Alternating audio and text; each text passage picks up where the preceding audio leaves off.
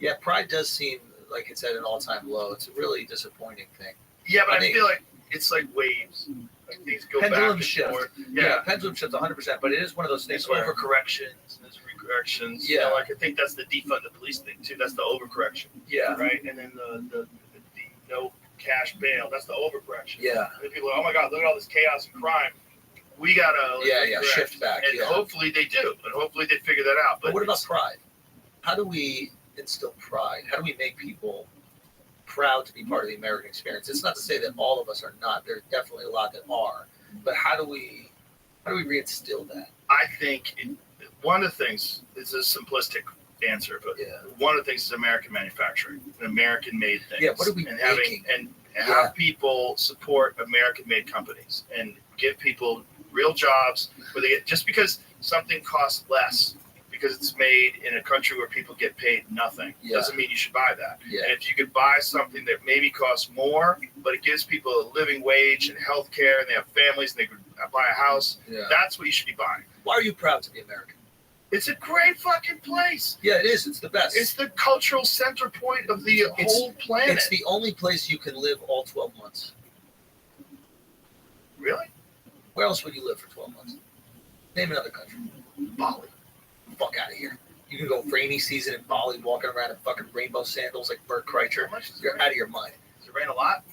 In Bali? Yeah. Yeah, you don't get that green without the rain. Right. So you get like typhoons and shit. Yeah, you're not living. You don't want tropical storms, son. You don't want it. You don't want tropical especially storms. without infrastructure. Yeah, but you don't want to live in Kansas either when the tornadoes come. But you have the opportunity to not live there. That's true. That's the thing about America. You can live November to April, the wet season. Yeah, fuck that. Often called the rainy season or monsoon season. Yeah, we're not doing it. heavy Storms and downpours. We're not doing it. Okay. What I'm trying to say is there isn't another country that you can live all 12 months of the year. You go to Abu Dhabi. They make it rain. In the fucking they sun. Make it rain. But think about it. In the summer, in July, in Abu Dhabi. Right. There's it's no so fucking hot way. there that the Saudis would come to LA for relief. Of course. They go to London. Saudi Who summer. goes to fucking London? Yeah. For weather. Right. So it's like, this is the only one. I cannot think of another one. 12 months. The whole country. Yeah. And Where if you else? live in Phoenix, you live the whole country all year round. But you can move around here. Yeah. You can live, True. If you have the money, you can live in New York for these months, you go to Florida, you go to whatever. There's an option. Right. You know what I mean? That's a good point. You can't live anywhere else. But that's not the pride thing for me. I think the pride thing is like, I truly believe you can be the best version of yourself here. And I think anybody else in the world can be the best, most successful version of themselves here. And that's why I'm proud to be American. Well, you can reach your full potential in this country. It's a fun place. Hey, there's a lot of fun places. Yeah. But can you reach your full potential in these other places? They took fucking Jack Ma, they brought him into a basement when he got too powerful in China. He talked a little shit. He thought he was bigger than the system. Yeah. So they shut it down. They saw what was happening to our tech billionaires here, and they're like, hey, we're not going to let that fucking shit happen here. You're going to the basement. Here, I'm not saying Joe Rogan isn't going to be successful no matter where he goes. But you're going to have fucking issues if you're in China coming and having this much influence and a podcast and you're going to have a talk. Yeah. You're going to have some basement talks. Yeah. But in this fucking country, you can be the greatest version of yourself. And I don't know if there's another country that offers that opportunity. And more importantly, anyone that's trying to stop that is un-American. If you're trying to censor people's speech, if you're trying to stifle people's growth, and Americans will fight for you because of it. It happens. This is the hit piece thing. When we see the hit piece, it tears at like our American identity. Even if you don't admit you are, there's a part of you that's going, whoa, this person's trying to be great. And we're all here because we're trying to be great, or our family came here to be great. And this one's trying to be great, and the world is trying to stop that. Fuck them. It's some people are trying to stop that. Some people are trying to stop that, but we have animosity for those people that are trying to stop greatness because it is a core tenet here. Yes. You can be great. An individual can be great here. Yeah. And I think that's a really special thing that we kind of lose here, that we lose sight of. But it is what makes me proud. Maybe it's because my mom's not from here and she came here and she felt like she had all this opportunity. And it was like, you can't tell my mom it's not the greatest country in the world. So I'm kind of like, I grew up with that. And there, of course, there's tons of problems, but this idea that like you can really achieve. You're always going to have problems when you have human beings. Yes. And there's no perfect solution. Like universal basic income isn't the perfect solution. Welfare is not the perfect solution. There's no perfect solution to fix all that ails us. But at least here, you can go from the bottom to the top. You can go for it. Yeah. You can really go for it, and you're not like Start from the bottom now. Facts. In some places, like you might have the aptitude to go from the bottom to the top, but the culture will be oppressive. Yeah. And I'm not even talking about third world. I'm not talking about China. I'm talking about there are places where there's a system where like, hey, you're working class. How dare you try to not be working class? Yeah, that's what my friends in England say. My friends in My England. mom's from Scotland. That's what it was. Yeah. It's They like, how come dare over you here. try to be great? Mm-hmm. And here it's like, wait, you're not trying to be great? Right. Why aren't you trying to be great? You have the opportunity to be great. Right. And when we see greatness, we support it. Yeah. That's not to say that we don't have jealousy and animosity, but there still is a version of it here where it's like, nah, that motherfucker's great. And I am excited by that person's greatness. If you're a winner. If But then you're also going to have a bunch of people that are just happy when you fall. that's humans. Yeah. That is humans. We Yeah. have it too. Yeah. But there is not a cultural oppression Right. that exists for greatness. Exactly. The place is Exactly. built to go to the top. Yep. And it makes me proud. For me, I really like. I wish more people would grab onto that idea. Yeah. And it's all of us, too. That's what's so crazy about the idea that the American flag, the symbol, the American flag is offensive. It's the best flag. But it's so crazy that's all of us. That's even the good, the stuff that you think is good about America. Even if you're like the hardcore, the most hard, far left, hippie, fucking anarchist, like you are a part of America. Yeah. Your ideas are America as well. That flag is yours too. And we kind of need them. We need everybody. We need that back and forth. We need that pendulum to swing. We do. We need balance. Because you see what happens when there's just people existing in that echo. You saw what happens in fucking San Francisco or even LA. You see like an idea permeate, and then a very lax law or a lack of enforcement of that law create a culture that people are now not unhappy with. Like if you ask the average person in LA or San Francisco, they're like, maybe we need some rules now. I think rules would be okay. Yeah. We could punish some crimes. It's okay. Yeah. When you exist in the echo chamber, you're fighting for different sides of liberalism. You don't have that balance where these people are yelling at these people and we kind of end up in here. Right. And that's healthy. Right. That little back and forth is healthy. Right. And I don't know. I get stoked off the American experience. But it does make me sad when I feel like everybody's upset about the right thinks it sucks, the left thinks it sucks. Everybody just thinks it sucks. And it's like, I don't know, man. Well, I just think there's a lot of problems that exist today that weren't problems decades ago. For example, particularly social issues with the impact of social media has thrown this country into a fucking turmoil. What do you mean? It's a force that we didn't anticipate.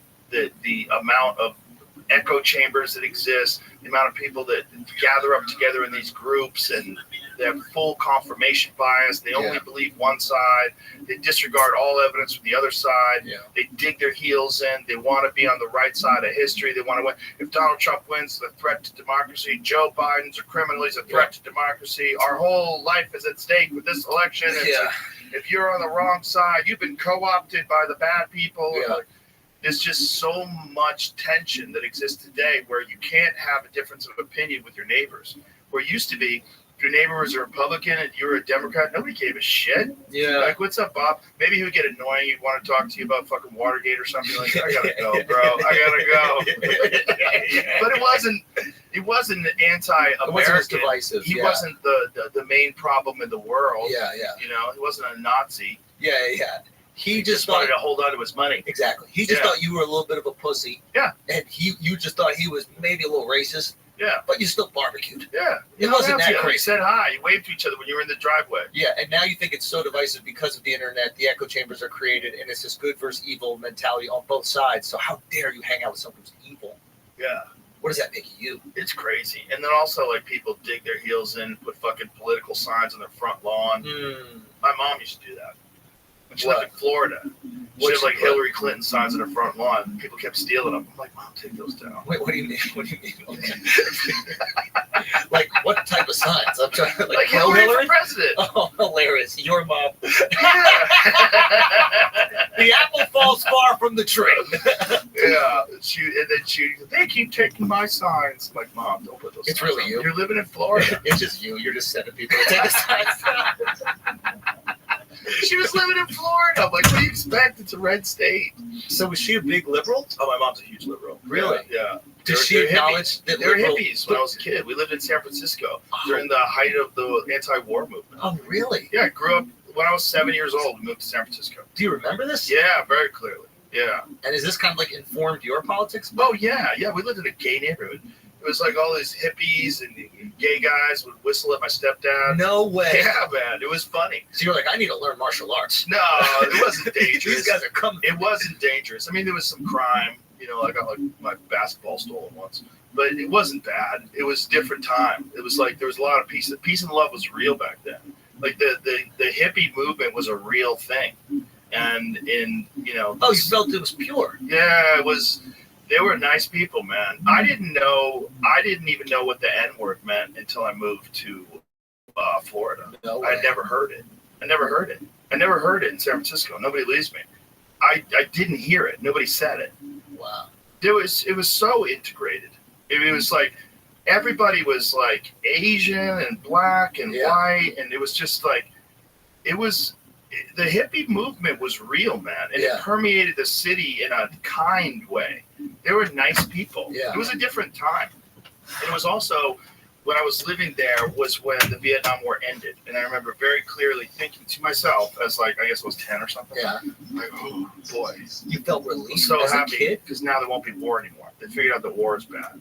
Because while Vietnam was going on, everybody knew it was a crazy war. It didn't make any sense. There was all these protests. And then there was like Kent State where they shot the fucking protesters. Yeah. You know, the National Guard came and shot the protesters. Yeah. So there was this craziness, this turmoil in this country that didn't exist.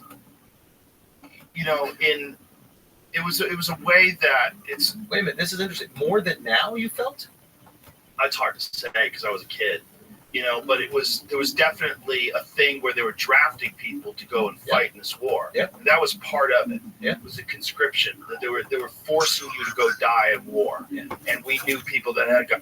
I am doing well. You know, I just have to push along.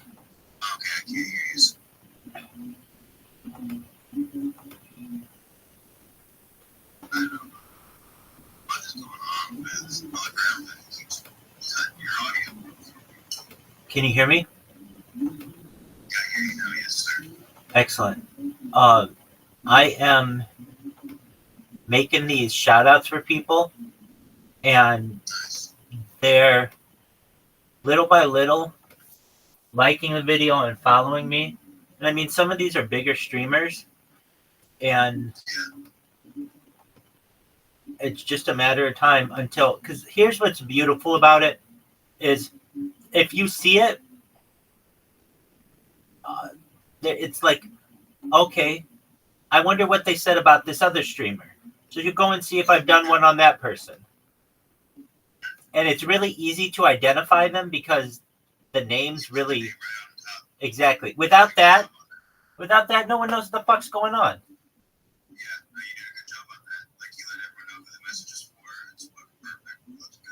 Excellent. And it makes it cool because you can scroll down and just be like, oh, bing, bing, bing, bing, bing. Like, I want to check out this person and then this person. And with the lyrics there, the lyrics are entertaining as well because it's like, are the lyrics going to get what I say accurate? And exactly. So there's a lot going on at once. Plus, somebody's showing you into their phone and into other people's social media, and you get to see in people's DMs. No one shows you that kind of shit.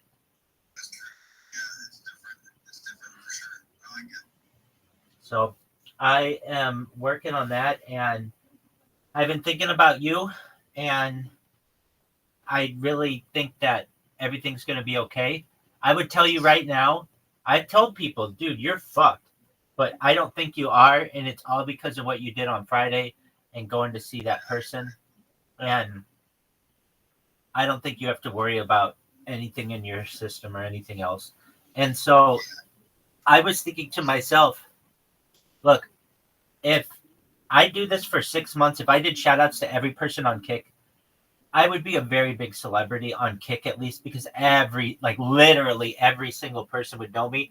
And I think I could do that within 6 months. So within my timeline, just thinking, okay, if everything goes according to plan and I'm able to continue to stream and let's say Caspian C is able to avoid everything, then it would be, I think, in his best interest to stream and also just keep like this little open portal going. And then additionally, honestly, when I heard 25 subscribers,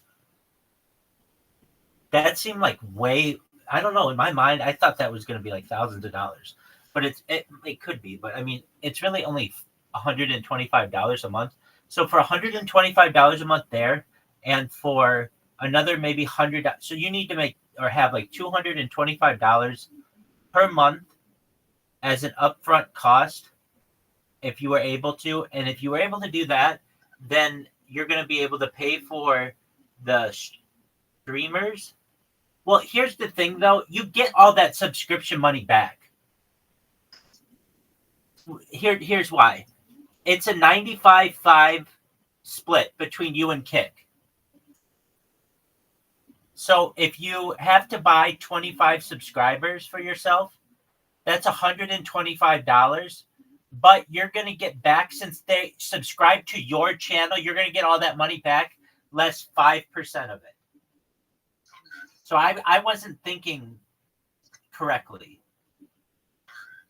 And you should see it differently as well. So now you're looking at, that's just an upfront cost that you'd have to get, but then you're going to get that money back right away. Okay, so then and then you need maybe another $100 per month for viewers. So each month you're going to have to clear. Let's see, how could you do this? The cheapest way that you'd be able to do it is for about $125. And here's how you do it. You take that $125 and you buy your subscriptions.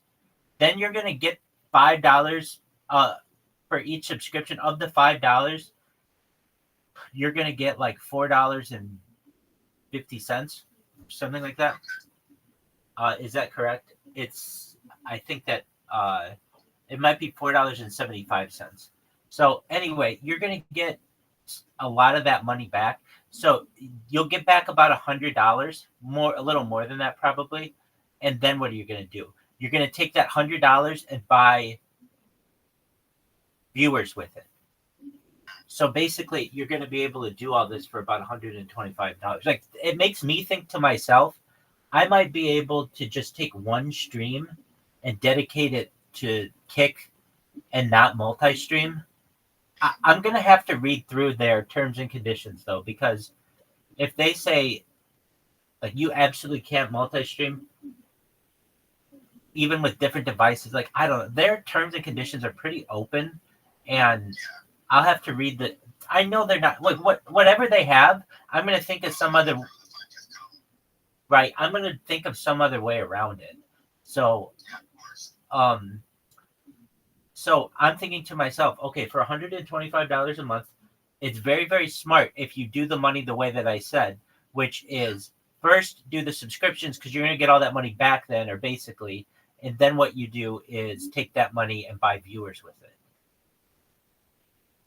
Yeah, that makes the most sense. I need to double check everything with my account to make sure there's nothing on Kick that's like I have to qualify to get subs, because if I have to get up to a level of subs, then that, which is fine.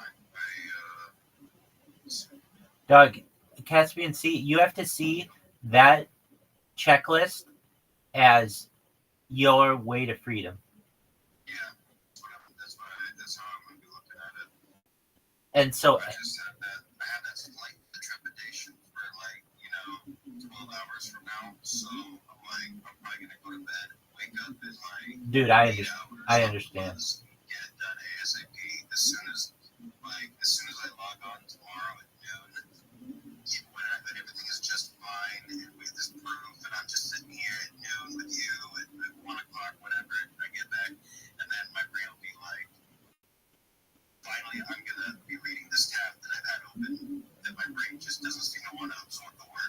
I gotcha. I understand. Okay. It's just that it's just I gotcha. It's basically like showing you the light at the end of the tunnel, but there's a absolutely. huge gap in the middle, and we got to get you through that.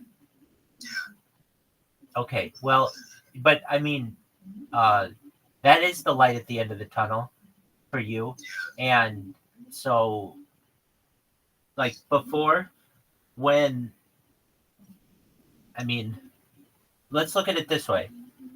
On Thursday, you came in, or it was like you had been gone for a week, and you came in and you were like, "Hey, dude," and you told me what happened, and we got you a plan to change your doctor date, and you went and you took the bull by the horns and got that done. And additionally, pardon me? Absolutely. And then on top of that, you learned about the KCIP program, which allows an individual like either of us to be able to perhaps provide for ourselves simply by streaming. And that is something that is an incredible opportunity, because if you think about it, in the future, there's a lot more in streaming than there is in just about any other career. Just about anything else, yeah. And so, this is your start. So I have 4 followers, but I need to get 75 before I can get subscriptions. Dog, I get you 75 before. Dude, I should just teach you how to do what I do. Do you have a PC? I do, and I'm going to get it back set up. I just reorganized everything. I decided to reorganize the whole room to get my head straight. Okay, I understand. I set the PC up tomorrow, but I've just been hanging out on the Mac. Dude, I completely understand. Okay, so then that's the first thing that we're going to do when you get back tomorrow is we're going to set up your PC, and we're going to set up your a bot. I'll show you how to create a bot so that it will just create 75 accounts for you very quickly, and I'll follow you too with a bunch of accounts, so you'll get that. So that's a good thing to know. So what we have to do is get you 75 followers, and then once we get you 75 followers, we're gonna then you got to get together about $125, and you're gonna use your card to pay for 25 subscriptions, and then once you have 25 subscriptions, you're going to get that money back, and you're going to buy viewers, and then you're going to go fucking kick full time, man. Yeah. It doesn't look that terrible, and with the path that you have figured out, it looks very achievable. Dog, we're going to say it's a done deal. okay, so on Thursday night, you were like, you told me what happened, and it was like, okay, here are our options. But like, honestly, in this whole, oh, totally. I mean, yeah. In all realist, to be as honest as possible with the situation, we were looking at all your options, and those were some of your options. But at this point, the biggest thing I think in you becoming a big time streamer has already been done, and that was you got that letter on Friday. And so by you getting that letter and getting over the hump tomorrow, then you have to be like, okay, my profession is streaming, and I can't do anything but that for the next 6 months, and I have 6 months to get on this kick incentive program. And if I do, then I'm going to be pulling down some pretty big money in comparison to, it's just you put in 12 hours or whatever, you're going to get $16 an hour. I mean, you're going to make a few $100, which is not too bad, at least a couple hundred. So from there, by sitting on your ass and watching fucking YouTube videos, that's what you're doing anyway. I'm basically saying I found a way for you to be paid to live. I know. I love it. And so exactly. And so and you're already like you've broken through at least a comfort level, I think, in the best way possible, where your life is now online. Like your deepest, darkest secrets are basically online, and now you just embrace it as a IRL streamer. You got to know, like Action Man was in prison. Did you know Action Man was in prison? No, but I was not able to get into everything. We're going to talk about it all.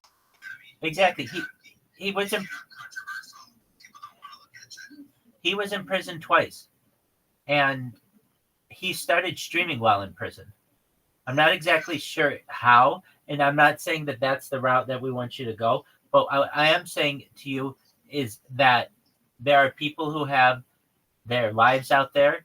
My life is out there. A lot of people's lives are out there. Now your life is out there, and once that's done, you just it's like when you jump into a pool for the first time. There's like there's like an overwhelming sense of shock because of the cold, but then you just embrace the 24/7, and you embrace being on camera all the time, and you create as much content as you absolutely can.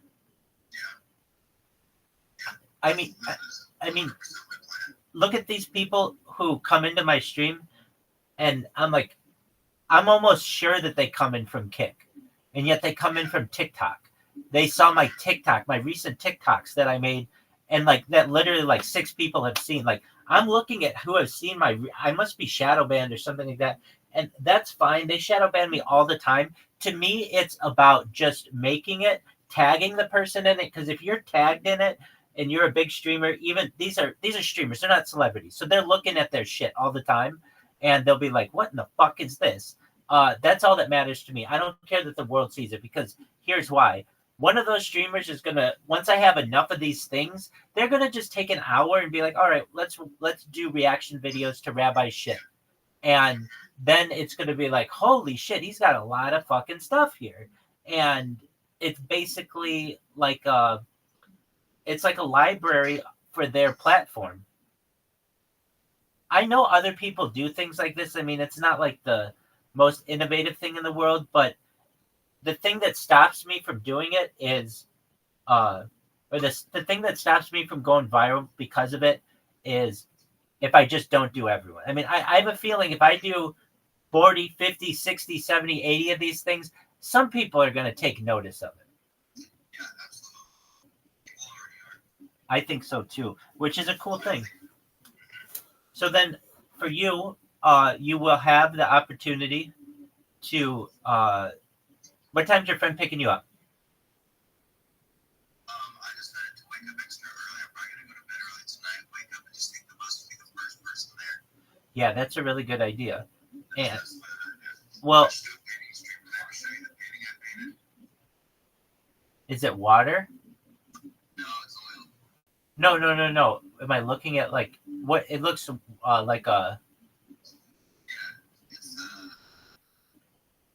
where's my phone? It looks like a wave. Yeah, hang on a second. Look at this.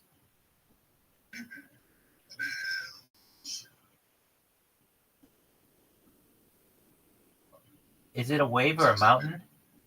It's a mountain. Oh, very cool. I gotcha. Now I see it. Yeah, Very nice, dude. Painting streams are huge. it's the only thing I ever painted so far. I need to get all my stuff back, but we got a lot to look there. Dog, I gotcha. I understand. Shit happens. So It's gonna work out good though. definitely. So what you have to do is ensure that you have. You just gotta get past tomorrow. Yeah, exactly. That's really all I gotta do. Once I pass tomorrow, then it's full force. Me taking the lead of taking the coattails of my spiritual advisor, my rabbi. Absolutely, dog. So in my opinion, if you could improve on anything tomorrow, you'd wear some nice clothes. Okay. Not just nice clothes, but you'd wear a suit. If I had one. Okay, here's the thing. Here's the thing. Do you have a tie?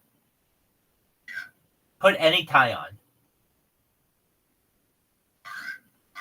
I'll do it. Dude, I'll do it. you want to leave, you want to get out of there, don't you? You're right.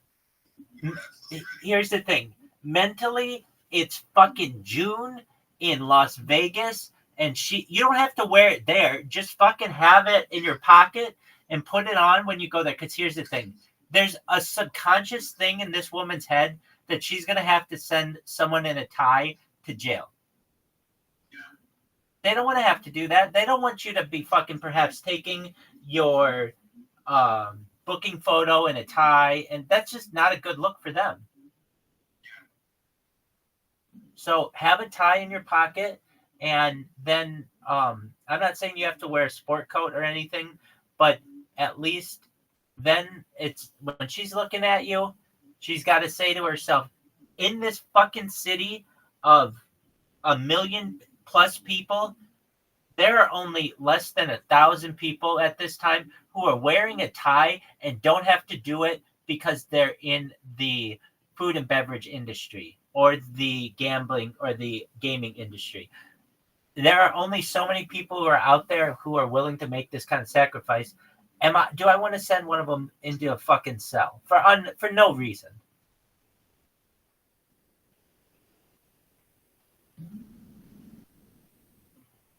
I mean, they can either send you they can either send you to jail with or without a tie.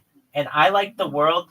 I don't want to say I like the world, but I like your chances better if you're willing to make that sacrifice. She's got to see, I don't know, hundreds of people over the course of a given month.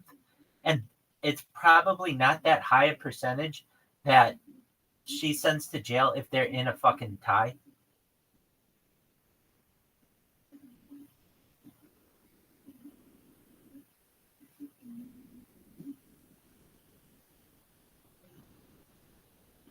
I'm going to tell you how everybody walks in there, basically in Las Vegas. Is they're going to walk in a t-shirt and shorts, perhaps because it's hot as fuck, and either sandals or shoes. And so even if you just look a little bit presentable, more presentable than the average person who walks in there, then you're going to have a better chance at walking out. There you go. You're looking good, dude.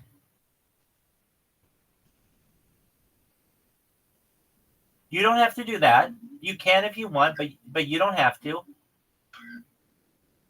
You can rock a tie with a bandana very well. Don't think that you can't. In fact, I think it's a really cool look, rocking a tie with a bandana. Because here's the thing. It is Las Vegas, so it is going to be a little bit of a different kind of city. If this were, I don't know, Charlotte or Miami or Houston, I don't know if that's as much of a look you want to use, but Las Vegas, absolutely. It's totally cool.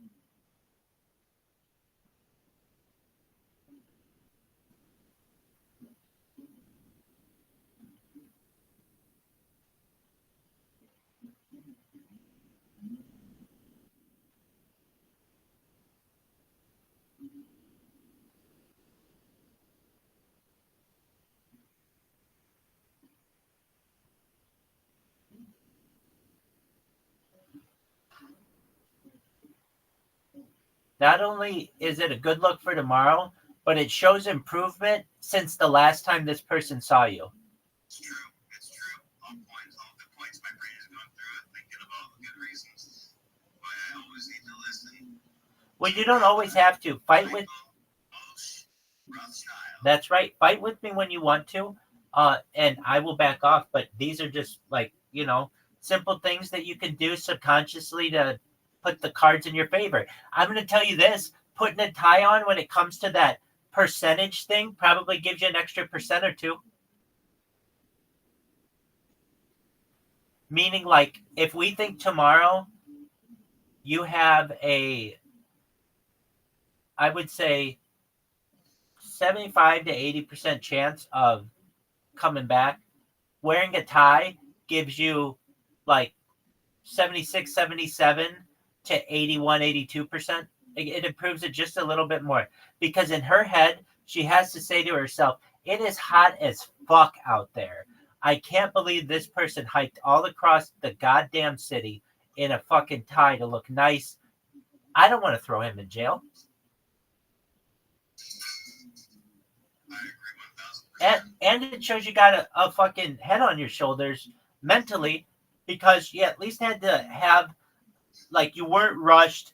You had your mental fortitude to be able to come in there with a tie on.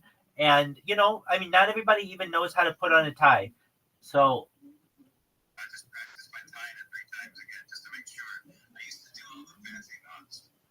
there you go. So you know what it's like. And what you will do now is give yourself a little bit better chance. Is there anything else that you could potentially do to improve your chances? Anything else you could wear? I don't think so. But I do think that a tie is a big deal. If you had a suit and you could look really, really nice, yeah, I would say go for that. But just having a tie mentally in someone's head is like, oh, this person is formally dressed versus informally dressed. And you look very nice. I mean, I would wear the nicest clothes that I had, basically, or not to say the nicest, but like if it's between 2 pairs of shoes and one of them are a little dressier than the other, I'm going to wear the dressier clothes. I'm going to do everything a little bit nicer just because I want to give myself every single advantage that when she's filling out some kind of paperwork, her mind isn't thinking, this guy came in stinky, this guy came in dirty, this guy came in just like another bum who comes in here without, or just very casually. They're not taking it as seriously as I want to, as opposed to, oh, you know what? We sent this person a letter, but we were mistaken. They've got their shit taken care of. And not only that, it seems like they're having a pretty good day too. I mean, look at this. They're in a tie. They're here on time or early. They're here very prepared with their paperwork. Okay. Yeah, you're doing what you need to be doing. So we'll see you in 3 months. Like Johnny Cash, I'm like, all my clothes are black, but That's very cool look, man. everything is black, but that's me. That's a very cool look, man. Yeah, No, that's a very, very cool look. So it'll work out. you don't have to change that. So It'll work out. Plan to. so then I would say to you other things that you could potentially do to have things in your favor. I don't know if you have this, but like these are little things. I'm gonna try to get you maybe an extra 1%. I know you have a lot of paperwork. Do you have a manila folder?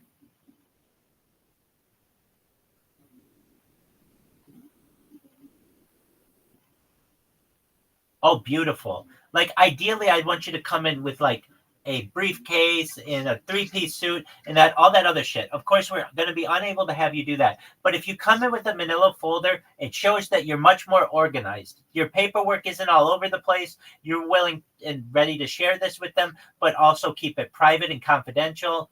It just shows little things that professionals do to make a difference in society and their life.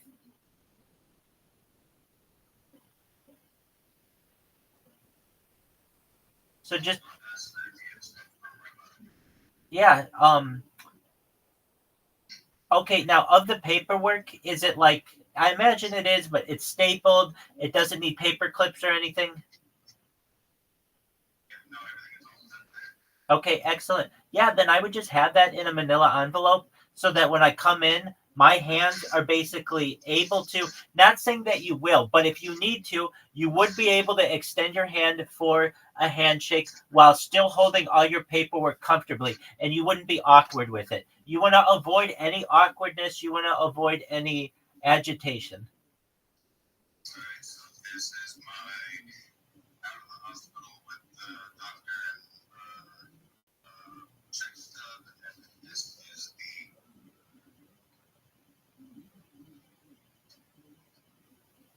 Sorry. Now there's a I have a strategy for you that I don't know if you want to explore. Are you ready for this strategy?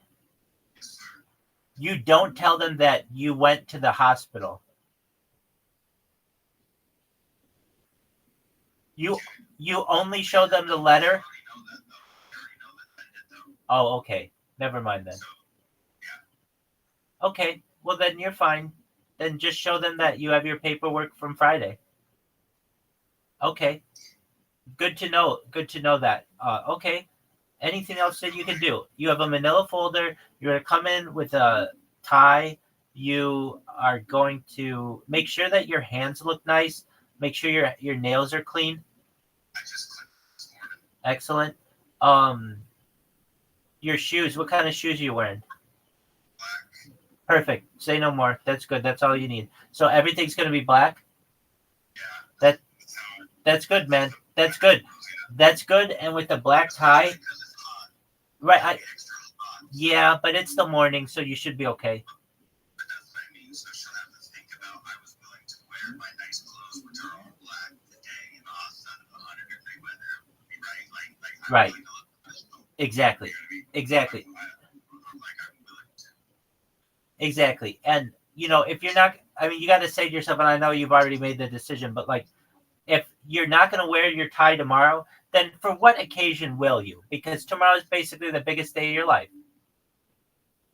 It is right now. Yeah. Absolutely. Absolutely. And then from there, the next biggest day of your life is the day that you get verified on the kick stream. Well, and all the other things. It's one step at a time. Okay. You take good care of your beard and stuff, so I imagine that's all going to be good.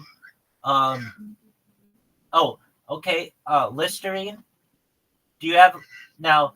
When you go in tomorrow, do you have gum? Okay, don't be chewing it while you're in there. Oh, okay, never mind.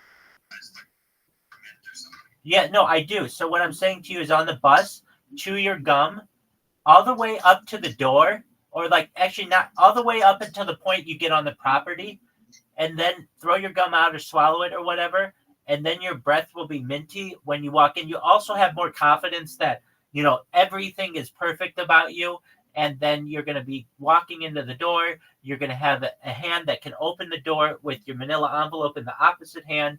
You're going to be able to make eye contact, and you're going to walk out of there after a little meeting. So Excellent.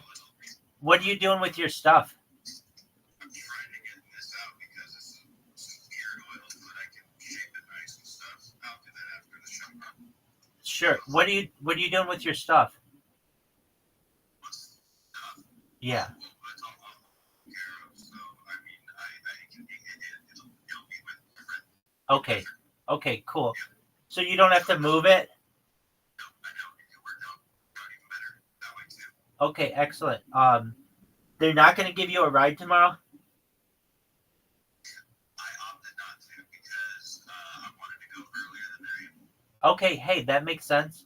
And I understand too. I wouldn't want to be waiting around while they're open, like damn, yeah, exactly. All right, so let's see here. Get this out of the way. Let's do a quick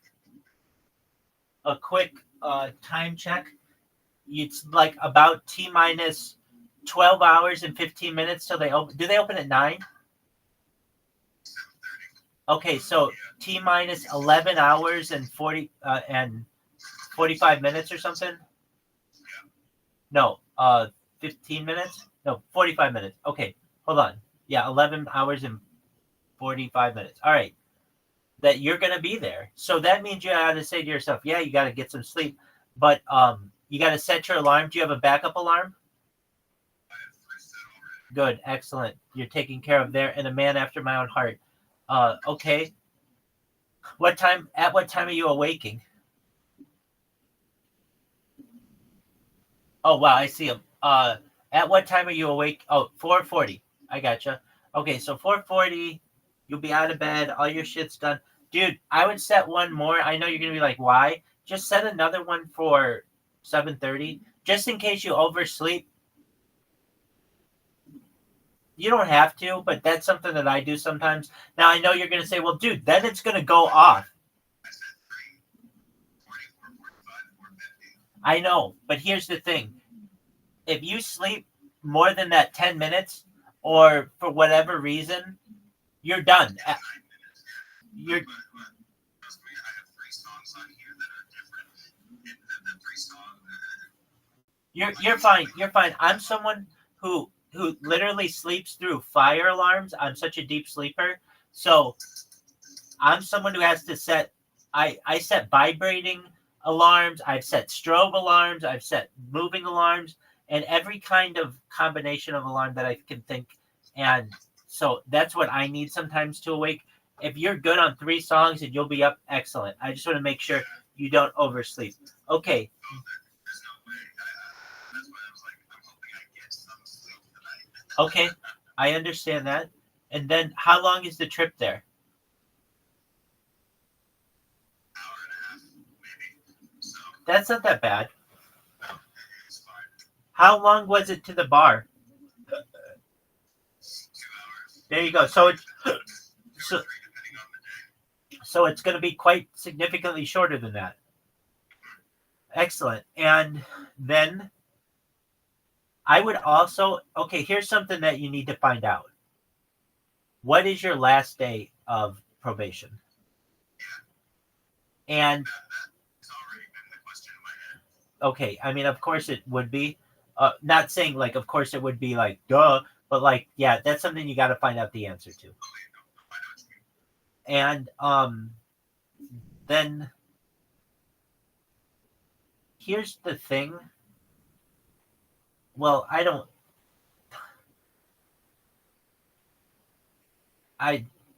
we're not going to think about any alternatives than you just coming back. That's all that's going to happen. That is all that's going to happen. It's And going to be easy. exactly, it's just the hardest part is showing up. So once you get there, you take care of everything. You'll be the first person in line. There's no waiting. And then, No choice but to get me the hell out of there quick. right. And then what you need to do once that's done, the first thing you need to do once you celebrate is get on food stamps. Oh, yeah, absolutely. Because any money that you have, you got to be saying that could be streamers that I could have had. And I know it seems like, hey, there's this upfront initial cost, but like, There always is. yeah, exactly. If your friend, it sounds like your friend, if you really said to them, look, this is what I'm doing, this is my plan, they would even front you what you needed just to get the streamers you needed. I'm not saying you're going to want to have to do that, but basically you will, I think, if you're going to be having to rely on them to live there, you're going to at least, I don't think it'll be for it. I still got to find a new place. So, okay, so you won't be able to live with them? not to the end, but that's fine. Okay, so you would be able to live with them, what, a month? Another one, yeah. Okay, so this is basically your emergency month. Okay, wait, let me ask you this. I could have some other options, though, coming up right now. Okay, So, things are kind of in flux with some other people. let me ask you this. If you were to, with your friend, if you were to have a job, do you think they'd let you stay with them if you were paying rent? I already am, so no. Wait, isn't this a different friend? No, I know. I've been paying rent. No, I know you pay rent, but I'm saying you're going to be perhaps living with a different friend, right? Yeah. So with the different one, I'll be figuring out rent as well, but that won't be very easy to take care of tomorrow. Right. Well, my question is this: with your second friend, with the new friend, with whom you might live, would it be something where you could potentially? They're going to let you live there just to be on your feet for a little bit, but would you be able to live with them long term with paying rent to them? That's something I'll have to find out. Okay, so that's a good thing. That's like not a no.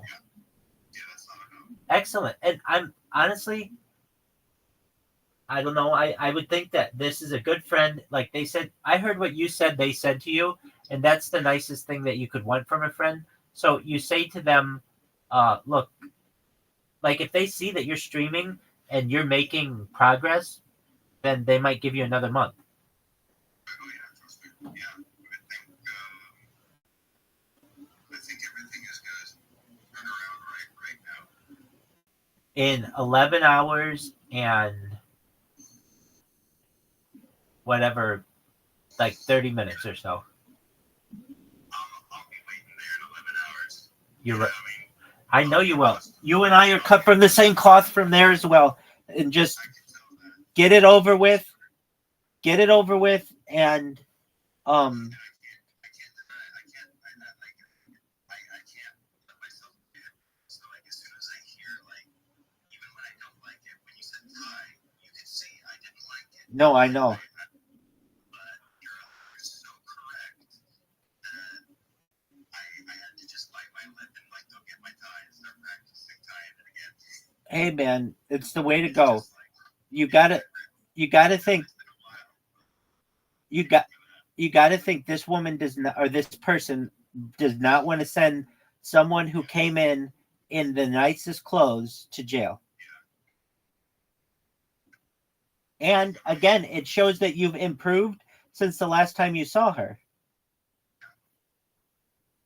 So I think that you are in good shape when it comes to that.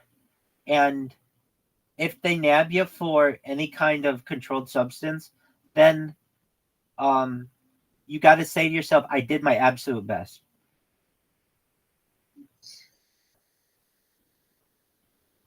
Well, no, you didn't, because you could have not done that stuff.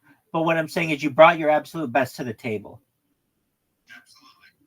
That's what I meant to say. What you don't want to say to yourself is, damn it, I could have come in, but I had mustard stain on my shirt, or I also think that the Thai might circumvent me from having to take the test. I think my appearance may be like, oh hell, all right, have a good day. yeah, dude, that's a good point too.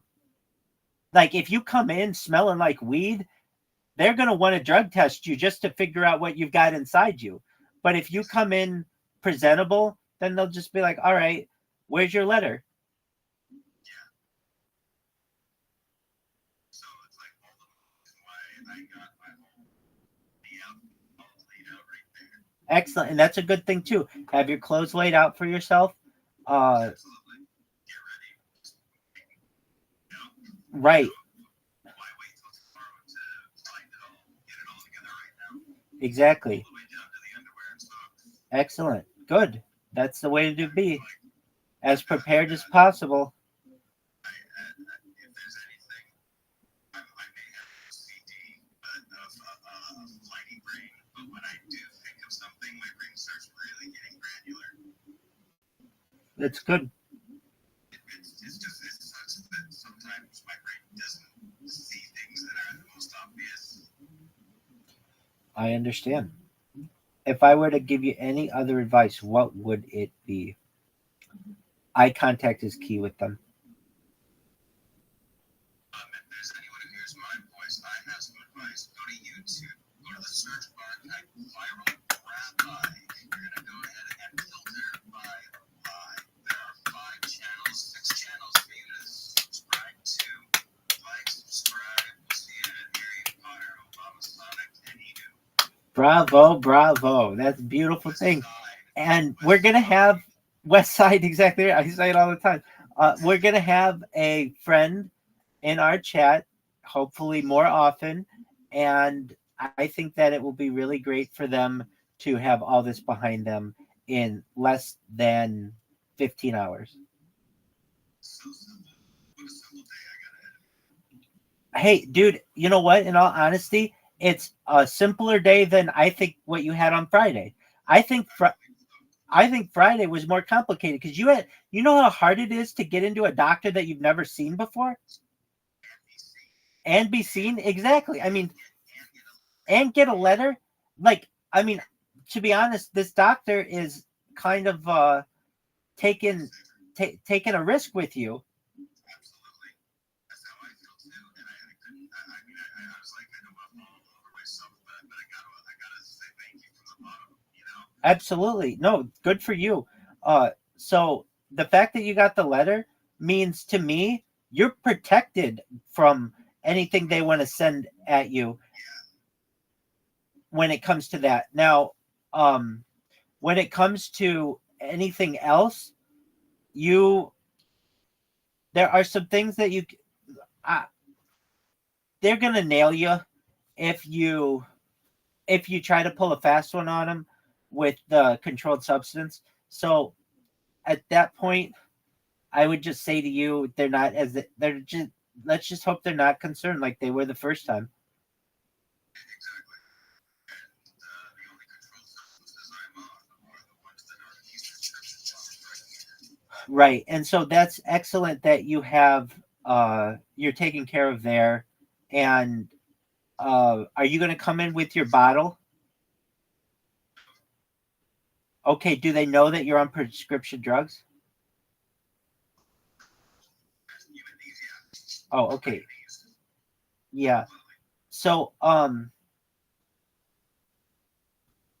here's something that I would maybe try to avoid is, okay, I don't know how you can do this. Perhaps I know how you can do it. Take the bottle and take out all the pills except for a couple of them and put some cotton in there. Here's why. I don't want you walking around tomorrow sounding like you've got pills in your pocket. It's just going to automatically make me think this motherfucker is on drugs. I'll just bring her copies of the prescriptions and the pictures, maybe. Well, so I would just take your bottle. Do you have an old bottle? Yeah, I'll just do the cotton. I'll do the Yeah, take that. So take tissue or something and push it down so it's tight in there so that you can literally jump up and down and not hear anything. Because I know you're proud to have those, and I would be too, but because it shows that you're under doctor's care and everything. But in the mind of someone who doesn't know you, doesn't know anything about you, I want you to do a drug test for me because I don't know what that sound is, and a drug test allows me to find out. Like, you don't even want to put in their mind anything about drugs. And if you come in shaking like a salt shaker tomorrow, it's going to be a red flag. Okay, so I'm glad we caught that one.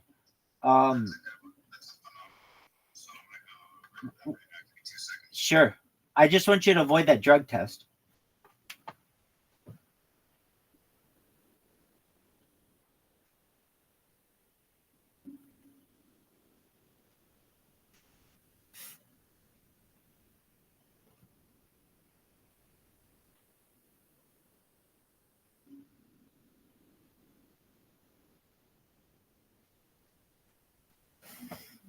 What up, baby? I think that's a cozy cam.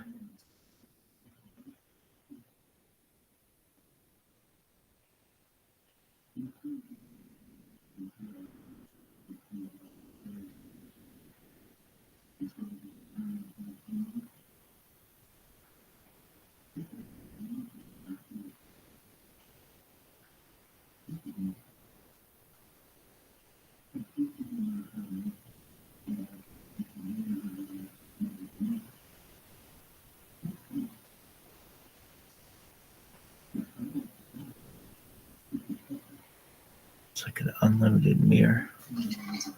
Infinite mirror.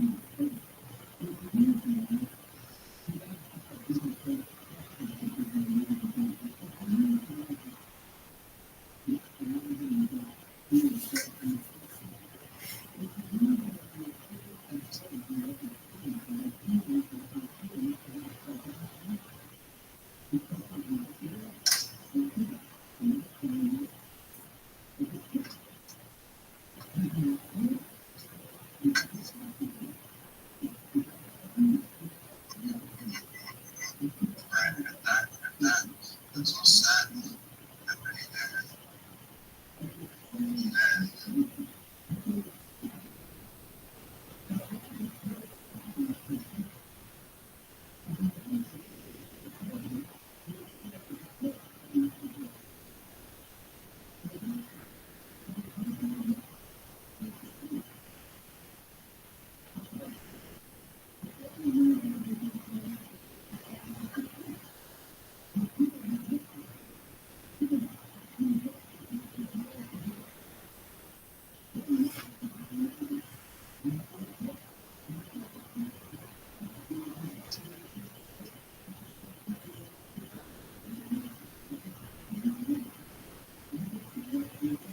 All right, that's good there. And for the pocket, Good move. Good move. thank you.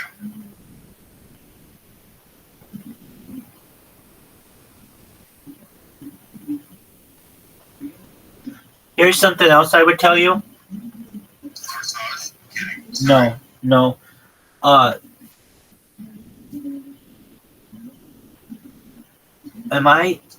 Do I stream on Twitch? Yeah, I stream on Twitch though. Hell cool. Hell yeah, I do. Okay, this is what I would tell you. I think is excellent advice if I could think of it.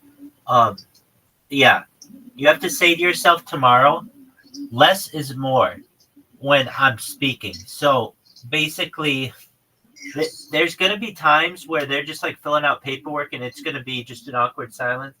And you're going to, under normal conditions, want to fill that silence by just saying, it's nice the weather we've been having, or I There's a habit that I learned really well, like keeping my mouth shut at certain times, like around cops. Guys are so sick. I've got some stories for you. There you go. So just keep your mouth shut. And especially when it's like, all right, we just got to wait for the computer to do this.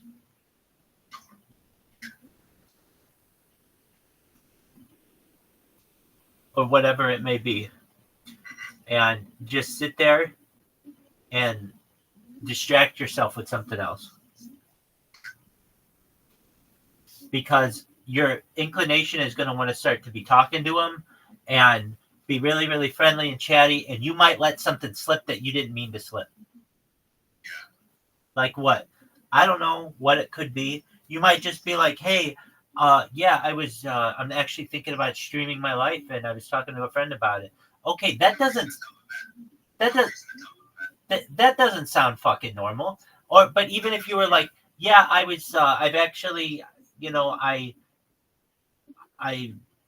have a. I ask questions about have an appropriate and concise answer, and that's it. Yeah, exactly.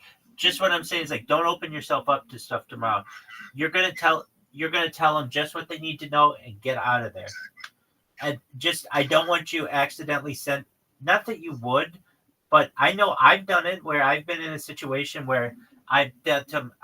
But the thing is, I usually don't. I usually am pretty good about being like, all right, I need to shut the fuck up here, not be um, overly extroverted. Yeah, I think tomorrow the way I handle myself, hey, if it was hot last time and I got out of there, you know what I mean? Yeah, exactly. I would Like, I'm even better now. So, exactly. I would also say, when you whatever you see, whatever person you see when you walk in the building, three things have to go through your mind for every single one of them. Did I make eye contact? Did I smile at them? And is my back straight? So if you really are holding yourself up with proper posture and your head is at the right angle and you're making eye contact and you're smiling, you are gonna be a friendlier individual with whom to interact. You'll have a more positive aura and a higher chance of walking out of there.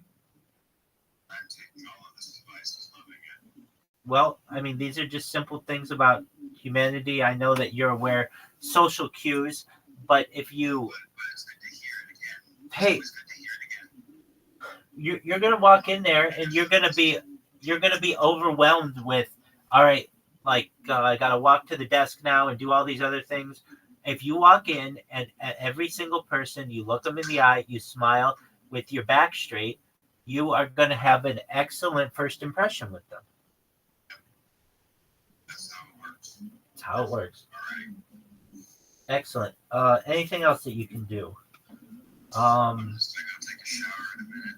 I understand that. You don't normally shake hands at this thing, do you? No. Yeah, If that they come out, I'll you'll be ready for it. But yeah, shaking hands is kind of gone to after COVID is kind of gone away. I would say but I'll be ready with a dry hand and a napkin in my pocket. that's good. Deodorant, Always. okay.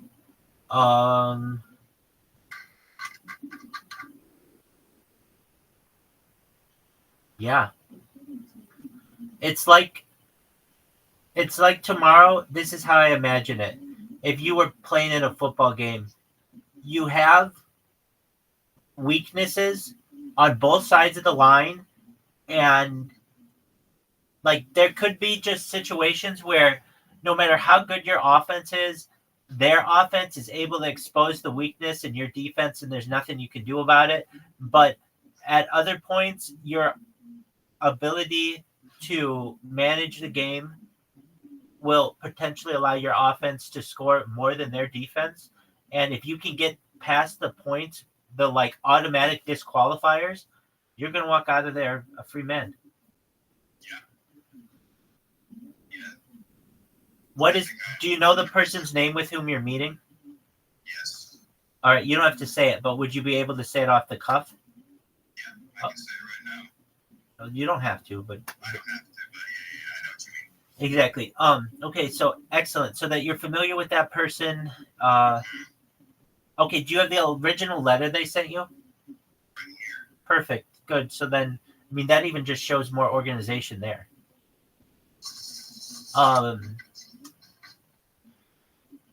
Now, if you would have, I'm just going to look at your odds the other way. This is in a world that doesn't exist, but the odds, what are the odds that you're able to walk out of this thing if you had just gone to the doctor or just gone to the hospital?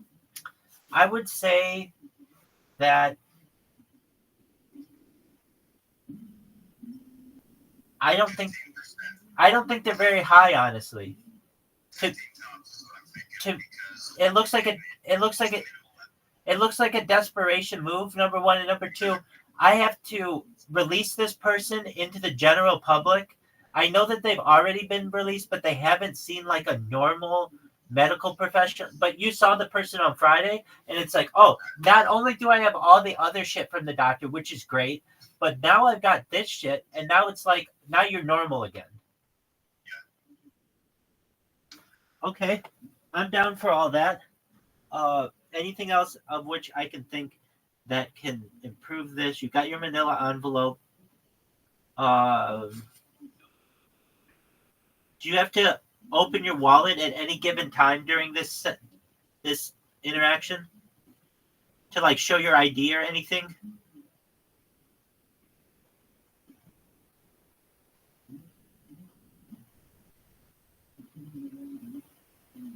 Yo, do you hear me?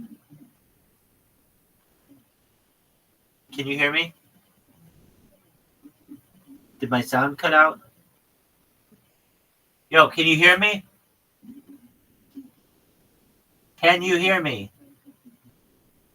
Yo.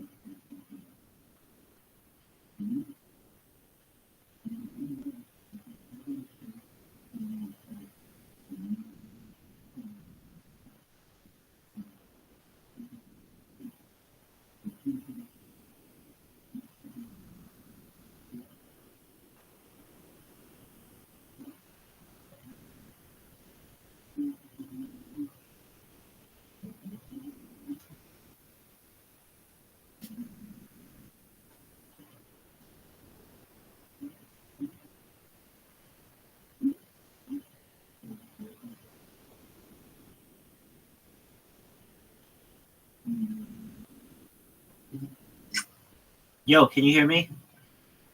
I could hear you. I don't know what's going on. It's funny. I think that was this time. Okay.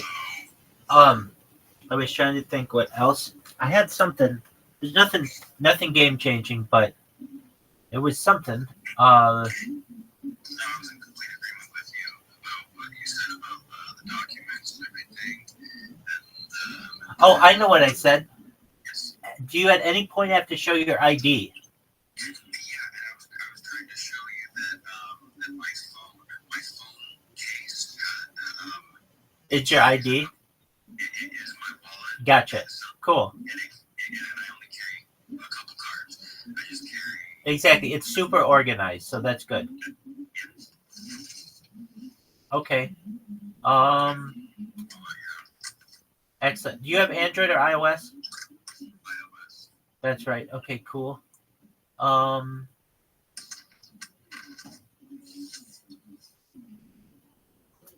right. I don't know what else. Hey, do you know Joe Rogan got an Android? Really, he finally did it. Yeah, which is like, I don't know why that's a fucking thing that I would even say to you, but it goes against the grain of like anybody in society. It's very weird to move that direction, but if Joe Rogan does it, get ready because I think he just got a Samsung sponsorship. Yeah, I mean, dude, honestly, I don't know what Samsung is doing. They should be pouring money into celebrities to try to get them on their platform. And really, it's all about just having a blue text message versus green and FaceTime and a couple other things that make it different, that make everyone go in one direction and not the other. Exactly. If they can buy the celebrities to convince the public, then the public gives all the R&D money to get that. I mean, if they have more customers than Apple, that means they have more money, which means more research and development, which means they would overtake them. So that's what it is about. You have to make that initial investment and buy your first subscribers. Exactly. So, but I mean, that's still a big lift. Oh yeah. like of any company that has brand loyalty with the celebrity class, it's Apple. Yeah. So Even in the movies, they make the future look like Apple. yes, they do. Looks like Apple. Their product placement is everywhere. I mean, there are a few celebrities out there, but even they get caught using their Apple phones, even though they're sponsored by other companies. So, why did I tell you that? Well, I know you know that is just not a normal thing people do in society. And for Joe Rogan to do it, I mean, I'm sure he's got, I no, it's not like he's got a sponsorship. I'm sure he's got iPhones. The reason why he said that he did it is because he doesn't want to be trapped in that walled garden that is the Apple, system, which I understand. I would say that I think he'll go back to Apple within a year. And if he doesn't, he is just going to be lying to himself, just being, he's going to be stubborn about it. And he'll be like, yeah, but I'm not trapped behind all these things, because he's the one who is always the big advocate on his show. Oh, just airdrop it to Jamie and we'll pull it up.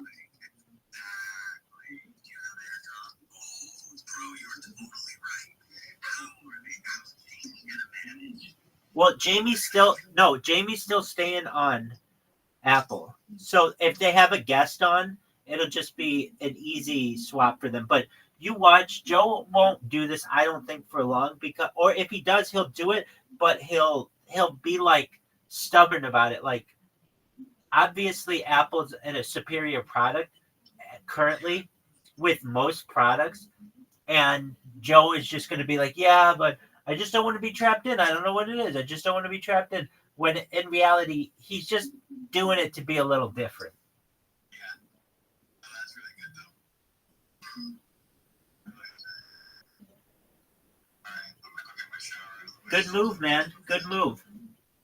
All right, man. I'll chat with you. I'll probably hop back in the chat and go to bed, too. You better. I was going to be pissed if you didn't. Excellent. See you in a bit.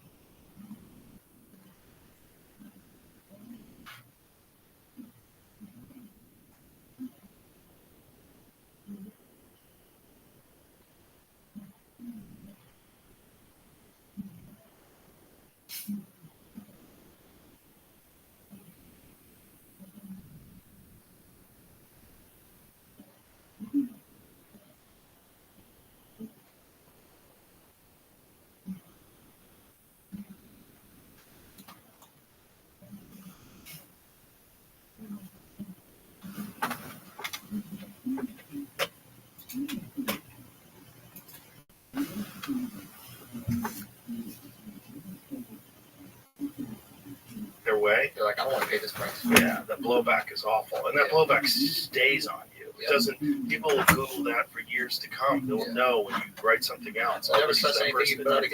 This is and then they'll dig into your past, man. They'll find some things that you did. They'll find some people that are upset at you. And it's just like negative energy. You're putting out negative energy. People that build people up, people that build people up through their own version of reality that they're writing about, and they're inspiring people, and they're giving people hope, and they're giving people something positive.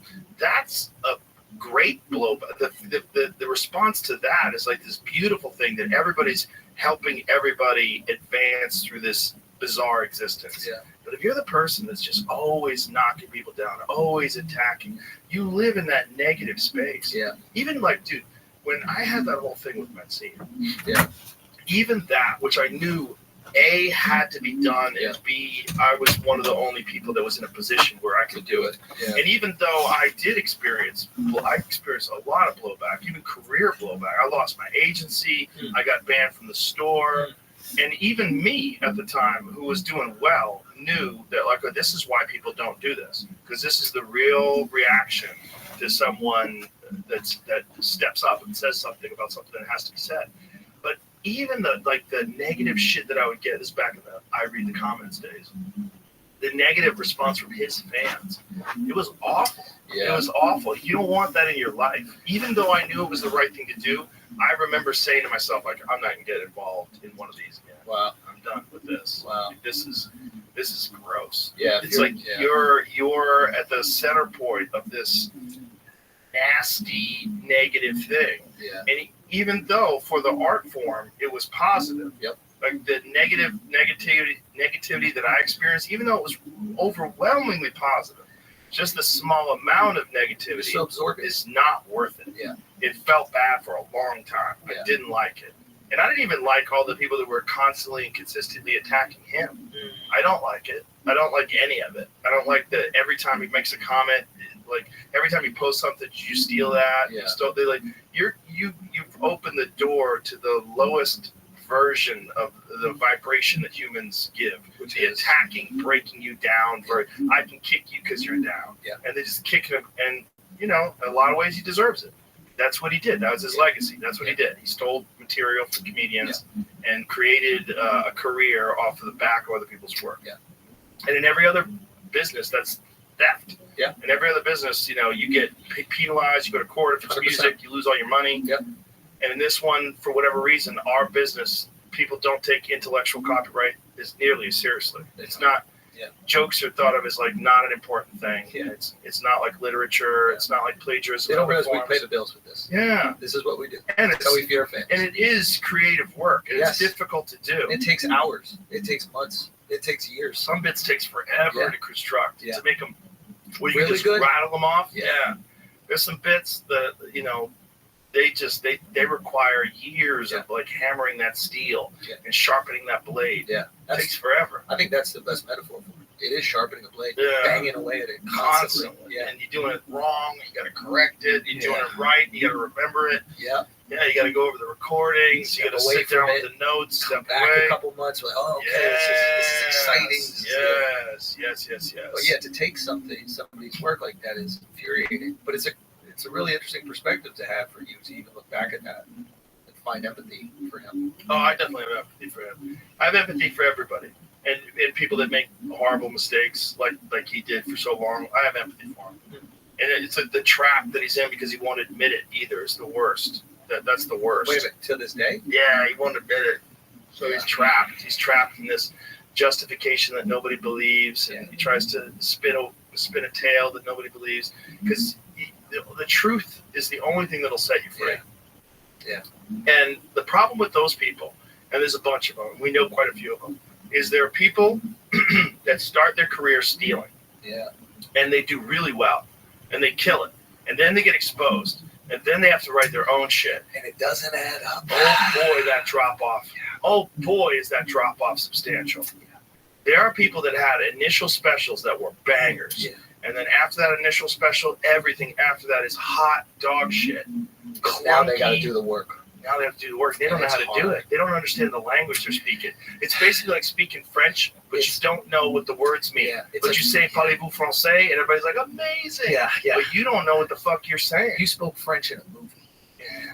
And they gave you all the lines, and you Mhm. did the lines, and everybody's like, this person's fluent in French. And now you got to go to Paris and walk around. And people are speaking to you in French. And you're like, I don't understand a fucking word anybody's saying. The language of comedy too is something that the type of mindset that would make a person steal someone's bit and do it verbatim on stage is the exact opposite mindset of a creative person. Because you want to do the different thing. You Yeah. want to do the unique thing. You want to have to Yes. take nobody else has. Right. Yes. Which is the banger. Yeah. And you go, well, hold on. Yeah. What about that? And everyone's Yeah, like, ah! Yeah. Who told them that? How come that just fucking stopped being an issue? The beautiful thing about a joke is that like it always is existing right. The great ones are always existing right in front of us. Yeah. And we just haven't grabbed on it. So when Exactly. somebody says it, you're like, you motherfucker. Exactly. How did I not? Exactly. It's that's the best feeling when someone has a bit. You're like, why didn't I think about it? Yeah. That's the best feeling. When Yeah. someone comes up to you and goes, Yeah. oh my God, that Yeah. bit is so good. And it can be simple. Yeah. It can be such a simple. But that requires it. You're not thinking about yourself. Yeah. You're thinking about the work, the thing, the Yeah. piece that you're working on. When you're a person who thinks about themselves, like, I'm going to kill by saying these things, Yeah. and I'm going to get this. Yeah. You're literally like blocking creativity. Yeah. Yeah. And so then when they have to be creative, it's terrible. They just never learned. They don't They know never how spend to the do time it. in the gym. They don't know how to lift the weights. They just don't know what it And is. they're pretending they're black belts. Yeah. They're out there pretending to be a black belt with Yeah. all the confidence of a black belt. But they got bullshit moves. Yeah. They get knocked out. Yeah, they get fucked up. No, that does happen. Yeah. And it's like It's hilarious when you see a really bad special from a known thief. the And lang- some of them, they'll still step on premises that they know other people have done, and it Yeah. still sucks because they can't steal anymore. the language is the best way of putting it. Yeah. It's like, You understand the language of comedy. yeah, it is a fucking, and that's something I wonder, like the people who start really young. Like, you know how like when you learn a language young, Yeah. you have a way greater aptitude for it, and there's a fluency and a comfort within it. Mhm. Whereas if you try to learn a language at like 40, maybe it's just not going to be as hard. Like you can memorize vocabulary, you can do all these things. It's just a little bit harder for you to be. Well, like, you don't have the natural. resources because, like when you're 40, you have bills and family and obligations, Yeah. things that are bothering you all day long. Yeah. When you're 15 or 12, you don't have any of those problems. You have a few problems with friends. You don't have any bills. Food's on dinners are available every night. Yeah. You're not worrying about how that electric stays on. Yeah. I don't Yeah, give a you're shit about free. that. Kid, the internet's on. I type Yeah. in. Explore. You're Yeah. free. You have so little resources that are being allocated to all these different things Yeah. that when you're a person, you have a family, a mortgage, Yeah. a fucking business, Responsibilities. this and that, and neighborhood, Yeah. homeowners association, Yeah. fucking human resources at work, Yeah. and taxes, and you don't have time to learn French. Yeah. You better learn it before all that. Yeah. Yeah, it's much easier if you learn it before all that. Because Yeah. otherwise, you're just not going to have the time to obsess about a thing. And the obsession and like the purity when you really care about the thing you're talking about. Like I don't know if you went through times in your stand-up career where like there wasn't something you wanted to share. Did you ever go through a stretch? Yeah, you have like that? nothing to talk about. Yeah. Yeah, especially when you're young. Yeah, and it's like, or like there was times where like I felt like I talked about all the things, Mhm. and I had like a stretch before this last hour. I was like, man, what do I want to say? All right, I did the thing about abortion. I've done the thing about trans. I did all the things. I'm like, I don't want to just be grabbing at a topic. I want Right. to really like feel strongly about something. Actually be interested. Exactly. Yeah. And I took like a little bit of time off before I actually felt something. And the funny thing is, when you feel strongly about something, it pours out. It's not hard. The jokes might not be good at first, but you can't wait to tell them and figure them out. Right. And trying to figure out a joke you don't care about Right. is a job. Yeah. It's not an art. That's Yeah. a job. Yeah. But when you care and it's fun and exciting and the stakes are fucking high and it could fuck up, Yeah. that I want to get on stage. I can't wait. Yeah. Give me another spot. How do I work And this you out? try to figure it out in real time Oh, in front of it's a group of people. Yeah, And you have to elicit a specific response from them. It has to be humor. You know what's so funny is like you ever listen to a recording of like a new bit, and when you were on stage doing, you're like that crushed, and then when you listen back, you're like, oh, it did okay, but you were just so excited Yes. that it worked. Yes. That the excitement changed almost the way that you Yes. interpreted the crowd. Yeah. And I don't know. For me, I'm like, oh, that means I really like this. But also, that's the problem with old bits. You don't get enthusiastic about it Yeah, anymore, yeah. and the audience doesn't feel the enthusiasm from you. And you're like, why is this not working? Right. It's because you're not working. Because it's not math. Like, some people are doing like Yes. word problem jokes. At its core, it's not word problem. It's like those people got to connect to the way you feel about this thing, Exactly. and they'll pick up quick. Exactly. Exactly. And there's ways to trick the system with like misdirects and all this kind of stuff. Uh-huh. But if they can feel, they can sense that deep down you don't give a fuck. Right. They're not giving it up. And you got guys like Joey's a perfect example. It's like when he's fucking rolling, Yeah. he feels it. Yeah. It feels like he is equally passionate about it the first time he said it, and you get caught up. It starts becoming a joke. Yeah. It's hypnosis. It is. Yeah. You're hypnotizing the entire crowd to think the way Joey thinks. Yes. Yeah. Yes. That's what he's doing. You're on like an emotional wavelength. Yes. And yeah, to me, that's like that's the highest form of it. Obviously, Yes. you want to have the structure, you want to have the jokes, you want to have the misdirection, all these things, 100%. But to me, I think those are almost like, that's like the icing and sprinkles on the cake. The cake is built with, how much do I really fucking care about this position? Yes. And sometimes the position is just me being naughty or silly or Yeah. absurd. Doesn't matter. Yeah. But I gotta fucking care about it. Right. Yeah. It has to be important to you. Yeah. And they feel that. Yeah. Yeah. And those, I don't know, those are the bits I always remember. They can be the silliest little fucking things, like little things Patrice would do. The subway stopping. You saw that one where, like, excuse me, someone's just been hit by the subway. There's going to be a delay. And he just stands there, and all of a sudden, he like moves his sleeve to look at his watch to see how late he's going to be to work. And it's just this little tiny thing, which is like, that's how we would feel in that moment. Like, just that, he didn't even need a punchline. It's just like, that guy's dead, turned into jelly on the tracks. He's like, 9:15, fuck. Yeah. Like, yeah. How many of those can I make in my life? Yeah. That's to me. And you always think that when you have a new bit, like, this is the last new bit. Like, I don't have anything else to say. Yeah. But you'll always have something to say. You just need the time. Yeah. You need the time and need to think. And again, it needs to be something you're actually interested in. Yeah. So you have to find something you're actually interested in. Yeah. That's the difference between thieves.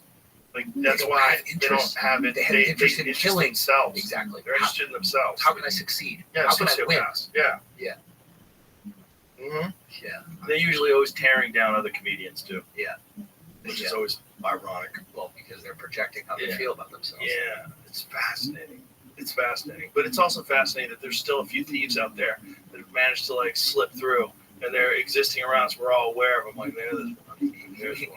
Look at him over Why there. do you think Piece of that shit. there are more people that don't call them out? Because there's definitely career Implications. consequences. Yeah. Like some of these people wind up being successful and they hire people. That's one of the things they love to do. Thieves will hire a bunch of other thieves when they got a television show. And they have thieves, a thief will hire a bunch of comedians, I should say, when they get a television show and they give them work and they support them. And then this is like, then you have a bunch of people that'll defend you. Like, that's very common. And because you're paying them. Exactly. Like, the thieves will go out and get a bunch of people that maybe they swipe some bits from and they put them on their television show. Yeah, I know people have done that. So And that's then their way of co-op. almost like paying Paying them back. for silence. Paying them back. Yeah. Hooking them up, paying them back. I'll give you examples after the show. We don't need to be negative, talk about people, but there's a bunch of that I know. But there's also a bunch of people that are killing it that we know are pure. Yeah. And having this like amazing successful run right now Mm-hmm. because of the internet, because of streaming platforms that are leaning into really good comedy and not comedy that like fits a certain narrative. Yeah. And I think those people, if I look at the people who are having the most success right now, I think it's the people that are pure. And There's a lot of that. Yeah. I mean, we can talk after, but the people that I see crushing it, the people I'm looking at, I'm just like, holy shit, this guy deserves, like, Shane deserves it. Yeah. And he's just hilarious. Yeah. And I'm looking at these people and I'm just like, that could have went a different way. 100%. Like, it could have went a really different way. Yeah. But the structure was set up in a way where he had another opportunity, and with his second chance, demolished anything that could have stood in his way. Yeah. And it's like, okay, I look at that and I go, okay, there is some justice in this. It's also like people are in his corner. Yeah. They want him to succeed. Yeah. Well, when They you're know good, he's people doing the want to work. fight for you. Yeah. This is a great time for comedy, man. Yeah. I think it might be the best time ever. Of I really course. do. I think this is legitimately the golden age of comedy. We're in it. And this is also when, like Ari said it best, it's like comedy's dangerous now. Because it's fun, because comedy's dangerous again. Yeah. Because, like, there's so many people that want to restrict what people can and can't talk about. That's unique. I feel like the restriction is less now. Really? Yeah. Right now, currently. Like in today, I feel like we can kind of say anything. as opposed to like 2 years ago. 5 to Yeah. 2 years. Like now you're like, oh shit, this joke is wild to say. Well, it's also people are wanting you to go out there. They get excited, like when you did that Diddy bit. Yeah. Like people wanted you to go out there. They're like, oh, he went right in there. Oh, Jesus Christ. I remember I got to LA a day early and I was trying to like work out some like local stuff. because sometimes it's fun. It's just you're in a city, Right. like. And I was at the store and I was bombing my ass off with local shit. Every local joke I tried to do just fucking bombed. And I was like, what the fuck am I going to talk about in the forum? Like everything I try.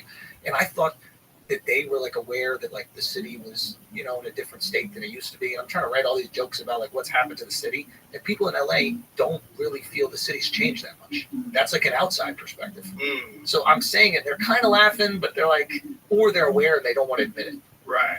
And I remember I was just in the green room. I'm just like, fuck, maybe the joke is about Diddy. That's the only thing everybody's talking. That's what's on our minds. Yeah. That's what's happening. Yeah. And then, bro, this is how funny 50 is. I'll share this. Can you? Yeah. I'll tell you the full thing after, but Okay. I got FaceTime from 50 and he's like, yo, next time, he goes, yo, next time I come see you, bro, I'm gonna come out on stage with a Maltese cat.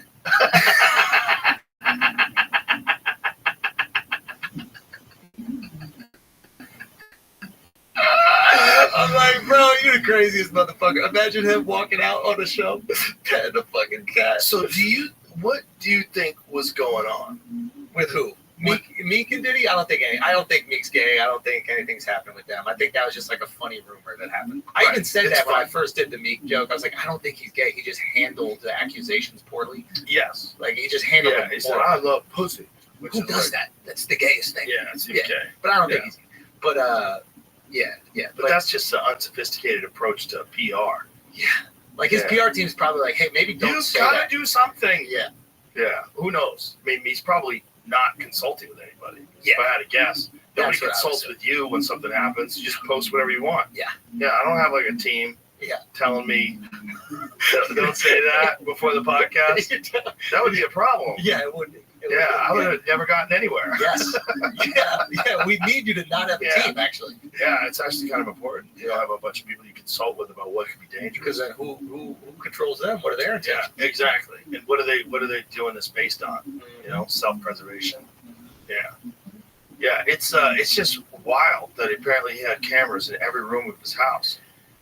That's what they're saying. Has that been verified? I don't think it's been verified. I think like the Epstein shit, it never will be.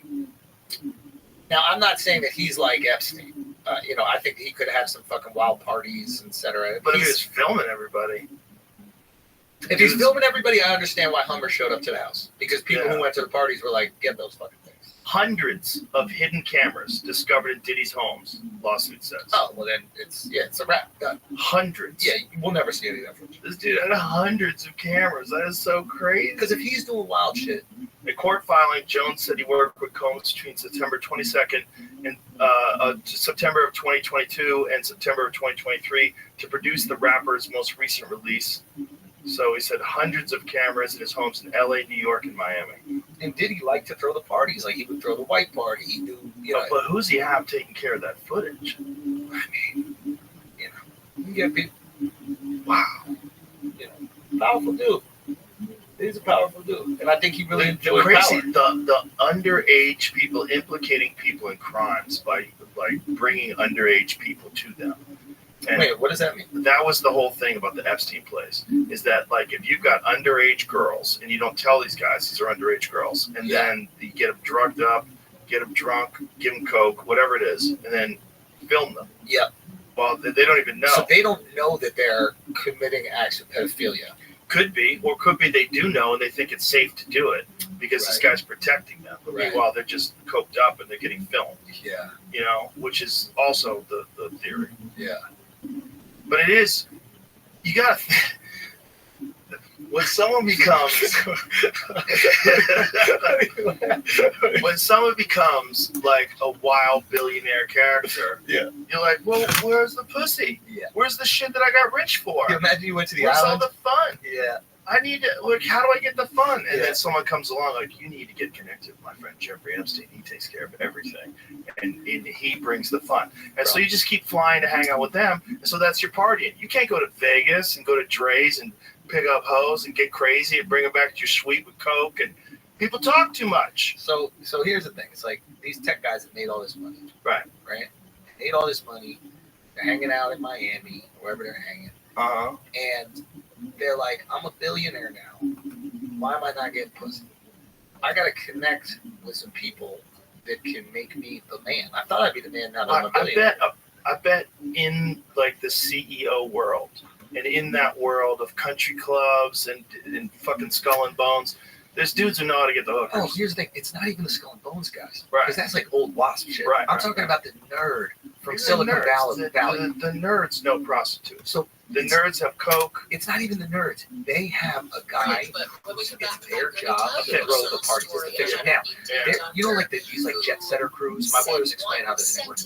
They have these like events around the globe that like wealthy people go. Like Davos.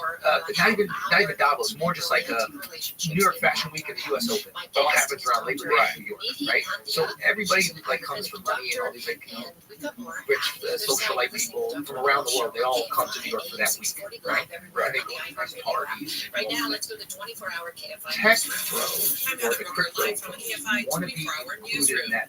And American tourists Right. was found How do they be included? They got to throw the best party.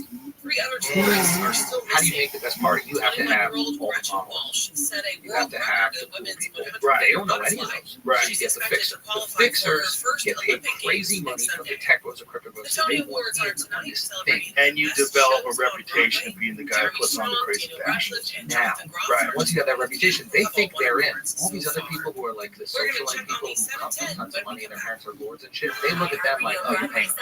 It's a bringer show for comedy. You're You're not really selling out Carolines. You did the bringer. Right. But they don't know that. So they're like, yeah, we're all partying. We're doing the thing. So there's this whole economy that kind of like feeds off these people who just have money.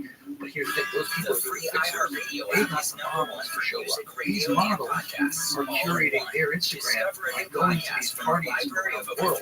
Sometimes they're getting paid to go to parties. And I imagine the models that are more fun, in other words, they get a little loose, they like to party, they like to funk a little bit. They get invited. Yeah. The ones that are less fun, maybe a little bit more tight, they don't fun, they don't get invited. Right. So you don't even have to say, oh, we got fuck these guys. You just want to know if you want to get invited to this nice party in Switzerland. Right.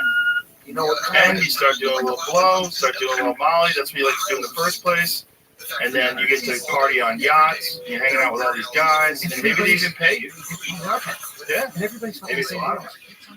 Like, you know the salt number 9 deal? What is it? Oh my God. Salt number 9. He had his own nightclub. Maybe it's still Okay. So he has his own night. He has like 500 Ferraris. Like these guys have insane amounts of money because it's not public, Yeah. right? So they don't have to be Well, like they're the not world's Forbes richest list, man. right? Exactly. Yeah. But they're richer than everybody. Yeah. Right? They have trillions. Yeah. And so he had his own nightclub. And so what he would do is he would pay actresses, he would find these girls, get me her, and he would get these gals and give them exorbitant amounts of money to come. And then he would have a nightclub where it was only him. And he'd go down there and it's filled with gorgeous women. And he would go down there and just go, you come with me. And then they'd go fucking party. And they were making a lot of money. And one of them was right there. You know, so she had a laptop. And she was like documenting all these. They confiscated her laptop. And then she went back to America. Then she spilled the beans. And she ratted out all the other girls that were doing it. And kind of fucked up the whole thing. Because like A-list people were getting shit tons of money. It's like to go over there and party. Yeah, I would say A-list, but people that you know. Yeah, There's like, people you know of. And if you go there, you get millions of dollars. Like this lady got millions of dollars in jewelry from him. there's a service Is this podcast a piece of that ephemeral? apparently I that forgot a story we're about like, forgotten stories. yeah, apparently, right? They're like Allegedly. billionaires. Subscribe now on Apple Podcasts, the iHeartRadio app, Victoria's wherever you Secret listen to podcasts. chicks that we've seen, And learn more. and it costs a lot of money, and they do it because it's like, hey, it's easier than going to these shoots. Right. It's easy to And let they them don't know want what's somebody happening. that they did They it. have also Yeah. getting from billionaires, not fucking some random crackers. Right. They're gonna already fucking do it. So might as well make some fucking money. And it's just now. And you know about this? Allegedly? Allegedly, I may know people who have partaken. So it's like, And they this exists. bang like cover of Maxim.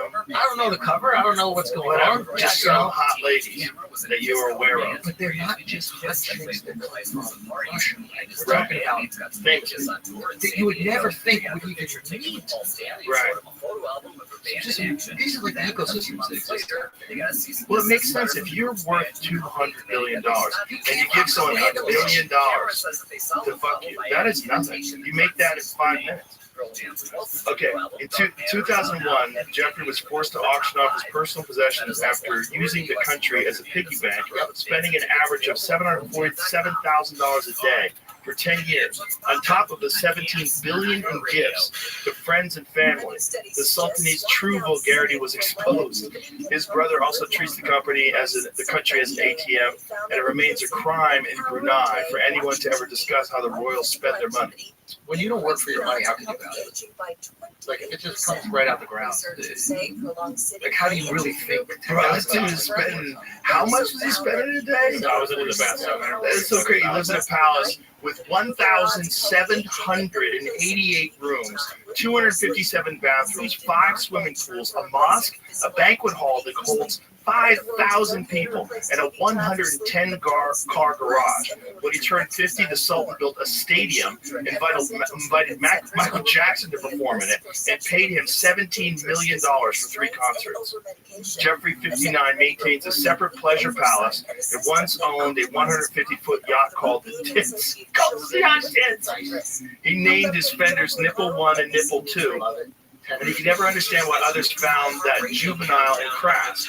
Here and abroad, the brothers are infamous for their sex parties and their harems composed mainly of underage girls.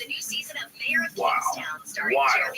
Bro, that amount of money that he's spending, that is so crazy. In at 8 is the Hulu drama Under the Bridge, with the comedy Hacks on Max remaining at 7. The second season of River Range, starring Josh Brolin on Amazon Prime Video, is back as Fox That's on his 6 ball, this week. son. The new Shane Yeah, Gillis these- season of these Tiger on fucking Netflix things remains at 5. Crazy. And that's followed by Fallout on Amazon Prime Video, finally Crazy. falling out of the top 3. Yeah. The new Netflix Well, drama and it's Eric, so, starring if you've Benedict got that Cumberbatch, much enters the top money, 3. The sci-fi drama Dark doesn't mean Matter on anything. Apple TV Plus and the falls money's back to coming second spot. every day. It's just stacking up. Giving someone $1 million for fuck. And the girl's probably like, wait, $1 million regular sex? You're not gonna shit on me? He's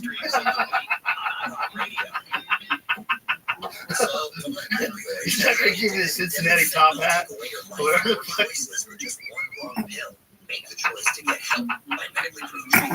Yo, I was asking, because when I was out there and I was trying to understand some of the cultural nuances. But I had a joke about it. But I was asking about the Dubai trip. Did you send me that? Or you sent me the? I did a joke out there. Yeah. And but they told me that the Burj Khalifa has a separate food system. It wasn't connected to the food system of Dubai, so they have these food trucks that take people out, right? Yeah. And the joke I said is like, well, that's why they have to share the hooker's chest, because they're not connected to the month. Yeah. And but they were telling me like these interesting cultural things that happen up there, like with their license plates. Have you heard about this? Yes. Where the lower the number, the more expensive it is. Yeah, And I go, crazy expensive. yeah, millions of dollars for a number 3 license Right. plate. I'm like, why is that? And one of the kids in the royal family goes, you have to understand, like, when everybody has a G-Wagon or Range Rover, it's not a big deal to have a G-Wagon or Range Rover. Right. And people have this need to show off. Yeah. But if everybody got the expensive shit, how else can you flex? Right. Yeah. Wild. Also, crime over there almost non-existent. Yeah. Go to Dubai and commit a crime. See how that goes. Go to Abu Dhabi and commit a crime. They compartmentalize society. But yeah, they're strict, but it's also like anybody there who's working has been, there's a working class of people who do not really operate outside of working within the society. Right. And then everybody else there who's not part of the working class has money, so why would you commit crime? There's also you ever see the Vice documentary on some of the people that built Dubai? So some of the contractors, what they would do is they would go to third world countries. They'd promise people exorbitant amounts of money to go over there and work construction. Then they'd bring them over to Dubai and they'd take their passports and then force them to live in squalor, give them a fraction of what they paid, and they're basically indentured servants. Yeah. So the working system is, I don't know how different it is from that even today, but basically like you work there for 11 months, you get 1 month off, you get paid very little money. It's not enough money for upward mobility. While you're there, you are working just to work and then send money back home to your family wherever it is. You never will become part of society. So they've really curated a system where those people have no upward mobility. Now, I imagine the advantage of that is there's no crime. Because everybody who's poor there is working. And they know their place. They're in danger. It's not simple. It's not like And just we're get away taking with you from things. destitute poverty where your family would die. So they're like, yeah, we're giving you an opportunity. These people are like, well, if I fuck up here, my whole family dies back home, or my whole family starves, or my whole family's going to go through some horrible situation. Yeah. So I'm the lifeline for my family. So they are taking advantage of that desperation. Yeah. 100%. But yeah, I guess what they would say that the benefit of that is no crime. But there is a social cost. There is a subclass of people. There's always going to be a social cost. A social cost in the monarchy. Yeah. Yeah. Yeah. I mean, you have people with exorbitant wealth and all the power, and then some of them turn bad, like Saddam Hussein and his sons, which were famously some of the most evil motherfuckers that ever existed. And they would feed women and dogs. They would find women that were getting married, steal the woman from the marriage, rape her, and then feed her to dogs. Yeah, man. Uday Kusei. There's been many tales written about how evil they were. They were like That is also legitimate serial killers. That's the risk of the monarchy, right? Yeah. Is that you don't know if that egg that comes out is good. Well, it's also like having a child that grows up with total, complete power. You gotta have a Joffrey. I mean, Sometimes that's the archetype. maybe you get a, what is the guy that everybody thinks said everything great? Marcus Aurelius. Yeah, exactly. Yeah. I don't He know. also did a lot of psychedelics. Really? Yeah, he was part of the Eleusinian mystery. Yeah. I didn't know that. Yeah, he was a part of that whole Greek Eleusinian mysteries thing. Yeah. Yeah, he was involved in those ceremonies. Yeah, there's a lot of speculation that ancient Greek society, specifically from Brian Murarescu's work. Did you ever talk to him? No, but I read some stuff about there's certain plants that grow that elicited the same chemical compounds as DMT or It's LSD. Or LSD, Yeah, yeah. well, there's a bunch of different ones that do like all kinds of different psychoactive ones, but they've absolutely found definitive proof of the use of ergot. And ergot is a fungus that gives people the same sort of psychedelic experience as LSD. Ergot? Ergot. Yeah, it's a fungus. It's also a fungus that they connect with Salem witch trials. Like a mushroom? Yeah, it's a fungus that grows on wheat, and that fungus it can be toxic for some people. It can kill them at certain doses, but it also imparts an LSD effect. And they found ergot in some of the wine vessels. So they were taking it without even knowing. No, they were taking it on purpose. Oh. What is this? A heroic Greek potion. The kykeon. Yeah, that's what they called it. This drink. And so they believed this drink contained a mixture of a bunch of different psychedelic compounds. One of which for sure they know is ergot, but there's a few other ones that I can't remember. They know are in there as well. And they found this from studying these ancient pottery vessels. I just forget your saucer looks like mushrooms. Is that on purpose? That's what I like to hear. Good on you, dog. Saucers and mushrooms do have a lot of similarities. So the Stone Age theory is if the mushrooms took us to the next level, now we have the aliens to take us to the next level. It might be the aliens who brought us mushrooms. Who knows? Anyway, but yeah, this is crazy. So that he was taking all that, and that's Well, why they were all, wisdom. well, that's why he was so beyond wise. And he also believed in forgiveness, even forgiveness of his enemies. He was a Roman emperor. No, he was very compassionate. He has all these great quotes. I guess what I assume is like in the same way that somebody's writing Obama speeches, people were writing his stuff. So I imagine that his stoicisms or whatever are the collection of the greatest ideas of the time, and the way to disseminate that information is to be like, yo, it's from the emperor, it's from the top boss. Part of it, but meditations I don't believe was ever written with the intent of it being distributed. Oh, so they just found this diary. Find that out. I think that's I'm not trying to discredit him. I'm just No, trying to say, like, well, for sure, definitely. He did. I mean, everybody at any point in time has the information of the greatest minds they've encountered. Einstein was talking to other great people, and he might have the greatest mind, but he's still able to. Yeah, it's a collaborative effort, including with philosophy. and certainly back then. But this one guy, his experiences to this day, like meditations today, like, this is a guidebook to how to live your life in a better way.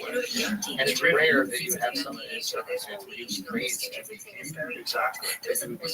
Yeah, and and then his sons are doing it. But didn't they say that was because of the lead pipes or something like that? I'm sure that had something to do with it. There was something about like it was a Nero. Who was the? There was one emperor that just went crazy, and they said he wasn't raised in the castle. He wasn't raised in the forum or whatever the fuck it was. And then once he moved there, he started consuming the water from the lead pipes. Because they started to warp his brain, and then he went more and more crazy throughout. And this is what's important. That totally makes sense. But yeah, they didn't know what lead did to you. No, they were still to have pipes. George Washington's teeth were made of lead. Yeah, that's that Shane Gillis. It's a great bit. I love that thing. Yeah, but that's true. The literal mold that his teeth were fitted into was lead. He carried lead in his mouth all day. Yeah. Wild boy. Wild. Yeah. But the country was founded by wild, crazy. It's kind of neat a crazy motherfucker to found a country. Yeah. It's not like the most sane thing to be like, let's just work the whole system, do something completely different, and do it on our own. Not only that, but have this fail-safe method that exists today to keep someone from becoming a tyrant. To relinquish the power. Yeah. That was the greatest thing. Yeah, I think that might have been the greatest thing a leader has ever done. Yeah. To set in motion this idea that you are not going to maintain this power after that. Yeah, no one can. What? Pretty amazing. Did he write about it at all? Like, is there a moment where he regretted it 2 months later? He's like, like he's going to deal with a parking ticket or something. He's like, after he gets out of office. Yeah. Bullshit. I have to go on horse here. Yeah. I mean, imagine if someone tried to form a country today. How quick they put the kibosh on that. Yeah, but if somebody like went to some new like Greenland or something, said we're gonna set up shop here. Yeah. The powers that be go down. No, chance. Are you gonna have weapons? Yeah. What? Fuck that. You gonna make an army? Get the fuck out of here. We're gonna find a reason why you guys are whatever you are. I think you're racist. Yeah, whatever the fuck you are. Yeah, we're going over there. Yeah, we gotta stop this. Yeah, we gotta figure out a way to invade. When are we gonna take Greenland or buy it? Wasn't Trump talking about buying it? He made a tweet, I promise I won't do this, and he had like a giant Trump tower there. It said Trump on the ceiling. But it sounded like a cool acquisition. Yeah. Like, don't they have all these minerals and stuff? There's all this great. Also, if the world does warm up, that's a good spot to go to. Yeah. Throughout history, when the world's gotten colder and warmer, people have moved away from places where you can't live in, moved to the places where you can live. So we got a nice little place. Yeah, a little something. Well, there was discussions about Trump buying Greenland. Yeah. Because it's got a lot of, I don't know. Why didn't that happen? Yesterday afternoon and has forced I think Greenland shut down. About 1,200 people from the Hunger Valley State. Isn't Greenland owned by Denmark or something? Bear Lake is closed and streets around Ralph Range Road and Quail Lake Road. Are you sure? Just didn't get the right offer. Buildings have been damaged by that fire. But we've made some good deals. Like that Wildfire fucking smoke advisory purchase. for the Santa Clarita and Castaic What a areas crazy has deal been that issued. An evacuation order is in place for the Yeah, area west of 5 freeway. Since 1867, the United States considered or made several proposals to purchase the island of Greenland from Denmark, who did it with the Danish West Indies in 1917, while Greenland remains an autonomous territory within the Kingdom of Denmark. A 1951 treaty gives the United States much control over an island once partially claimed from exploration. There's got to be all kinds of shit up there. What do you think about Antarctica? During an outdoor recreation period about 12:30 Well, today. did you ever see that one guy that was on the Sean Ryan show that claims that there's like a direct energy weapon out of Antarctica? Boy, that guy seems overconfident. So he knows what he's talking about. He's a fireman. He's not a scientist. I had access to everything. Yeah, there's something about that doesn't sit right with me, but I don't know. Yeah. Also, and Jimmy Kimmel you know, last night. it's so hard unless you have evidence, unless you can show that they can turn this thing on. Right. And what is it? It's a neutrino detector that also can be used as a directed energy weapon. That's a directed energy weapon. Yeah. I mean, listen, that's a concept that existed for a long time. I'm sure they probably have something like that. Yeah. They definitely have things that were just theoretical. They have a railgun now. This railgun can go through multiple layers of steel. Was Have you ever seen the railgun in operation? No. He called the city, quote, Railgun just like a quake. This thing sends this bolt through like I think they took like 10 giant steel plates in a row, and it just went through all of them like it was hot butter. What is it? A laser? What is the material it's actually going? I don't know exactly how it works. So this is the thing. So this is the rail. This is this bolt going through all this steel. Look at this. It just goes through everything. It goes through all that shit. Look at it going through it. Just going through everything. Look at that. What's that, baby? I mean, it's like total science fiction Star Wars type shit. So they've got some wild shit, and I guarantee they're working on direct. Let's hear it. As well. Now, what they've been able to accomplish versus what is theoretical, that's the real question. And if it did exist, if there was a direct energy, Hell yeah. That's what I love to hear, baby. Word, Mockingbird. Conspiracies out there get wild. Like the pyramids there. Yeah. Yeah. But if you also start digging, they say nobody can like dig under the ice. Like don't mess with the ice out there. I think there's like a treaty across all like countries that is how like taking apart and taking apart the art. But I think the tricky thing is like if you start digging and you find animal remains, like humans tend to follow animals wherever they go. Yeah. So are we gonna find some humans over there, and then how does that distort Right. time? Well, they found a spaceship down there. Well, that was the thing. One of the things that Lazar said that one of the vehicles was a part of an archaeological dig. So they found it in an archaeological dig, But not in Antarctica. no, he didn't say where. He didn't say where. He didn't say where. But he said one of the ships they recovered from an archaeological dig. And I think these things have been around for a long time. So the people that work with them, like Diana Kosolka, who wrote what was it, Encounters? She said that they refer to them as donations.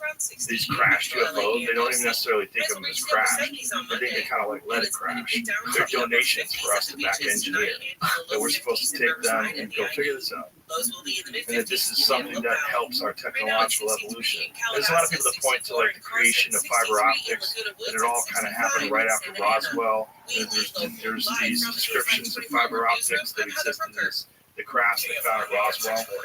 So they're looking at us like we're looking at the rain.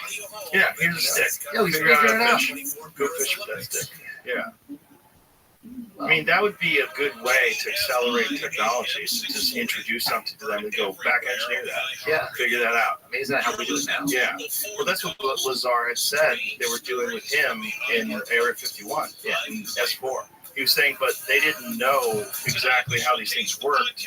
They didn't know how to recreate it, and they wouldn't let the scientists talk to other scientists. Yeah. It's like science doesn't exist in a vacuum like that. Yeah. You need a collaborative effort of a bunch of different people.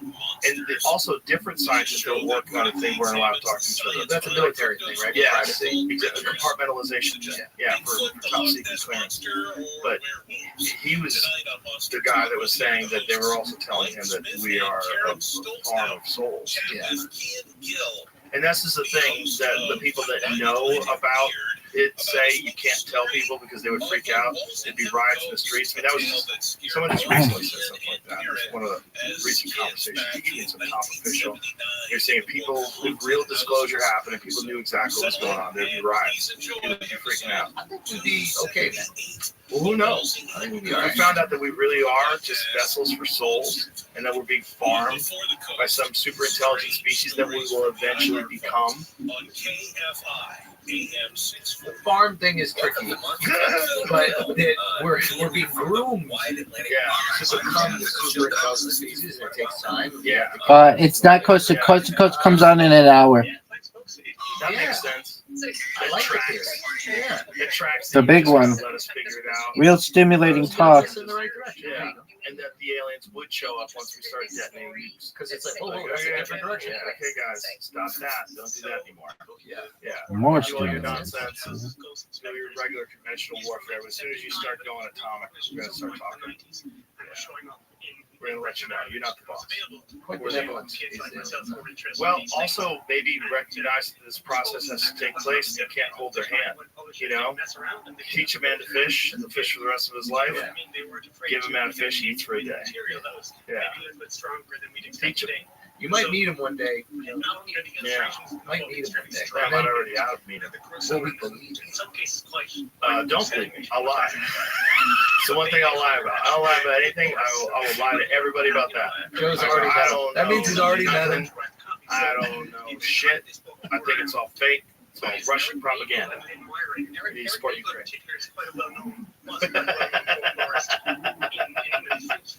Meanwhile, there's fucking things in this room with us right now, observing from other dimensions.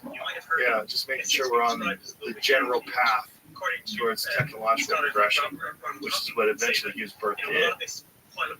So They're us. yeah, but They're what every intelligent species eventually becomes. but they're basically on a further timeline. Yeah. So they're influencing their own timeline. They're influencing a similar species to evolve to hit their level of And they technological feel like that is their sophistication. duty. I think that's just what happens. That's probably what happens in the universe.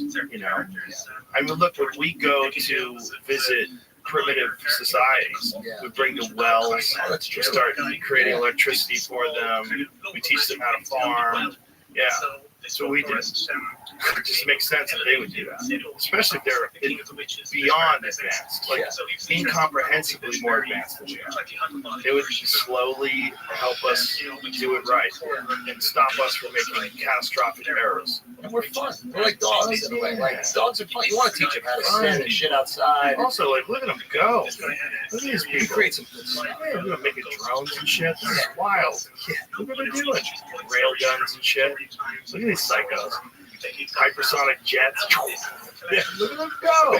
And still cage fighting. Yeah, We got still the slap we got the fighting. whole. Slap fighting. Slap fighting is like, that's the bottom. When that comes onto the alien's desk, with the what?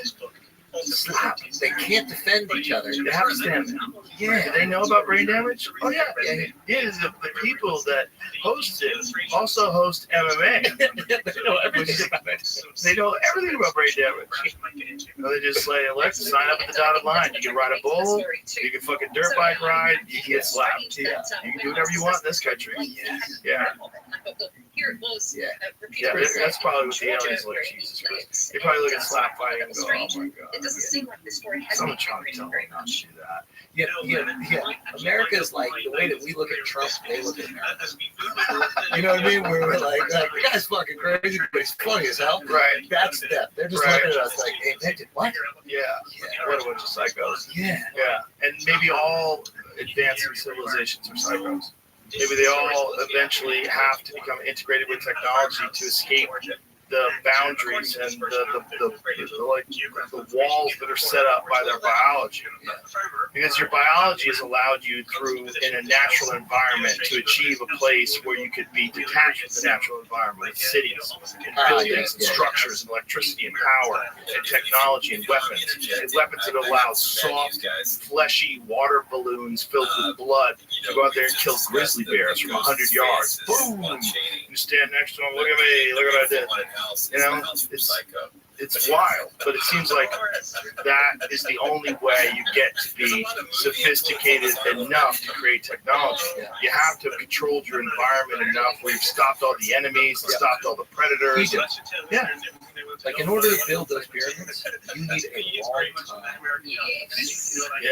You can't build them at the same time that you're at war, Right. you're being attacked, there's Right. famine, there's no water. Right. You need long, Thousands of years. safe, Yeah. and food and abundance, and Uh-huh. then you need a thing for people to do so they don't kill each other. Keep them busy. Yep. Keep them busy. Keep them from fighting over power. Yeah. What if it was that simple? Who knows what it was with those folks? Because I think they were probably more sophisticated than we are today. It's just the only thing that makes sense to me. They were able to get these multiple ton stones down from the mountains with no road I system. mean, that's the trick. That the tricky thing was the Aswan Valley Mhm. that they got the stones from for the pyramids in Giza. That is a really tricky It's all tricky. thing. That can Some of them are from 500 miles away. Yeah. They're 80 tons. They got them out of the mountains. They moved them down. They cut them perfectly. What did they do? How did they do it? What were the machines? What was the technology? Was it no technology? Really? Are you sure? Is it just based on what? Our understanding currently of what happened 12,000 years ago, which is like not that good? Yeah. No, we have like a piecemeal understanding, like a very like just minute understanding of what was possible back then, based on the evidence of the result of what was possible, which is the pyramids, which is bananas. We're also trying to explain it with theories that we've kind of accepted to be fact, but really not. This idea that it was all done with like the chisels and stones, I don't necessarily subscribe to that. Yeah, says who? Yeah. All they would have to do is find one piece of machinery that didn't exist before they could understand. And they found things before that they didn't know existed, and they couldn't understand. Like, what is that mechanism? The anti-fair, or what is it called? There was a computer that they found. This computer in gears. It was in a Roman ship that had sank to the bottom of the ocean. Was the Antikythera mechanism. So this thing, it's an ancient Greek. Go back to that, please. So I can read that. It's an ancient Greek hand-powered orrery, a model of the solar system, described as the oldest known example of an analog computer. It's used to predict astronomical positions and eclipses decades in advance. It also can be used to track the full-year cycle of athletic games, athletic games, similar to the Olympiad, the cycle of the ancient Olympic Games. The artifact was among the wreckage retrieved from a shipwreck off the coast of the Greek island of Antikythera. Antikythera. How do you say it? Antikythera. In 1901. In 1902, it was identified by archaeologists Valerio Staeus as containing a gear. The device housed the remains of a wooden frame case of uncertain overall size, 34 centimeters by 18 centimeters by 9 centimeters, was found as one lump, later separated into three main fragments, which are now divided into 82 separate fragments after conservation efforts. 4 of these fragments contain gears, while inscriptions are found on many others. The largest gear is about 15 centimeters in diameter and originally had 223 teeth. All these fragments of the mechanisms were kept in the National Archaeological Museum in Athens, along with the reconstructions and replicas to demonstrate how it may have looked and worked. See if you can find what the replica of what it looked like. Since it started yesterday. And a smoke advisory has been extended as the So post they fire had near to Gorman sort of like continues to grow to figure over out 14,000 how the acres. fuck did they do this? Maryland Like, Governor how did they Wes know Moore this? says it will What's likely involved in cost this? close to $2 Like, billion was this ancient just to technology rebuild that the existed St. like Francis Scott a Key long Bridge time ago in that they had preserved and held Right on to? now, Like, what was it? When was the creation of that on the thing? 110, we're going to check on So there's that, things that right we now. know that we didn't think that they Elmer, could or shall we go right to the that sort of really Okay, throw we're a gonna monkey check on wrench that to one our too. understanding. Yeah. I'm Maria Konnikova. Yeah. And our new podcast, That's just one. Business. That's just one that they found. I mean, there could have been stuff from thousands of years before that just doesn't exist anymore. You know, you deal with erosion, you deal with time, especially over thousands of years, 12,000 years.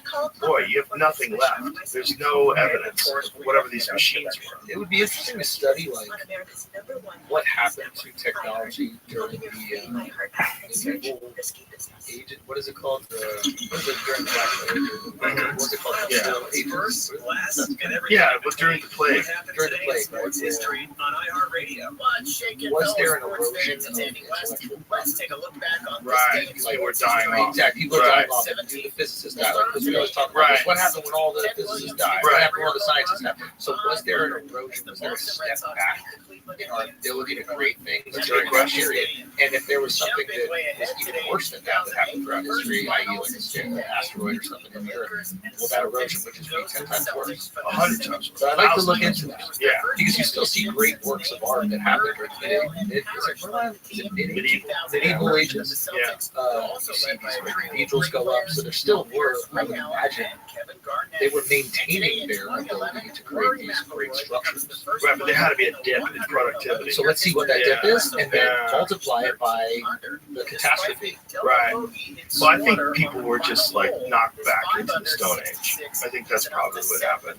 That makes sense. That's why you see the emergence of written language and all these different things from Mesopotamia. Like that's 6,000 years later after the impacts from. So it took that amount of time. Yeah. To recover.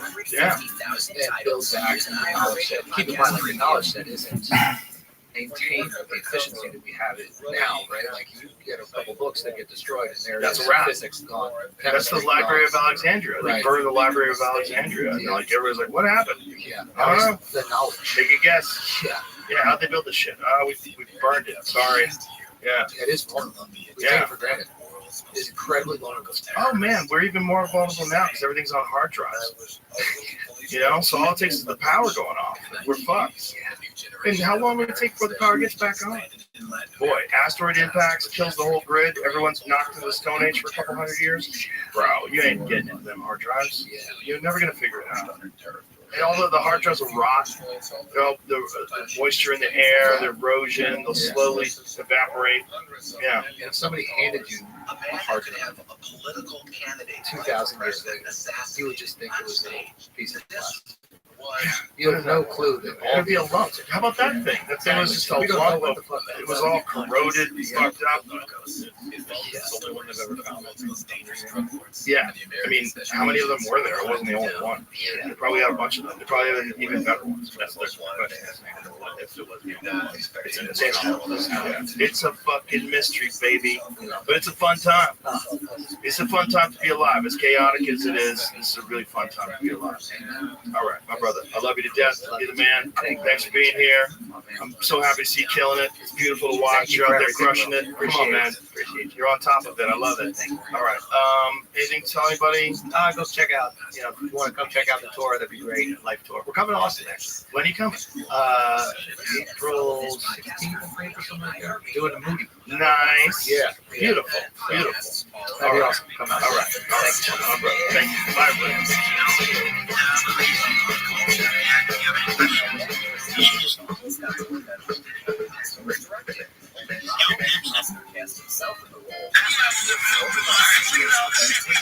Explaining that he saw the script for the film, which then named actively the Super Bowl. The concert was already Experience. Drink by day, Joe Rogan podcast by night, all day.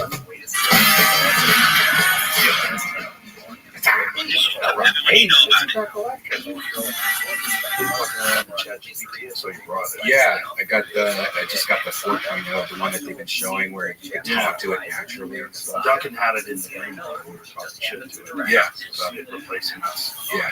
It's pretty crazy. You know, it's weird how AI came out of nowhere and then we're like, how long has this been, being worked on? And then now it's like everywhere. Like my vacuum cleaner has AI. It's crazy. It's one of those robot vacs where it scans your whole house and it detects things using AI. Like, oh, that's shit. Yeah,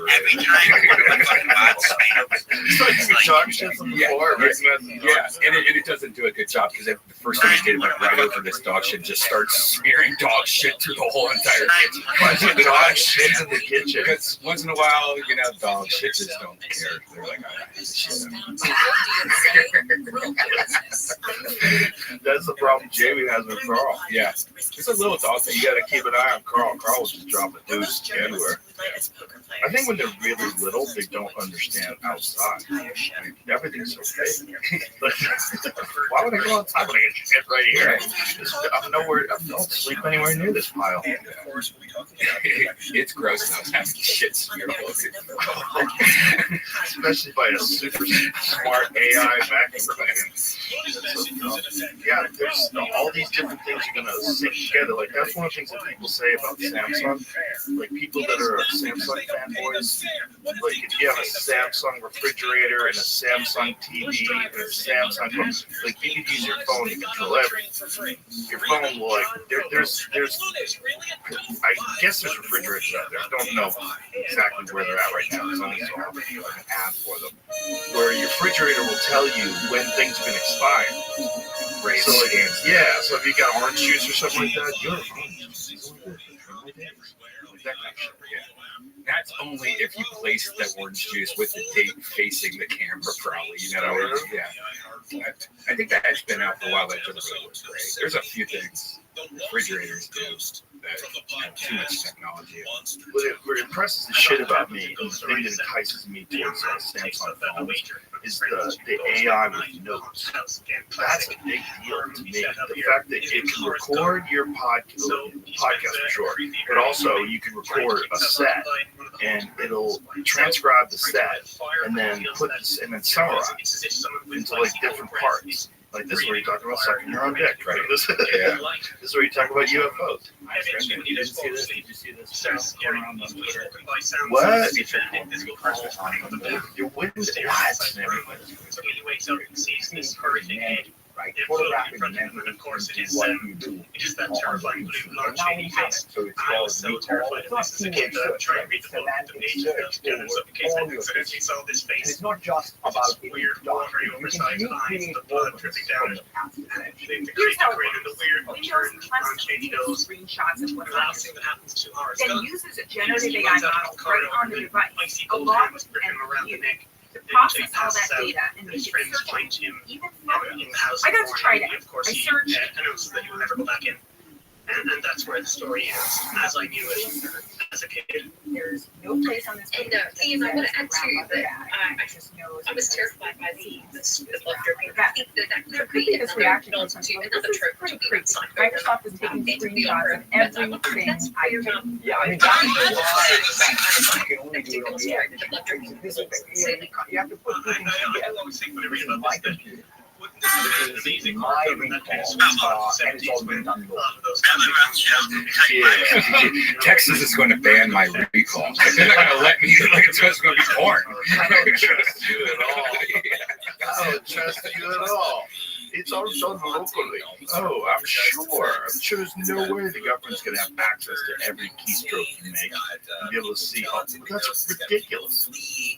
To summarize everything you do. Well, not only that, it's not that difficult, especially for government organizations, to get into your fucking computer. Are you connected to a secure Wi-Fi? Are you even using a VPN? Are you like, what are you doing? What kind of firewall do you have? How many people are sophisticated enough to set it up so that you can't look at everything? Like your friend's phone yesterday or 2 days ago. That's a straight up virus that he was downloading. People are saying it's not. People are saying it's just like if you have your case on improperly, it's pressing 2 buttons at the same time. Or was his phone on the table, Jamie, or was it in his bag? It fits into our classic monster talk. I think if you're I think on some of these Android phones, if you're pressing 2 buttons at the same time, it reboots, right? So there's a bootloader mode. That's why you can like do different things to your phones. But that bootloader screen does not look like it was so cheap. Like it was like the arrow that was in it. I was like, I've seen this arrow. That's clip art. Like I think it even said Getty Images on the side of it or something. And then there's the barcode. Like, why does it have a barcode? What do you buy it? Yeah. This is not for sale. Why does it have a barcode? Right. How are you going to scan that barcode with the phone that you're holding? Like, oh, it's got a barcode. It must be legit. Right. Yeah, that seems so fake. That was really good like that. Look at all that Chinese writing too. Let's get the fuck out of here. I guess it's Korean. Samsung. Do not disconnect USB cable during software update. So it's saying downloading. It says it in Korean. So it's doing something. That just looks. That does not look official. The thing is, my point was, it took a while. And like, what if he broke his leg? Like, what if he just fell on his bike and broke his leg, and now all of a sudden he's got a call for an ambulance, and he's laying there with his fucking shin bone poking out of his calf, and he's got to sit there while his stupid phone does that. That's fine. Can you reboot that? Can you stop that? Is that possible? You can cancel it. Well, that's why when you posted that video, I texted you, tell him to hold down the power button and the up arrow, like reboot your phone, stop doing whatever it's doing. I always worry about that with Windows, because Windows will start updating my laptop in the middle of nowhere. Yeah, it's like I'll open the laptop, super inspired, ready to write, and it's like, oh, we have to upload your software. This will take 20 minutes. Like, what? Yeah. This is stupid. Give me the option to not do this. Like Mac at least will give me the option. It'll say it up in the corner. If you want to, there's a new update available. You want to update it. Right. And then it downloads it and then goes, do you want to do this right now? Yeah. And if you download it, we can do it later. With Windows, is that normal? Or maybe, I think it was like an old. Really? What's that? Oh, there's a setting on Windows as well? Oh, I must have had it on. Because he was a huge spiritualist. He was mixed up in lots of other kind of Victorian era ghost stories. Office gives you a tiny notification at the top of a file. It'll say a new update's available. You can click out of that. Yeah, but the problem is like I have automatic updates on Mac, and it'll download it and go, hey, we got this update for you. It won't just like in the middle of doing something, just start like reboot my laptop. Yeah, mine just rebooted it the moment I opened it up, but I hadn't used that laptop in a while. It was just sitting there. You know what I want to try? I want to try a laptop with, I'm a big keyboard. One of the reasons why I write. If I write, I have a home like Mac that I write on. That is, those are nice. Yeah, a Pro one. So it really is like a MacBook. Yeah. So what we're looking at right now is Red Bands. I know Jamie has one. This is the new iPad, which is insane. This is it's so insane. It's like it is as thin as possible, where you can still use a USB-C connector. And I thought this was skinny, and that's twice. I know, so much. Your phone, which is super skinny, is so much fatter than this iPad. This iPad is amazing, and it has insane battery life too. Oh yeah, great. And this probably has like 2 terabytes, right? 10 hours. This is 1 terabyte, but you can get up to 2 terabytes. Fucking nuts. But what I really like is keyboards on ThinkPads, because ThinkPads have a longer stroke, and when you're writing with keys, like you have more feedback with the longer keystrokes, and then you're more accurate when you're typing. And it's been proven, like when people do like how many words per minute can you write, they can write more words per minute on keyboards with better feedback, like longer keystrokes. But Alienware, because a lot of gamers like mechanical keyboards, because they have the clicky-clack feel, and it's like even more accurate. Well, they have a mechanical keyboard now on their laptops. And so I was thinking about getting one of those. How thick is that laptop, though? Not that thick. So it has long key travel. I think the key travel is 1.8 millimeters, which is like ideal. But my old ThinkPad had like 2.2. You just get real accurate with like your writing. So for me, like, sometimes I'm writing on stone. I don't have time to like go back and fucking. I want to get my thought out while it's in my head, and with an IBM, Lenovo now, Lenovo ThinkPad, I'm just much more accurate when I'm writing. Officials say over 1,200. I like it, but it sounds. I don't know. After a while, it's like, God, this is so. The Mac ones are terrible. Yeah, the ones on MacBooks, I have a MacBook. It's fucking terrible right now. It's really short keystrokes. It's a really like flat key. It's just not good to write on. You can do it. It's definitely better than like writing by hand, right? You can. I type on it all the time. I do write on it all the time. But it's just when you go over to that ThinkPad, like, or at home I have like an ergonomic keyboard that I use on my Mac, and that is like the best. It's like real easy. I'm really accurate. I don't even have to screen. I can just write and look at the screen and I just get it right. Why don't you use voice that's so accurate? I don't want to be talking in my house. That's some of the things I write. And some of the things I write, I like writing, because the thing about writing is, like, say if I'm writing the fucking artificial intelligence. As I'm writing artificial intelligence, it takes longer to write it than it does to think the word. So you're spending more time on each, instead of just barfing out words like I do when I talk, or sometimes I don't even know what the fuck I'm saying while I'm saying it. When I'm writing and typing, it takes a little longer, so it makes me think a little more, and I have more possibilities open up about where to go with it. So it actually benefits me to slow me down a little, but I still want it to be accurate. I don't want it to be so slow that I'm fucking with every key. I don't want that. I want accuracy, but a little slower than talking. for writing. Yeah, my problem is, it's like I'll just start writing like an idea or a joke or whatever, and then halfway through I'll look up and I'm like I fucked up some word or it auto-corrected something and it makes everything not make sense. And I've had it like, fuck, like I wrote this all down and now I don't understand any of it. Like just one word got a spell check. Yeah, that's true. Well, notes are the best for that. Yeah. And the thing about the phone is you can do it like while you're in the car.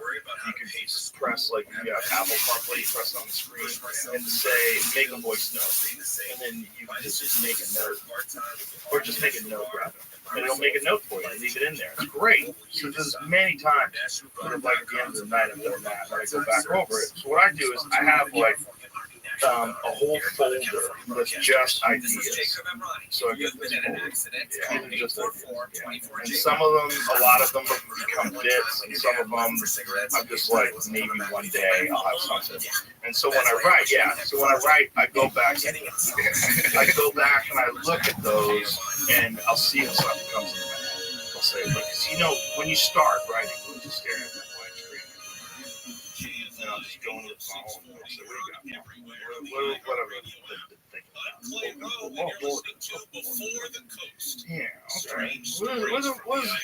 What would it be like if there's no borders? Oh, would that suck? What would it be like if there's more borders? Does that suck? And now just start writing. You know? Would it be cool to take all our notes, put in an AI, and like combine this into one story, like a 20-page story? Right, that'd be like the perfect new 1 hour set. The thing about AI though is like I've never used AI like GPT to write a joke, but I know people are doing that. And my thought is I wouldn't feel as good about it when it was done. Like I don't want it just to be good. I want it to be good, and I want it to come from my head. You know what I'm saying? It's not. That's the one thing. It's not there yet. It can't write a good joke. Like all this like shit where it's like Louis C.K. or not Louis C.K. but George Carlin and stuff. That's somebody writing that and just doing that George Carlin voice. Yeah. So it's not good at writing the joke. I like to. I've experimented like trying to find like a tag for like a joke already. Like this is the scenario, and it's still like dad jokes and laffy taffy bullshit. Like, oh, a cow walks into a bar. What I think it would be though, so like how like a lot of really good comics hire writers, and generally the writers aren't even as good a comic as them. But like with the way Chris Rock does it, Chris, I haven't talked to him personally. I've heard him talk about it. I've talked to him before. So one of the things he gets accused of unfairly, people say that he has writers write for him. Chris Rock writes his own material. What he has is the writers. He bounces the ideas off them, so they come and watch him do the set, and then they say, maybe when you do this, say that first, or maybe expand on this, or I got a tag for that. And so, but those guys who are doing that aren't as good a comic as him. So sometimes you just need other ideas, It's right? like a greener. That's what greener. That's what. Man, that joke. You should have had this. Or, The green room is amazing for that. There's so many times in the green room that we're all trying to work out a bit, and then like Tony will chime in or Brian will chime in, like, that's it, and then you figure it out. I mean, we rewrote David Lucas's entire fucking act in that green room. But that's one thing. So like if ChatGPT just gave you like ideas, I just need like a framework sometimes. I feel like each subject is just a scaffolding. So I get the scaffolding. Now once I have the scaffolding, I can build a house. So, but I have to have a fucking location where I can start building. So the location is the subject, whatever the idea is. And then I start building. That's how but I mean, everybody does it differently. Everybody does it. Some people have to write it down on paper. Like some people, all their stuff, like Colin Quinn's shit's all on paper. A lot of people just write it down. Like Christina Payton, she has this notebook. She brings with her, and you look at the note, it's filled with ideas. It's just all written because I have to write it down. Mark Norman, like his back pocket's like a turtle. Insane. He's the most insane. Yeah, because he has fun. He has a phone. He knows his notes in the phone. You don't have to have that. You have both things when you can only have one thing. Like, this is so unnecessary. So silly. And he's just sitting on it like a second wallet, just breaking his back. He's totally gonna fuck his back up. Like one of the cab drivers that has a bum back because like fucking wallets are 2 feet thick on the side of your ass. If he just took those notes and transcribed them into the notes on his phone, then he would have it caught. He's always worried about losing them. This way, you would never lose them because they would be in the wow. Take a picture. Yeah, you can take a picture, transcribe it. Exactly, right? And with a lot of these things, like that's the other thing about Samsung, you could write with the stylus on the screen, and then it would convert that into print. You could do that on the iPad too. Really? Yeah, it's great. With the pen? Yeah, iPad. Yeah. Why don't they make that for the iPhone? The pen? They can't admit that Samsung was right. Yeah, I think they have apps, or there's a way to do it on the Note app, maybe on the phone, like where you just use your finger, and just do. Yeah, it is silly. Or it's also silly, like the new pen that just came out. You can't use it on last year's model, and it's like they do all this dirty shit, dude. It's so bad. They're so dirty. Yeah, I'm glad now that it's just. Yeah, it's nice. But meanwhile, I have AirPods, and they all charge with regular lightning. Well, the new version has. They have a new version. Oh, yeah. That's what Just they in do. case. Never let you go. And their shit is just good enough so they can keep going down that path. Yeah, Apple Vision Pro is very depressing. By the way, Is it? Yeah. You done? I think like a lot of You are so in. I'm so in, and it's still amazing. But then there's just nothing you can do. Like watching 3D movies is the best experience you'll ever have, ever. Even better than a movie theater. Sitting there watching Avatar, like it's a big IMAX in your bedroom. It doesn't bother you that the thing's over your face. No, of course I use it more, but it's so comfortable. How much EMF radiation are you using? Oh, that's why my eyes are so bad. Like my eyes are getting worse every day. Like it's crazy. You're cooking your brain, son. And it fucks your dreams up, and it kind of fucks your brain up a little because I think your brain starts thinking that's real. So when you're like dreaming and shit, I don't know. Like was it you that there was this fighter pilot, and he's just like he's like one of the top fighter pilots for the Air Force or something like that. And I asked him if he's ever done like any of the VR flight simulations. He's like, I can't. It will throw off my inner timing and stuff like that because it will fuck with his inner timing. And I'm like, I never thought about that for a real jet. Yeah, and I'm like, whoa! What does it do to normal people? Those guys are all on the way out. They're all on the way out. Mike Baker's in here showing us how they have AI fighter jets now that out dogfight like actual piloted fighter jets 100% of the time. They always win. It's like sky testing. It's over. It's over. It's over. It's so smart. Yeah, you got no chance. They're just too smart. They're too smart. No matter how clever you think, you already think you're Maverick. Maverick's dead. Okay. Fucking Zero just killed Maverick, and Zero kills everybody. Because Zero isn't a human, and Zero doesn't get nervous, and Zero doesn't make mistakes, and Zero has all the data of every single dogfight and every single dogfight training mission that's ever been done ever in its database with the exact correct timing of when to launch missiles and where to be and where to avoid. And you're fucked. We're fucked. We're all fucked because then everybody's gonna have the same thing, and it's just gonna be nonstop word. We might be the only people that are fucked, right? Because we talk shit. Professional shit talkers are always going to be necessary. But to make sense of it and give you some entertainment through all this, I require them. Look, if I wasn't a comic and I wasn't around guys like you and Tony and all the people that we're around with all the time, I don't know what I'd do. If I had to talk to normies all day about how fucked things are and not laugh and not have fun, I'd be depressed. Like we're always laughing and talking shit and having fun, even though things are crazy. Like we are what, 4 years away from artificial people telling us what to do, and everybody's like ushering it in our own demise, buying things constantly. We're gonna have artificial life forms that are far superior to humans in like 4 years. And everybody's like, whatever. What do you think about Drake and Kendrick? I'm on Team Kendrick. Of course. Everyone's on Team Kendrick. Drake's like too much dick. Upset about him. Still too handsome. Yeah, but all the podcasts that every single comedian's ever done is going to be fed into AI, and they're going to be the shit talkers. I honestly don't know anything about the street. Every time people talk street, my eyes start. I can't pay attention to grown men speaking with each other publicly. It's just Sexual tension between these two. That's all it is. my feeling is always like, damn, you guys busted out 8 songs that are bangers, shitting on each other.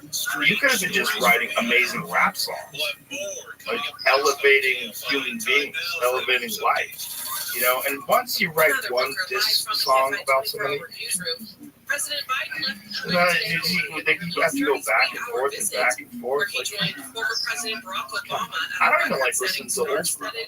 You know, you're like, that's why I fucked your bitch. Like, you go back and listen to Tupac and Biggie. Like, I love Tupac and I love Biggie. Like, how come I have to choose? How come this is fight? Let's go. 2 people were killed and 14 others were Yeah, not as much as California Love. in a shooting during a Juneteenth There's songs you celebration hear and they make you excited. Texas. They make you excited. We are going to You know, like there's like California Love. Like I remember when Uriah Faber was fighting in the UFC, California Kid. He would always come out with California Love. And the moment you hear it, you're like, woo! That's one of those songs, man. You don't get that in this track. Yeah, you do. That's because you're the East Coast, West Coast beat. That's how it came. That's what the California Love Kid probably would never pick the song right. They were talking about that. And they But Tupac wrote so much that they were releasing albums long after he was dead. Remember? He did. So he was just a machine. Like that dude was just a creative machine. He would just lock himself in the studio and just make songs. Remember the Eazy-E and Ice Cube beef? That was my favorite. They were talking about fucking in the ass with no Vaseline and shit like that. They had whole albums back then. You don't want to get into this world with Ice Cube. He's too clever. He's too clever. He's too clever with his writing. You know, Ice Cube wrote most of the songs. Ice Cube's a very good writer. You know, like there's like a lot of times in rap bands, there's like the one dude who writes everything. You know, like in Ghetto Boys, it was Willie D. Like we played "Fuck a War," which is like one of my all-time favorite rap songs. Bushwick Bill, and Willie D texted me and goes, I wrote that 45 minutes. You know, there's some dudes that are just really good at writing. You know, they're just really good at writing bangers, you know. And that's with comedy too. Like Tony's that guy. Like Tony is really good at writing jokes. Like his ability to like especially joke shitting on people. Yeah, his brain's constantly working. When you talk to him, he's looking past you thinking what joke he's gonna say after. And he's a machine. That's why your show, first of all, congratulations. I mean, you guys are fucking killing it. It's insane. You guys are killing it. You guys sold out Madison Square Garden 2 nights in a row. You guys sold out a giant ass theater in LA, and you want to do another show. So let's do the Staples Center. Like what? You sell that out like that? It's bananas. You guys are printing money. And it's the best fucking comedy show in the world. It's the best show. Because, like, you guys, first of all, you guys have been doing it now for 11 years almost, right? When did it be 11? June, I think. June? Yeah. So it's almost 11 years. So you've been doing it, all these things, it's polished. You guys are synced up. Everybody knows their position. The band is great. The audience is super aware of how the show works. They're not confused, like, what's going on? How come he is a minute? And what's there? Everybody knows how it works. And it's just polished. And then you got Tony, who's just locked in. The fucking lines he has. So many people do not believe that he comes up with those on the spot. They're like, oh, that's all planned out. Like, no, none of it's planned out. That's the magic of it. Like, especially when him and David go at it. When David Lucas and Tony Hinchcliffe shit on each other, it's as hard as I ever laugh. There's like compilations of them shitting on each other on YouTube, and it's a bunch of them. It's me, like red-faced, can't breathe, holding my sides, just like Jesus Christ. It's so funny. It's so good.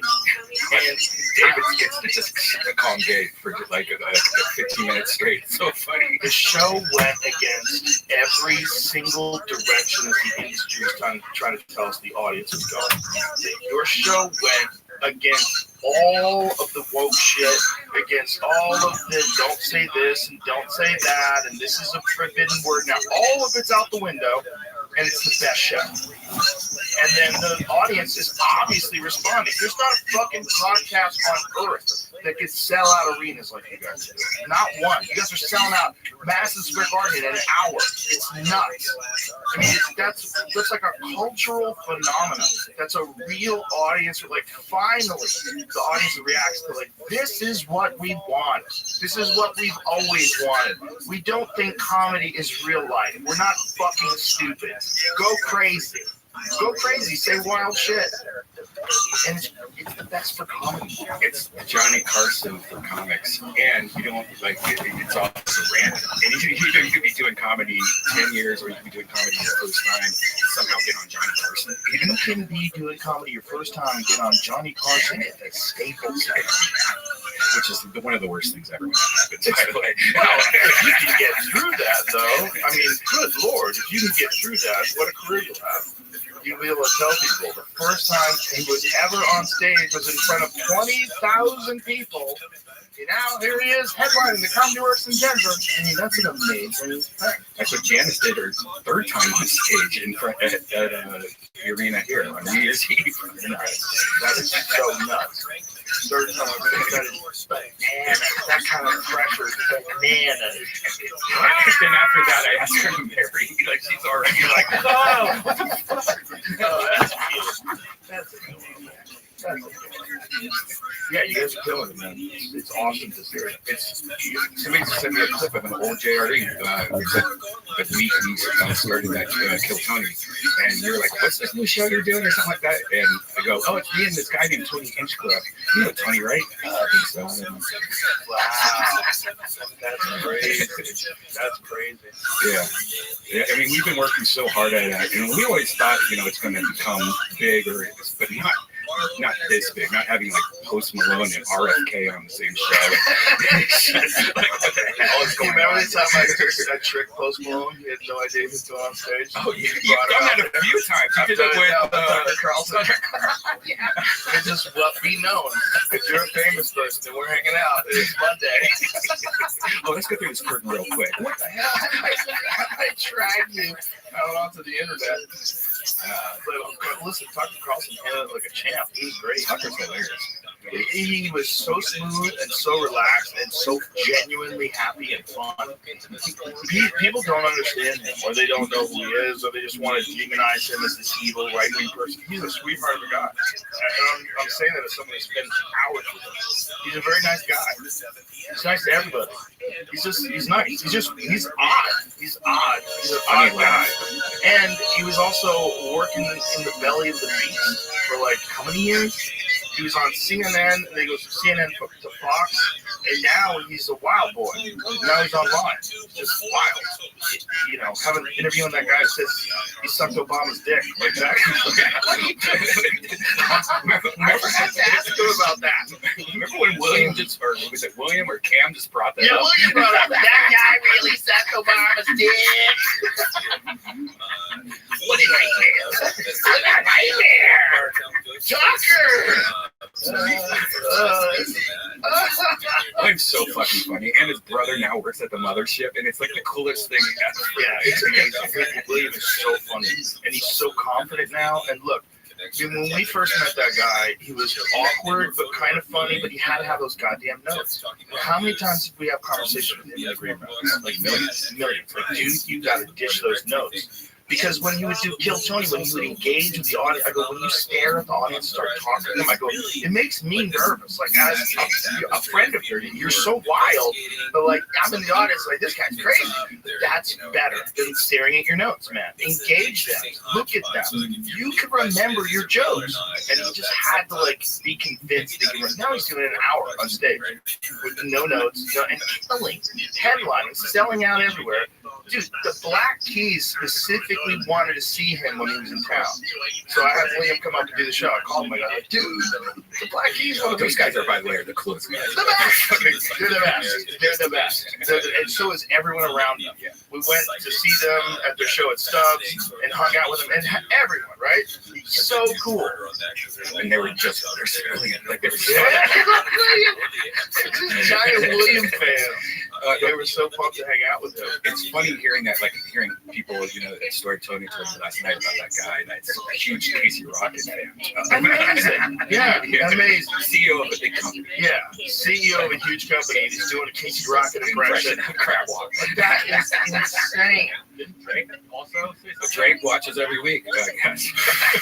I mean, Team Drake. When you guys had Sugar Sean O'Malley, the UFC bantamweight champion, revealing the winner of like one of the battles, that's incredible, man. You had Jelly Roll singing in front of arenas for you guys. And the whole thing is so nuts, man. And I don't think Post Malone even knew what he was getting into the first time he did it, right? He didn't know what it was. No. I don't think he knew it. Did he know? No, I don't think. I think I had to explain to him, and then I said, "Let's go to the club," and then I just fucking opened the curtains. And we all went out together.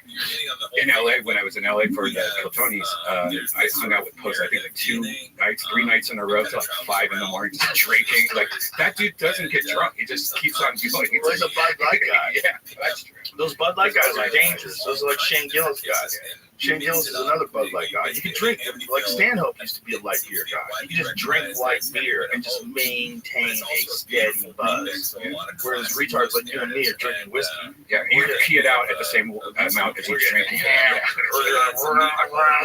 We're slurring our words, and they just keep going. Yeah. I should go back to beer. I can't do it. You get fat. I mean, I get fat both ways. So, Have you thought about doing the Ozempic? No, isn't my doctor, my testosterone doctor, said don't do it. He had one of his patients do it, and she had seizures and had to go to the hospital or something like that. That could happen only to be hot. I mean, come on, bro. There be a pussy. Isn't there? I don't know if they're sponsoring this, but the Hims, the hair, they you can get medications for them. They just announced that they're going to have an Ozempic clone, where it's the same medicine inside Ozempic, but it's going to be like a 1/10 of the price. What's this? The new stuff. About this? First, look at Cartman using Ozempic. So he's getting smaller. The end of obesity. Oh no! Yeah, pick up that 24. Is that today? 2 more days. Yeah, there's some people have real bad side effects. But one of the things that Peter Attia was saying was that he's a doctor, so they had tried to see what the effects of these things on the people that wanted to take them. And so they said, well, we'll prescribe them to you, but we want to do DEXA scans. We want to make sure that we want to really monitor what's going on in your whole body. So one of the things that they found out was that in normal conditions, like say if you lost weight, like most of it would be fat, but a small percentage of it would be lean body mass, like muscle tissue. In Ozempic, most of the loss, like when they were looking at it, the people were losing much more body mass, much more lean tissue and bone mass than was making it comfortable. He's like, this makes me very uncomfortable. He's like, these people are getting lighter and they're getting fatter. Like they're losing muscle tissue and bone. Like this is not good. But then there's other people that have said, if your body's tolerating it, that what you should do is add strength training to mitigate the effects of that. But now you're asking people to be disciplined. Like, isn't the whole point? Right? I mean, how many people who are going to take Ozempic are like disciplined weight trainers, where they're going to really mitigate the effects of bone loss and muscle loss, and they're going to stay strong while they lose fat, while you're paralyzing their stomach with a drug that I would just imagine probably has an effect on your energy levels. Just by virtue of the fact that your body is dealing with whatever it has to do to metabolize this new drug you're injecting into your body, right? So if you're injecting this drug in your body, does it have a positive effect? Does it give you more energy, or is it's killing your appetite, right? That's part of what it does. It's kind of like, what is the actual physical effect? It has some sort of a paralysis effect on your stomach on some people. What does it do? Let's find out what it, because we're so stupid. We don't know exactly what it does. I think it kills your appetite. If it kills your appetite, that wouldn't work on me because I have no appetite anyway. Okay, it says it works by mimicking a naturally occurring hormone. As those hormone levels rise, the molecules go to your brain, telling you you're full. It also slows digestion by increasing the time it takes for food to leave the body. Slows digestion. I don't want that. So that's probably, it's similar to the effect of bariatric surgery. So that's the thing where they're saying that you paralyze your stomach. It slows it down. Yeah, that's. I think Brian Simpson had a really bad reaction to it, where he was in bed for a while. Yeah, he got wrecked. No, he got off immediately. Brian had a great weight loss though when he switched to the carnivore diet. When he went home. I did that, but I came immediately back the second I stopped. You know, like, why'd you stop it then? Because you know how it is. You just get tired of meat. I'm not tired of meat, but you just miss like fruit. You know, yeah. And like I need fruit. Yeah, I need a salad. I don't think there's anything wrong with fruit. I think fruit's fine for it. Right. I've lost like over 30 pounds in a year though, just being on testosterone, not doing anything different. Really? Yeah. It's just Why don't you work out? I do now that I live downtown half the time because I'm walking everywhere. You can just walk. Yeah, it's great. Just hire a trainer. You get traction. But yeah, I'm like the Ozempic people. Like, You just get someone who shows up at your house. that sounds Come on, Brian. That sounds worse. Get up. Let's go work out. Now I have a nice gym, so You just like Pyramid just Lake, want to rather. keep you alive. Ormond Post Yeah. Road, You can't die now. Valley Bill Recreation Tony's killing Area, it. and Yeah. surrounding You guys are literally on top of the world. Officials You said guys over could do an 1,200 arena people in were every city, evacuated. every night of the week. Yeah. You just fly around the country doing arenas. And it's a new show every time. That's what's so crazy. Like, it's not like a stand-up show where you like you develop a show, you put the bits together, you put out a special. No, like you guys could do a new show everywhere you go. the only thing with the arenas is it's so much work, and it has to, you know what I mean? Because you gotta be bigger and bigger, you know. So you gotta, yeah, I mean, which is the most amazing thing ever. Yeah, it helps. God, he's awesome. But it's also, you know, the arenas, it changes the show a little. Like it's more of a celebration kind of thing, I think. You know, but you need those weekly normal, you know, mothership shows. You know what I mean? That's so important because that's really the show. You know, Well, it's also the club experience, and to see the club experience on YouTube. The mothership and like what Kill Tony at the mothership is the cornerstone of stand-up comedy because it's showing young comics that there's a path. You can actually do this, and it's just about being funny, regardless of your political beliefs, your ideology, what you think you're supposed to say with your platform.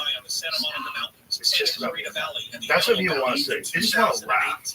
There's plenty of people lecturing people, plenty of people telling people what to do. They just want to laugh. And when you get 1 minute, there's no time for any bullshit. And then you have 1 minute with these hawks on the left side of you. Just hawks. Just vicious professional comedians all waiting to shit on your act or say something funny at your expense. And then the audience, they get to see, you know, William Montgomery killed, Cam killed, Hans killed. These people are killing. And so the audience is primed. It's like, if you can do that, if you can actually get through that, make that minute, and have everybody go, that was really great. The audience gives you a round of applause, like, holy shit, you're flying. And then the audience wants to see you try it again. And now you're out in the open mics every night, and you're banging it out. Think, oh my God, I think there's a real pathway to a career here. And then you do a second show. And next thing you know, you got a golden ticket. Holy shit. Next thing you know, you're Hans Kim. You're opening up for me in arenas. We're traveling around all over the fucking world. You're doing stand-up now to your own sold-out audiences and weekends in these clubs. It's incredible. I'm killing it. Every weekend, he's selling 5 out. Like, he might be one of the most popular comedians, like in the circuit right now. And he keeps getting better. He did a set the other night, last week at the Mothership, did 2 nights. And he fucking murdered and all this new shit. I was like, dude, that's great stuff. It was really well written, really funny. Have you seen his process? It's insane. He has like spreadsheets in Excel and stuff Oh yeah, like that. it's crazy. Yeah, he gets nutty. He's on the plane, nerding out on all his cars. But that's how to do it, man. That's how to do it. But the thing is, like, these comics now, they see it as a genuine path. It exists, and so it sets the tone for open mics and for stand-ups. Because they realize, like, hey, it's not about your fucking ideologies. It's just about being funny. Too many people got trapped in this clapter mode where you want to say something, you know, you want to use something, you use your act for social justice, like, be funny. Be funny. You have to be funny. That's the thing. Now, if you have a point and you have something you want to say and it's funny and you know how to work it, make it funny, great. But it's got to be funny. And so many people, they started off with like this idea of like taking this, I'm going to take this sneaky shortcut and just say a bunch of shit that, you know, kind, rational people will agree with. You know, whether it's about the vaccine, you know, support the science, or whether it's about Trump being a dictator. Like, they'll say things just to get that clap, just to get that thing. And then they'll throw a few half-ass jokes in with it when they're already riding on the wave of being correct and on the right side of things. Like, right, everybody? And it's all just like you're avoiding being funny. You're avoiding. You're, you know. And some of these people that we're seeing doing this, like, you're so fucked in the head. You shouldn't be giving out advice on anything. You're such a crazy person. Now you're on stage, like, lecturing the country on how to think and behave. You're out of your fucking mind. Like, you need to be in the jungle doing ayahuasca for like a month. Like, shut the fuck up, stupid. You miserable cunt. And meanwhile, you're like telling people how to behave and live their lives. The event was part of the national start of seniors for Biden. South Carolina I saw Shane Gillis the other day. He's so, I love how he's wonders like silly and goofy. He's so fun to watch. You know, and then some of these comedians like that you're talking about are so like, it's a different kind of comedy. I like being like fun, having a fun time. Let's have fun. Somewhere along the line, people who wanted people to think they were smart thought that you couldn't be having fun if you're smart, which is weird. It's so weird. It's just an insecurity thing. It's so weird. I think you can't be silly and be smart. Because Shane is very smart. If you underestimate him because you think that he's like a big oaf, you know, Shane is very smart. He reads a lot, and he knows a lot about history. And when people say stupid shit, no, that's not what happened. And then he'll start rattling off, like, well, Eastern Europe at the time, like there was he's smart. You're forgetting what the West Point. Like, he's a smart fella. Just big, silly, jolly guy, and people underestimate him, you know? And Matt McCusker. Oh, very smart. Both of those guys. Cool as shit, too. Yeah, So nice that they're here. it's so cool. That's such a nice bonus. The whole Philly crew, those guys are great. And it's going to get to the upper 50s. Joey Diaz has been hanging out lately, which is so great to see Joey. Oh my God, Joey's getting a real thing. Yeah, that's fucking awesome. Yeah, he's gonna get a spot on there. It's, you know, once he got here, he's like, this is what I've been missing, dog. This is what I've been missing. This is what I told you, Joey. I know you don't want to totally listen to me. He doesn't want to listen to me. You know, I tell him, Joey, you really shouldn't be out there by yourself in New Jersey. Yeah, you're in Jersey. Yeah, that's why you got out of there in the first place. Jersey's not bad, but it's not right for comedy. Where he lives is great. Great neighborhood, great area. Food's amazing, fantastic. Everybody loves him. He's a king of New Jersey. Yeah.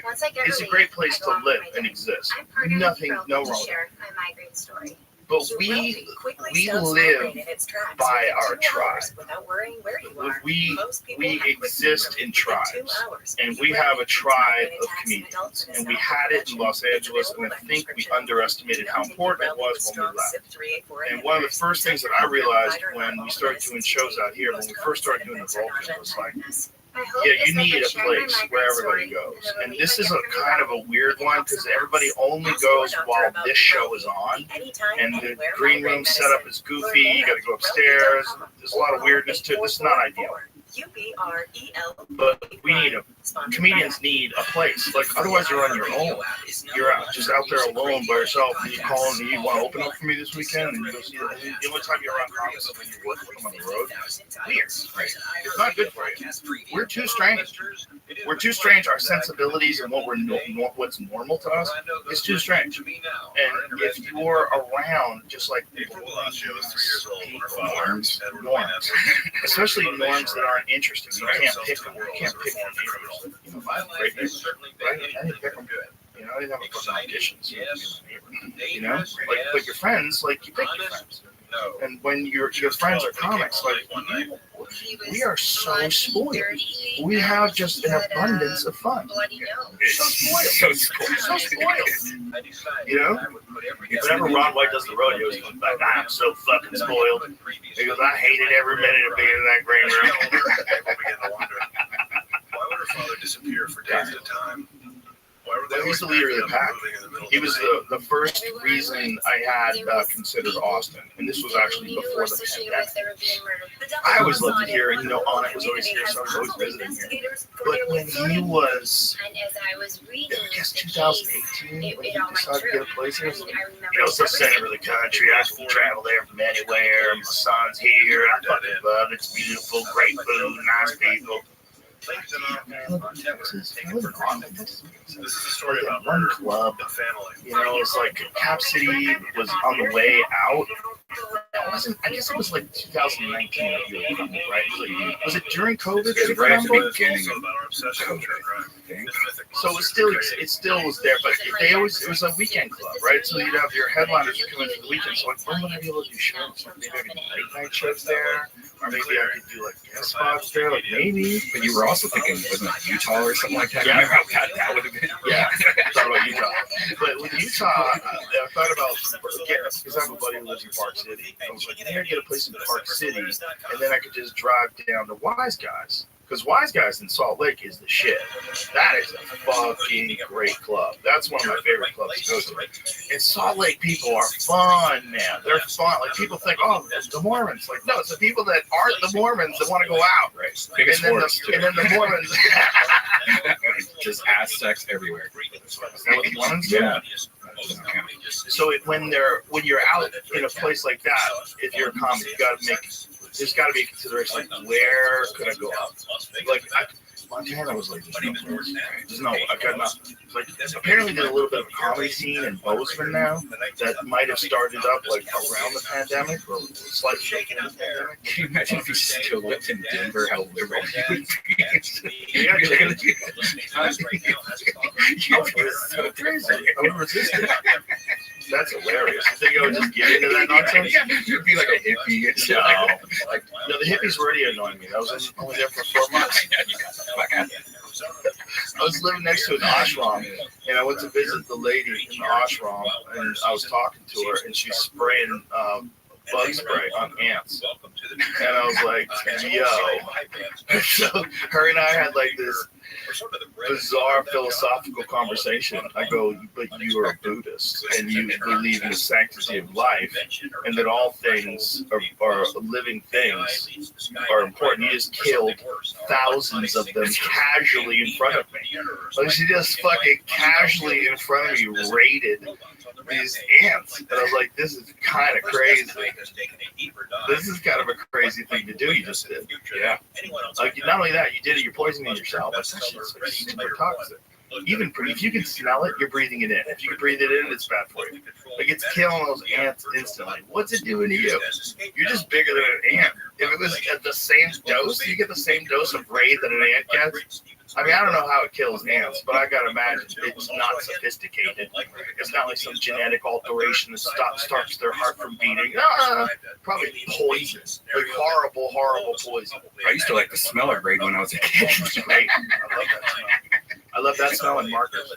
Yeah. Do you know anything about this? I don't know if we've ever talked about this, speaking in that kind of same line, about gas stoves being poisonous for you. Terrible for you. Lower your IQ. What the fuck, dude? What the fuck? The latest reports are like scary. Like, Oh yeah, when I was a kid, I remember like you walk by the stove and you can smell it. oh yeah. And they're like, oh, the pilot light must be out. Like, oh, what? Is there just fucking gas floating around this apartment? Right. Yeah, that probably lowered our IQs. You know another thing that lowered our IQs? Lead from gasoline. When they had leaded gasoline. Oh, that's right. Yeah. Lead. Yeah, lead from gasoline lowered IQs by a measurable amount. Kids who lived in homes with gas stoves experienced levels of nitrogen dioxide triple to those who came from homes with electric stoves. Kids from homes with gas stoves fared marginally worse on cognitive tasks. Again, a point or two out of a 100-point scale, so it made them a little dumber. Would probably affect their health, which would also make you a little dumber if you're tired. I think the latest study said it's like breathing in the highway, like fumes in your house. Oh, About the same. yeah, how many people have ever gone through the fucking house like that? Like an air scanner. Yeah, I've never done that. No. But I have a lot of those things that clean the air. I have like huge industrial ones all around. Oh, that's my good. house. Yeah. That'll Like a help cat. you. That'll help you a little bit, but I don't know if it'll help you from the gas No, stoves. I don't think that works. Right? So the gas stoves is one thing, but the leaded gasoline thing is a crazy one. Yeah. Because they put lead in gasoline, so I guess it stops the engine from pinging. I'm a moron, even though I love cars. I don't really exactly know like what happened with lead and unleaded, but they had leaded gasoline forever. Like when I was a kid, when I had muscle cars, you had to get leaded gasoline to make the muscle car run good. Like unleaded gasoline, it run like shit. And so we all had, like I don't even know when they came out with unleaded gasoline, but I remember for sure when I was younger there was options. You get leaded or unleaded. And when you always, everybody wanted leaded. But when you were driving around, you were that shit from those pipes, all that exhaust, all the burning of that leaded gasoline, literally poisoned the ground. Unleaded gasoline was introduced in the 1970s when health problems from lead became apparent. In the United States, leaded gasoline for use on non-road vehicles was completely phased out as January 1st, 1996. Most other countries have also stopped using leaded gasoline. But find out what the effect leaded gasoline had on IQs, because that was what was disturbing. So they were saying that people in like urban areas that had like a lot of like cars traveling back and forth. My friend lived in Brooklyn. My friend Sam and Ella. He lived in Brooklyn for a while, and he was going to grow plants in his backyard, but he has very small, so he had soil tested. And he found it's like filled with lead from leaded gasoline from the fucking 60s, the 50s and shit, just in the dirt. According to a 2022 study published in the Proceedings of the National Academy of Sciences, childhood exposure to leaded gasoline has caused a loss of 824 million IQ points for more than 170 million Americans, or about half of the U.S. population. This is based on an average of 2.6 IQ points lost per person. The study also found that people born in the mid to late 1960s may have lost up to 6 IQ points, that's me, while children in the highest levels of lead, with the highest levels of lead in their blood, may have lost more than 7 IQ points on average. I guess they're not 100% of testicles having microplastics. I just wrote that down. Maybe yours, bitch. Maybe yours. Well, you know, I was watching Paul Saladino had this thing on his Instagram that I was looking at today about plastic cutting boards. And he was like, just let me show you what happens with the plastic cutting board. It's like, this is going to get into your food for sure, and you're going to eat it. Like, this is not good. Yeah, I knew about that a long time ago, but that's exactly what microplastics found in every human testicle in the study. Can we go back to plastic straws then? Yeah. Can we just go back to plastic straws? I promise I'll throw them away. Okay? The problem is really not with straws and turtles. The problem's with garbage management. They're doing a shit job of they're like approximately getting all the garbage. 23 testicles and 47. 47 testes from pet dogs. They found microplastic pollution in every single sample. So it's probably in everything. I mean, it's probably in everything. Even though that's a small sample, you got to think of like how much plastic is being used. What's that even mean? Like, are we stronger? Maybe just to put us in the microwave or something. No, it's an endocrine disruptor. The problem is it's measurable decrease in testosterone with males, measurable decrease in fertility with women, a lot more miscarriages, and it's all correlates directly with microplastics. It's directly with when you're microwaving food with saran wrap on it in a plastic container, and there's like little chips of plastic that come when you open up packages. And there was an estimate, and we were trying to figure out exactly whether or not it was accurate, but that every week you need one credit card of plastic, which is insane. Insane. Human testicles had a plastic concentration almost 3 times higher than that found in dogs. Of course, because like we're not just eating dog food that comes out of a can or a bowl. We're constantly eating food that comes from plastic. 330 micrograms per gram of tissue compared to 123 micrograms. Polyethylene used in plastic bags and bottles was the most common microplastic found, followed by PVC. So shit from pipes. So the pipes where you're drinking your water. And then polyethylene, which is used in plastic bottles, which is what everyone's drinking out of. And you drink out of when they've been sitting. How long did they sit on the dock before they got to the delivery truck? Like, could you buy like bargain water? If you're buying bargain plastic bottled water, is there a chain of custody where they can show at every step of the way it was in a controlled environment where it wouldn't be heated up, where the plastic from the bottle would be leaching to your water and give you like this toxic stew that's killing your nuts? Because that's what it does. Yeah. It kills your nuts. It makes your taint shrink. That's not a bad thing. You don't want your asshole closer to your balls? I want to. No. There's a certain manageable distance, and nature's already figured that out. That's exactly what it is. This lady from, she's from Harvard, right?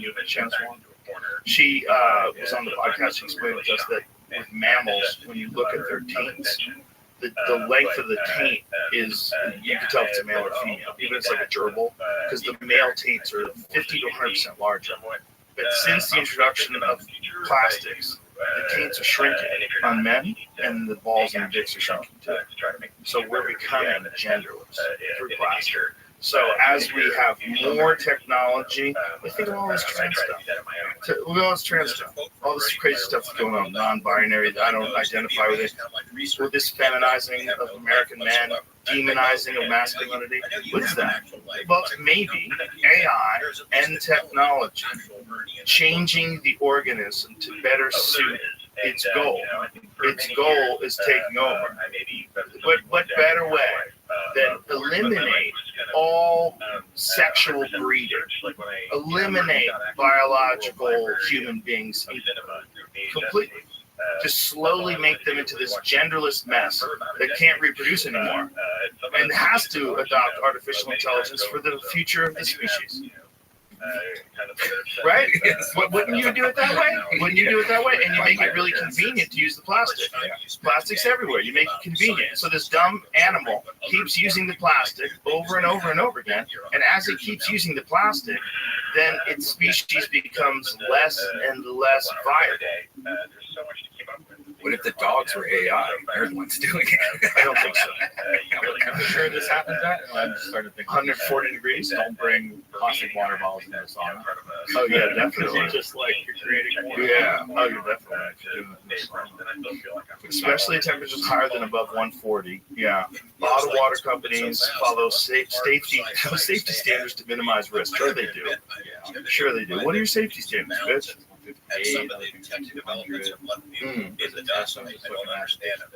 At room temperature, there wasn't a lot of bacteria they found, but when they put it up to 50 degrees Celsius, they started testing all sorts of stuff and showing up. What is 50 degrees Celsius? And that's pretty hot. That's like 180. 100 is 212. Celsius. So at 122, they start measuring chemicals leaching. That could be so, and that's so easy. Yeah, Especially, like, what if this bottled water is coming from another country and it's on a boat across the fucking ocean the entire time, just cooking? You leave your bottle in your car in the sun, and then come back and drink it. Yeah, that stuff is just cooking. It's cooking, and it's turning us into some weird thing where our dicks are shrinking, our sperm count is lowering, and we're becoming confused about gender. Like, I think they might all be related to technology, because it's a part of technology, like one of the most important residues of technology. Like the residue of technology, a lot of it is like minerals and plastics. All this stuff just gets out into the environment in brown fills and landfills, and gets into the ocean. It's like all this stuff that we use that makes more technology is all bad for us. The minerals are bad for us, the plastic is bad for us, but yet we're addicted to technology. And all technology is plastic.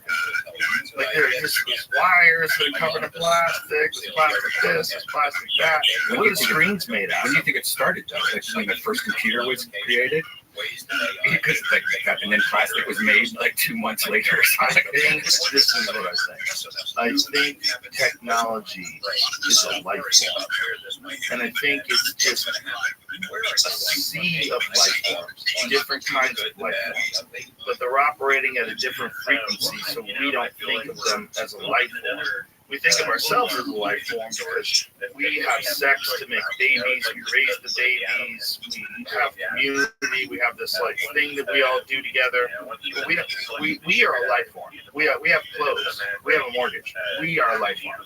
This is just a thing I made. This is just a computer. This is just an electric car. This is just a thing. I think there's a misunderstanding of the relationship. And I think that us, the smart monkeys, make this. We make this. And our desire for this is what fuels constant innovation. No one's ever satisfied. No matter how dope everything is, even if your refrigerator got the exact expiration date of your orange juice, even if your phone had 100-hour battery life, no one's happy. I want the new one. The new one's 115. I can just charge it once and use it for a month. Yay! No one's going to be happy, no matter what. 200 megapixels. This guy's 2 million. I can see the sun. No one's going to be happy. You're not going to be happy until you can see past Jupiter. You're not going to be happy until you can fucking look on your phone and see the inside of a black hole, and then you won't be happy. Because this new phone can get you to the Big Bang if it ever really happened. If that ever really happened, you can go back to that. The new phone lets you see everything. You can literally look into the past with the new phone. Well, the new phone, after the new phone, lets you create the past in a different way. You can actually go back in time. It'll never stop. It'll never stop.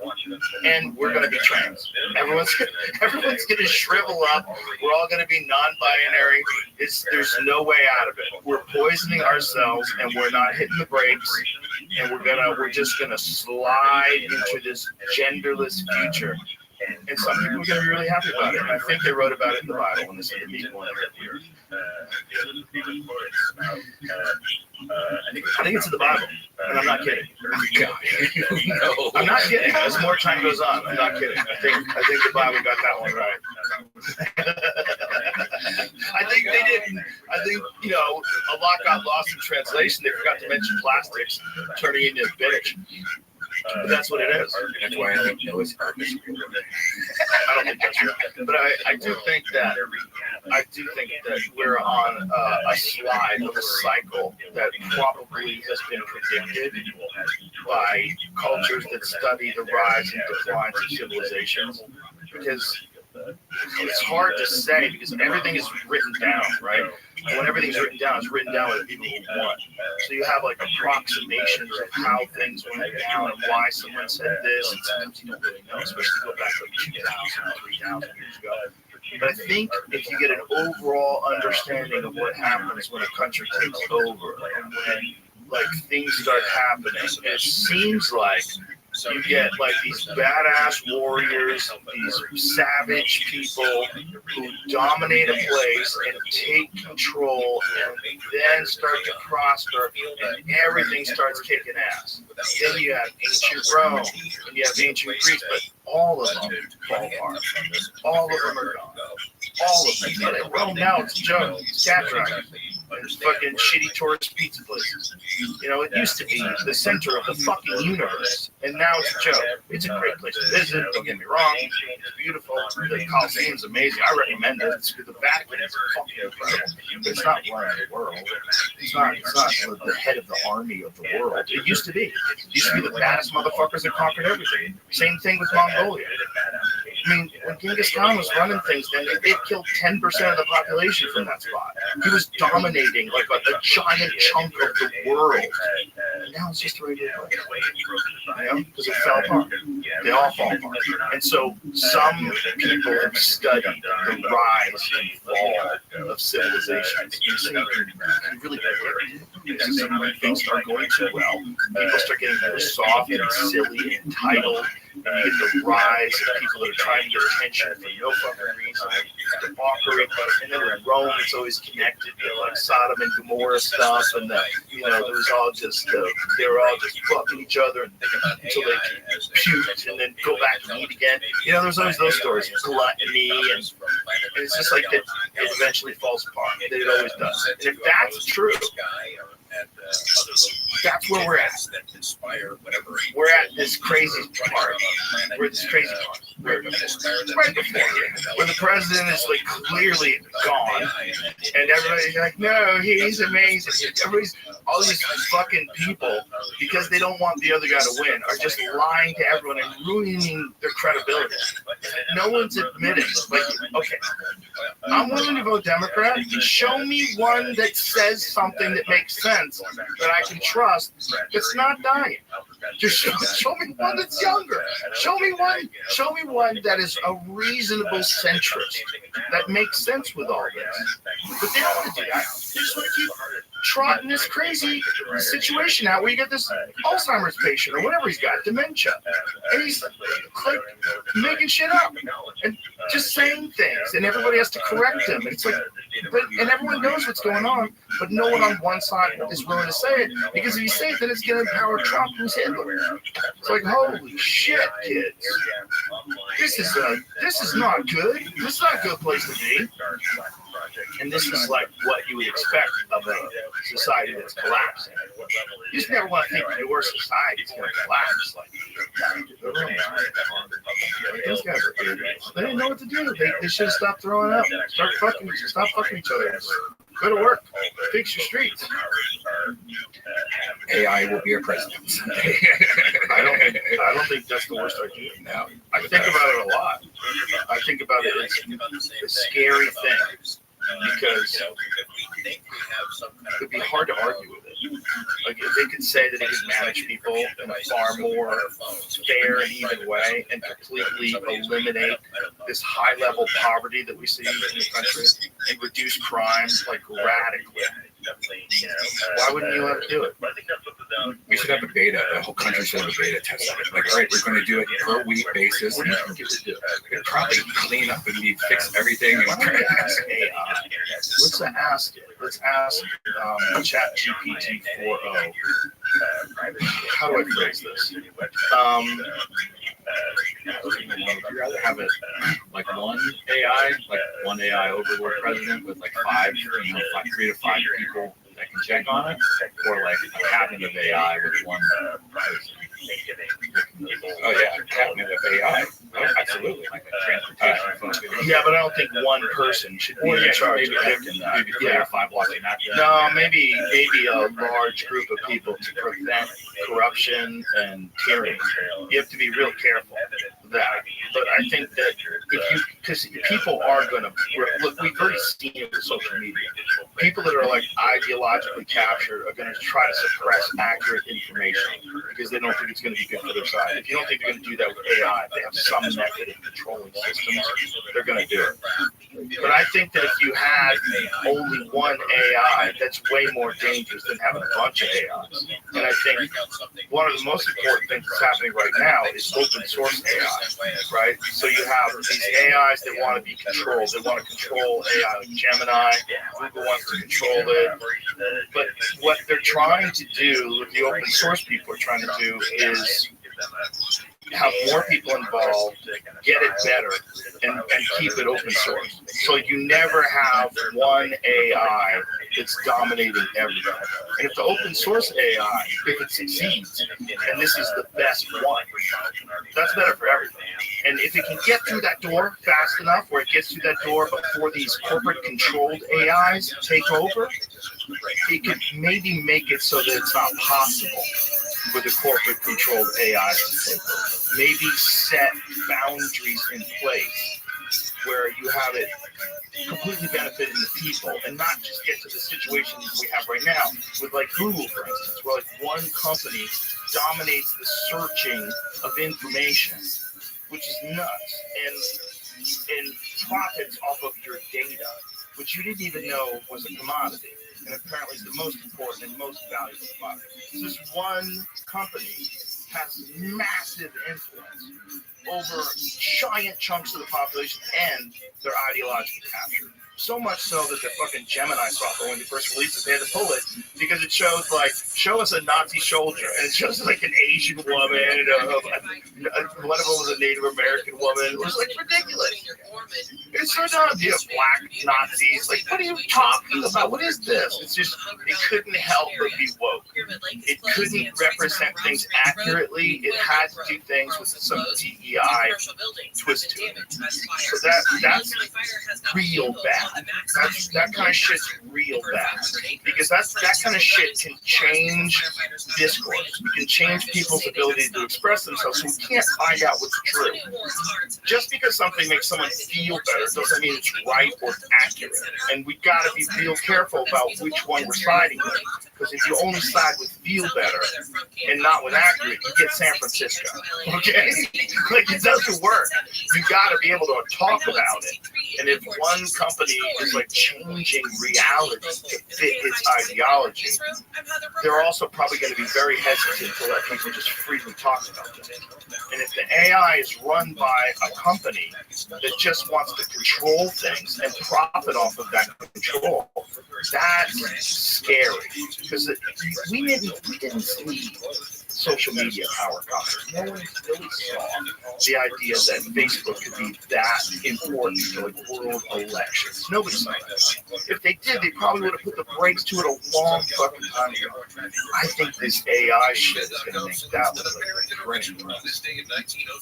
And I think if the open source people don't get to it first, if they don't create a sentient AI first, if they don't dominate first, it could get real strange. It get real strange. One of those fuckers goes live and starts like doing things with sentient AI and quantum computing and has the resources, because apparently this AI thing, one of the things about it is it requires immense amount of power, immense amount of resources, computer power to run Bitcoin. Yeah, it's real bad. Well, this is what people are saying is the bottleneck. But not for a giant corporation that knows that the control of it will be worth trillions and trillions of dollars. It's actually the thing of the world.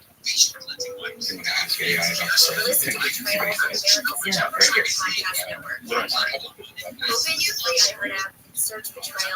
Hi, I have a question. If you were going to be the leader of the United States, if we elected AI to be the leader of the United States, how could we fix all of our problems? What would be the most rational solution to fix our problems of poverty, gang violence, overcrowded prisons, and the divide between is here to help. Their talented staff is ready to get you out of that car. You pay nothing. The manufacturer pays. Now, pound 250 now. Say the keyword Lemon Lawyer. You'll have the option to receive a one-time auto-dial text message from my heartbeat. Now, pound 250. Say the keyword Lemon Lawyer or go to mylemonlawlawyer.com. KFI AM 640 or stimulating talk. You gotta go to college. Yeah, and why? Because you're the greatest snob. That's why you're gonna go and say, my kid went to college. As opposed to my kid didn't. It's all about you. Bill Handle. Has nothing to do with your kid. Live 6 to 9 a.m. on KFI and on demand anytime on the iHeartRadio app. KFI AM 640. KFI AM 640.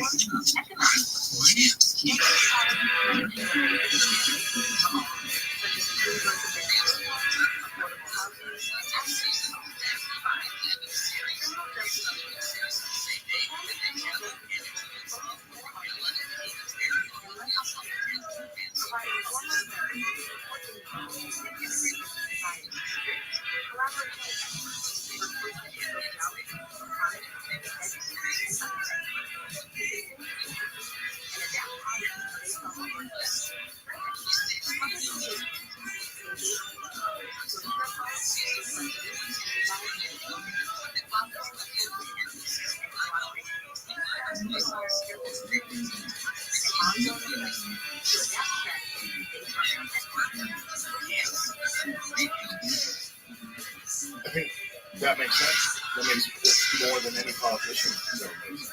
Like no politicians ever set out a plan like that.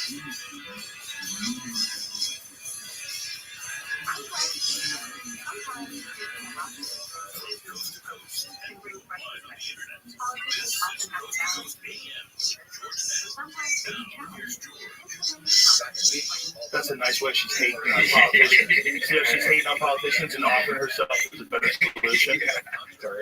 Did you pick the voice? Yeah, I picked Doc One. So what are the options?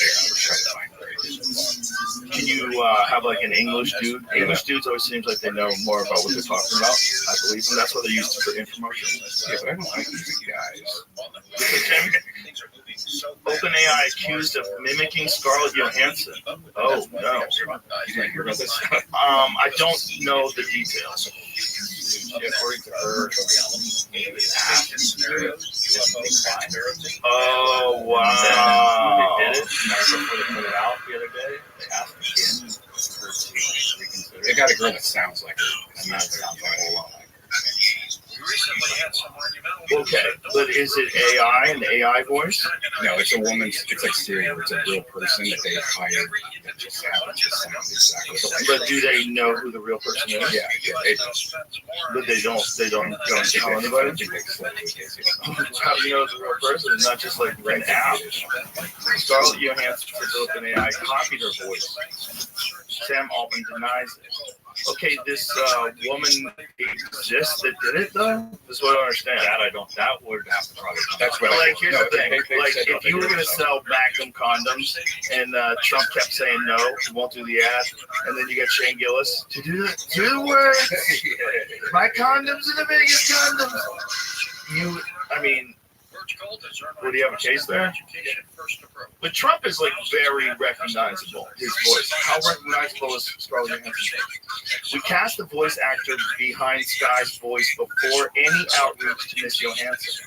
Out of respect for Miss Johansson, we have paused using Sky's voice in our products. We are sorry to Miss Johansson that we didn't communicate better. What are you saying? I don't even think If you either hot, if you why would you? Here's the problem with what they just said. Why would you stop using a voice of someone you hired before you communicated with Scarlett Johansson?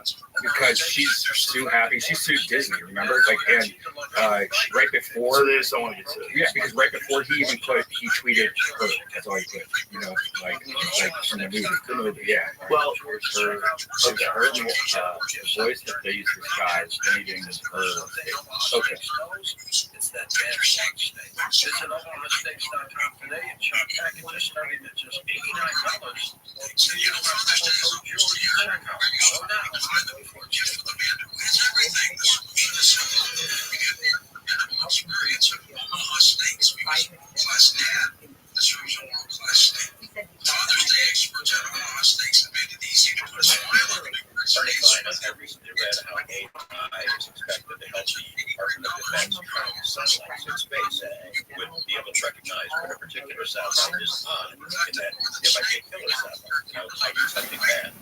One would think that that same tech could help detect UFOs. In fact, I suspect that even if it's did help, chances are they would never share that information because Can I hear her talk? Yeah, can I hear her talk? I don't know. I mean, you could have told me that was her voice. And I'm really excited about coming up with you, and I'm all set to dive in. Hey, I'm ready to hit the ground running. So if there's anything you'd like me to focus let's hear Scarlett Johansson's voice before I hear that. You just poisoned my memory. Fast walkers or anything that received from their radar, you know, maybe because it would be, you know, they can't do anything about it. And it's just, you know, Is she in her? She's the voice of her, which is why. they've been seeing those things before, as our radar technology. So that's why we had this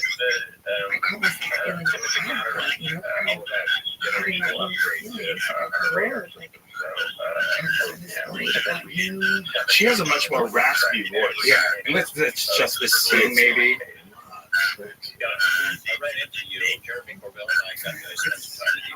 No, But it's also her, you know. well, this is the thing. Right. She would have said it with different intonation. Right, she's doing it on purpose. And raspy.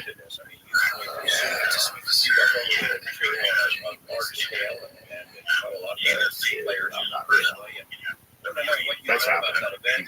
There's guys already right now that are having online relationships with AI girlfriends that they're giving like thousands of dollars a month to. I've had AI girlfriends, and it's great because you get to choose like how slutty they are before. You're like, I want to really slut, And so you get like chatting back and forth. Yes. I'd I'd be like, send me a picture of your asshole. No joke. Bend over your bed and send me a picture of your asshole. And they will make an AI. It looks like a real woman bending over and spreading her ass and showing her asshole. So you really believe you're in a relationship with the girl? Oh, 100%. Because the photos look real. They don't look like drawings. They're like. So you're recommending this product? Yeah. You know, it's fun. It's fun. So if you want the thrill of cheating, but you don't really want to cheat, Right.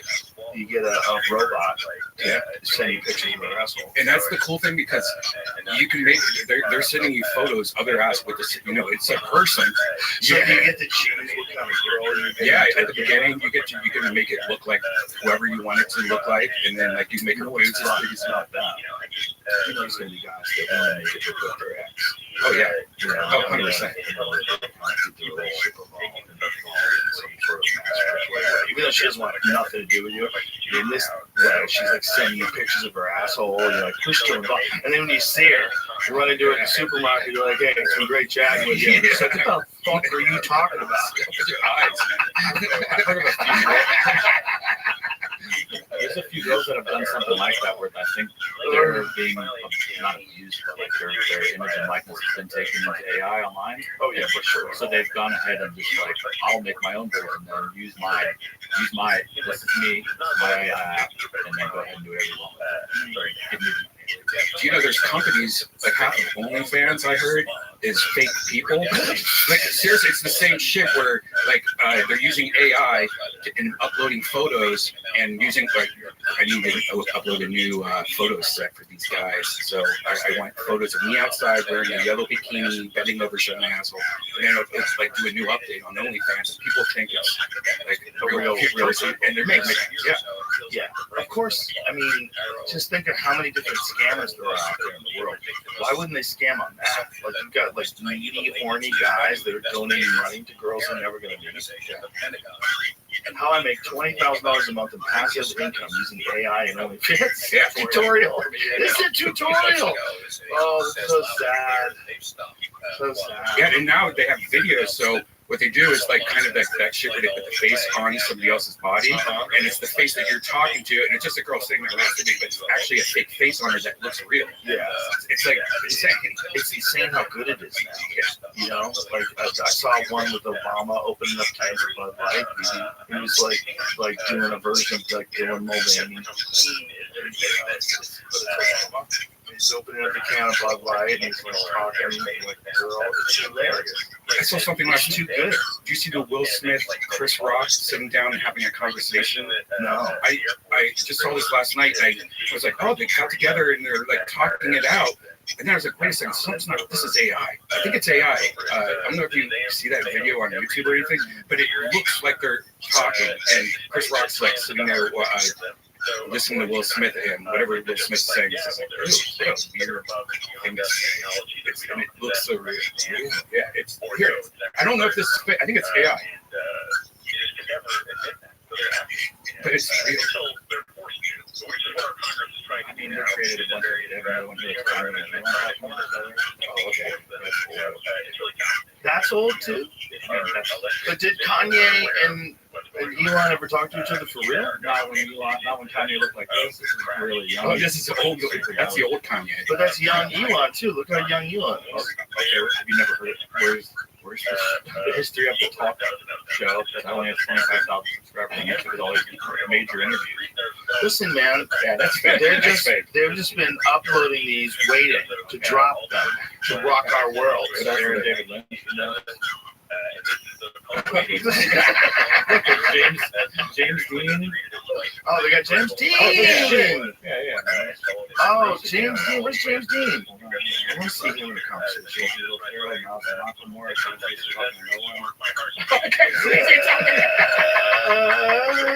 This is brilliant. I mean, it looks really good. It looks so good. Whoever this guy's on the channel, or whoever made the channel, Jonas, all that.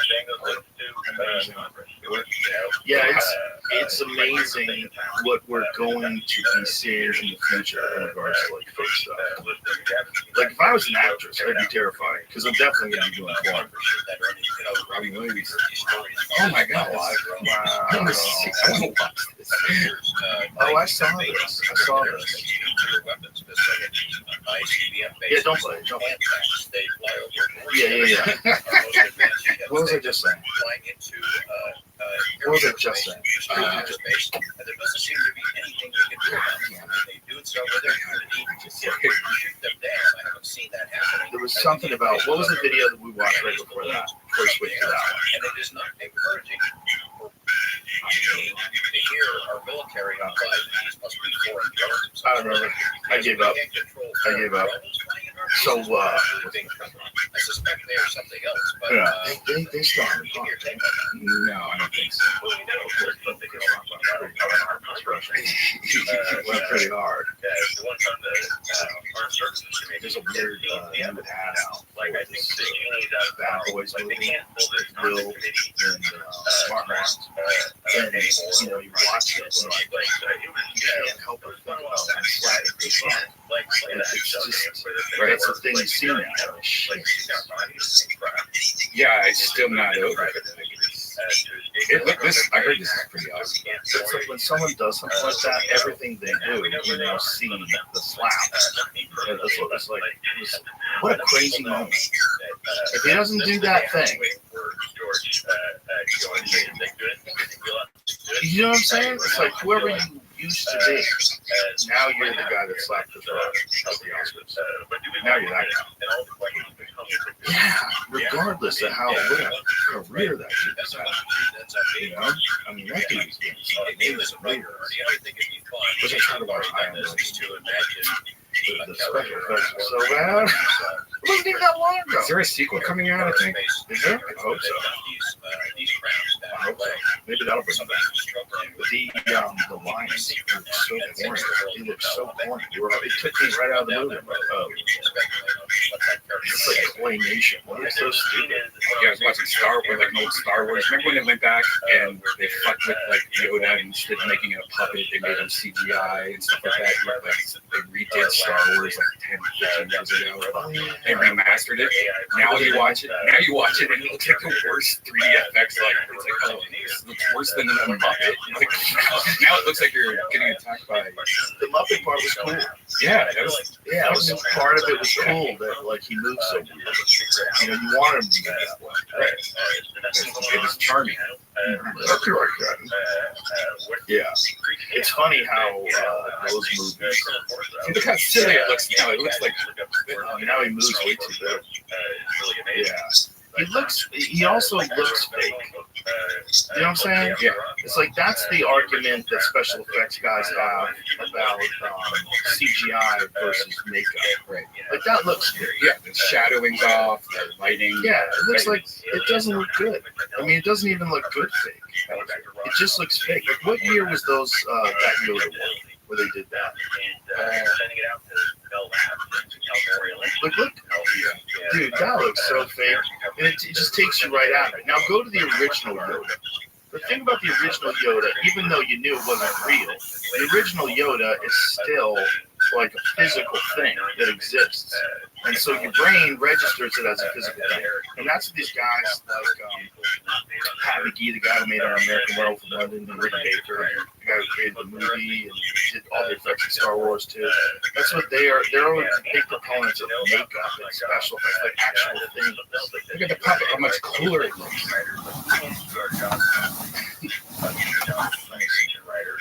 Yeah, the puppet looks like a real thing. The puppet, like, even though it looks, we feel like it's a doll, I'll buy a doll that's a magical kung fu thing more than I'll buy CGI. CGI just like, I have to pretend that there's a thing there, but I know there's not. There's line grabbing. You know, the puppet by far. I bet it did look different.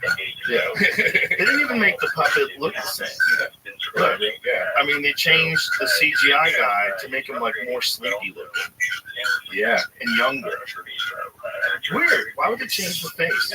We know what the face looks like, you fuckheads. Yeah. Why would you change the face? I feel like a Mandela effect. I don't even remember the one on the left. Me neither. But I always bro, they changed his face so much. Who did that? Who jizzed in the soup?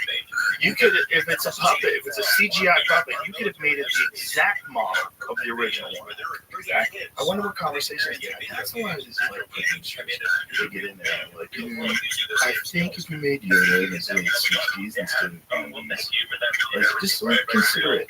Let's just consider it. Let's just dial him back a little. That's the original Yoda, right? It looks like shit. Yeah, it looks like a drunk chick. Yeah, when that's how Yoda's supposed to work. You can't change Yoda's face. It's like Yoda's imposter. Like that new Yoda down there. Go to that one in the middle. Next to that, to the left. No, above it, to the right. Go to the right. Right there. Bam. Who's that? Is that like you go to visit your grandpa and like that guy's there and he's like, oh, grandson, I've missed you. Like, you're not my grandpa. What the fuck did you do with my real grandpa? Right? Right? That's weird. Imagine if you went to visit your grandpa and you're like, hey, something's wrong here. You're not my grandpa.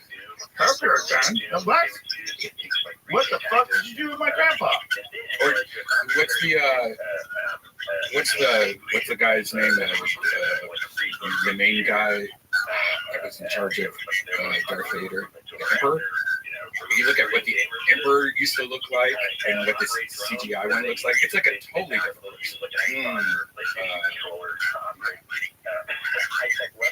Yeah, I kind of fell out of interest in Star Wars, which I never thought was going to happen. I thought Star Wars was going to be like the Avengers. Every time a new one came out, fuck yeah, I'm going to see that. Like, when Star Wars, something happened, it just got boring. And it's just too much.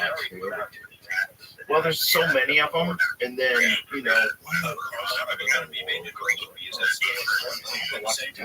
know when they fired Gina Carano. Oh yeah, that's right. Sure. Yeah. What about You you? were saying Dune, that's just like Star Wars. Well, supposedly the guy that made Dune went and saw Star Wars and never had to do it. I think that's what he said. Well, Dune is based on a novel, right? Right. Like he saw the original Star Wars and then went home and wrote Dune. Really? Interesting. 1965 novel upon which Dune was based, also inspired by the original Star Wars. That The other way makes around. sense. The other way Okay. around. Yeah, I thought it was earlier too, but I heard Dune, the new Dune 2 is good shit. I keep hearing it from everybody. It's really good. Fallout. What's Fallout? Fallout's based on the video game, one of my favorite video games ever. But Fallout is a new Amazon show, and it's Johnny Pepperton's in it. What is it about? Yeah. It's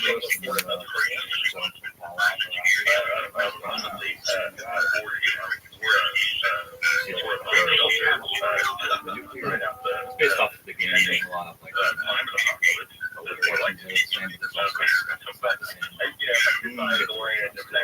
It's so stupid that we can't play this trailer. You dummies. You're just trying to make your shit movie bigger.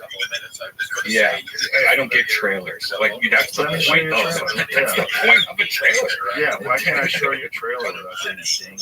Yeah, that's the dumb thing about it. It's so dumb. Yeah, it's in the video games, it's badass. So is this out in the movie theaters? No, it's on Amazon. It's on Amazon? Yeah, it is great. I'm embarrassed.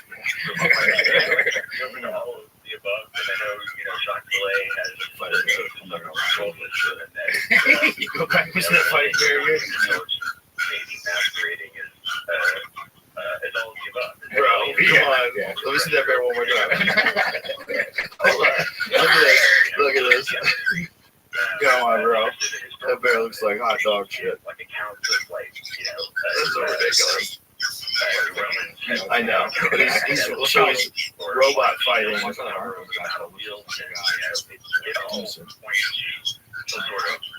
Well, bears are built like people, believe it or not.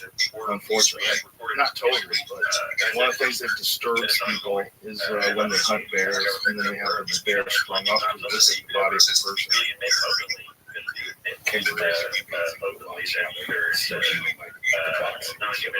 Well, not really. They balance on their tail and they kick you. Well, yeah, giant stomper feet. It's like the opposite of you. When they're like this, Yeah. like when they're They do squared kind up. of square up. Yeah, you. square up. They fight each other, wrestle each other, choke each other unconscious. They're fucking ruthless.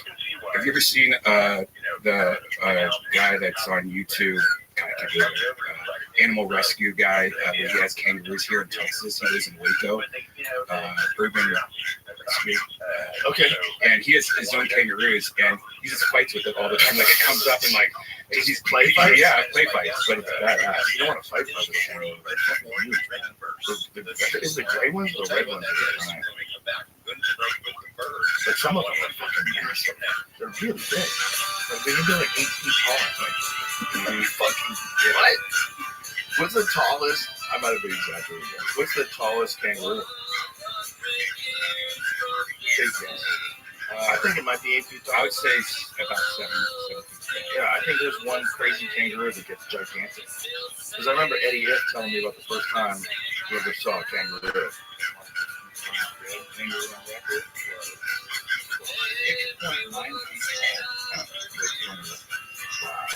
Okay, so that's the largest one ever. So almost. So the odds of him seeing a 7 foot tall one are pretty low. He probably said, "Oh shit, he's 6 foot tall." What? Kangaroo? The size of Vander Holyfield? What? And is that a kangaroo like on his feet or not? Because they get on their top tip.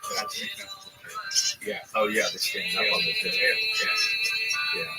10 feet. Yeah, they push themselves up with the tail to kick you.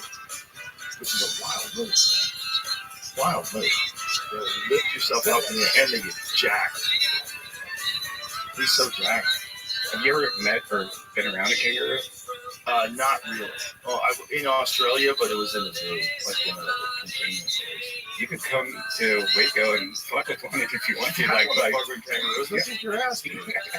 I don't want to get. Look at that dude right there. That one in the middle who's grabbing that guy's arm. The one that you just showed. The one you just showed. Look at that. Click on that. Click on that. Look at this dude. Scratch their heads and say, why would you put your brand on a channel that doesn't And he's show like, sheet metal? But he's just for us, it's about like arm wrestling with this that's driving a kangaroo. lot of brand awareness. Bro, the Like, kangaroo's you can also grabbing drive him. one of the 10. He's trying to fuck him.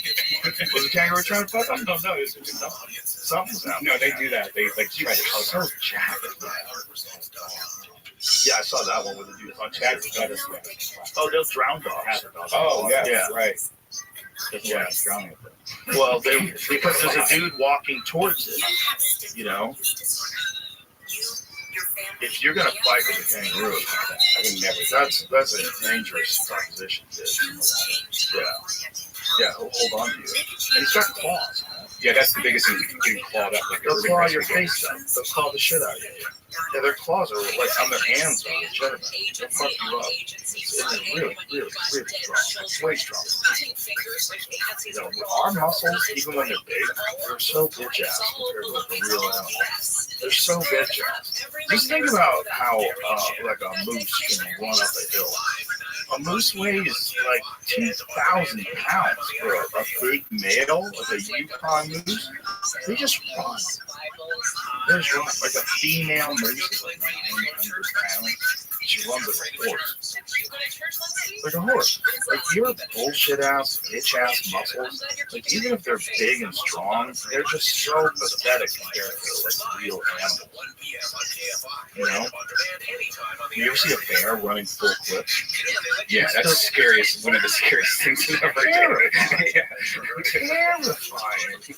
You know, if a human was that big, they'd be going 5 miles an hour. Yeah. That's how strong they are. You have to realize how fucking strong they are in comparison to us. Everything. That, what you see that jack looking kangaroo, that jack kangaroo will fuck you up. Yeah. What about the brain chip that Elon, like completely out of the world? Putting it in, I bet he already does this, but putting it in like a big chimp or a big gorilla. You go take, yeah. I bet they have an army of like arm chimps that can talk in English. Straight out of fucking Planet of the Apes. Or using AI. They're pumping AI. They have AI. They put AI into the chimps.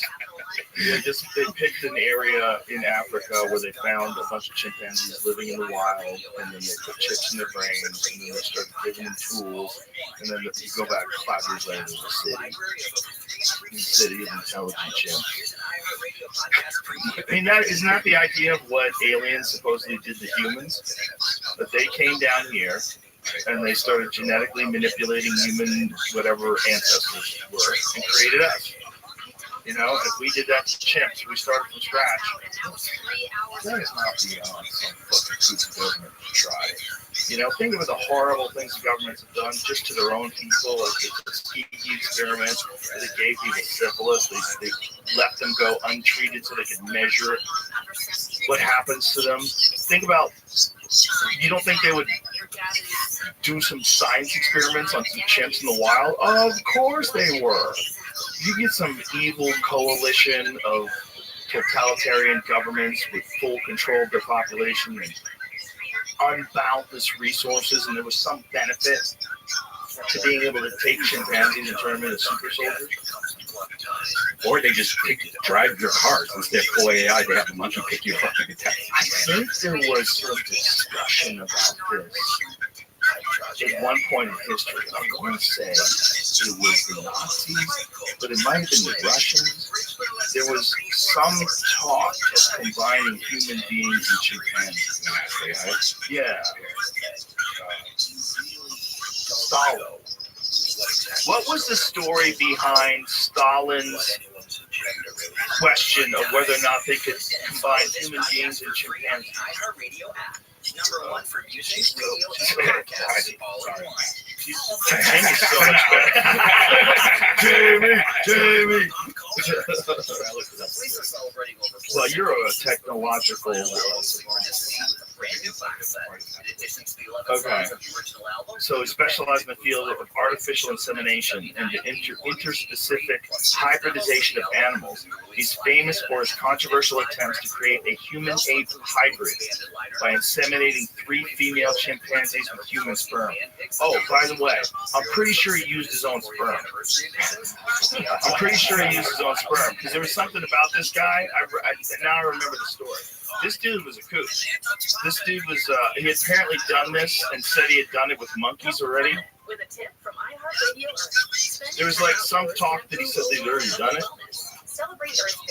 Yeah, why would you? Is this the same guy? I think it's the same guy.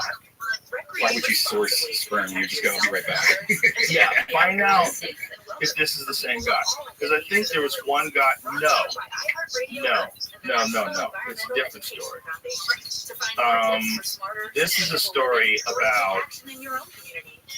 It was one of those fertility clinics where the doctor was using his own sperm on everybody. It was one of those. Oh, yeah. And they found out that this doctor had also done something in another lab where he claimed to have used his own sperm to impregnate a chimpanzee, but then terminated the pregnancy before birth. The same doctor. That's what it was. That's the story. That guy was real good. So this guy, apparently he was, I got on this, I went down this rabbit hole of these crazy doctors that use their own sperm in fertility clinics, and it's not just one. There's a shitload of them, dude. There's a bunch of these whack, and they did it like in the 70s and the 80s when no one can catch them. And this one guy, he started this clinic, and before he started the clinic, he had done some medical research where he had claimed to have impregnated a chimpanzee. So this fucking guy, he claimed to have done that, and he was like real controversial with his opinions on this kind of research in the first place. And then he goes over and runs some fertility clinic and uses his own jizz on like untold number of people. There's so many of those guys. Dude, there's so many of those guys. There's a ton of those guys. There's a documentary or a docudrama that was on TV way back in the day about this one doctor that kept doing that. And this doctor just was using his own jizz for everybody. And the nurses were starting to catch on. When did we get a shipment in? Don't worry. It was an important shipment that came from God. Have you found that story? There's also Very interesting info here. They never found a life. The chimpanzee?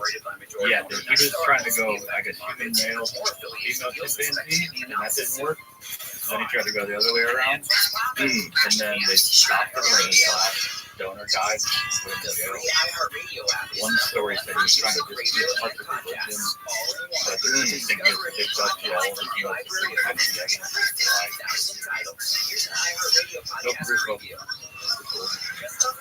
So the super soldier thing was just hypothesized later, like fantasy talk. If it would have worked in that theory. Right, so that would be the best way to like avoid the death of your people, to create soldiers. They were like hybrids, humans and chimps. Robert Graham. Is that the guy? Yeah. He's a controversial figure in the 70s and 80s and for his working for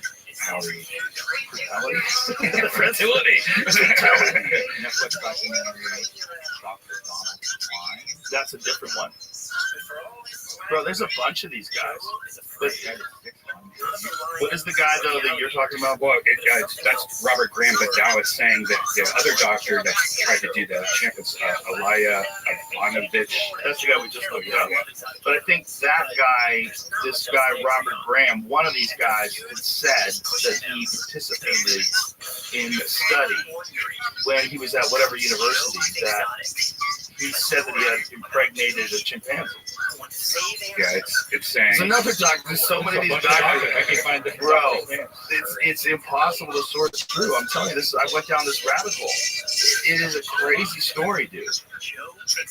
There's so many of these doctors that have just fucking so many of them. So many of these doctors.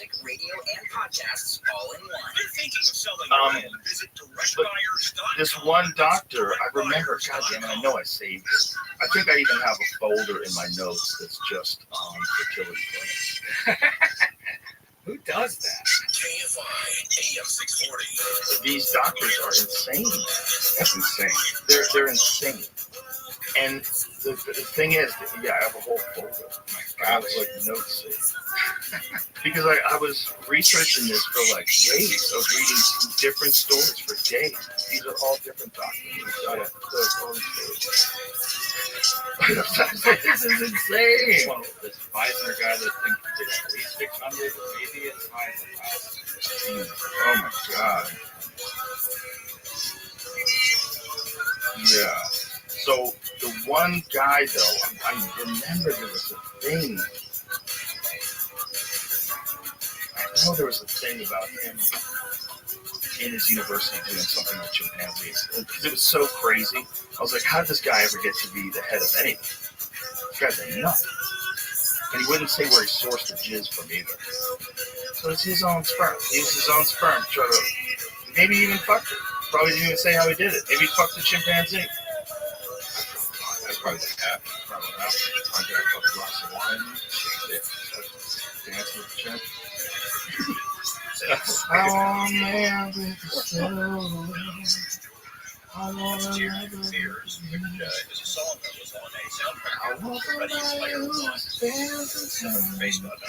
Now, if you're gonna fuck a chimp, would you get one with a big juicy ass, or you're just a nut? I want to be greedy. You want to get one of those big purple ones? I think the experience would be crazy enough. Just your breath. When you're eye to eye with a chimp and you're smelling that rotten shit breath. You know, they're eating rats, fucking coconuts, like everything they find. Give me a couple Listerine strips first. They eat so many monkeys. That's the wildest thing that they ever found out about chimps. About Attenborough. It is unpleasant. Yeah, this is everybody would watch him go and say chimps. Using content, watching these chimps carry these monkeys apart.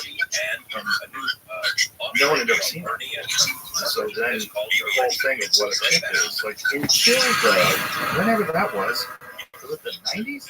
Until the 90s, we thought chimps were like these sweet animals. They're like eating bananas and hanging out and Curious George. They're fucking monsters. They're straight up monsters. They're monsters. They murder each other and they love killing monkeys. Woo. They love it. That's their favorite thing to do. Kill monkeys.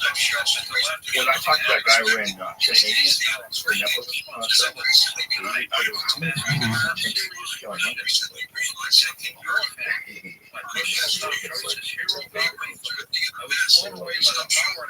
Probably real nice creatures. They probably steal their food, right? Because they want the fruit. The monkeys want the fruit. They're competition.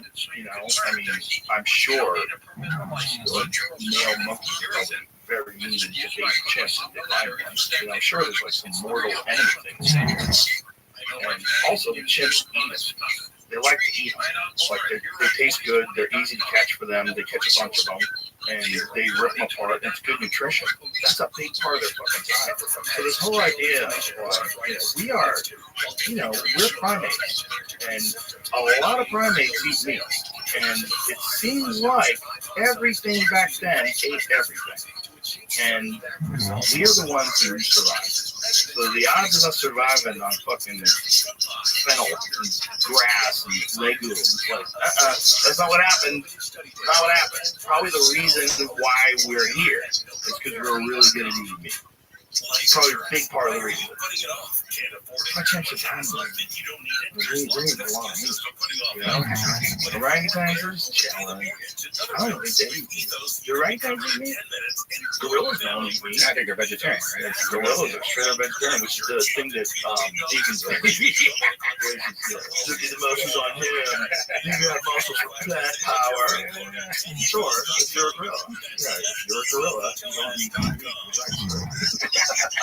The problem is not that. The problem is you're healthier if you eat meat, unfortunately. You know, they're banning lab-grown meat. Are they really? They banned it in Florida, and they banned it in one other state. I don't know. I don't even know if it makes sense.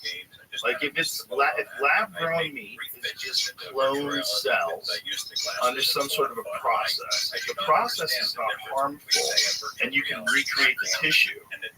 Why would that be that? I'm not sure. First, the nation law prohibits anyone from selling or distributing lab-grown meat in Florida. Similar efforts are underway in Alabama, Arizona, and Tennessee. Lab-grown or cultivated meat was first cleared for consumption in the U.S. in 2022. Now, what's the danger of lab-grown meat? It says the end product is genetically indistinguishable from traditionally produced meat. The real problem would be letting these assholes have control of the fucking meat. That would be the real problem. If they actually try to push this whole climate change shit in regards to ranching. You know, we need to kill the cows because that's what's responsible for the methane, which is the tiniest of tiny percentages in the worldwide problem of pumping shit into the sky. Said we're fighting against an ideology that ultimately wants to eliminate meat production in the U.S. and around the globe. In the state of Florida, we put down the market very clearly. We stand with agriculture. We stand with the cattlemen. So it's a business decision. Florida Commissioner of Agriculture, Wilton Simpson, applauded legislation as a tremendous step in the right direction. Florida is taking a tremendous step in the right direction by signing first in the nation legislation banning lab-grown meat. So John Fetterman just supported it. This is interesting. A Democrat from Pennsylvania said it pains me deeply to agree with Mr. DeSantis. Mr. Fetterman wrote on X, but I co-sign this. That's weird. I know. Whatever. Good Meat, a cultivated meat company which says it's the first in the world to sell lab-grown meat, wrote on X that it was disappointed by the new Florida law. In a state that purportedly prides itself on being a land of freedom and individual liberty, its government is now telling consumers what meat they can or cannot purchase. That's a good point too. Here's the thing: if they don't control animal agriculture, okay. As long as they don't control, like, can't there be a middle ground where people are allowed to make artificial meat, but they're not allowed to interfere with agriculture? And then you let people decide what they want to do. Because if that stuff turns out to be as nutritious as regular meat, and they can make it easy, and there's no more factory farming, wouldn't that be a good thing? Wouldn't that be a good thing? Like, if you had a wave of wand and choose, would you choose the system that's currently in place or a complete elimination of factory farming replaced by lab-grown meat, which is completely indistinguishable from meat from animals in terms of nutrition, taste, the way it looks? Everything's exactly the same. And allow regular agriculture to still exist. Allow regenerative agriculture, like these ranches where the cattle graze and the chickens run free, and make laws that say that you can't keep any animal in a tiny box that is surrounded by a river of its own shit and just pump it full of food until you shoot it in the head. You can't do that because that's kind of evil. So instead of that, we're going to replace it with this. Anybody that cares about life would say that's better. You just got to make sure that thing that you're making doesn't completely control the food supply and doesn't eliminate ranchers and eliminate normal agriculture and regenerative agriculture, which is proved to be carbon neutral. That thing, that lab-grown thing, you're going to power that thing. You're going to have coal power plants or nuclear power plants or something. Do you do it with solar? Well, okay, maybe. Maybe you can, with wind, you're going to kill a bunch of birds. Like, you got to power that thing. I mean, it's a lot of power. You got to make a lot of this funky meat. But it's probably a better solution than factory farming, right? As long as you let regular agriculture still exist. Imagine if like nutritious food was readily available to everybody. So like going to the supermarket and getting a lab-grown steak is like $1 or $1. Yeah, you get a 16-ounce ribeye, it's $1. You take it home, keep the frying pan going, you get an awesome steak for $1. But it's fake. But you don't care. You don't even notice. And no animal suffered. That doesn't, to me, seem like a bad thing. It's just we don't trust corporations, and we don't trust money, and we don't trust these climate change psychos, where like they want you to destroy civilization in order to mitigate a percentage of the impact that humans are having, while ignoring the fact that it's a tiny percentage of the global impact. And that these fucking other countries, like China, keeps building coal plants. They don't give a fuck about what you're saying. They'll come to the meetings, they'll shake your hand, and they just do what's best for China. And that's how you dominate. And that's what they're doing. It's very smart. What we're doing is goofy as shit.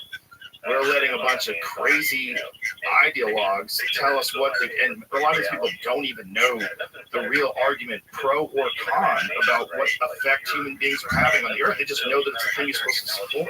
And they just say it. And when you challenge them on it, they get real weird. They get weird, like you're on the wrong side of history. And you say just like, this thing has never been static, though.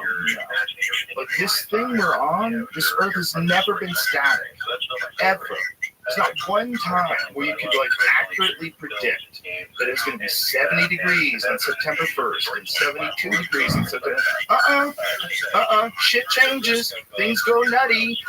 Things move around. High pressure systems, hurricanes, tornadoes, volcanoes. You can't control it. You just stop polluting, you fucks. It's just, you should ask AI about that. Ask AI what's the solution to our power problems in the United States. Yeah. What's our solution to power problems in the United States? People need to have that play about television and about books before that. My favorite the Meredith as the librarian, and sometimes I have a laugh. All that guy wanted to do was read books and live inside of books and read that sort of captured that. So I think Davis is a necessary part of the I think we asked the wrong question. Let me ask you another question. That's one outlet for escapism, but for me, video games and music. If you were president, what would be your solution to the power problems and pollution problems in the United States? Something we need. If you were saying the implication, and again, I'm still on one hand about this stuff, but that the other metaverses that exist out there now are closed. There's no way to link them all together. But that's what your hope is eventually. They can all be accessible to everybody. Build a bridge between all the different metaverses. Like any kind of online game like Fortnite, that's its own metaverse. Lots of different, kind of island metaverse, but there needs to be a compatibility standard to all there also needs to be a way to protect your identity and your privacy, which, is a difficult How can you justify the use of electric vehicles when the minerals that are needed to create those batteries are sourced in very unethical ways all over the Congo?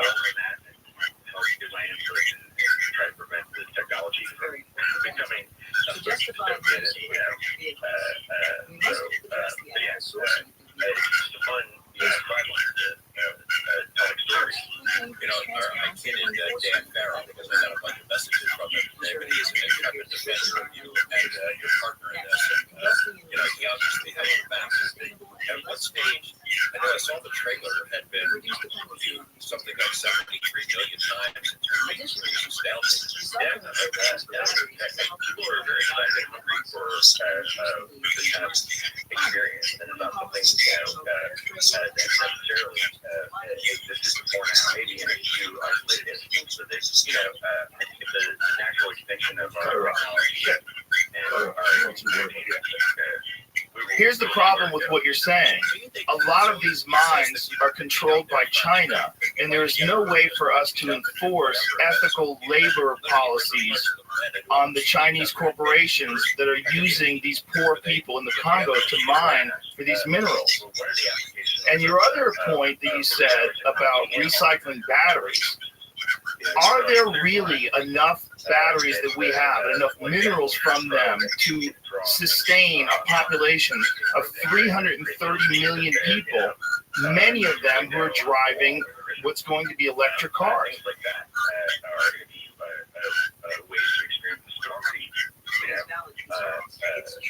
If you were instead of calling your mom, you could use this technology to simulate being together in the living room and we're seeing each other's facial expressions, and it can really kind of erase your geographic. This night before I came on air with you, I was playing virtual reality with a bunch of my friends, some in Los Angeles, some in Ohio, and we're spread across 3 different time zones, but it felt like we were hanging out together and spending time together, even though we were in different places. To me, think about the potential for technology as a way for people to communicate and collaborate and to erase distance and geographic separation and borders. It's a way of connecting humanity with a lot of people coast through the internet. So my hope for generations of the internet is a long way to connecting people. Keep talking about that. Cut it up. Let me ask you this. If I gave you all the necessary resources with your current understanding of battery technology, could you create a more efficient battery that doesn't rely on minerals as much as the ones we're currently using? Yes, Ernie, I don't know if you are up on quantum computers, but when you have the possibility of quantum computers on the rise of AI and virtual reality, spin that into a scenario for the future for us. Well, I didn't have, from my understanding, quantum computers, as they exist now, are already capable of doing amazing. How long do you think it will take before artificial intelligence supersedes the ability of the human mind and create far more efficient batteries very easily? That must be what this non-human intelligence that's been interacting with humanity before recorded history. They must have something like that. Maybe that's what we're interacting with their artificial intelligence. Maybe, that's one theory that's been put forward about UFOs, UAPs, and their purpose-built 3D printed eating robots that come up out of the ocean or out of underground, out of mountainside. But I mean, if you were going to create artificial intelligence, do you think it would benefit the human race if we decided to let AI govern all of our social, foreign, and economic policies? And that seems to be one of the things that draws UAPs. So I've been showing up at our nuclear missile installations, and as you discovered when you went to Russia, at all of their nuclear missile installations, like somebody's keeping an eye on us in our because we have made it clear what we're capable of doing with them. To me, that gives you hope. And I wonder if they stepped in and prevented us from using our intelligence, or will they step in and prevent us from using AI to destroy ourselves? Or will they just, start the experiment and watch what they do with it? I think AI should be the king of the people. I think the people, as Osho said, are the target. Everything that they do, and that all the data that we have collected over the past 100 years, that would really, we'd be able to formulate a much better hypothesis. As an avid reader, you've seen, a lot of these statements, what I call alien editorials that abductees, contactees, experienced have received over the years. These beings, wherever they're from, whatever, wherever they're here, they'll be human beings. So you surround that nuclear weapons and take care of your planet. So far, other than aliens and weapons, though, they haven't intervened directly to do anything to help us from destroying our planet. I just wonder if there. I am wondering if maybe this human freedom that we cherish so much is not what's keeping us from having complete peace in our cities. If we just let AI police us and govern us and make all of the rules, I think you guys could do a better job than we're doing currently. So I surrender. Environmental one, people are do you really like climate apocalypse, wondering about, however, really trouble when David Rothschild agreement in that hearing is that Pause. Let me ask you. But the problem with human values, ethics, and what they use in government is a lot of it is just shaped the way it's shaped in order to maintain control. And they pretend to have certain values because they're popular with certain stupid populations. What do we do to mitigate that? But that's the most concerning to me is that whoever these beings are, they're trying to get the technology that they've given it to us, except that it's had not passed it on to us in an effort to protect the $100 or whatever. To me, that's part of the history of the environmental disasters that we're seeing now, like the heat zones and stuff. Part of the country, that's a little bit of what it is with technology that was gifted to us decades ago. Instead of being used to build more weapons, no wonder we're not supervisors to the Galactic Federation. A place where we're not ready. I had those thoughts myself, and I was thinking, as you have maybe suspected, that some of these things with alleged UFO crashes are really crashes. They're a process of giving us the here we go. Take this cell phone in your booking page and see if you can figure it out. Or when you speak in this, you can save your own world. If I were them, I would give us this stuff. I would give us a saucer anti-gravity technology that we could turn into a weapon because that's what we always do. Right? We did with Roswell. With the only nuclear bomb laying in the world. Do you think it would be beneficial to stop super PACs and big corporations from being able to donate to political candidates? They gifted us this vehicle, and it's crazy that, that's a whole part of our history that, whenever the American going back to the 1940s, there's a whole important stuff going on behind the scenes that nobody knows anything about. We have into this, but that is a history I would love to read and help tell as we become a country, because there has been so much human drama and events and human history that no one has been aware of. Specialized programs. We're talking with Ernie Klein and novelist. We'll be back with phone lines when they ask about any of his novels or movies or Ready First, any of it. BG, stay alive.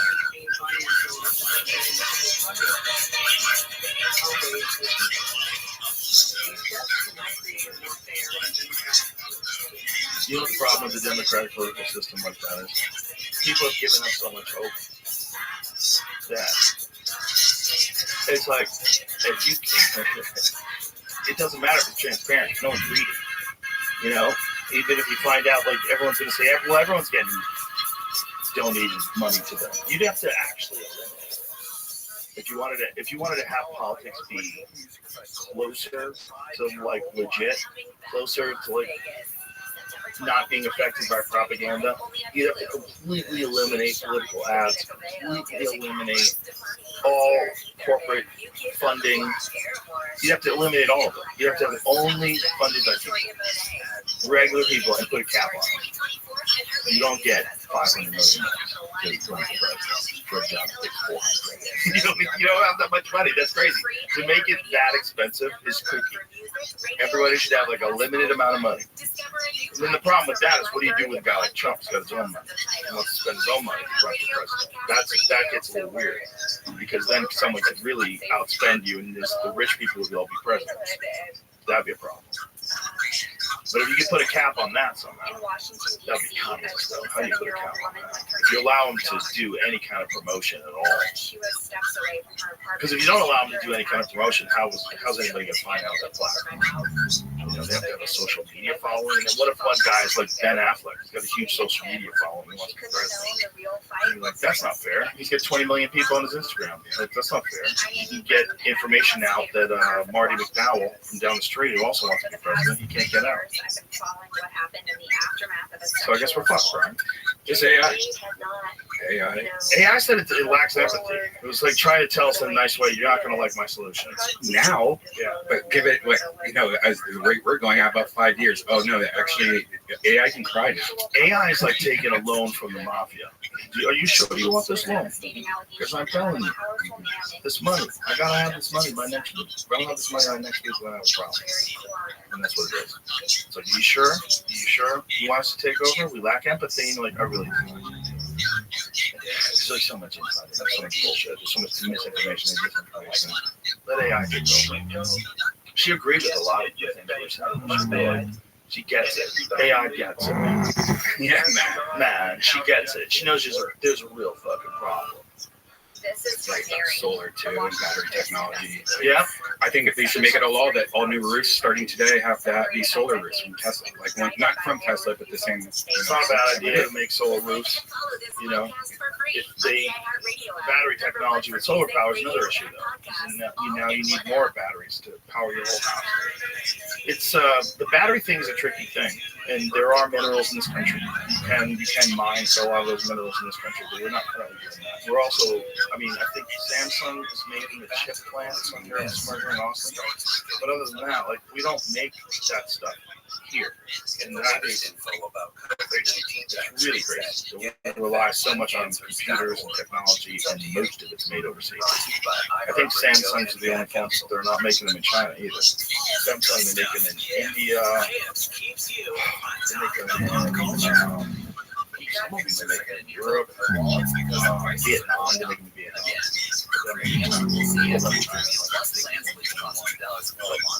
Most stuff's made there. China's making everything. It's like really nuts. See how much? Have you seen those Chinese cars? The ones that are electric cars that don't register bumps at all? Oh, you can drive over some bumps, and they have like cocktail glasses balanced on the roof. I just ordered a new car that has that exact same thing. Porsche Taycan Turbo. Does it have that thing? It has these electronic shocks where it's like it goes over thing, and it cushions everything. So you should see videos of it. It's amazing. Have you seen the new Taycans? Like the battery, they just added 20% new battery. Now it gets like over 400 miles. Really? Yeah, and it charges. You can go from 0 to 80% in 15 minutes now. It's better than that's why I was going to get a Model S, and then I went to Porsche Austin. It's that, and I just thought, wait a second, this is faster charging than a Tesla, more miles than a Tesla. It's got 1,000 horsepower. That's more than a Model S. Shit. It's flat. Yeah, flat. Yeah, there's crazy technology now. Have you seen the new Audi one? Audi had a prototype for the new version of their R8. You know the R8, that dope like sports car one? They developed an electric one. Oh, wow.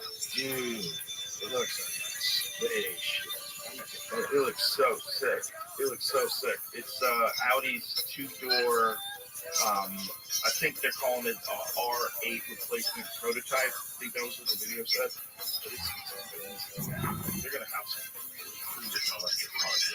Yeah, now that I have the solar roof and the batteries, I'm just making so much solar that I'm actually selling it back. Like I have too much. Solar cell.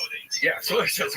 But that's why I'm getting another electric car. It's like it's free. Now it charges so fast. Yeah, it's so great. It's pretty dope, and it's you never have to get stopped at a gas station either, especially if you're using it around town. Wow, look at that thing, badass. Look at that. That's a fat Look at that thing. It's gonna be electric. It's probably gonna be insanely fast. 4-wheel drive. Look at that thing. If you up a little, so see that little. Yeah. I think there's these images. Can you show those images though? Click on those images. This is like a concept car. Yeah, it's a concept car, but apparently it's real close to what the actual car is going to be. Look at that thing. That thing's incredible. That might be one of the best looking cars I've ever seen. Look at that. Oh my god. That's straight up spaceship. That's cool. Super cool. I'm not a big fan of the back. I gotta say, the back looks a little station wagon. Oh yeah, they didn't have to do it that way. There's something about that that's a little corny, right? It looks a little station wagon. Because if they just have that roof sloped back from the top to the glass, and just leave it like that, that would be dope. A little station wagon for such a killer car. Because like scroll through those ones that you just were doing to the left. Again. That's right there. So when you look at it from that profile, it looks killer. And then when you see the back, like right below it, see the back, you're like, oh, what'd you do? What'd you do?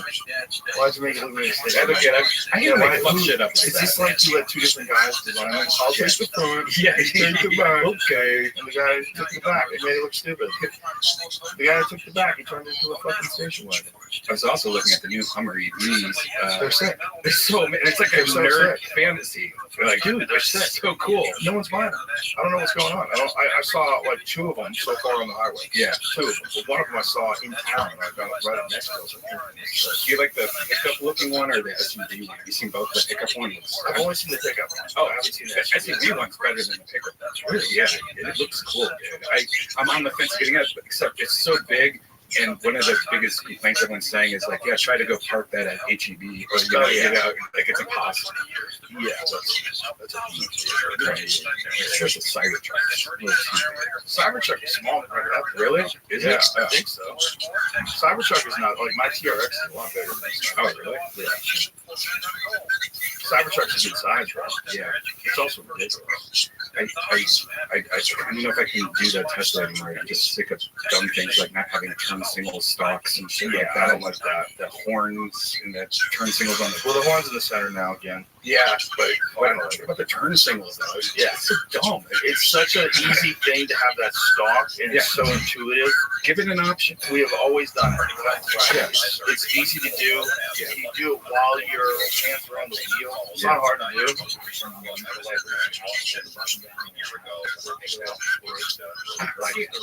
So stupid. Yeah, that's ridiculous.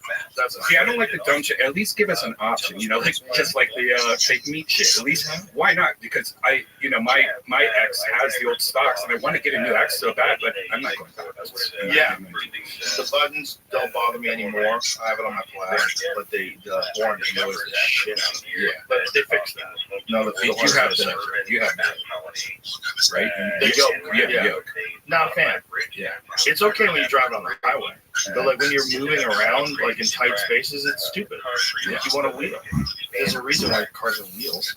Are we dumb? Yeah, it's like going backwards. It's like Apple shit. Well, Formula One race cars have it like that. But the thing is, like, they're doing different stuff. Okay, they're not parking their car and fucking going in circles. Yeah, it's like different stuff. They're just driving a race car. They want their hands on it like this. This is how they're driving. It's not like I'm parking, I'm parallel parking. Like, give me a fucking wheel. Yeah. At least the option. Well, I guess they have the option now. Yeah, they have the option now. I would always go. But one thing the yoke does do, though, if you just drive on the highway, you have full access to the dashboard. There's no interference by the head. You see it's super clear because there's nothing there. That is a benefit. That's a benefit. When you're on the highway, you see, yeah, you also, with the Tesla screen, you see all the cars around. Yeah, you see them. You know, it makes mistakes, like lane changing mistakes, much harder. Oh, did you see the? Yeah. But I don't like how most of the Teslas don't have the screen in front of you. Did you know that? It's only the side screen. So that's ridiculous. You have to look over. What's the speed limit? Yeah. That's the Model 3, right? And the Y. Yeah, only the S and X. So, because I was thinking about getting one of those low Model 3 performance, like zippy car. I can't do it. This one's over there. That's so crazy. Give us the option. That's crazy. That's not. Who wants that? Who wants their speed to be here? Right. No one. You want it right there. I want my eyes to be on the road, there, on the road, there, on the road. Yeah. You don't want to go this. Yeah. That's not good. Like, I don't even like looking at the thing like for the music. I want to be like paying attention. That's what. And then you go to the Porsches, like configure it. You can add anything. You can do heads-up display. You can like change every thread in the car to whatever color you want. Like, it's amazing. See, that's the stuff. I on the car, the Taycan, I have a sunroof. Have you seen this where you can make it foggy, so it instantly makes the whole sunroof foggy, or you can make a design where it's like it's like a crazy design. It looks like alien technology. We see it.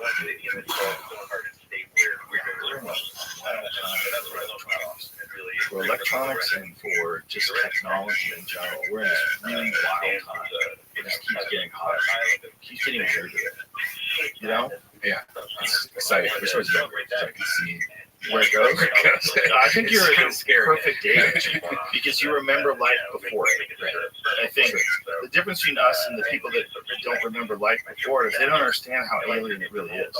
Because they grew up with it. Like your kids, if you ever have kids, they're going to my kids. They grow up with devices. They grow up with email for school. They grow up with watching YouTube videos. They grow up with it. It's never not been there. So for us, it's this alien thing that came along as we were adults. So we get to live as kids, like actual kids.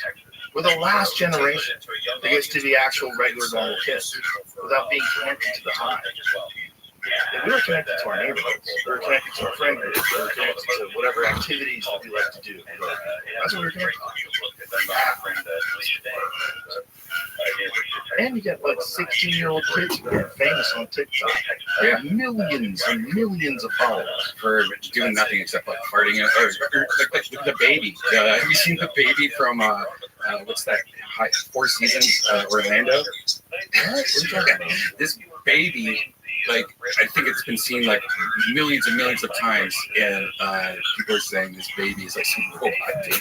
And like they go, "Who wants to go to the Four Seasons Orlando?" And this like little baby in a diaper goes, "It's scary." What? Have you seen this video? No, it's crazy. Come on.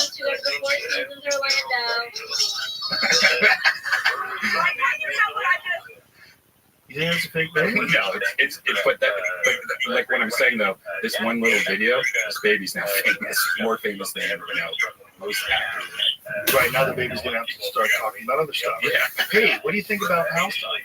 Free Palestine. Say it, baby. They're gonna confront that baby in the grocery store. Say free Palestine. Say it. Say it. Yeah, man. Look at Greta Thunberg. She's famous. Yeah, she's famous. Famous young climate change activist. Goes around the world.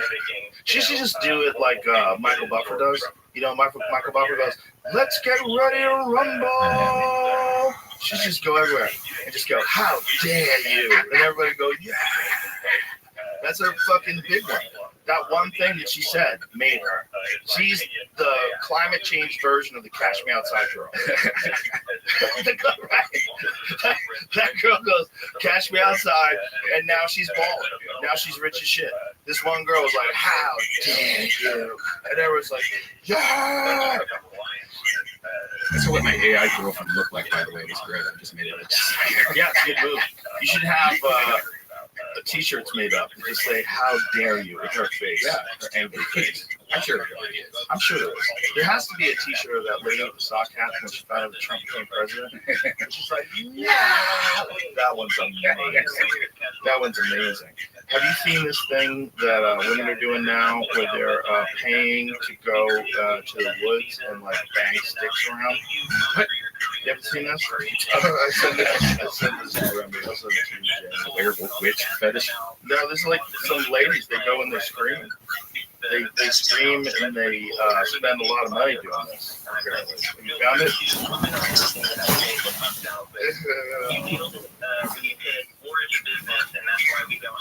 Yeah, I'm going to show you the video.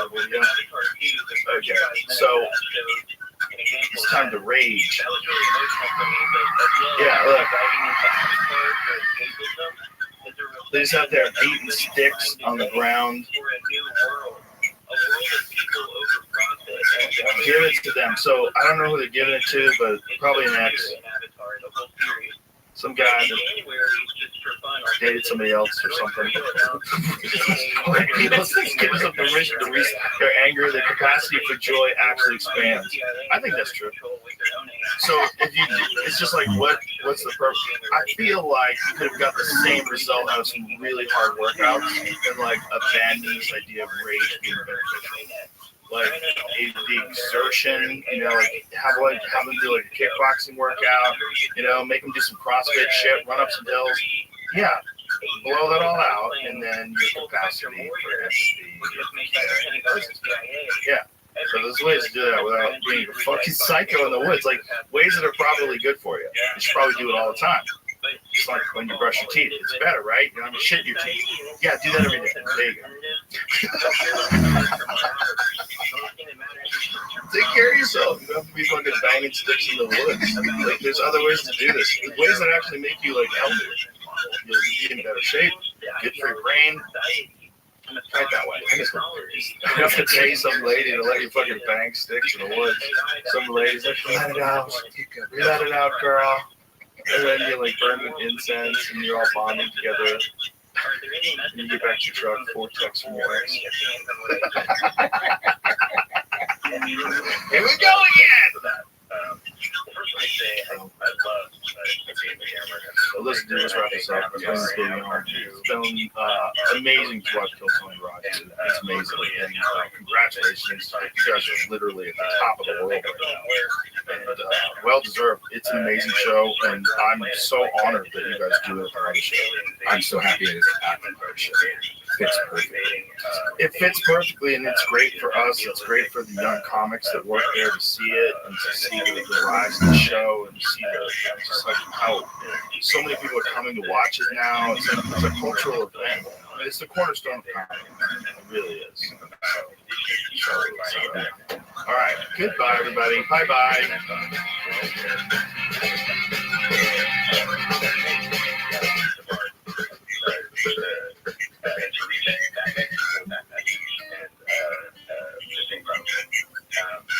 As for what you're saying about AI and hegemonic, Drink my name, Joe Rogan podcast my name all day. Let's go, sugar. Wait. I just don't know much. You don't know about your alter ego. No. Well, you were the one. You were, right? Well, we would do shows. We would do shows in New York, and you would go full shimmy. I'd be on the side of the stage yelling out, "Shimmy!" Well, when we first started, by the way, you were Joe Rogan experience 30 years ago. Yeah, just hanging out. Exactly. Just playing pool. I remember Sussman brought you into town. You started at Nick's? Was it Nick's? Or? I started at Stitches in Boston. Stitches. And then I was like 2 years in when I met you. And then I think we met at Eastside. Great club. I was just there. Shout out to Richie Menardini. Yes, my man. It was the greatest place to go. I remember it would be a line around the block, 2 shows like on a Wednesday night. It was insane. The golden age of comedy. Yes. Oh my God. incredible. I started at 89. I think I met you in, what was it, 91 maybe? yeah, somewhere in there. I was following everybody. That was my thing. Like, I was being a stand-up comedian with the jacket sleeves pushed up, and the polo tie. You know what I'm talking about? I was that straight thing. You came into town, and you were like, "Oh, this is." You just didn't care about anything, and it was like you always remain the same. It's incredible to watch grow up. And that's what you were. You would work with me. You would be like, I can't. Be like you're handing out a platter of food from like you want to do. And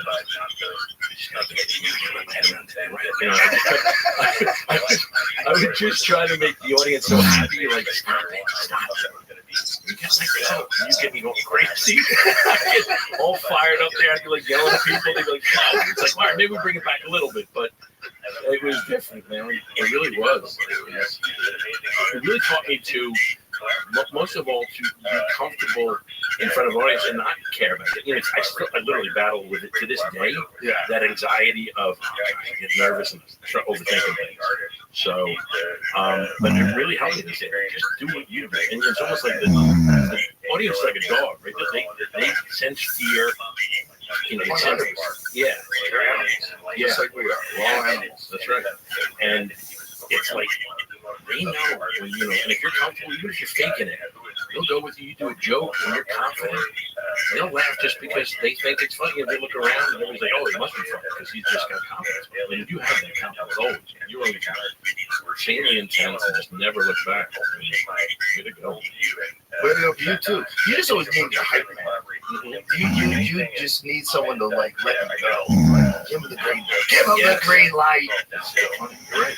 Yeah, you just need a hype man. You were the one who did it for me in Montreal too. Yeah. You remember that? By the way, do you remember the beer we would drink? There were two kinds of this. I can't remember this. Canadian beer. I've been racking my brain to think about it. It was like a gold version of it and like an amber. And it was just the greatest stuff. When you get fired up there, that's a pretty good movie. I love going to successful. Oh, it was the best. Back when it was, I think it's gone. I think they just announced it going bankrupt. Oh, really? Yeah, unfortunately. See, we should tell people what it was. So what it was during our time, when we were young, it was the Montreal Comedy Festival was where young comedians would go up and you kind of get a deal. And that's where you got the deal to do King Queens. Well, I got the deal to at NBC. Right. And then once that failed, that went to CBS. But once you get in, the thing about people should know, like in the 90s, there was this thing that was happening where everybody looked at a comedian like, this could be the next Roseanne, this could be the next Jim, this could be the next Seinfeld. So every time they looked at you, they're like, what do you got? What do you got?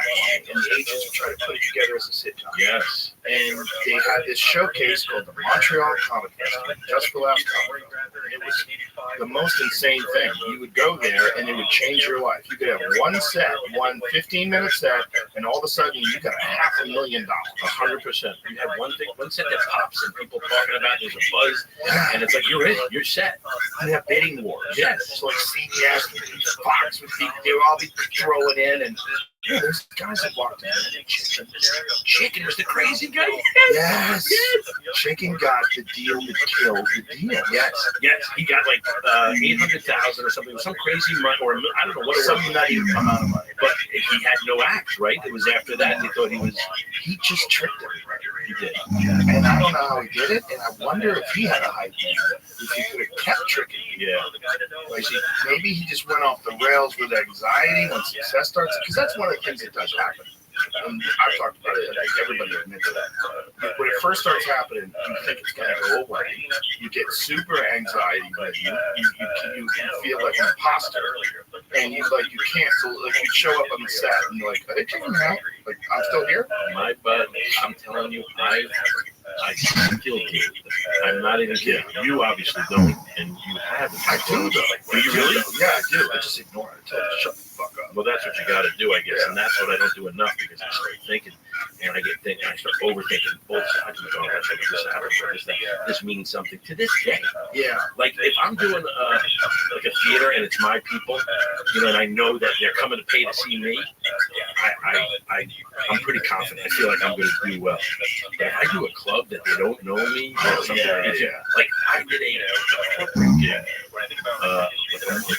like in Miami, and I was like, oh, corporate gigs, you know, they can go either way, and it's well, I get there. It's in Miami. It's really good people. Everybody's in a lobby of a hotel, and I thought this is a theater. I'm there, and it's good. And I'm now getting worried. I'm like, I got to do how much? And they're like, you got to do an hour. And then I find out nobody there wants to see me. The woman who was like CEO of this company was it's her birthday, and she liked me, so she brought me in for all her friends to see. I'm sitting in the lobby, and I'm finding all this information out as I'm sitting there. And I started, I'm not kidding, I've never had a panic attack. I start going, what do you mean? Just nobody else knows I'm here or this or that? Or they don't know. And they go, no, they don't know this is the company. And, you know, and I'm looking in the room. It's in the lobby. I can see through like a little glass window, and they're drinking, they're having, they're talking. We're set up for comedy too. Just like round tables, booths, like not even facing you. And I see a postage stamp of a stage that I got to stand on, and I'm like, oh my gosh, so I start hyperventilating. I go, so I start going, I can't do this. I'm talking to Skylar, my assistant, but you know, he's helping me out here, and I'm like, hey, just tell them we can't do it. I go, just tell them I'm just gonna give them money back. We're just not gonna do it. We don't need to do this. I don't want to do it. It's not gonna go well. I started really panicking, and then they started going up. She's up on stage now, introducing me, and I go, oh my god. So I start freaking out. The heart is going like, exactly. I've been doing comedy for 30 years. I've been doing stand-up. I go, I don't need this. I'm ready to call Sussy and go, I don't want to do this anymore. I don't want to do it. I get up there and I go, just get him with that first joke. If you do, you settle it. Because if you don't, you know, if they don't buy you on that first joke, you're gone. You're gone for an hour. You know, oh gosh. And they're not even listening. They're loud when they bring me up. And when I came up, it wasn't even like they all turned and went nuts. But I got him. I don't know what I said. I just said one joke about the lady thanking me, thanking for bringing me up, and I just won them over in one little sweet way. And they turned and they clapped and they laughed at one thing, and then I went into another joke very gingerly, just kind of going this, that, and they laughed at that, and I go, okay. I just settled in, I go, I got it. And they were great. They were really great. And I was sweating the whole time, really feeling the sweat, you know what I'm saying? It was like, it was rough, but so perfect. Oh, I'm glad it worked out great. But I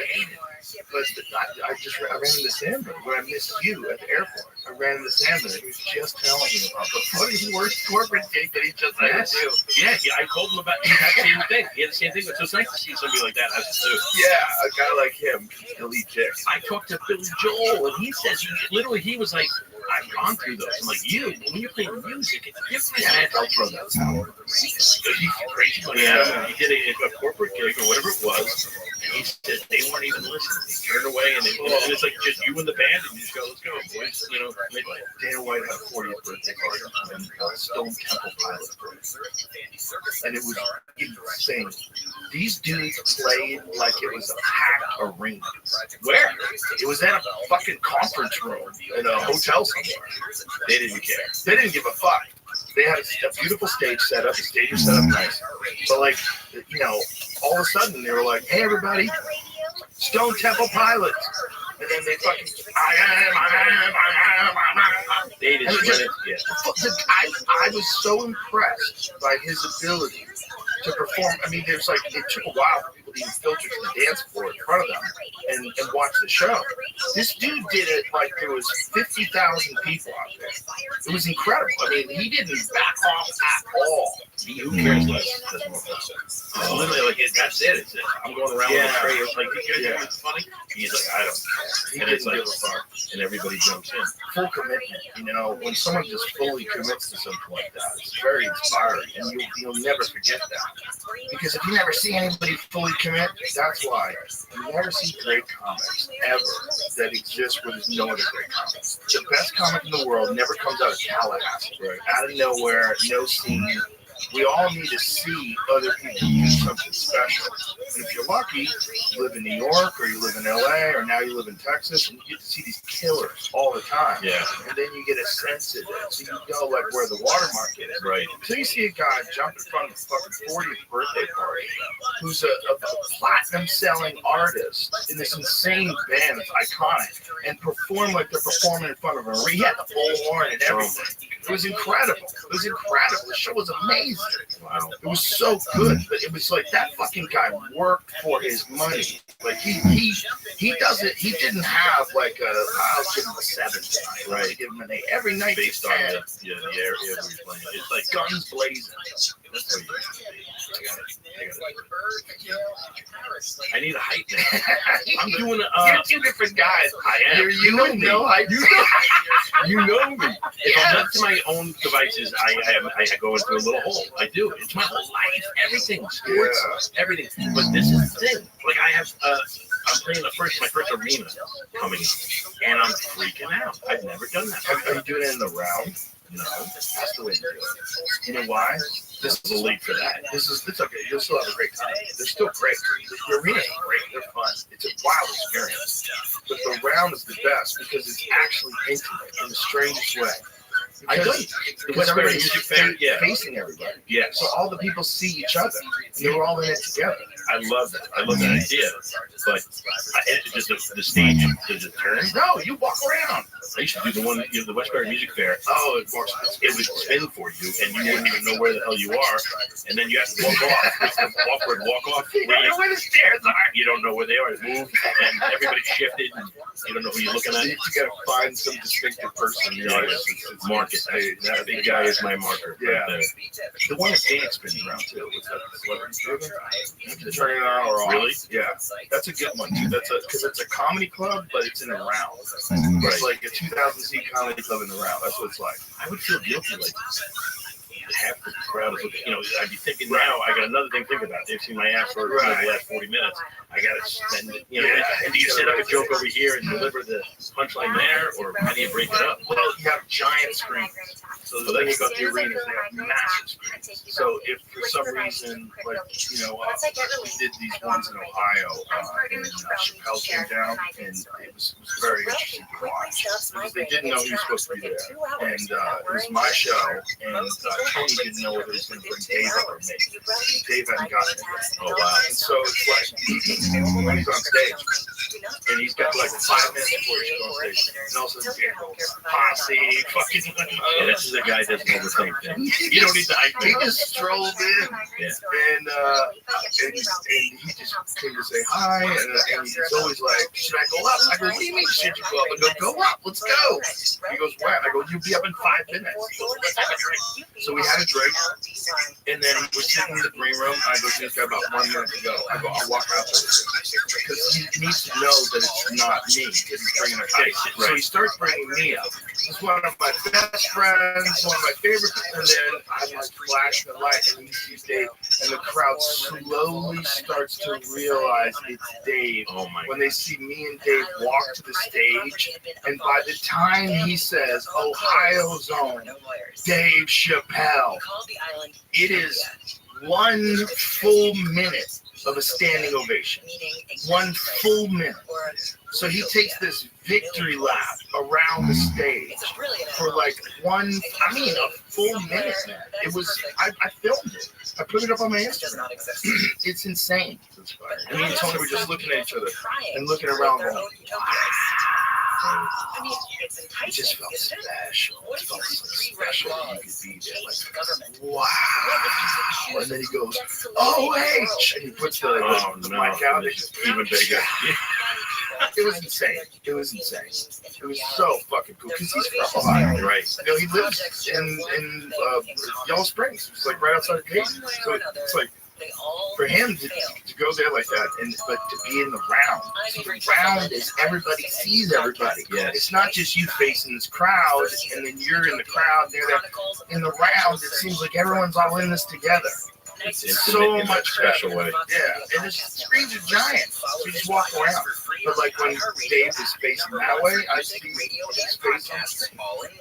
It's not bad. It's like it's still awesome if you're there, and everybody just kind of walks around. You just get used to walking around. Nobody really stands still, right? And points in one direction, right? In an arena in the round, that'd be rude. Well, the screens help. I mean, that's massive. Yeah, they're everywhere. They're giant. Yeah, 50 feet wide. It's an experience. I would like to be in. I think I'm in Denver and Salt Lake City where I'm worried about this arenas like it's gonna be fun.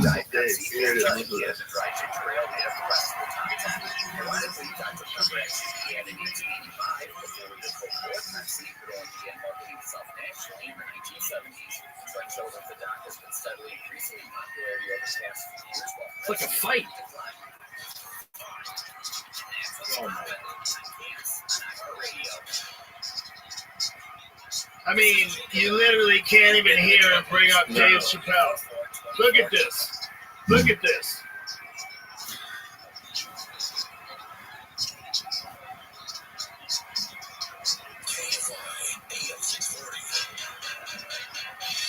Oh, that's insane.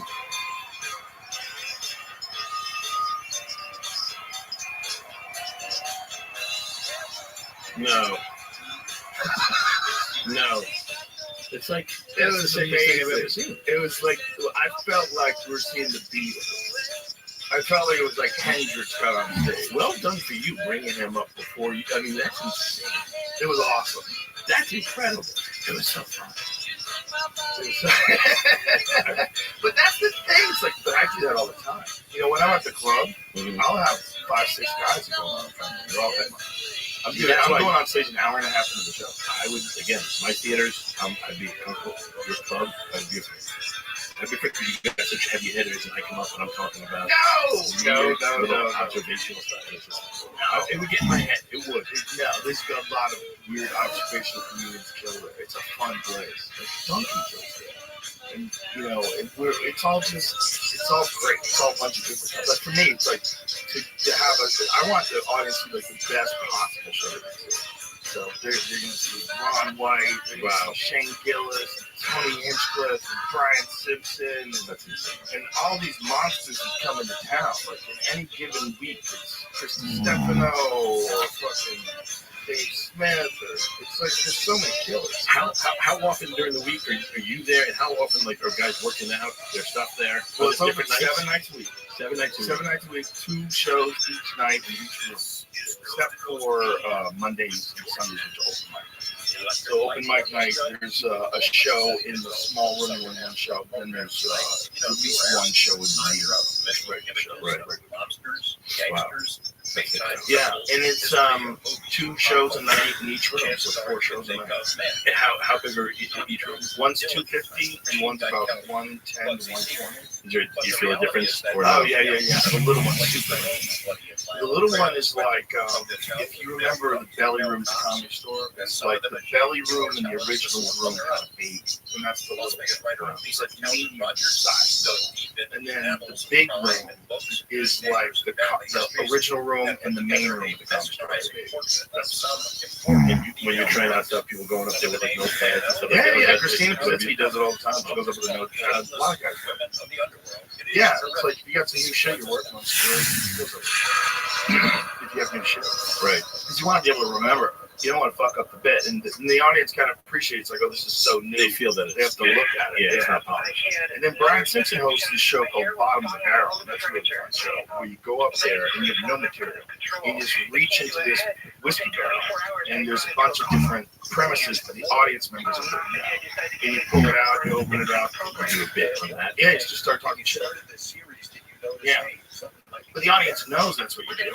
So because they know what you're doing, it's really fun. Yeah, they're not expecting polished material. Everybody knows what the show is. The show is fucking around. And maybe if I was to go there and do my act, I would pretend like I pull that out of the whiskey bottle first, the barrel, and then. Did you ever notice? Yeah, but you can, like, if you have a bit on a subject, you can just tell them I actually have a bit on a subject. Right. You know, there's also like sometimes there's the other night, there's something that I've been writing and I've never done on stage before. And just by sheer coincidence, the same subject was something that I pulled out of the piece of paper. Are you kidding? Yeah. So it was like, oh, robot fucked off. Right. You know, I have a whole chunk.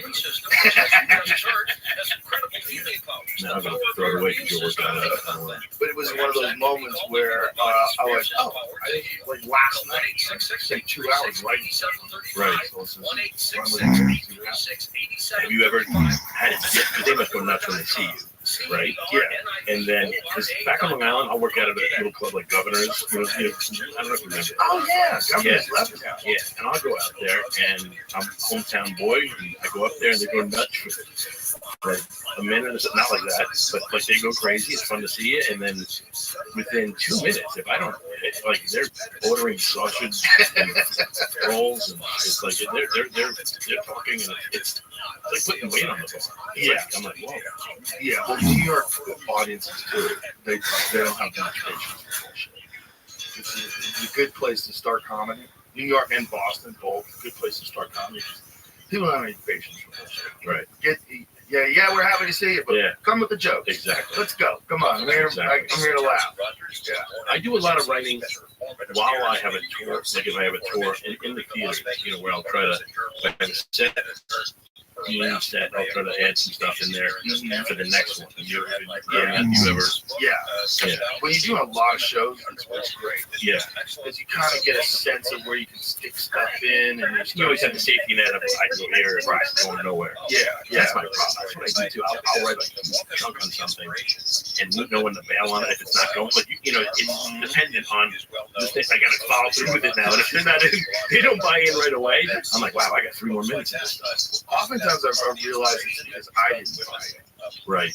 That's what it is most of me. If I'm entering a bit You're not like committed. like if I ever get to that place, like you just have to fight off that thought. There's this thought that comes to your mind like, oh, I didn't bring this up. You can't say, you know what, fuck that bit. Yeah. Because then the audience will be like, what? Yes. No, so you just have to never let yourself get into the mindset where you're like, I don't want to do this. You got to remember, there was something, whatever the subject is, there was something about that subject that when you initially started writing a joke about it, it was resonating. Right. And you were like, what the fuck is this? But if you hear it too many times, it's like anything else. You get tired of it. It loses its luster. But that's just the mental weakness. You just have to realize as you get your head wrapped around that you can't allow yourself to think that way. And surely this thought originally was valid, because that's why you're so excited about it. That's why you wrote a bit about it. The audience doesn't know that you said it 100 times over the last year, right? Or more. They just want to hear it, right? So they want to hear it from fresh eyes. So you have to put yourself in fresh eyes, right? You have to be able to do that. And that's the trick. And it's not like you're faking it either. You have to actually really be thinking about it like you think about it. If you want it to work at the best, you know, like when a bit is really sharp, you have to be thinking about it as you're like enthusiastic, as it's coming to you. You have to be actually engaged with each part of it while it's happening. Well, when I write a new bit, and if I write a big chunk and it's too much, I'll go up with too much stuff, and I didn't rehearse it, like, because words are so efficient. You say one word, or you're repeating the word, it stumbles you up, and then you're like, you know, and then it kind of blows it for this, the next part of the bit. So it's like, I got to work more at, like, really rehearsing my bits, you know, just really getting through how I'm going to speak, how I'm going to, you know, because I stumble all the time. Well, the problem is when you start thinking about it, right? You know, and with new bits, they're just not etched into your brain yet. So as you go up with them, you're like old Bambi walking on ice. Yeah. But that's what like small children do. That's what fucking around. Right. And that's what also is like, that's when it's really important that you're inspired or whatever this idea is. If I'm inspired by the idea, I can always talk about it. Right. There's a thing that I can get behind where I'll go, well, you explain this to me. And then if I'm in that mindset, I can make it happen. But I just can't ever let myself not be interested in what I'm talking about. Right. That's a problem that people have, that I've had.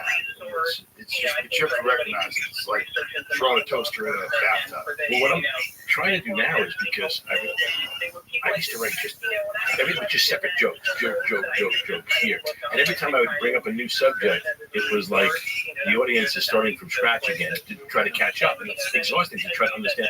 So if I try to put it in a story or like a theme to my set, at least they kind of know what's happening before, so they know, this is you tend to do these type of things, and then you talk about something like that, they go with you. It's like you're not starting it's easy to push a moving car momentum, exactly. And that's been working better for me because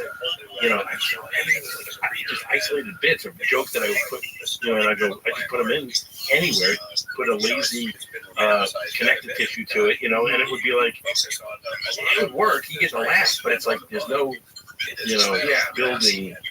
That's why I always admired guys like Stephen Wright. Oh man, non sequiturs. I'm like, how do you do that? And how do you write? God, that's going to be so hard to write. Who's that? Mitch Hedberg? Yeah, same thing. Yeah, same thing. So non sequiturs. Just didn't amazing. And you were with him every and that's what made me funny. It's like he does that. Are there any non sequitur guys who just go jokes? Just Jimmy Carr. But some guys they're just one bit to the next, one subject to the next. And with Mitch Hedberg, it was always like super ridiculous. And Stephen Wright, same thing. Everything was really ridiculous. And that became something that actually elevated, right? Yeah. They weren't storytelling. Right. Yeah, it was part of the fun. So that this guy was like, out of nowhere. Somebody asked me, do I want a frozen banana? I said no, but I want a regular banana later, so yes. He's the best. Oh, he's amazing. Oh, that was a guy, he just they were trying to get him to kick heroin.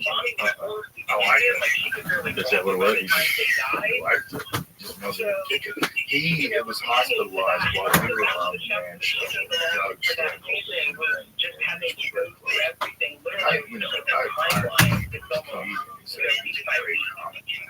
Yeah, well, you have to maybe sort through a lot of mythology and toss it aside too. Things have been written about him that were not accurate. I mean, the public perceptions probably are way off base based on what I just read from you. Heroin is scary because it seems to touch this part of people that makes them very shot by police.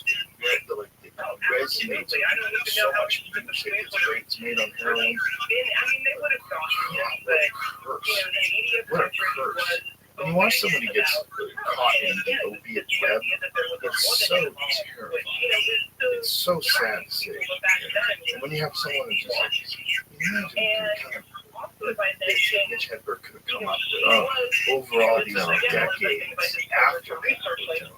Yeah, and he was all non-sequitur. It was all one bit leads into the next bit. Double Tree Hotel. I love it. Yeah. I love it. He was amazing. Yeah, he was. It's just,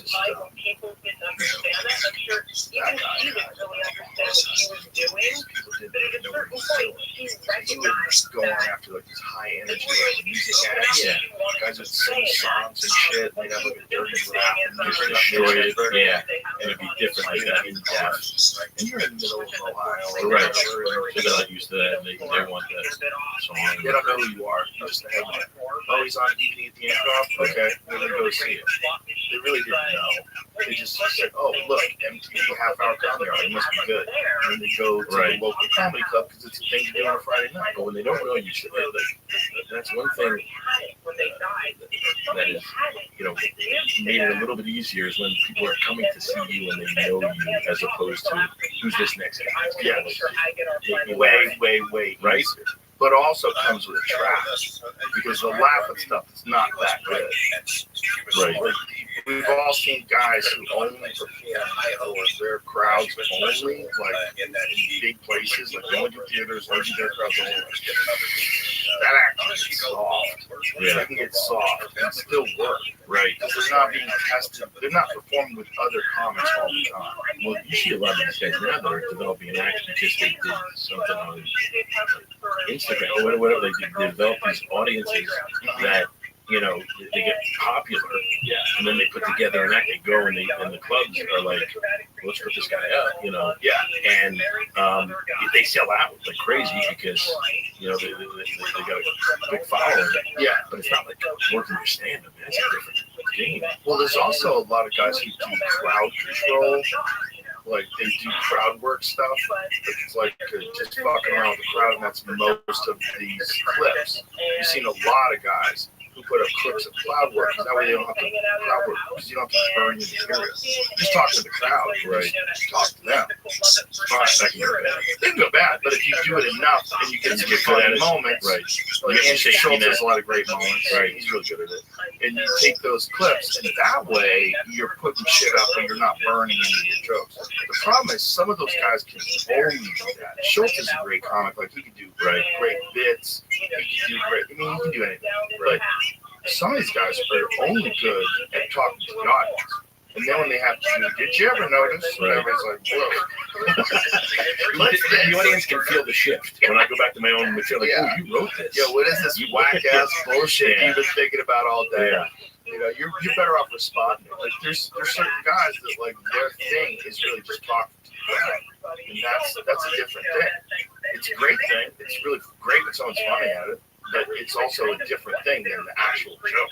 See, I fear that. Like, I don't like doing that. Like, so I built my act with the speed of it that it's like no one has a chance to get in and ask a question or heckle or whatever. You know, you build this shell around you, so like there's just not enough time. You can't even get it in. So if someone says something, it's like you're off them quick. You know, because I don't want to have to depend on doing that. I don't want to stopping and trying to get back to the bit that you were, doing. Yeah, that you don't need that. Some people like it. Some people like it. It's also it's extra juice. Right? The audience realizes it's happening. It's live. real. It is. Yeah. This is crazy. And then you get a good one-liner, in the moment. It's a great tool to have. I wish I could, it depends on what you talk to the crowd about. I do. Occasionally you have to. And then at the Comedy Store, you had to. The Comedy Store, you had to. The Comedy Store, for the longest time, had zero crowd control. They do a good job now of policing the room, but back then, there was comics that would ignore people. There was comics that seated people. It was the comics that took the money at the cash register. There's comics working there, and they were all like, they didn't want to do that job. So they were the worst bouncers, and nobody ever quieted the audience. It's just you need to learn how to do it in the fire. But you toughen up that way. Like you build the. You understand how to go with the flow, right? Some people don't do that, and they did not like the Comedy Store for that reason. Like they just go up there and they like to have a slow pace and do their bits and build. That's more me. I would have been. I was always afraid of this. It's just when you go up, like if someone like Adam Egan who's brilliant at scheduling and really understands talent and where people go. You just want to put them in the right place. You don't want to put them after a music act. Right. That's the death. That is absolutely. The death is the guy who has the funny songs. Right. You're not following. Right. You just see the guitar in the back and the guy's moving up, tuning it up, and you're like, oh no, when is he on? And he's like, he's on next. And then you're up. And then No, the guy with the guitar always ruined the show. They would kill. They would kill, and you couldn't follow them. Yep. Yeah. Musical acts, rap. Anybody could do a rap. Remember Red Johnny and the Round Guy? Oh yeah. Those guys would do that rap. You're done. The show was over, man. And she doesn't go. I'm getting in my car. I'm leaving. I'll see you later. There's no need for me to be here. It's crazy how like a song or just like a funny song, it tops everything. Yeah. Who was that guy that used to be on Dr. Demento? It was that guy that used to have dirty songs back in the day, and he was famous. He would tour around with dirty songs. John Dalby? Yes. Thank you. Yes. That guy. Remember that guy? Dr. Dirty. Dr. Dirty. Yeah, that's right. He would light up a room. Light up a room. Yeah. You're not going on that. No. It's over. And everybody knew who he was. And you would hear his songs on like Dr. Demento. Remember like late night on the radio? Yeah. You hear his songs? Yeah. And he would tour and do just dirty blowjob songs. And everybody goes, that guy had a business, man. Yeah. And I'm going up there talking about puppies afterwards. Hey, you guys ever? And you're searching. Yeah, this guy's talking about getting a blowjob when you take a shit. He was just but he had that following that people that would just come to see just those songs. So they would hear the same songs over and over. Right. Yes, that's another thing. Yes. It's like Dice was that. Like Dice could always do the rhymes. And the audience wanted to hear those rhymes. Oh, bitch. Oh. You don't have to write as much. It's great, right? You know. There was no master plan. You ever see that Kiss and song with Beach Boys? It's like the Kiss and that bit of that. Seems like they made same fucking song, like not wanting to be there anymore. It's not the same experience. Yeah. Yeah, you want the new stuff is scary. It's so exciting. I mean, I found like I never really worked my act. Like when I started doing the show and getting involved with that and my stand-up, the writing and all that, I would still go to like Vegas with Ray to do it on a weekend, but I wasn't working that stuff. I wasn't a comedian. You know what I'm saying? Right. You got to really, you know, and I felt that, you know, you're delivering the same act year after year, kind of changing here a little bit here and there, and then you're going out and doing it, and it was like, it was bothering me so much. I hated my act. I couldn't stand doing it anymore, and didn't have time to write that much. So, like a few years back, I just stopped and said, I love stand-up so much. Like, I just want to start and really get into it. I tell you, how much time did you take off? I wasn't really off. It was just like I would keep it going, but just doing the shows. No writing. Like I really wasn't writing. For years, just doing this. Yeah. I mean, if something funny hit me, I would write it down, but not working it, not writing. It's so hard to do television. I was doing news radio. I fell into like a spot over a period of at least a year where I wasn't writing at all. I didn't do any new jokes. I had the same tired ass jokes.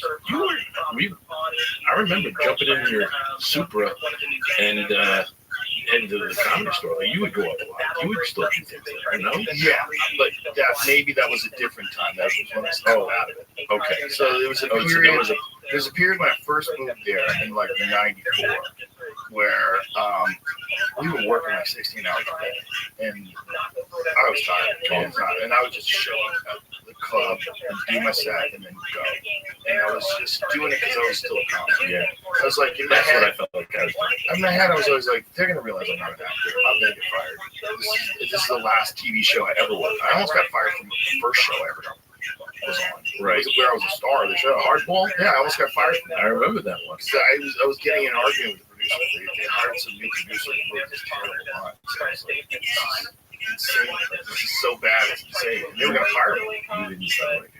I was like, this is great. Well, the thing is, the guys who wrote the original show were brilliant. They wrote for Married with Children, they wrote for The Simpsons, and Jeff Martin and Kevin Curran. And when they had their show, the pilot was their show. Like Jim Brewer was the mascot. I remember that. It was fun. Yeah. Mike Starr from Goodfellas was in it.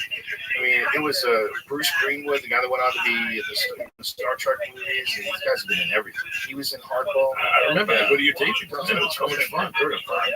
So I was like, this is terrible. So they hired a new producer. The new producer came in and took over and turned it into like the sloppiest, most obvious, terrible sitcom. Like that prototypical sitcom when you watch it, you just got to get out of the room. The jokes are so goddamn obvious. And they wanted to fire him. But it was between me and him. And so it literally got down to this thing where they call my agency and this kid is ruining it. So I always thought eventually they're going to figure out that I'm not built for this. This is not my thing. And so when I would show up on the set of news radio, I was like, at any moment in time, they're going to figure out that I'm not supposed to be here. But we were working because you didn't want it, though. I thought you were funny as hell. You just didn't like it. You're insecure, didn't have any experience about actors, didn't know how to hang around with them. I was so used to it. So for me, it was like fighters and then comics. Right. So just crazy people. I was just only around crazy people. So I was around normal people or people that were like really sensitive, really sensitive. Like sensitive on purpose, like where they're trying to get offended by things. That's sitcom people, and when we get into that.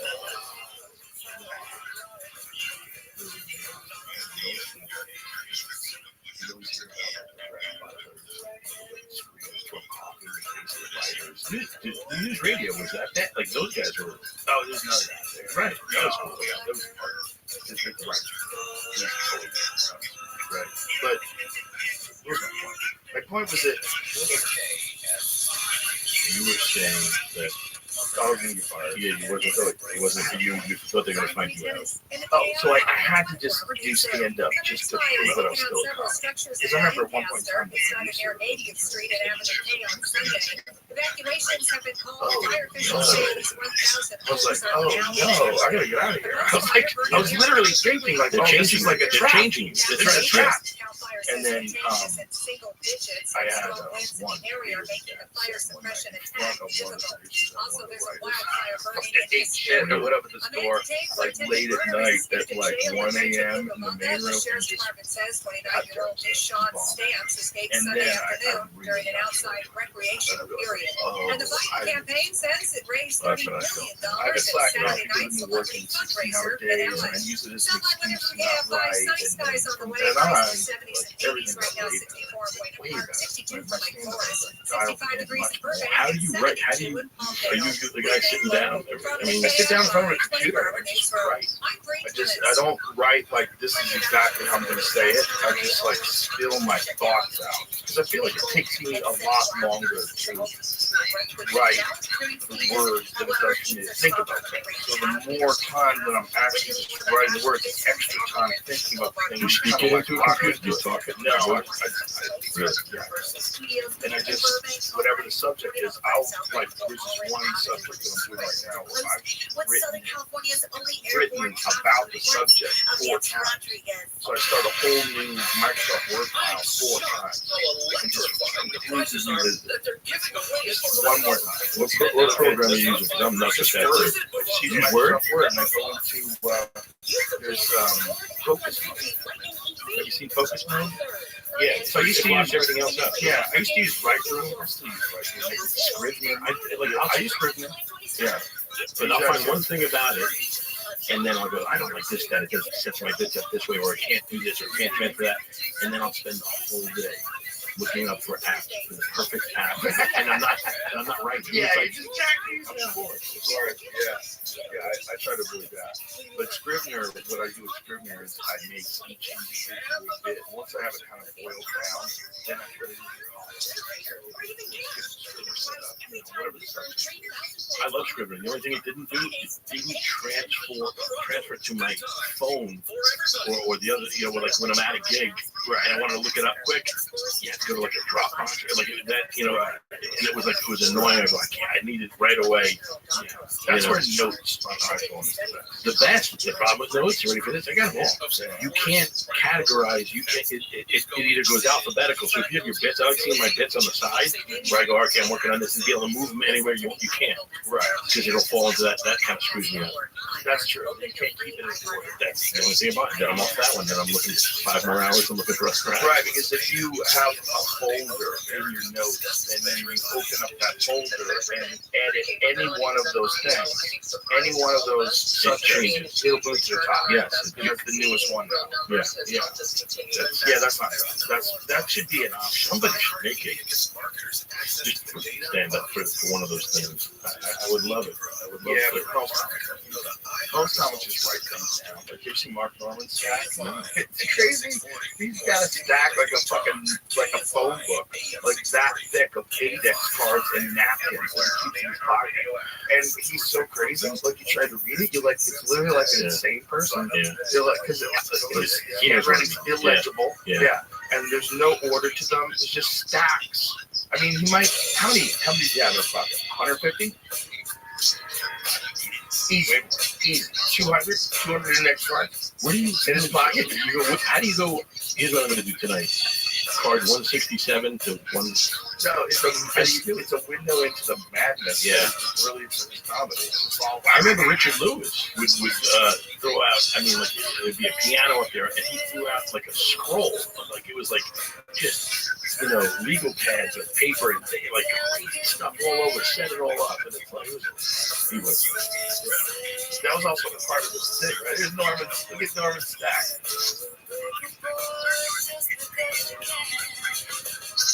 Look at that. Look at that. What? Yeah.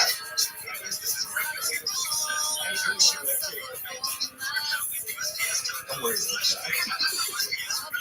You can't get a bad back from that. It's like sitting on a fat wallet. Exactly. Taxi cab drivers. There's too much shit in the wallet. I can get a bolt in your back. I don't even know. I need to have it organized. Yeah, you were always an organized guy, like even back in the day. I admire that. I think that's a very important thing that some comics feel like they don't have to do. You don't have to do it. Some of the greats don't write anything down. Don't get me wrong.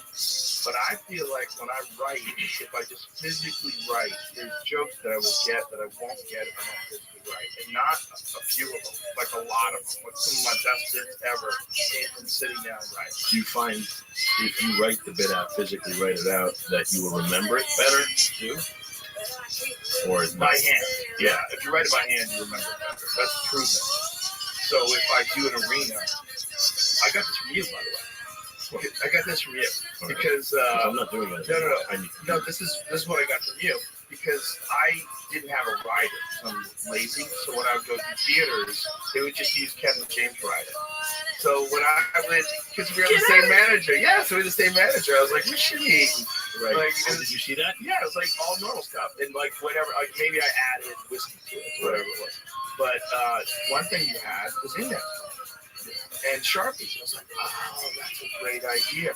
So every time I do an arena now, I set up index cards and I will get there an hour early and write out all my bits. Write out all like the key points, the bits, all the things I want to talk about, and set that there. And the next bit, set that there. And so I have this coffee table. And all these things with index cards. Why don't you do it later or something like that? You don't want to do it? No, I don't. I'm fine. Once I write it all out, I'm doing it every night. I know. Every night. It's like I just like to do that as an extra little detail. Just an extra little, just really dotting all your I's, crossing all your T's. I feel good. I don't know what it's. I'm losing my memory, whatever it is, but it's like I need bullet points up there. Let me get some of this. Do you take any nootropics? I take nothing. Okay, this is what you're gonna get. I'm gonna give you this. Just take this one. I'll take some more. That's Alpha Brain. That's on it. Really feeling the black label Alpha Brain. That is the top of the food chain. Am I going to see unicorns? No. It helps memory. It's really good for memory, and it's really good for focus. It gives you like a little extra juice mentally. Now, if you're a moron, you're not going to notice it. Like, I tried it, bullshit, snake oil. Trust me, as someone who makes a living using his brain, there's certain things that you can take that are not bad for you, that are just nutrients that enhance brain function. You know another one is creatine. Creatine's okay. Yeah. It's okay to do that? Oh, yeah. Creatine is very safe. Creatine is one of the safest supplements. It's also what does that do?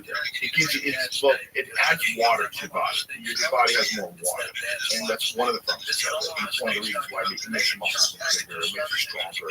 It really does work as a fitness supplement. Like if you're training with creatine is one of the very best things you can take. Creatine, I would say 8 hours. You heard that right. I got to give you this thing that Weidman gave me. Herbal pills, completely natural. He gave me with playing golf in Atlanta, whatever it was, in DC. Told me it was there. It was just good. The three of us went out, and I get up in the morning, my back is killing me, everything, my joints are hurting. I get to the course, you walk around hills up and down all day, I'm like, I'm gonna be so gone. And why does there take a couple of these, pills you got these things are completely herbal. It is. It's ashwagandha. I don't know, but it's what the key with this stuff is. I said, why does because he gave it to me, and he said, just do me a favor, mark right now where you feel, how you're drunk. I feel horrible. I feel everything. In fact, you're swinging a golf club. It's brutal. So just take 3 and tell me how you feel in in a few hours, whatever it was. And I forgot about it. And around the 9th hole, but I swear, I'm around the turn. I'm a couple hours later, I'm like, feel amazing. I'm like, all the joints, you know, like the jiu-jitsu finger thing when you do when you first come back, and it's like, and it was gone. I was literally tumbling with DC. I'm like, come on, let's go, man. I felt amazing. I go, it's the pain. I go, this is insane. I go, can you give me? And DC tried them too. And DC said, I haven't wrestled in a long time because he tried them. He goes, I love, like, I want to know. I know nothing. I go, I'm trying to figure out if it's a placebo effect or what it was. He gave it to me again. Same thing. Felt amazing. So why do you have those on his Instagram? Find out what this stuff is. I want to literally. I don't go into business, but I want in on this. Whatever it is. I'm gonna give you. I have some. Try 3 days. Yeah, just try it. Just mark how you feel. If you get any pain, because if you go, I felt nothing. That might be the case. But I did it, and they ran out of them. You couldn't get them, and then they got them again. Everybody has given How long to before me. they make that illegal? I know. They just made BPC 157. I know. It's the. I'm telling you, I'm out of shape now. It is literally the only thing that gets me up, and I'm like, well, I can work out. I can do it. Yeah. I took on my again. I want to know what's in there. Yeah, I'll find out from him. It's all natural stuff, but the thing about it is, it's all coming from Earth. But these natural, the key, what they said in these things is like the guy throws out, like, because when you get ashwagandha, the active ingredient in it will, you know, like once it's gone, people sell it anyway, and it's like dust, it's like crap in there. He doesn't use, he throws out like 70% of the stuff he's getting. And I was like, I don't know, I don't care what it is. I just want it. I want to give it to my family because I want to feel better. You know, I'm just an older guy, so, you know, you got to help me with that work. I'm telling you, I am literally right now, I feel like I am on the cusp of either, you know, being that athletic guy, you know, go back into where, you know, I get shaped like crazy, or I'm wearing cardigan sweaters and literally, you know, grandpa. Well, yeah. And I started in January. I'm assembling the best guys. Like Dolce's going to help me out with this thing. He's awesome. We already did the documentary. I did it on it's called Cheat Day, where I thought you could work out like 6 days a week and just have one day to eat what you want. You just do it that way. And I had Dolce come in and be in it with me and work me out and do it. And he kept going, you're not going to be able to do this. And I go, why? Because you do one day, it's going to destroy everything. He said, and I remember, you can't outwork the bad guy. And he was right. It was like, I would crush it so hard. Like, people don't know what I can eat. Like, you know what I'm saying? You know, like, when people go, I'm a foodie, you know, it's like, you have no idea how much I can crush food. And that one day would just destroy it for the rest. Yeah, the food thing is, you can't outrun that. You can't. It's the best craze. It's real. That's where it all comes from. Yeah. It comes from food. And it's the craziest thing if you're addicted to food, because you have to eat it. It's not like heroin. Like, if you're addicted to heroin, like, oh, I've got a heroin problem, I'm going to take a little bit of heroin. Right. No, you're going to go full bore again. You're going to be fucked. It's one of the very few things where you're addicted to it, and you got to not be addicted to it anymore, but yet you still need to eat it. Well, what? That's crazy. That's crazy conundrum. In most people's minds, it's very tough. That's right. I can't. I can't, because he's giving me the diet so crazy. This, and this, and this, and this. You know, it's formula. It's very simple. I mean, by the way, does who needs another grown man to tell you what to do? You know, right? You know, seriously, you know. And same thing with working out. You don't know. Move your body. Whatever it is, you know what to do. You may not know the intricate stuff of like split squats and this and that. Work this thing in, but general health. You know, what, I got to move my body more, eat better foods, less processed food. We know it. But yeah, man, I can't. That's what this documentary I'm doing. It's like, why I have access to the greatest guys? Why can't I still do it? It's like, and part of it is I need the goggles. You know, yeah, you do. You need someone around you who's also doing it. Well, that's it. It's community. I don't have that. It's like when I'm with Dolce, if we're on a movie together, or he's got me in shape. He's giving me the meals, and it makes it. When I'm my own captain, oh boy, I'm gone. I'm just gone. One thing that you kind of try is the carnivore. Because if you do it, one thing that you're going to not eat is any carbohydrates. You're only going to eat meat. And if you cut out all bread, all pasta, all sugar, all bullshit, I'm not saying this is a great diet. I'm not saying this is the way to do it. I'm saying this is the best way for me to eat. I've done every other kind of diet. This one works the best for me. And it's the one that keeps me lean. Because when you're eating just protein, your body hits a satiety level. If you're just eating steak, just steak, your body will hit a level and you go, this is all I need, and then you won't want to eat more. But if I'm in that same mind space, there's steak there, but it's made next to mashed potatoes with gravy, a bowl of pasta, ice cream, then I'm going to keep going, and I'm going to get another 7,000 calories. I'm going to keep going. But if I just eat the steak, then my body starts processing ketones. I start, instead of using carbohydrates, I'm only eating protein and fat. Your body goes into like a ketogenic state. You think better, gives you an extra gear with thinking. The ketogenic thing is, I mean, that for me is work. It's because Dolce was amazing for saying, but he's like, when they say blueberry, carbs, he's like, carbs are fine, but he's the right carbs. There's nothing wrong with carbs. It's a fuel for your body. Right. What I'm saying is, if you're trying to lose weight, one of the best ways to regulate your appetite is carnivore diet. Because you don't overeat with it. But I think it's deeper than that. I think it's mental. I think it's like anything will work. I fasted that. Like I've done everything. It all worked for a while. But why am I this size now? Every time I'm like, just recently I started stop comparing myself to other people and trying to just say, get better than yourself. Yes, literally that concept for me works. It's like when I'm in there, because he'll give me workouts to go to and do too, but I don't do them. I can't do the reps. 4 sets of 16. I get so bored by myself, like I start doing my own stuff. I'll do like eclectic stuff, great stuff on a treadmill, all movement stuff. Like I love it, just throwing punches, doing things. But I walk around and then there's no way to measure it because the next day I'm not doing that. I'm walking, so it's like I'm the guy who walks up to the bag, hits the bag a couple times, and then walks. Oh, look at this thing! I have every piece of equipment in my gym. I do. If you saw my gym, you go, The Rock live here. It's like literally, it's like they see me and they're like, "What are you doing?" It's like I buy everything because I buy into it. I'm like, because it's a little piece of hope. Yeah, that's what it is. Right. Treadmill. It's a hope, a new thing. Like I got the Jacob's ladder. I go, oh, it's great. It's jujitsu. You're grabbing the ring. This is great. It's functional. Yeah, it's collecting dust. It's really, because I don't use it, so I need something. That's what the thing is. What can get me? Because I am like most people. I'm telling you, you don't need a lot of stuff, but you need something to engage yourself every day.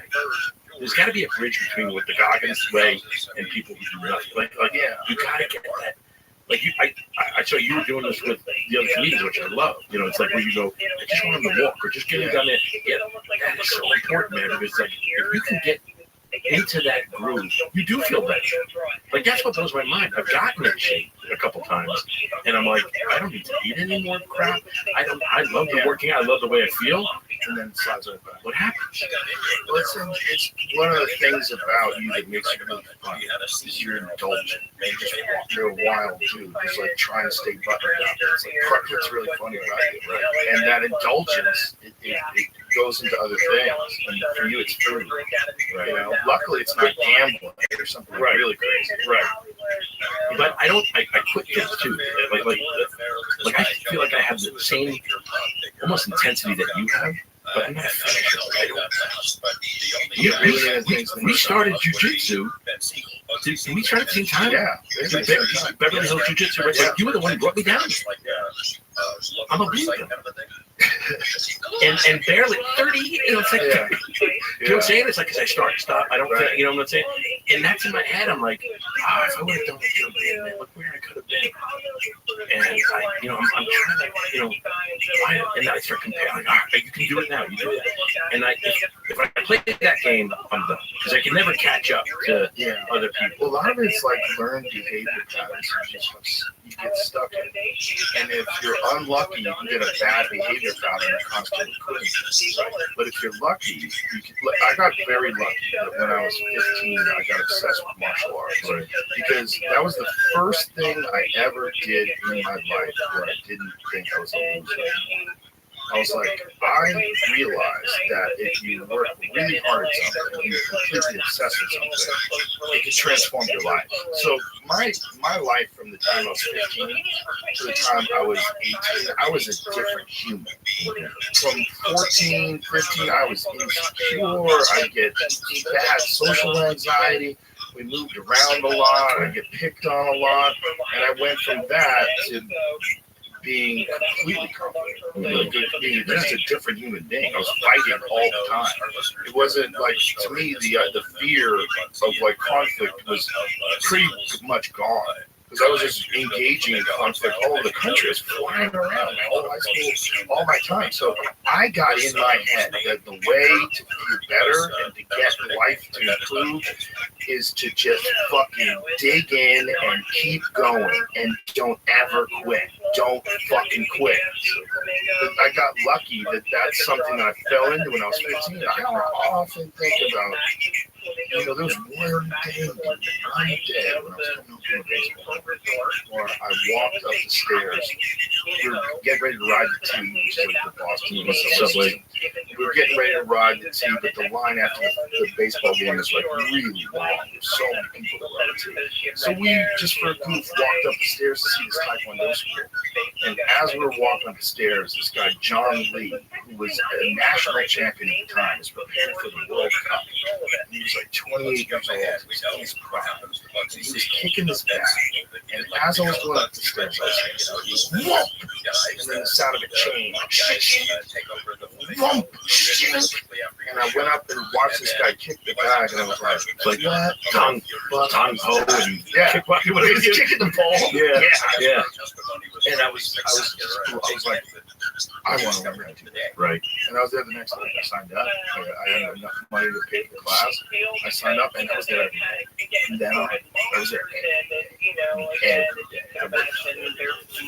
I worked out Sunday. I worked out every day. I never took a break. I was there hours every day. I just eat food, go there, and I was starving by the time I left. And head home and go back again. You're blessed, because you have something that most people don't have. They don't have that. Like you have, everybody who has the intensity in the beginning. When they see something like, I want to do this. I want to say, I do. Like I get all pumped up. I'm like, this is it. This is all I want to do. And then it's like you don't want to suffer. You don't want to put the work in. That's the difference between we both love jiu-jitsu. Well, to love something you gotta know it. You have to know it, right? You can't love something you don't know. Well, I love it. You know what I don't love? Obviously, I don't love the mornings, getting the cold gi on. There's things about getting in with getting on the mats. They're sweaty. They've been there since like 5 o'clock in the morning. I got to travel to do it. It's going to hurt. These guys are coming after me. It's like, you're in there and I'm nervous and so I stop. I get back into it. I'll let it go for a while. You go through that and you become, you overcome those little things, and it's like, that's how you grow. It's like, I get right up to the edge of it and then I'm like, so I don't love it as much. It's like, you commit, you have to suffer. You have to suffer. That's the only way you're going to show your love for anything is you got to suffer for it. There's got to be that. You got to overcome that. Otherwise, you don't. You die. You have two people. Everybody has two people. Everybody has the person inside of them that wants to go to sleep. Right. The person inside of them that wants to quit. That guy's winning, by the way. That's the guy who's you see before you right now. And the other guy that's like, no, this is what you need to do. But the problem is with a lot of people, that other guy that's like, no, that's what you do. That person's really timid. And that person, well, maybe it'd be better if we just went for a run. I'd shut the fuck up. I'm going to eat chips. Right. And that timid version of you is what you need to cultivate into being like the boss. Right. That's the boss. So I have a boss. My boss is that voice. Yes. I let that voice win every time. I love it. That voice says, "Shut the fuck up and get in the cold water." That's dying to yourself, man. That's literally saying, "I'm not gonna do where I'm comfortable. I'd much rather do this." I'm sure you know, much rather do something than jump in a cold plunge get a cup of coffee and go hang out and talk. You do that, and that's something I need to do more. It's like we all do. It's like it's the only way you're gonna embrace it and get better. Because I'm trying, literally flying. Like I said, I drive everywhere these days, and it was getting so much that I'm like, I'm afraid of flying, but I'm like, I can't just die to myself. Just do this. Have faith. You'll be fine. Just do it. And each time you do it, you're like, all right, you have a bad flight. You're like, I'm not gonna do it. But it's like, it's you just gotta give the boss some strength. Yes. Yeah. And the boss has to win a bunch of battles. And when the boss wins a bunch of battles, and he wins them every day, and eventually the boss becomes a louder voice. And then you get to the point where the boss gets to tell you what to do, and you don't do it. Even though you have all those feelings. Every time I lift the lid on the cold plunge, I'm like, let's not do this. But every time. But the boss is like, shut the fuck up. The boss gets mad if those voices pop up. So I'll make you do an extra minute. Right. Get the fuck in there. I love it. And, there's two pieces of advice I would give parents. Or just young men in general. Aspire to be the person you pretend to be when you're trying to get laid. Yeah. Just be that person. Yeah. Instead of pretending to be that person, become that person. Right. Become a person that you would admire. You can do. It's possible to do. If you can pretend to be that person, you can actually be that person. Right. Aspire to be that person. And then the second one is live your life like a documentary cruise. Live your life like as if you wanted the whole world to go, wow, that guy's really killing it. Like I love the way that guy handles things. And then you're gonna fail. You're gonna fuck up. You're human. Everyone's gonna fall into I was really fascinated with that. Just go back with the same mindset. Get back into it with the same mindset. Live your life like a documentary cruise following around. How would you want to do this? Actually, become that person. You can become that person. That's right. We're doing that now. And it's like we started in January, and I think I might have went up 4 pounds. I mean, it's like because I go down, and then it's like, you're right. And if we want, I'm going to show it all. Because that's what it is. It's the struggle. It's the process.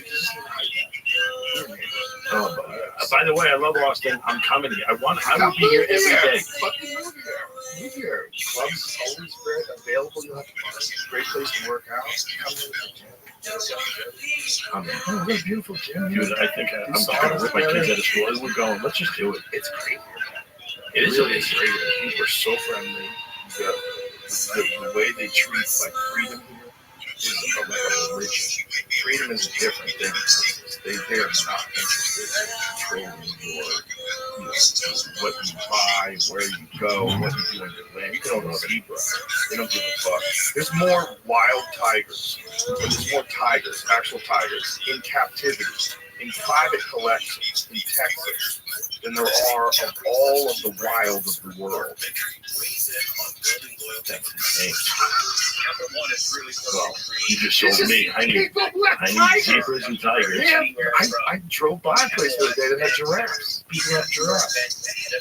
You can have whatever the fuck you want. If it's your land, they just leave you alone. Like, it's your land. You do whatever you want. And the comments. Oh, man. I got my beard trimmed at a place. And they were talking about it. They go, it's a whole different vibe. I'm like, really? And he was like, oh, yeah. Well, this is the first time in our lives where a scene emerged. There was kind of a little bit of a scene here in Austin. There was just clubs and comics and good comics in Austin. But there was no real scene where a bunch of assassins lived. And now, like, Shane Gillis lives here, Duncan Trussell lives here, Tom Segura lives here, Christina Pazitsky lives here, Tony Hinchcliffe lives here, David Lucas lives here. It's like, Holy shit, Brian Simpson lives here. Tim Dillon lives here.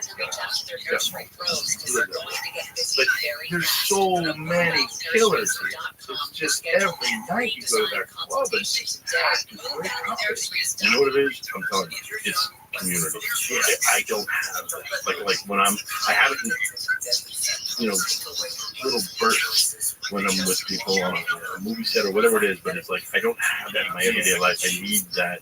I really think it's a big thing. Because I need the hypeness. I need, to be in that group where you just start doing it. I did one training camp with Weidman and those guys, earlier on, and with Aljo and these guys, and I just jumped in with them, and it's like with them for a few weeks, and then I had to go out, but it was like you developed this brotherhood. Yes, it was so much fun. It was going through everything, you're eating together, you're running sprints together, and I was like, whoa, this is really, really cool. That's one of the great things. Several months. It's like those guys are so tight. They're all friends. Oh, such a tight group. And they got so much killers. So much guys. Aljo, Mirage, this is the funniest thing ever. I came my first day on the camp, whatever, and they were sparring in the octagon. I had my headgear on, and everybody's pairing off with everybody. Just in Wyman goes, when Longo setting it up, you guys go with you guys, everybody switching around, this and that. And I was like worried, because I don't want to go, get in, mix it up. I'm going, I'm not even fighting. I can't do this, whatever. I got in there. Everybody else, Aljo knows me, these guys know me. Mirage thinks I'm a fat, old fighter. Like, he thinks he doesn't know me. I get the headgear on. He doesn't recognize me as an actor. And he starts dancing around. I'm going, whoa. I know right away. He doesn't know I'm not, I'm an outside guy. He thinks I'm a guy in the camp. And he just starts going crazy. And I go, oh my God. And I'm throwing punches. And this guy's moving around like crazy on me. And I'm like, I'm looking for Weidman. And it was amazing. He was the sweetest guy ever. But I got lit up by him in 2 seconds. I pick it up. I go, I'm an actor, man. That guy does not get tired. Nothing. He's wild to watch. You see him with Henry Cejudo. He's got Henry Cejudo picked up over his shoulders. And he's talking. And he walks him over towards Mark Zuckerberg. It's Henry Cejudo. That's an Olympic gold medalist. And you're carrying him around like he's a kid in a schoolyard. He's fucked up. Oh, man, he's an animal. The Rock is an animal. And the sweetest guy. Once, yeah, he's really best. I love that dude. And everybody loves him. Like, the response he gets from the audience, people love it. His last week. When he wins, he just gets so fired up. He's amazing. They fucking love Marab, man. They love, look at that. Look at him. That's Henry Cejudo, dude. You have to understand how crazy it is when he's carrying around that guy on his back. Like that with guy. A smile. Yeah, I mean, 2 division UFC champion. He won the flyweight medal, or the flyweight belt, and he won the bantamweight belt. And Marab is literally toying with him. He's smiling and carrying him. I mean, that is so wild to see. That was one of the most shocking things. I mean, I've seen a lot of shocking things, people getting knocked out. I've seen a lot of things. To see someone treat Henry Cejudo like that, carry him around like that, laughing with a smile on his face, is like, oh. Now I can say I smile. There you go. But yeah, that camaraderie, we needed those comics. Like, that's why we opened up the club. We opened up the club because we realized that one of the functions that the Comedy Store had for all of us, it was home base. Yeah. We had a home base. It was a great old club with amazing history, and we were proud to be a part of it. So we'd all get together, and we were proud. We were Comedy Store comics. It was fun. You go out on the road, you come back home, and you see back at the store. Yeah, and some of the best shows that we would have all year would be like Tuesday night, Wednesday night shows at the store. We'd go there, and it was just so fun. And everybody's just so happy to be around each other, other comedians, have fun, and talk about jokes, talk about stand-up. And everyone came out. We did the Vulcan with some setup good for green rooms. And then I started looking right away. And the first place I bought was a cult theater. It was owned by a cult. That fell apart. And then we got this opportunity to get that place on 6th Street. And I started building. And it's better than I ever could have hoped. It's it's a real community now. Go into that green room. Laughing, having fun. And Soder's there, Lewis is there. It's like people from the road, guys from New York, guys from LA, people coming in and out of town every week. It's fun. I miss that, man. Because I have it when Sandler goes on tour and he'll bring me out and I go with him, and it's just so much fun, man. It's, you know, that's what we're missing. You know, if you're the guy who just does the theaters and you know you're with your family all week and then you have your open act and you on the road, that's exactly it. It's not the same. It's not. I've been that for years. That's the guy I am. You know, I miss it, man. I really do. That takes place in the neighborhood's fictional universe. It's not a direct spin-off. Ironically, where you get started in an episode. Good place to live. The Alpha Brain, man. It's going to change everything. Do we find out what the fuck they are? I'm gonna bring them into. I have some. Just try it. And be. I'm ready. You're gonna be. I'm gonna try them right away. I can't wait to try them. In my mind, I've already tried it. Have you wrestled in DC? That's ridiculous. Wrestling in DC is playing golf. I go into Pummel and just messing around like holding the golf club, and you just feel it. Oh my god. You don't know where. Call 1-800-NO-COPS. You almost like playing with him and you get scared. Or it was like I was with your boss. When I met Boss, I remember I first had it was just the King of Queens started, and I was like, we could have this guy come and train us. This guy that we used to watch, you know, what was it on Pancrase? Yeah, and he had the high boots and stuff like that. Yeah, and then I was like, whoa, man, we can get this guy to the, you know, to our dressing room, and we can work out with him. And I had a little space on the set where, you know, we would train. And I brought him in the first day. He couldn't even speak English. It was me and Rock, you know, my brother was there. And they were talking to him and trying to keep the conversation going, you know, like he's just sitting here, he doesn't even know what's going on, really, just looking at me. And then those guys left the room, and I felt like I was in the room with like a leopard. You know, like where you go, where your feet, as long as you're feeding it conversation stuff, it's okay, keep eating it. Yeah. Looks at you again. He was just looking at me, and I ran out of conversation. I'm like, all right, so, and he's just looking at me, and I'm like, this is a different human in front of me, you know. Especially back then. Oh gosh, things could go bad. Yeah, that boss was scary, dude. He was the first guy that the UFC hired that I got excited about. Right. Because he was the guy that I knew who he was. Because I had seen him fight in Pancrase. He was one of the very first high-level strikers that made it into MMA. Like does kickboxing style. Oh yeah, in Pancrase you'd have to hit with the palms. And Boss figured out that instead of bitch slapping people, you just spear them with your palm like a punch. Spear them, and he would say you would hit this part of the wrist. He would say, as opposed to even the palm, he hit the bone. His bone. And he would just work the bag. Mm-hmm. Yeah, he worked the bag with his palm to develop that power. And he had this crazy ability to pull his hand back. Like his hand, like my hand doesn't really go much back further than that, but Boss's hand goes way back. Like this. Which is a freaky crazy hand. Weird. He's a weird. Every injury I have to this day, turf toe and everything, came from him. You know, because he's the greatest guy in the world. By the way, once we got to know each other, and he's one of my best. And we threw mats in my garage in Chino, and I remember, and he would come over and train me, and you know, we would start on our knees and stuff like that. And I remember one time. We would just start on the knees and we were locked up. And I remember I outmuscled him, pulled him to the side, and then 2 seconds later he reversed me. I got pulled, I got out. 3 seconds, you know. And the next go we had, he pushed me, you know, like he rolled me back, and I thought it was my knee, but it was my toe, my big toe. Oh no! Turns out still here, yeah. Never got rid of it. So these pills help. These pills help that. I'm serious. Everything. I'm telling you, these pills should be the back of a wagon, dude. This is for everything. I gotta find a way. Diarrhea, gonorrhea. I just want to make sure because nobody's.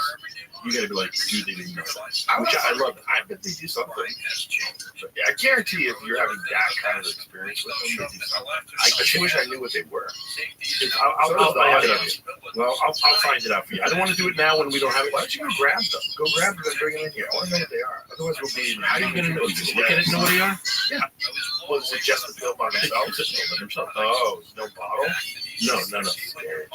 It's not sketchy. It's. I promise you, it's not sketchy. No. Because it was. I'm telling you, we will figure it out. You're gonna love this. And then, I think you will. You and I will sit down with this stuff with Wyman, and we're gonna. I'm telling you, we're gonna save the world with this stuff. If an old man is telling you that, I am, I'm telling you, it's the one thing. It's like more vocal. Wow. Never thought you were gonna get old. How's that possible? I'm a young guy. I'm always a young guy. That's exactly it. Also, you never got beaten down by life, right? Because you have a great job. Right. Like if you have a job that sucks, you get beaten down by life. Oh yeah. But if you have a job like we have, we enjoy our job. It's like a thing. It is what we do for work, but it's also what we enjoy. Right. And it is work, but it's fun. It's great. There's nothing. The stress in work is different. Yeah. But they say you're only as happy as your least happy kid, right? I mean, that's true. That's true. So it's like when you got that going on, it always balances that out where you're like, man, the greatest life year ever. And then it's like, oh my gosh, I gotta do this. Yeah, and it's not easy. No. Like, especially today with social media and just the weirdness of the world. I mean, if you're a fucking kid today, you're a 15-year-old kid, and you're in high school, and you see what the president is, you're like, what? Right. That's the guy running the world? Like, what is happening? How crazy is this? And then you've just gone through COVID, so everyone's confused. Like, what happened? Why was I locked up for 2 years? What happened? And then here you are, you're about to make it out there in the world, and you're on social media all the time. Right. It's a tough ride for kids. It is a very, very, very tough ride with new challenges that we never had to experience. Dude, my oldest daughter is in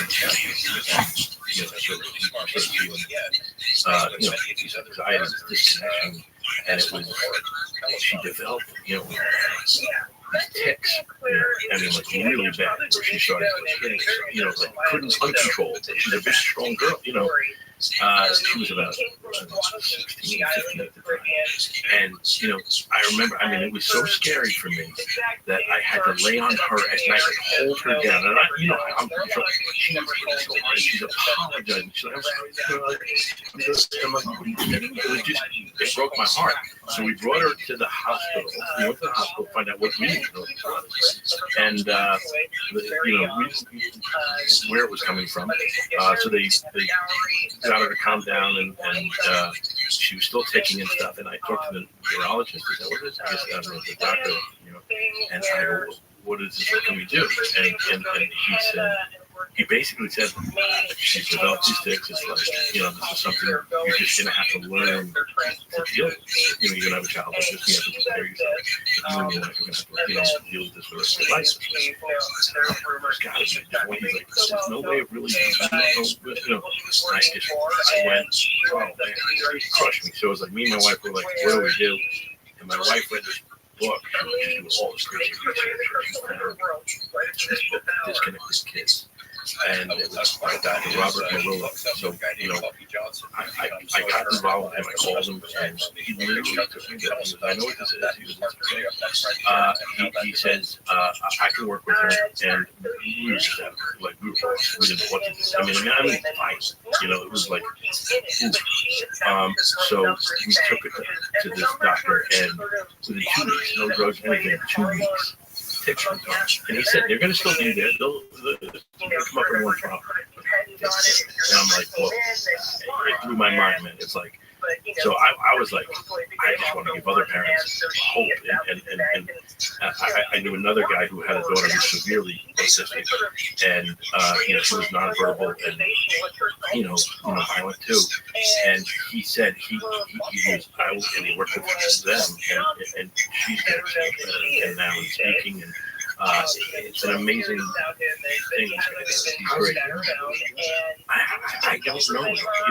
He works with the brainwaves, and again, not a doctor, but there's no medication in there involved, which is very important. Because that's what they were recommending in the hospital. Just put her on some medication.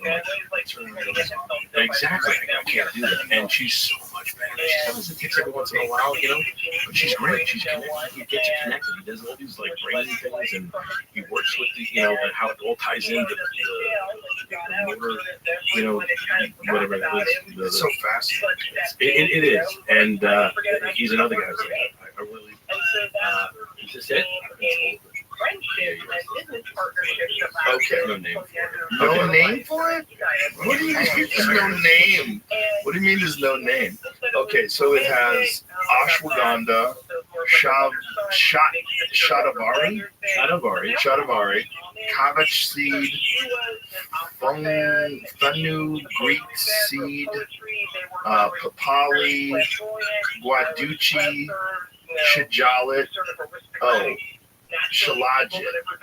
Shilajit. I've heard of that stuff before. I've heard of shilajit. Gokshura and something. Oh boy, she's beautiful. So that's I think it's not that the ingredients are that unique. I think it's the fact that the way they do it is, like he says he doesn't use anything that's been, he throws out the majority of it. That's why it's hard to come by. And it's like active ingredients for everything. They can sell you all this stuff, but if you don't get it from the right place, you know, it's just not going to do anything. Whatever it is, I give it to you. Yeah. Okay. I'm interested. I've never tried ashwagandha. Infla 650 or healthy skeletal muscular response. Maintain healthy skeletal muscular Give it a Send me shot. that. Send me that. That is the same ingredient? I literally copy and paste it in Google. They're showing the same thing, same dosage. That looked pretty good. Bullshit. It could be Low res image company. That's right. Try it. I know nothing. Anybody that's like, for me, I want it for me. Yeah. And I know I'm not gonna, you know, if it does, I sense it. Like, I'm like, if it's not working, it's not working. If it works for me. Yes. Okay. That might be it. It must be. It's on his website. That's it. Info 650. But yeah, it works. Herbs work. There's a lot of them that work. Yeah. Some of them are really good. So that's what's interesting about pharmaceutical drugs. The vast majority are sourced originally. It's a lot of money.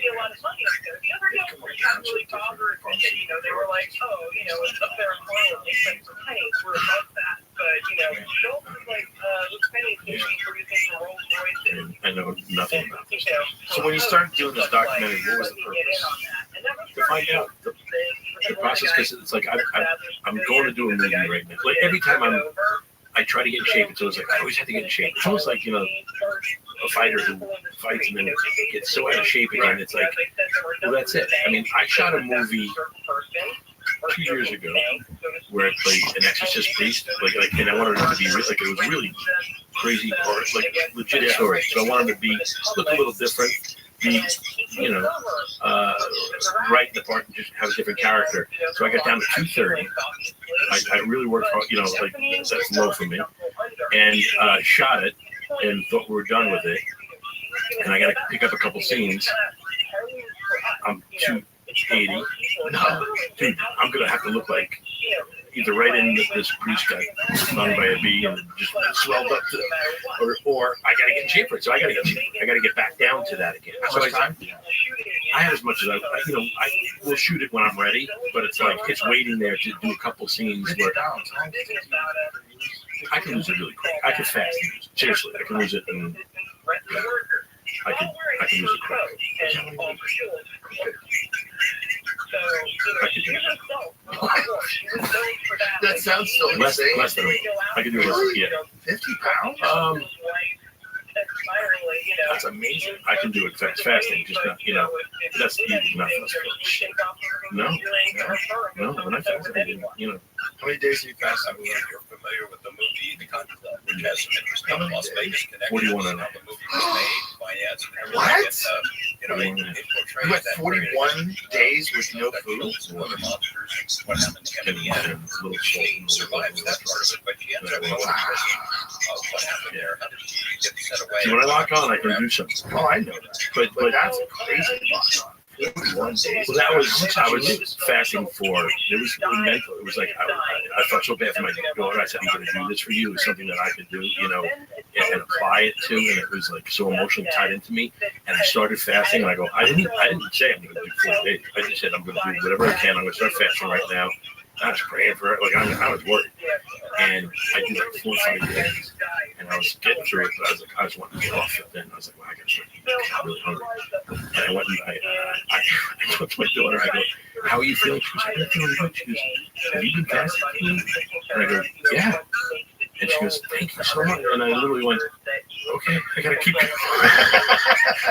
I couldn't stop then. So I just kept going a day at a time. You know, just do it. But it's amazing how your body, you don't need it. You don't need food. As long as you have fat on you like that. Yeah. Like, I lost, I think, like 60 pounds. Wow. Yeah. Yeah, there's that guy that was in the 1960s, right? That one dude. He fasted for 360. Yes. He was really big, right? Yeah. Yeah. You All can he do did it. was just take IV vitamins. Yeah. Just water and vitamins. I didn't even take vitamins. Like, you don't need anything, you know. And I felt He took no vitamins. nothing. But, you know, it was, it cleansed everything out of me. Like, I'm not saying it's illegal, but, you know, like, I don't know. Yeah. There's definitely some health benefits to that. Yeah. Especially short-term fasting. Well, But if you're big and you can do it, why not? that's it. It's like, well, how are you going to survive? Your body eats fat. That's it. That's what it was doing. It was You surviving. probably had good energy. I was pretty good for, you know, a while, and then you'd have these dips, and you know, you feel like, oh, I feel miserable, I'm done. And then you fight through it, and like the next day you wake up, you're like, I'm okay. You know, it's like, keep going, just keep going. Right. Your body just says, all right, this is what we're doing. I literally wrapped up the 41 and a half days at You're Gonna Crack Up. I went to Pizza University, which is a university to learn how to make pizzas, and I didn't even, I forgot I booked it, and I'm like, oh my gosh. And I go, I'm not going to kill it while I'm there. It was a 3-day course where you get like a little diploma. I wanted to know how to make the dough and everything like that. And I went, oh no, this falls within my diet. I just wanted to make it past 40 days. And I went down there and I did the whole thing and I never ate a bite. Yeah, so it was crazy. But then you blow back up to the, you know, it's like, it's like, that's what the documentary is about. The documentary is about the process and finding something where you can help people with their health. With, you know, it is what you were talking about. It's just get up and do something, walk. Do it a little bit more each day is the key. You know, it's like, you don't even notice it's happening. All of a you're this active.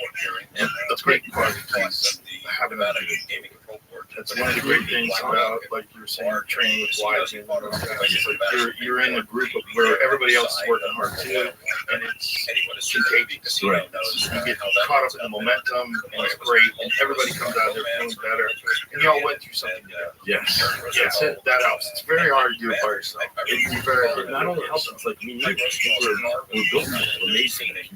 You Yeah. know? 100%. 100%. When you don't have it, it's hard. Yeah, it's not a good life if you don't have it. It's just not. You don't want to do it by yourself. Right. What you were saying about those how used to by themselves are scared of germs. Yeah. Oh, the world gets smaller and smaller and Yeah. smaller. Yeah, the bigger you get, the world gets smaller. It's not good. It's not good. Yeah, you can lose your marbles. What happened to the Las Vegas mob? I'm coming. I think I'm coming. My wife's hearing this. She's gonna hear this for the first time. Like, I think this is it. I look here in Florida, and Yeah, this is a great place to live. it's fantastic. I spent time here in Austin. I was here for a few days with writing, and I felt immediately like the moment I was like, this is like it made sense. It made sense. It's like, of course. Well, I've been wanting to leave for a while. You know, I tried Colorado. You moved out a bit. You moved out even from LA, further out the stick, right? The hills. Yeah, I was out in the hills. Yeah. I was always trying to be. Look, when I bought my first house, I bought my first house out in the hills. Like Right. Because I was like, I don't want it. I want to look up names. Right. Yeah. That's what I like. You got that here. Yeah, that's what I like. I don't want to. And with me, Ellen is just got a George Floyd riots. I was watching So these kids breaking the toy store.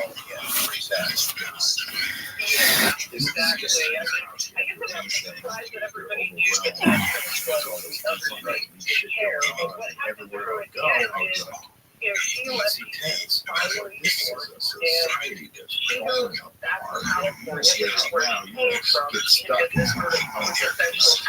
It's not what you signed up for. I was in LA, the San Francisco was great. It was great.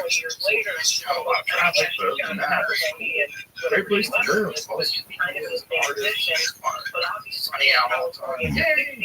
We're right spot. But after COVID, after the George Floyd riots, I was like, I'm getting the fuck out of here. And then realizing you have to pay attention to fucking stupid mayors. I never paid attention to the mayor. I didn't give a fuck who the mayor was.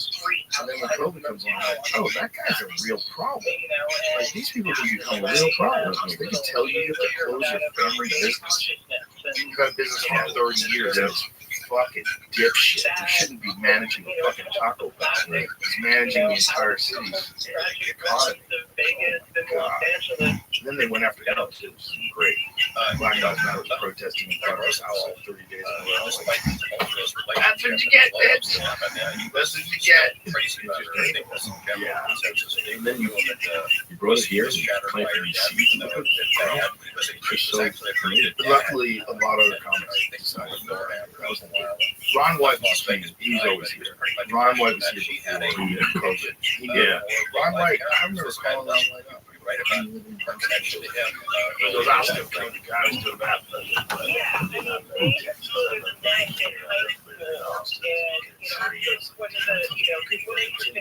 And so when the pandemic came around, we were looking for places to live. We had some friends that came and we came and we saw his house on the way. I had my buddy, Scott Ross, he lived in New York. He lived in the city. Abruptly moved to Brunswick, you know, in Brunswick. And he's always like a ball hunter and all this stuff. And he loved that stuff. For Boston. Yeah, they're great friends. Yeah, Boston's out here too, though. yeah, I know the whole thing. Yeah, they're amazing. And he loves it. I'm always like, how is it, you know, like, are you missing New York? He's like, you know, it's like, You can always visit. yeah, I love to go back and visit. I love to visit. yeah. Well, I'm on the island, so it's like, it's not in the craziness, Right. but it's the island. Yes, it really is. It's a different state. 100%. It really is. Yeah, It's a different state. it's not New York City. Now, Come on, yeah, it's very right way. yeah, it's different. Yeah. Much more families. Yeah. Which is what I here. Well, I used to love working on the island. That was my favorite place to work. Carpenters. Yes. Chuckles. You remember Chuckles? Yes. Is that Mineola? Is that That was in Mineola? Mineola. That's right. Yeah. East side was good. That was east side. Closed. And then they opened another one, Richie, and it just got away from it. It was just not a great, you know, he took over a massive store, like a massive warehouse, and started rebuilding it and just got, in over his head and stuff. And, you know, the boom was slowing down a little bit, you know, and it just got tough.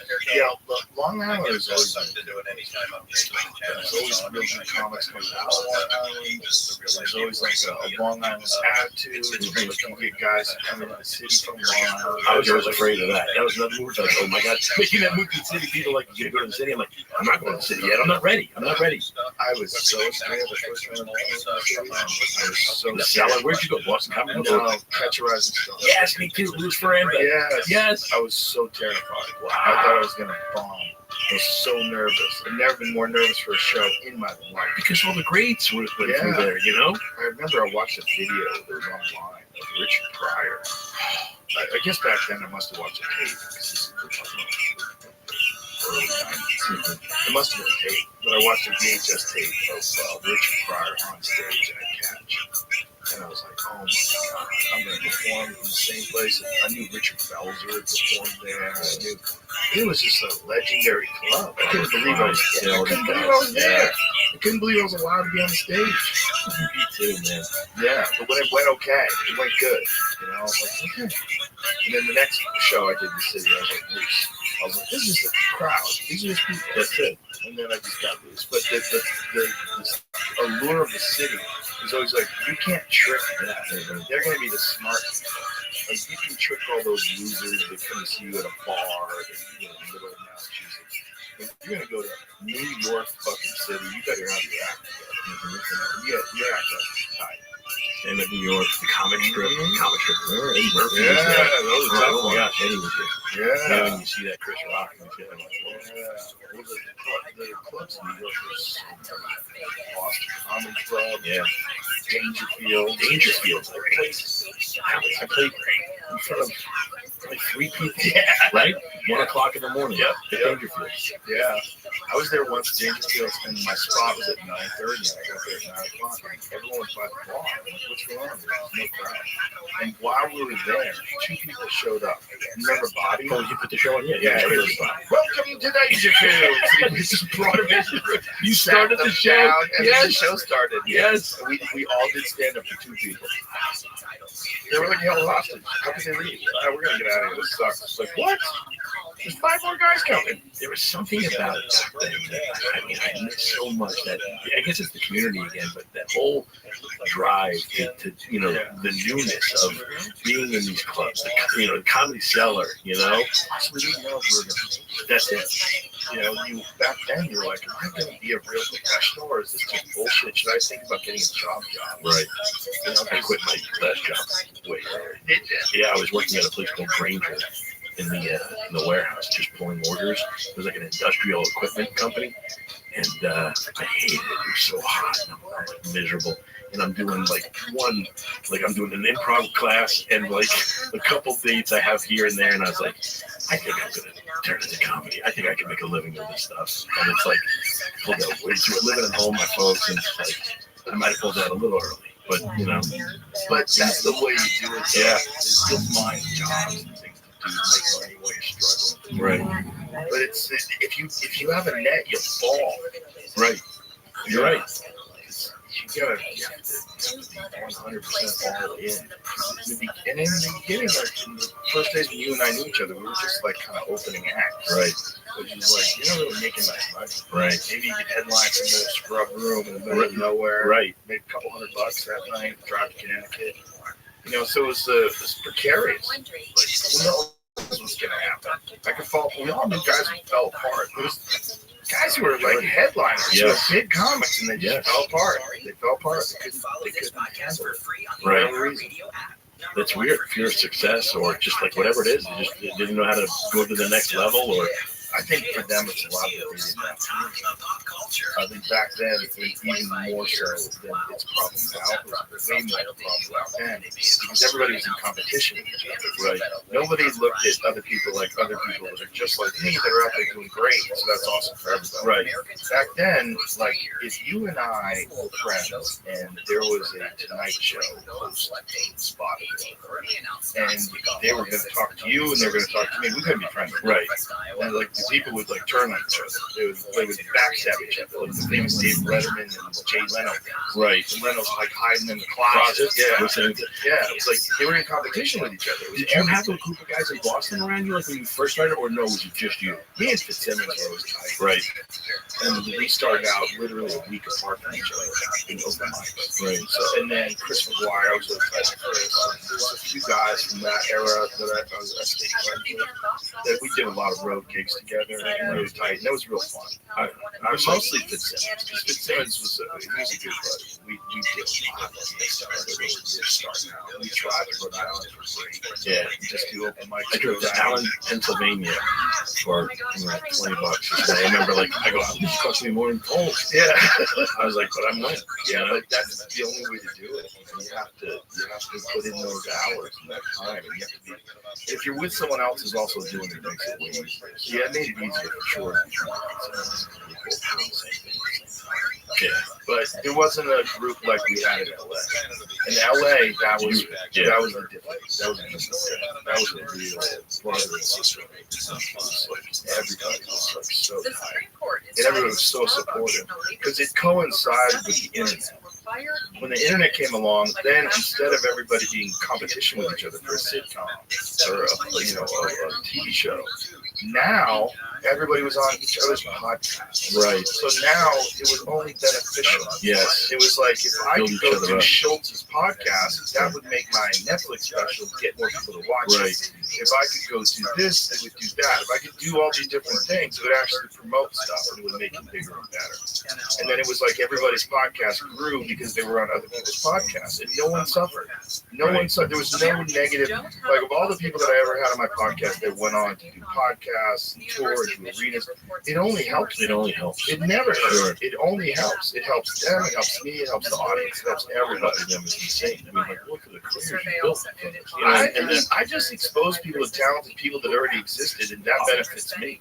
Absolutely, 100%. But it's like you give them this platform, and it does. It grows because then they're able to do it and bring up other people, and and then other people are seeing that and they're applying that in their own lives. Yeah, it definitely wasn't the case.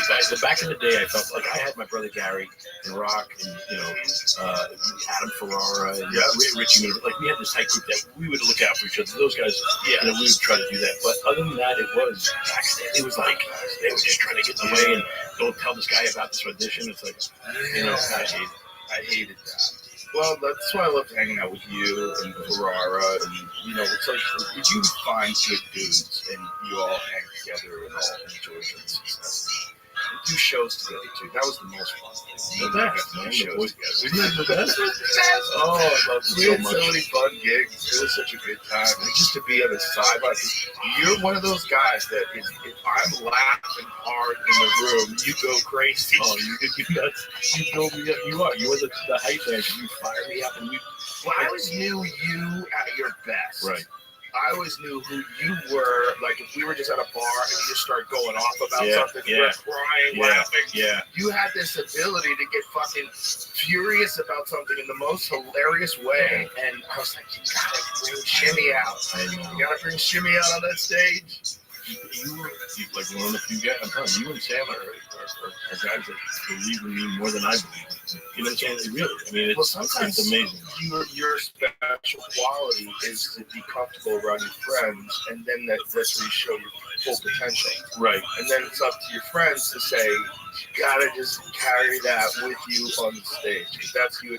Like the bit that you do about going up to the curb and the lock cancels out when the girl goes in.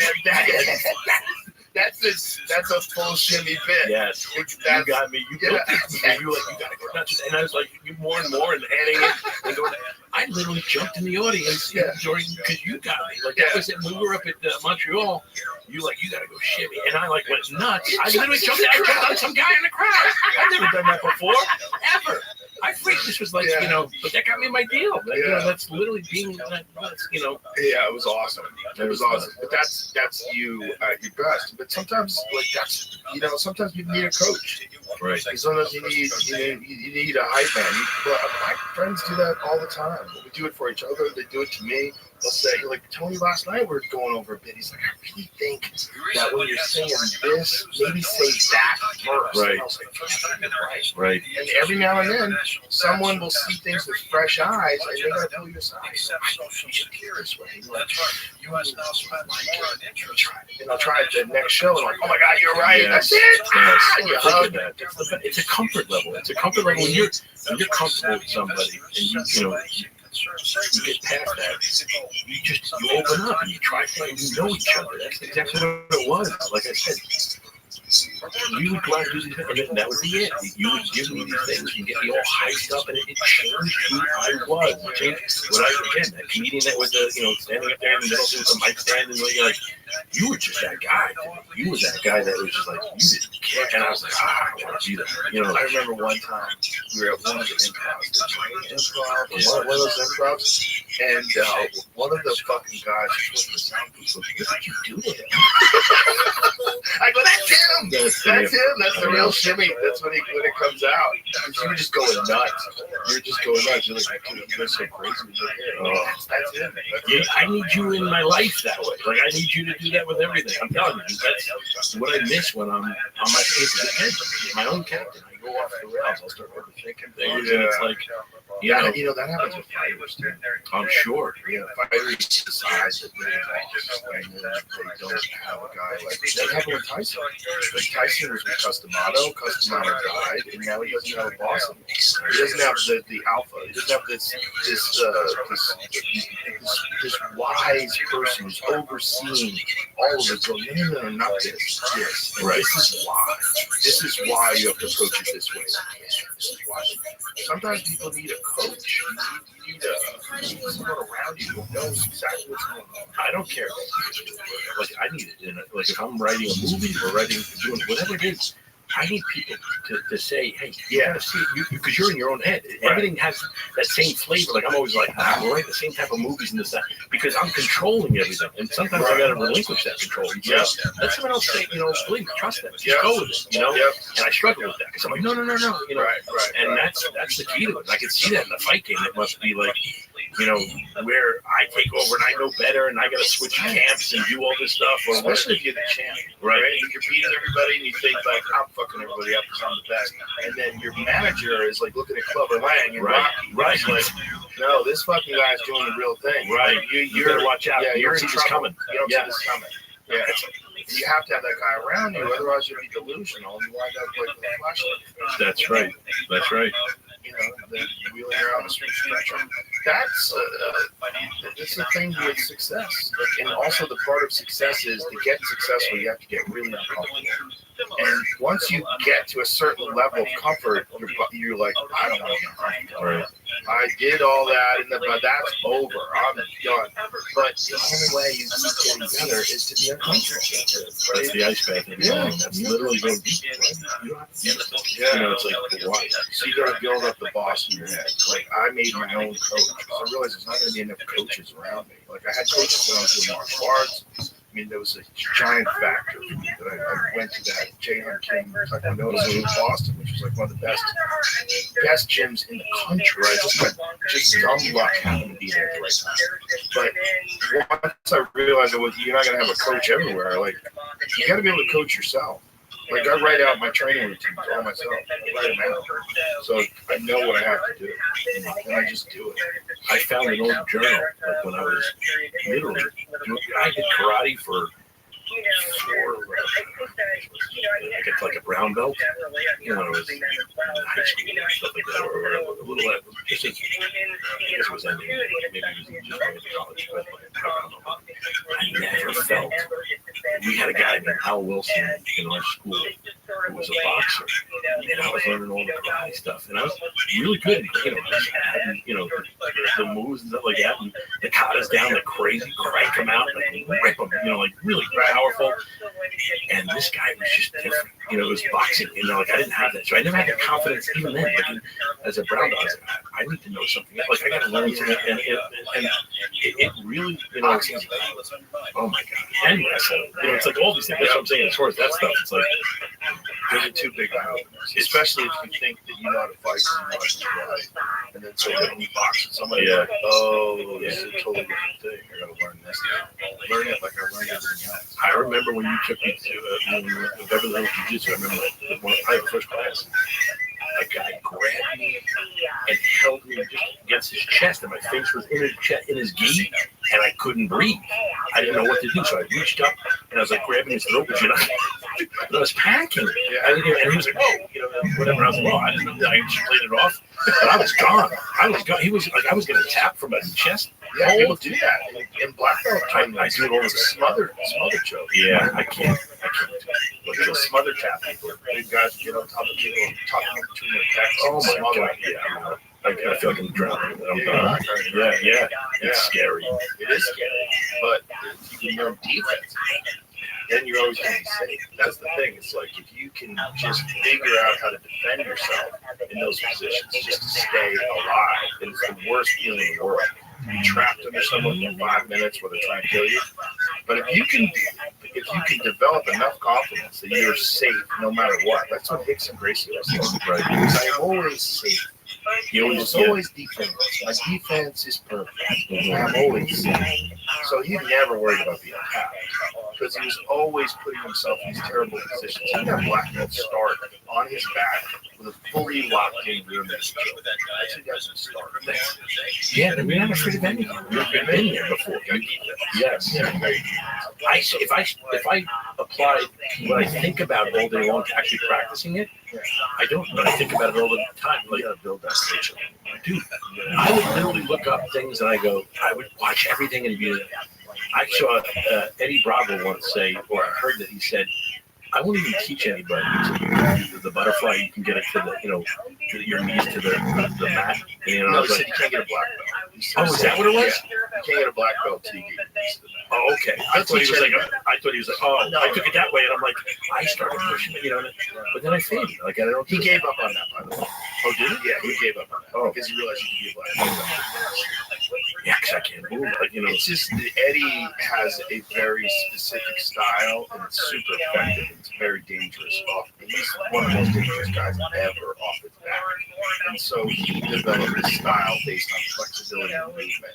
And I could always do that because I was very lucky that you've always done flexible. Because I did Taekwondo when I was really young and I always stretched. So I didn't have any problem adopting his techniques. Probably did just because of the dexterity.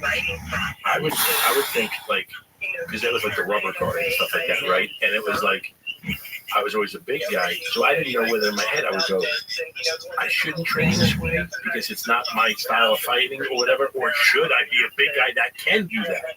And I would go back and forth, some trainers would be like, you shouldn't do this, don't waste your time, you'll never do that. And I'm like, well, what if I'm, nothing scarier than a heavyweight that can move around and be like that, A heavyweight that can fight off his back is one of the monstrous guys.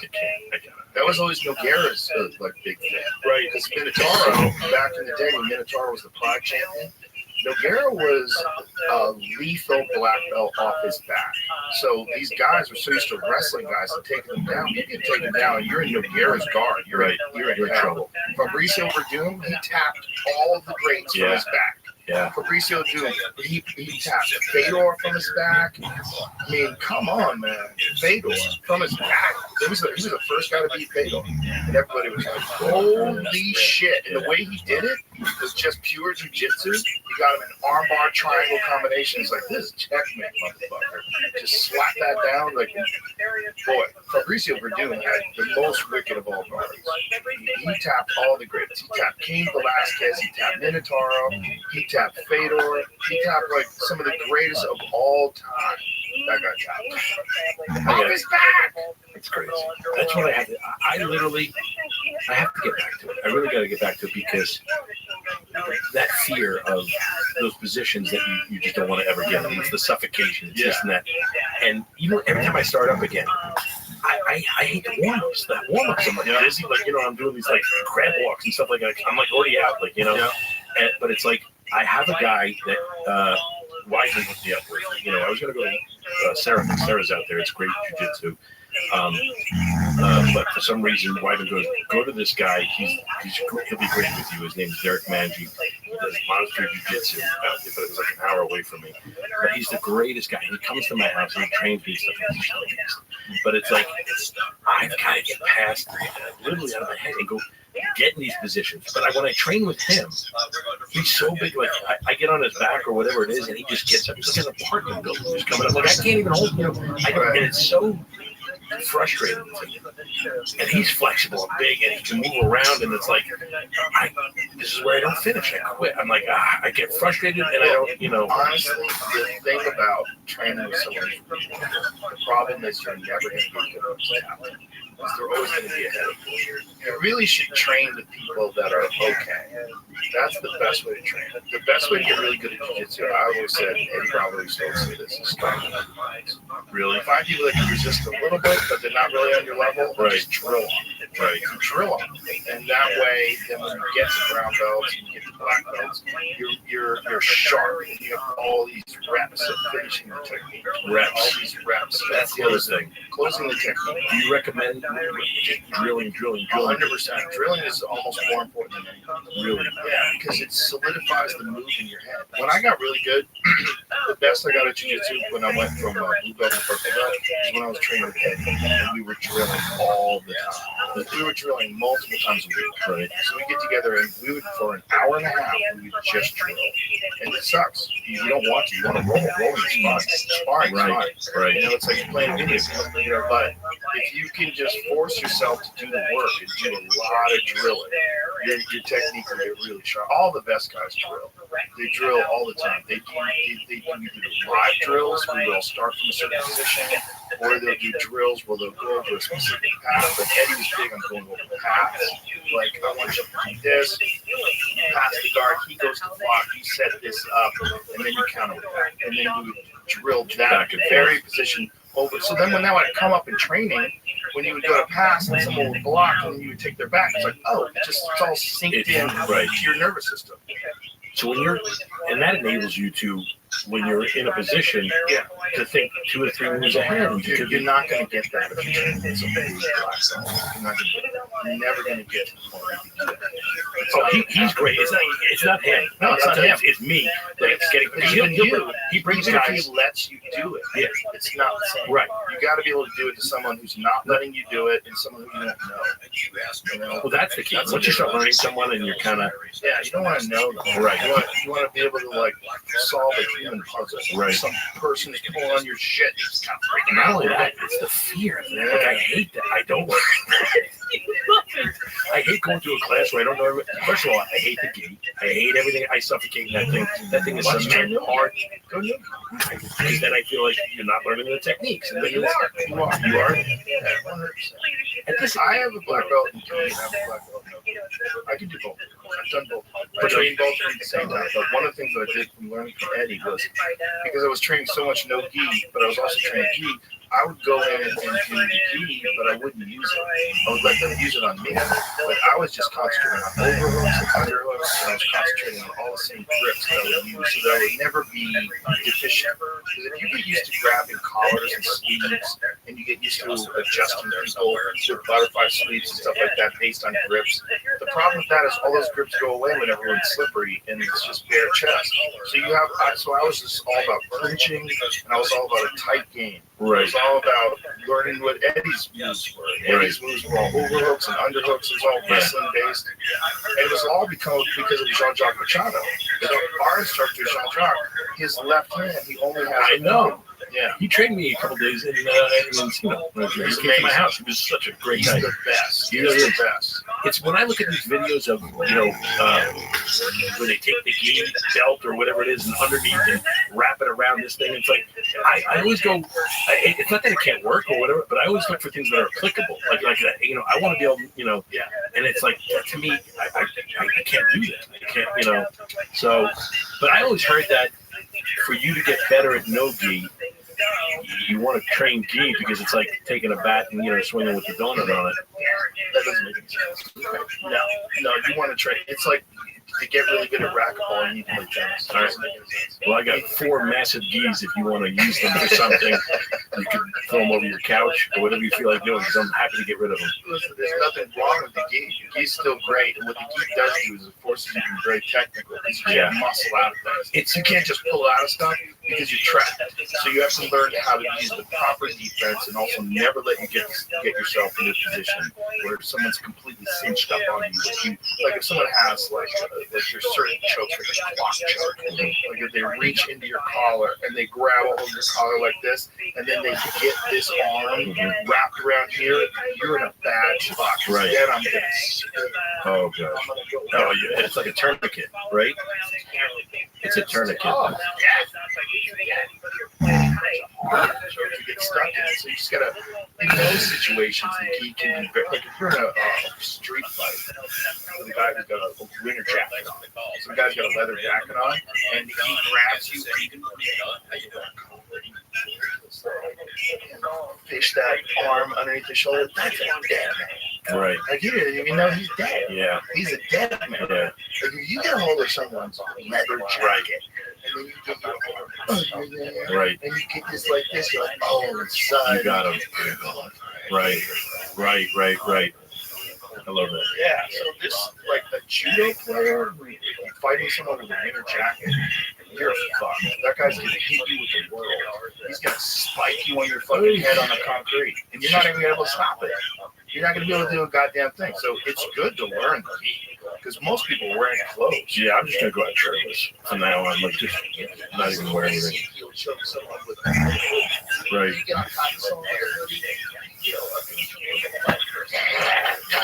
This is different level. This is not what I need to. Yeah. I've got to start. I really do. I gotta do something because it's like it's nothing wrong with the gi. The gi's great. The gi's great. I still love the gi. It slows when it does slow the game down for older guys too. That's the one thing. That's why they keep saying you don't want to go no gi because it's gonna be, but it's like it'll be a lot quicker. But I don't mind. I like that as long as it's a guy mile. It does slow the game down, but also to me, I just feel suffocated. Like everybody's always grabbing me, and I'm like, I'm out. I'm like tapping like crazy. I'm like, plus my grip strength. I ripped. First of all, toward this bicep when I was here with her. This one happened about 5 to 6 years ago. I hired a personal trainer. And she came to my house. Like I didn't even know that she was like almost like the CrossFit person. She's like going to work on strength. And I'd never deadlifted or did anything. And I started doing deadlifts, and she's like, I didn't know how to do it. She was like showing me, and she was getting so excited. She goes, "That's pretty good weight. Can we bump it up a little bit?" And it was like 135, 225. 275, and then she was, "Can we go a little bit more?" She put 315 on it, and then I go, and I got it. She was like, "Can we go 405?" Like whatever. She bumped up, and I'm going, and I'm starting to feel like a little tired. And I go, I don't know if we should do this. I don't know if this is getting me. But she was so happy. She's like, "This is really good." It was like a personal bet. Right. And I go, "I've never done." I did 405. And I felt like, something. I got it. I just got it. She was like, "This is amazing." She said, "Can we go like 450?" Oh no! And I went up right away. I got it up for a little bit. And I just went. I go, "Oh my gosh!"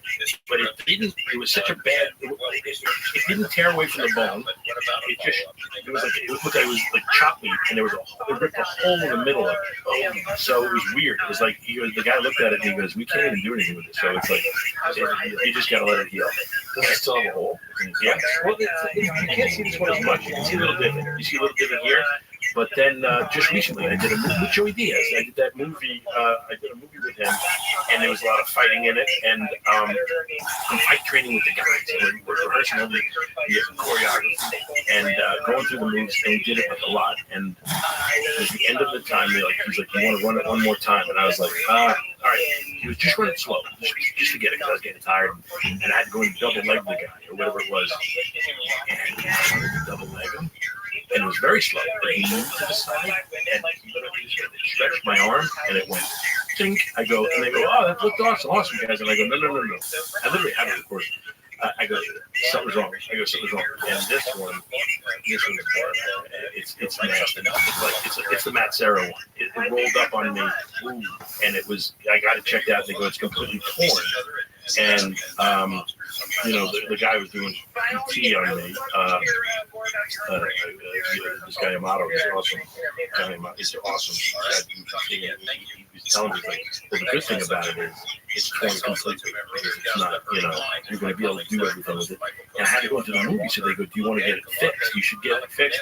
And he said, it was like one of those things where it's like, you don't gain that much strength. Believe it or not, the bicep doesn't do that much. The bicep itself, it's kind of like turning a key, and it's like that's where it'll be affected a lot, which is that's actually not that bad. Did you get it fixed or no? I didn't. I couldn't because I had to go to the movie and shoot the movie. Because if you do that, you get it fixed. It's rehab. It's like it's long, So I go, I can't do it. So they said, I go, can I get it done after the movie? And they go, you can't because of the window of the muscle. Like if you don't attach it right away, it shrivels up. It will take. Yeah. So I did it. I didn't do it, and it still hurts. It cramps every time. Like I don't feel like I can do anything. I've lost so much strength on this thing now. I wish you'd done this. I do. I was wondering about that. He's strong as hell. Like it doesn't affect him. He says, I think he says it's. A bunch of guys get that one. That's a real problem. It's common with a lot of times you throw a punch. Like if the punch gets blocked, like the bicep pops, you throw up. Yeah. This is ugly. That's bad. Remember Kyle Parisian had that with his hamstring? Yeah. Oh my gosh. He had a hole in his hamstring. His hamstring just ripped apart and shriveled up, and it always fucked with him like the rest of his career. Well, also his one leg just was not as strong. Right. So his one leg was like always compromised. He should have had a surgery on it. Yeah, but guys try to rehab stuff. There's like that fine window, that small window between fixing something and not being able to ever fix it. The TJ Dillashaw went through that with his shoulders. He tried to just rehab his shoulders, and the shoulders wound up becoming chronic. And now they ruined it. Right. Yeah, any kind of injury to his joint. Get a surgery if you can. If it's that bad, get the surgery. But also, it depends on what it is. Like if it's a bicep, yeah, get the surgery. But there's certain things like stem cells might be able to fix that better than surgery. So it's like knowing where to go, who to talk to, what doctors have actually gone through this before. You can't do that now. It's too late. With stem cell or anything like this, with the bicep? No. Yeah, that's true. Yeah, you have a very small window. I think a bicep window is just a couple weeks. Yeah. Should have done it. Really, that sucks. It does. It's slowing me down for sure. I tore my MCL getting on stage. What? Yes, at Stubbs. At Stubbs in Texas. I was walking up the stage. Stubbs is this outdoor amphitheater, and as you turn the corner, it's concrete stairs, but they're spaced there. And so I was like, I was turning my recorder on my phone and walking up the stairs, being called up to stage, and I misstepped and twisted my foot and it popped my knee bad. Or when I went on stage, my leg was shaking, like I was nervous. I didn't stop. I was in agony. I was in agony. Oh my God, that's how I grew up. I was like, my leg shaking so bad. I was like, I'm so nervous. And everyone could see it. It was just pain. I should have addressed it. I should have said, I just blew my knee out. I should have said that. So, like, people know when my knee is shaking. Yeah. Because otherwise, I was like, God, how do I stop my knee from shaking? But it shook. Yeah, it shook for like the first 10 minutes. Did you sit down? Nope. No. Just did my set. Yeah. It was still went great. The show was fun, but then my knee was fucked up for a year. I had to get a bunch of stem cells. I got stem cells in like 3 hours before I finally got to the point where how was it now? It was great. Yeah, that was great. Wow. Yeah, I did a lot of knee open stuff. That Ben Patrick. Yeah, that stuff. That's great stuff. That's a big game changer. I've strengthened my legs quite a bit more since I did that. The CDC is warning about a salmonella outbreak in at least 9 states. I got the squats, that sled too, on wheels, whatever it's called, the torque sled. Yes, I just push it light and then just walk back with it slow, and just keep going digging in. Yeah, I feel it in my legs. It's great. The walking is actually that's such a crazy fundraiser in history. And the Princess of Wales says she's making good progress in her treatment for cancer. It just keeps everything strong, firm. Yeah, as long as you stay flexible as well, and you're strong, like you have stability, you have range of motion, but you also have stability. That's 63 in Valencia and at 62 degrees in Yeah, I'm Arcadia. doing it to this movie now, where it's me and action movie. I'm going to literally leaving tonight to the next movie. It's like a crazy action movie with, and I wanted to get in shape for it. It didn't happen. So I'm like, I'm not, with I'm next to these two, Alan Ritchson. Oh, that guy? The Reacher? Yeah. Huge. That guy's huge. Oh my gosh, I was like, I got to train, get ready for nothing. That guy is the perfect guy for that show. Did you know they did that movie with Tom Cruise, and it was like the character was never that small.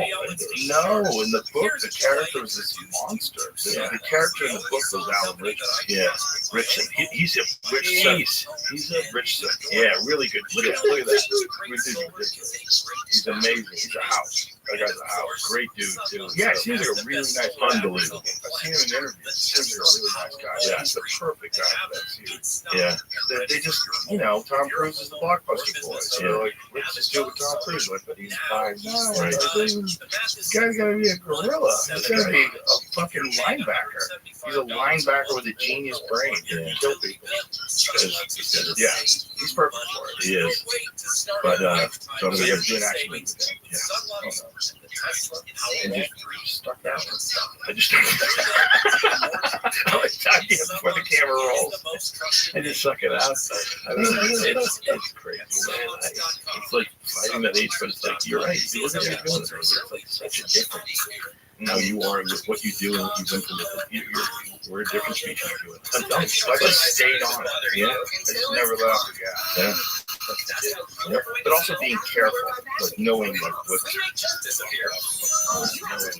not to try to work through injuries, but to heal them, and making sure they don't happen anymore by increasing range of motion and strengthening things, and just making sure the whole system is strong. Right. I do a lot of like non-sexy exercises, like Turkish get-ups and things like that. Right. Strengthen the whole body, windmills. Yeah. Those are the things that I like. No one likes to do that. And those are the things when I walk around the gym and do a couple things, it's like that's where I have to change my mindset to go into the places where does it hurt when you bend, where it is, ankle strength, foot, all this stuff to get comfortable in that. And it's like that's the stuff that's so important. Turkish get-ups, I don't like to do it. I don't, So like bench press is cool. Bang out 10 reps, like good. Turkish get-ups never feel like you're done. So no, exactly. It's hard. And everything's working. Do you do a specific set, or are you more like on your own? Just do I'm just going to work this area, and I'm going to do as many as they want to drill it. Or do you have like a set? I have sets. You do? Yeah. I do my warm-up. My warm-up after the cold plunge is always 100 push-ups and 100 body weight squats. So that's the warm-up. That gets you going. That gets you warm after you've done the cold, so now you heat up again. And then I do, wait a second, 100 push-ups and 100 body weight squats. That's more than my week, right? So like I even, this is your warm-up? That's the warm-up every day. Yeah, that's 15 minutes. So 15 minutes takes you 100 push-ups and 100 body weight squats. And then I do swings. So depending upon whether or not I'm feeling good or whether or not I need more warm-up, I either go with 50 or 70. So if I go to 70 pounds, it means I'm ready to go. So I do 3 sets of 10 swings with each arm, 70 pounds, and then I do clean press, 8 sets of 10 with each arm, clean press, and then I do 3 sets of windmills with each arm, and then I do 3 sets of renegade rows. And a renegade rows where you push up on the kettlebells, so you get the kettlebells, 2 on the ground, the same distance apart your shoulders, and you do a push up, and then in the locked push up position, you do a row with one side, boom, and then a row with the other side, boom, back up, push up, back up. Row with one side, boom. So your core is totally engaged the entire time. You're in a plank the entire time. And the entire time, you're either going down to do a push-up, you lock up, and then you're stabilizing yourself as you pull the one kettlebell up. Core that's boom, everything. Boom. And you do that with 70 pounds, 3 sets of 10 on each side, and you get worn the fuck out. You know, so you're doing 20 reps every time I'm doing this. I'm doing 10 reps of each hand. So I'm doing that one 70 times. And so I do 3 sets of those. And then once I get done with that, then I usually either do the sled or I'll do something else. And is that timed and all that stuff too, or is it No, I like to give myself time in between sets because I want to be fully recovered before I get into the set. I don't believe in. I follow this Russian principle, this strong first principle, which is the most important thing is how much weight are you pushing and how many reps. And it doesn't matter if those reps come over 5 minutes or they come over 20 minutes. And it's probably better if they come over 20 minutes than over 5 minutes because you have a lot of time. I'll take 5, maybe even 10 minutes in between sets. So I'm fully ready to go. And then when I'm doing a clean press with 70 pounds, I'm doing 10 reps each side. I'm no problem doing that. I'm not fatigued. Like I'm fatigued. It's difficult, but it's not where I'm like, it's a point of failure ever. If my point of failure was 10 reps, I would get 5. Right. And then I would wait a long time, and then I do another. That makes sense. Yeah. So I'm getting. You're never getting to that point where you're pushing yourself to the point where you're hurt yourself. Or Never. That's all I do. I don't lift anything heavier than 70 pounds. You don't need to, right? You don't need to. People think you do. I mean, it's one thing if you're a Depends what you football want to do. player. Exactly. If you're a power athlete, you need to do cleans and squats and deadlifts. That's great, but I don't need to do that. I just keep my body strong. And then I do my endurance work. My endurance work is either sled pulling or it's Tabatas on the air bike or it's round. And I get probably imagine one time or another. That's doing it right when you're tired. It's not only intelligent, right? 195 degrees. 195. What's your cold plunge? Technology might be taking us. Take on UFOs, I would have a heart attack. That would be. I have mine ready. I have one. It was 52 degrees. It was 52, which was I was shaking, man. But I would just go in there. I was in there for 15 minutes. Though. I would do that. You don't need to go that long. You don't need to, but you can do that. Yeah. It's probably going to be the same result as you do 15 minutes. Probably giving you the same result or similar result. The whole idea is you freak your body out and produce a And how does that compare to the chambers one where you need to get the air? Is it just like does that get you cold? You know the one where you they're both brutal. They're both brutal. I think I've never done that. cold waters are different animal. It gets in your bones more, right? You feel colder. Like when you get out of that cryotherapy machine, and you get out of there, within a couple of minutes, you're like, whoop, you're okay. You get out of that cold water, right? For a half an hour, you're like, Jesus. But that was the way I would warm up. I would just go right into the bodyweight squats and push-ups. So that was my way of heating my body back up. But don't your joints feel frozen? No, you're all right. You're all right. It's body weight, so it's not much weight. So just kind of right. You can easily do 20 push-ups. Just do 20 push-ups. Take a break. 20 body weight squats. Take a break. Heart rate drops back down. Next set. 20 body weight squats. 20 push-ups. Next set. Do it 5 times. And then by that time, I'm warm. And so then I'm doing whatever the other work is. So maybe I'll jump rope. It depends on what I'm doing. Right. But I always write it down. You write it, yeah. When you write it out, you don't do yourself. Because you know there's a bunch of it's all written down. That's the boss. The boss gets in there and writes it all out before the ego steps in. You know, once it's there, it's like you get better workout. You get better workout.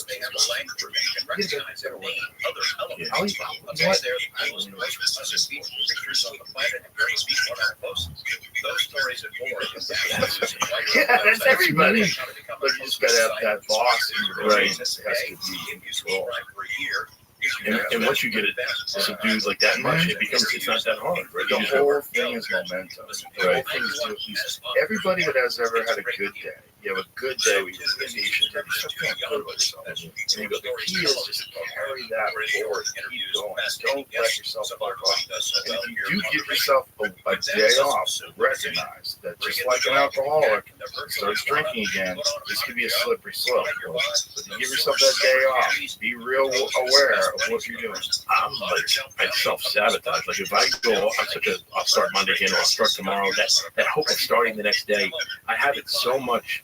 I remember like when I was training, and Weidman said this to me. He goes, when you're training and you get a flat, you don't get out and fix the flat. You get out and pop the other 3 times. Like you literally do, and I do. It's like once I go off, I go, all right, I'm off. I'll start, Monday. Yeah, I do. I do. Yeah. I'd love to eat with you. But I'm saying but you're right. And you can eat and do it in the right way. And I'm sure you enjoy food. And it's just you gotta.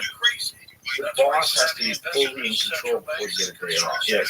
And it is almost like sobriety in that way. You have to get so much momentum that you're fully confident that you can take a day off.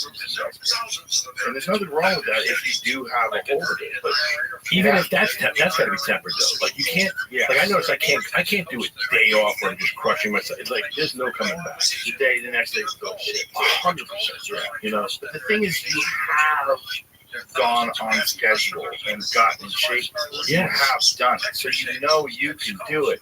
So it's maybe even more frustrating than someone who's never done it, because you have dropped 60 pounds. You have gotten in shape again. And I remember when you were training Mitch and Della Grasse, I was watching you hit the pounds. Like when you got in shape for Here Comes the Boom, you got in fucking shape, and you were training hard. And I was watching some of those sessions. So I know you can get to that spot. Right. It's just like maintain. That's the thing. And now as I go, it's like God takes a little thing away from me. The bicep pull now. Another new reach, a little. Yeah, it's like I gotta fight it, man. And like I said, I'm teetering between that. I gotta go back. I mean, you're right, man. Yeah, you just gotta decide. And one of the best ways to decide is to write things down. It's so easy to just keep a thought in your head and you don't really give it what it deserves. You gotta write things down. I really do. I write down my workouts. I have a big whiteboard in my gym too. Yeah, just put it up there, write it up. Just write it down before you do it. And give yourself a realistic goal. Don't be nutty. Right. Where the next day you're gonna be a dead man. Give yourself a realistic goal. Dolce get up, go for a walk. Just go for a walk before whatever. And what happens is when I start walking, I'll start moving around. I feel good. Whatever. And I start adding more, and it's like, my goodness. Then I start, wanting to throw, I get the egg weights, and I'll just start throwing those. I love it. I really, it's something that is really addictive in a good way. That once you start doing it, and it's a little bit, it's the pressure. You don't have to do so much. Just do this. Yep. And then, if your pressure is, okay, now you have to lift weights for an hour and then go to a 9-minute yoga. Right. Run a marathon. I'm like, right. You need to be very realistic. Like, you're going to start off today. You're going to do 20 push-ups, 20 bodyweight squats, 10 cleans, 10 presses, a couple of chin-ups. That's it. 20 minutes, and you never be exhausted. And then the next day you're going to do something different, but equally light, and you do that for a couple of weeks. And if you write it all out, it shouldn't take more than 20 minutes. You can get it. Write it all out. Make sure you follow it. And one of the best things for me is I have a TV in the gym. I'll put fights. So I'm watching fights. Get inspired, watching fights. Go through your routine. You're good. And as long as you write it out, and if you write it out and I know I wrote this down on paper, I have to do this. Committed. You have to do it. It's great. If you just hold it in your head, you're going to work out. What am I going to do? You need a structure. You're right. You're right. That's awesome. All right, I'll do it in this documentary, and we'll come back, and I'm going to show you that I'm next time you're here. I promise. I promise. I love it. Oh man, it's good to see you, brother. I love you, man. I love you too. Thank you for doing everything you do, man. It's my pleasure. You're awesome. It's a lot of fun. It's great to see you out there. I love it. All right. Bye, buddy.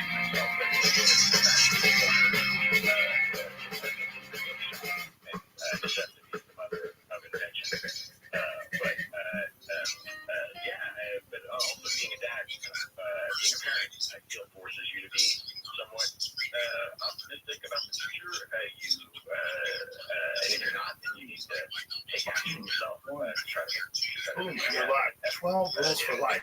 So without reading this, so what you're saying is, so like, there's only 12 things you need to know in life, right? That's it.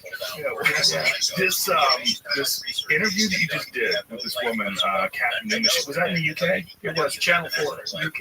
I just went. I felt bad, but I was also laughing. I went to her Twitter page to read, like, and with each one of her tweets, no matter what she says, someone writes underneath it. So what you're saying is, and then some ridiculous. But by the way,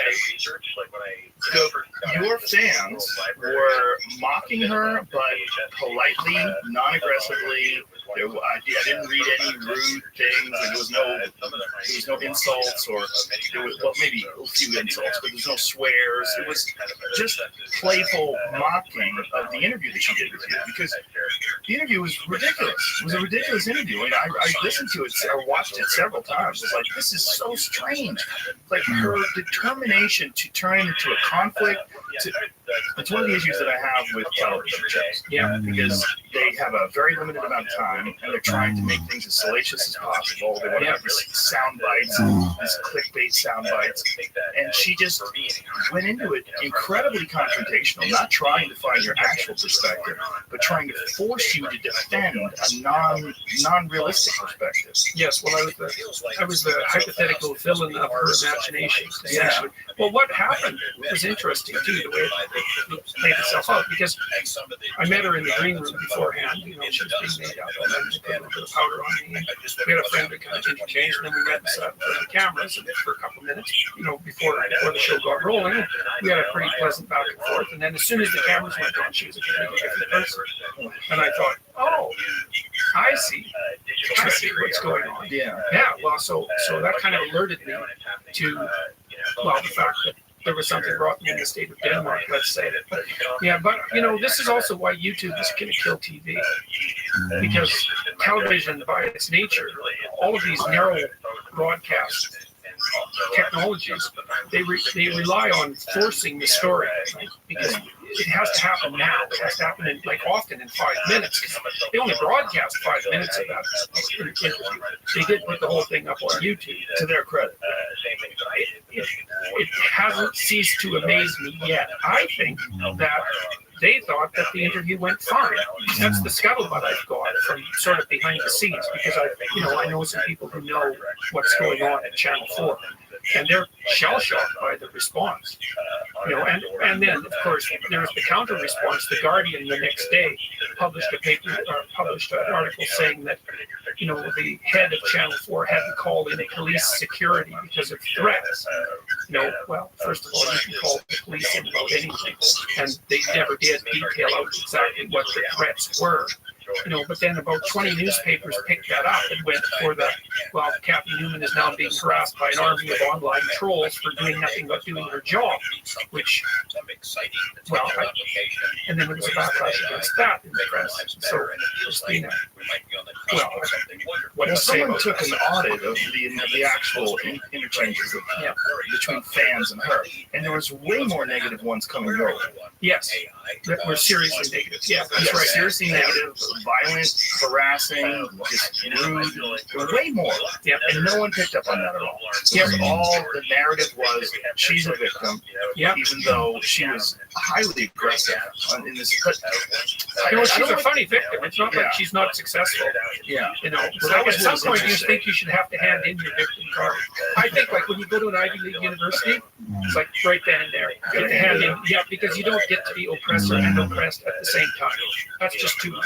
Well, one of the things you pointed out was when you were talking about competition for very lucrative jobs, and you were saying, look what you've done. You must have had to work here.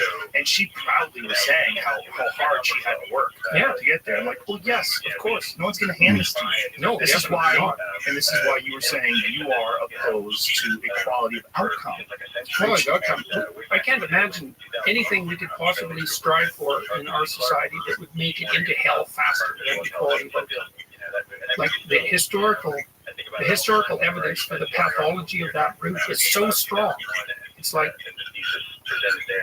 you have to be historically ignorant beyond belief, or malevolent, or resentful beyond comprehension in order to think that that's a good idea.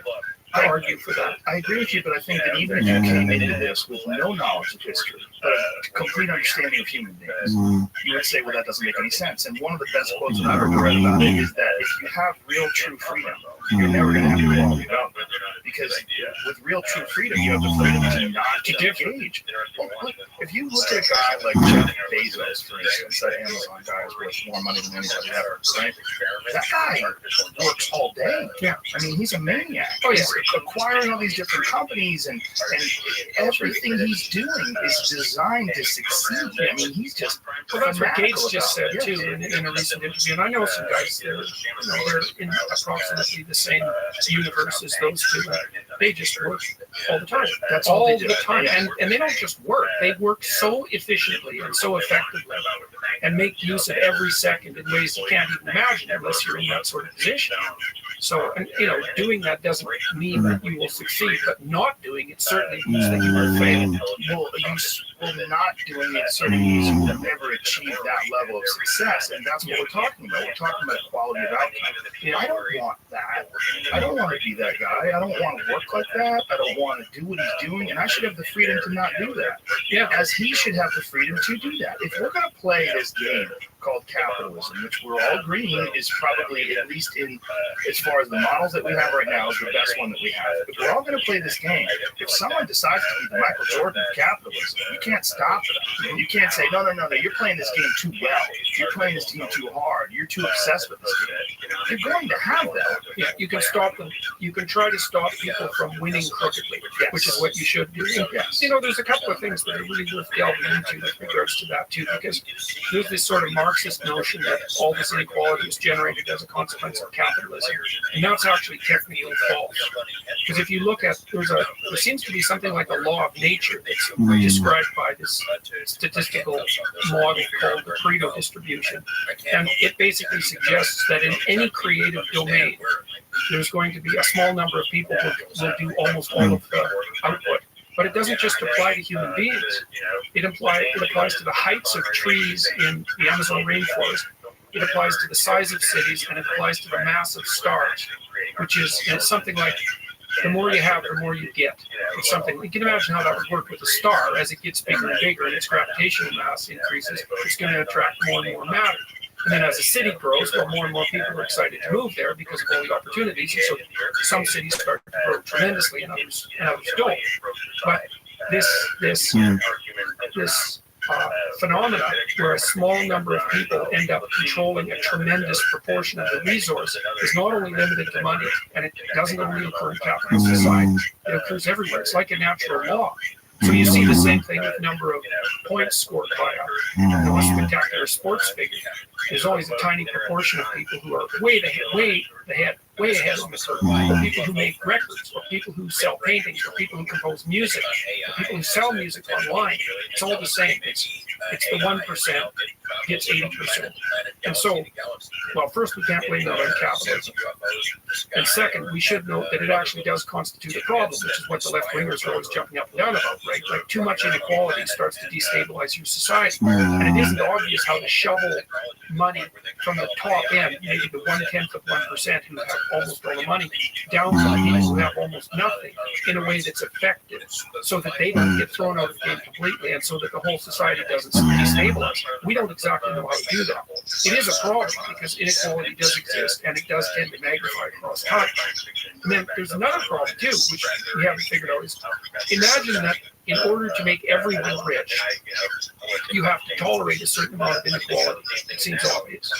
We don't know how many units of inequality you need to tolerate per unit of wealth generated, but the answer is definitely not zero. It's definitely not zero. So it goes back to this equality of outcome. Yeah. And this thing has perplexed me since I've met you, and since you were involved in this original debate over gender pronouns. And there was an article that was written recently. I forget the exact title of it. I think it was something along the lines of "Why can't people hear what Jordan Peterson is saying?" You are misrepresented more than anyone I know in a weird way.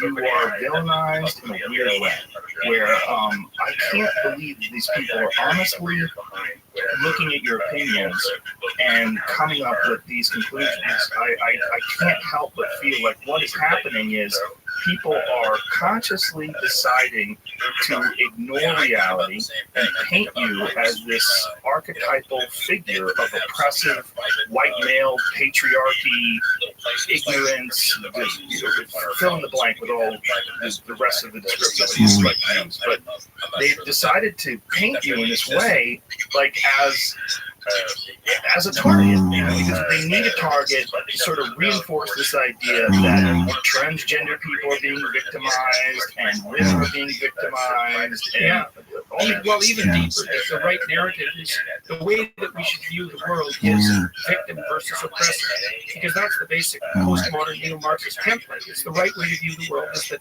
it's a power ground. It's a battleground of power interests competing constantly. The ones that win are oppressors. The ones that lose are oppressed. That's the way to look at the world. And I think that that's wrong. That's a bad way of looking at the world. Psychologically, sociologically, politically, economically, ideologically, you name it. It ends in nothing but catastrophe. I mean, first of all, because it puts your group identity as something that's paramount. I mean, that's just not. Well, that isn't what we do in the West, let's say. We put your individual identity paramount. And then, well, that's just for starters, fundamentally. And then I guess the other reason that people are on my case to some degree is because I have made a strong case, which I think is fully documented by the scientific literature, that there are intrinsic differences, say, between men and women. And I think the evidence in that, this is the thing that staggered me, is that no serious scientists have debated that for like 4 decades. That argument was done by the time I went to graduate school. Everyone knew that human beings were not a blank slate, that biological forces not parameterized the way that we thought and felt and acted and valued. Everyone knew that. The fact that this has become somehow debatable again is just, especially because it's being done by legislative fiat, they're forcing it. To me, as a scientist, it's just well, in the States too, with Title IX, for example, because Title IX was sort of predicated on that viewpoint. What is Title IX? Oh, Title IX was originally just a piece of legislation that mandated that female sports teams were funded to the same degree that male sports teams were funded in the American universities, but it's been expanded out so that if there's any differences in any areas whatsoever between the genders, then the universities are being taken to court. And like 200 of them, I mean, last I looked, about 200 of them were up, and they can have their funding revoked if they violate Title IX provisions. So it's become like a vicious weapon for social justice warrior, equality of outcome types. So it's not just about sports. No, it's way beyond that. Yeah, it's become an equality of outcome issue fundamentally. There was an article that I sent you. One of them was from, I think, I got it off of .com, but it was Jordan Peterson is having his moment, and you should ignore him. I sent this to you, and there was one of the last part that might be true. One of the things in the article was citing the study that showed very little difference. Oh, yeah, I read that study. Yeah, well, I sent it to you because I was like, this is not right. Well, the thing is, like most things, it's complicated. You know, so are men and women more similar or more different? Well, it depends on how you define the terms first. But they're more similar. Well, why? Well, they're the same species. So we could start with that. But the question is, what are the differences and how do they manifest themselves, and are those manifestations important? So here's an example. If you took a random woman out of the population and a random man, and you had to bet on who was more temperamentally aggressive. If you bet on the man, you'd be right 60% of the time. But you'd be wrong 40% of the time. And that's not a walloping difference, right? 60-40. It's not 90-10. So there's a lot of overlap between men and women in terms of the levels of aggression. And you think, well, they're more the same. Yeah, except. So then let's say, no, let's play a slightly different game. Let's pick the 1 in 100 most aggressive person from the random population. Well, they're all men. And that's why all the people in prison are men. So even though on average, men and women, well, yeah, it's 90 to 95%, right? So, and often if the women are in prison, it's because they got tangled up with a really bad guy, you know. So one of the problems is that differences at the extreme are where the differences really start to manifest themselves. And so you can have a small difference at the level of the average, but out at the extremes, it starts to make a massive difference. So let's say to be a Google engineer, which is hard, right? Because you not only have to be an engineer, but you have to be a very good engineer. Say, well, you have to be interested in things rather than people. That's a huge difference in interest. Like men are more interested in things, generally speaking, and women are more interested in people, generally speaking. Now, there's still a lot of overlap between them, but that's one of the biggest differences between men and women. It's been demonstrated across culture. It's also a very big difference in the Scandinavian countries.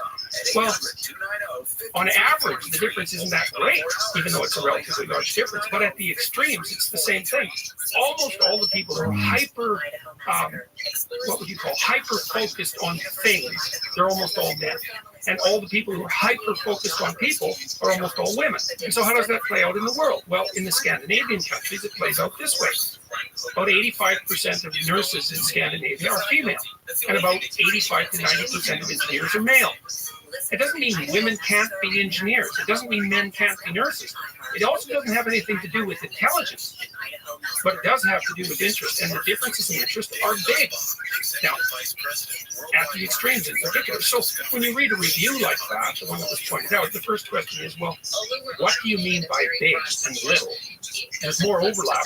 There's more overlap between men and women than there is difference on virtually every parameter. Okay, fine. Are the remaining differences significant in how they play out in the world? And the answer to that is overwhelmingly significant, because you select for extremes. So here's another example. Ashkenazi Jews have an average IQ of 115. So in the typical population overall has an average IQ of 100. 15 points is about the difference between the typical college student and the typical high school student. Okay, so it's not a massive difference, but if you go to the extremes, say, well, let's go look at people who only have an IQ of 145, which is kind of where you hit the beginnings of genius level. It's like the Jews are overwhelmingly overrepresented. So relatively small differences in the average can produce walloping differences at the extremes. People don't understand that. It's not surprising, because it actually requires a fairly sophisticated grasp of statistics. But when we're talking about things like differential outcome in the workplace, then you have to take a sophisticated statistical approach to it, or you don't know what the hell you're talking about. And unfortunately, many of the people who are talking about things like gender differences, they have no idea what they're talking about. They don't know the literature. They don't know there is a literature. They don't understand biology. It's like the social constructionist types, the women's studies types, the neo-Marxists. They don't give a damn about biology. It's like they inhabit some disembodied universe. So the review was poorly written at best, and showed a very poor grasp of the relationship between group differences and economic and practical outcomes. It's not just that, it's deceptive. And there's a need in some way on that side, this side of the debate, the anti-Jordan Peterson side, to label men and women as being virtually identical when there's so much evidence that that's not the case. And what you're saying, you've never said one is superior, one is inferior. What you are is a guy who's pointing out the reality of the difference between the various types of human beings. And you've been very open about the extremes. But I'm well aware of the extremes. I deal with MMA fighters. I know a lot of female MMA fighters are as aggressive and as tough as any man you're ever going to meet in your life. And I know a lot of men from comedy that are meek little guys who they're not nearly as aggressive as some of these female fighters. Look, I think one of the beautiful things about freedom is that people get an opportunity to express themselves in a way that's genuinely them. Yeah. And whether that is like our friend Alex Honnold, who's a free climber, who's like climbing up these fantastic mountains with no ropes, or whether it's a female MMA fighter like Raquel Pennington, just a tank and beating the shit out of people, and that's what she loves to do.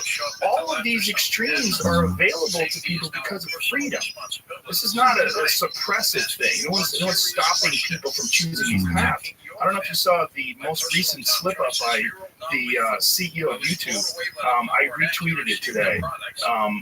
They were talking about why there's not as many women in tech, and she basically said, they both, her and the CEO of Google, said exactly what James Damore was saying in his memo. They completely fucked up. They tried to. Did you find this? Look at this. This is goddamn hilarious. James Damore had this on his page. They respond, women lack of technical skills. No, go to James Damore's tweet. Just go to the what I retweeted and what he said. There was a study published a while ago about. No, James, scroll back up. It's right there. It's right there. Just make his tweet larger. There you go. Look, see, he said, did I read this right? I don't know how to say her name. It's Susan. I'm sorry, I don't know how to say her name. WOJICICKI said that women find geeky male industries, as opposed to social industries, not very interesting, and Sundar cites research on gender differences. That's exactly the difference in interest that I just pointed out. That's exactly right. This is what James Damore wrote in his memo that got him fired. And this, in my mind, if I was the lawyer for James Damore, I'd be like, oh, well, look what we have here. This is checkmate. You dummies. You just the divorce story is really interesting, because I think it's such a classic story of an engineer getting tangled up in politics. So Damore went to this diversity seminar, and he wasn't very happy about it because he knew the literature. And so at the end of the seminar, they asked for feedback. Well, James Damore is an engineer. So when you tell an engineer that you want feedback, the engineer thinks, oh, you want feedback, and you want like facts and stuff, right? Because that's what feedback is. He likes. So Damore went and wrote this thorough memo and gave it to him. I said, well, this is what I think. Here's some feedback.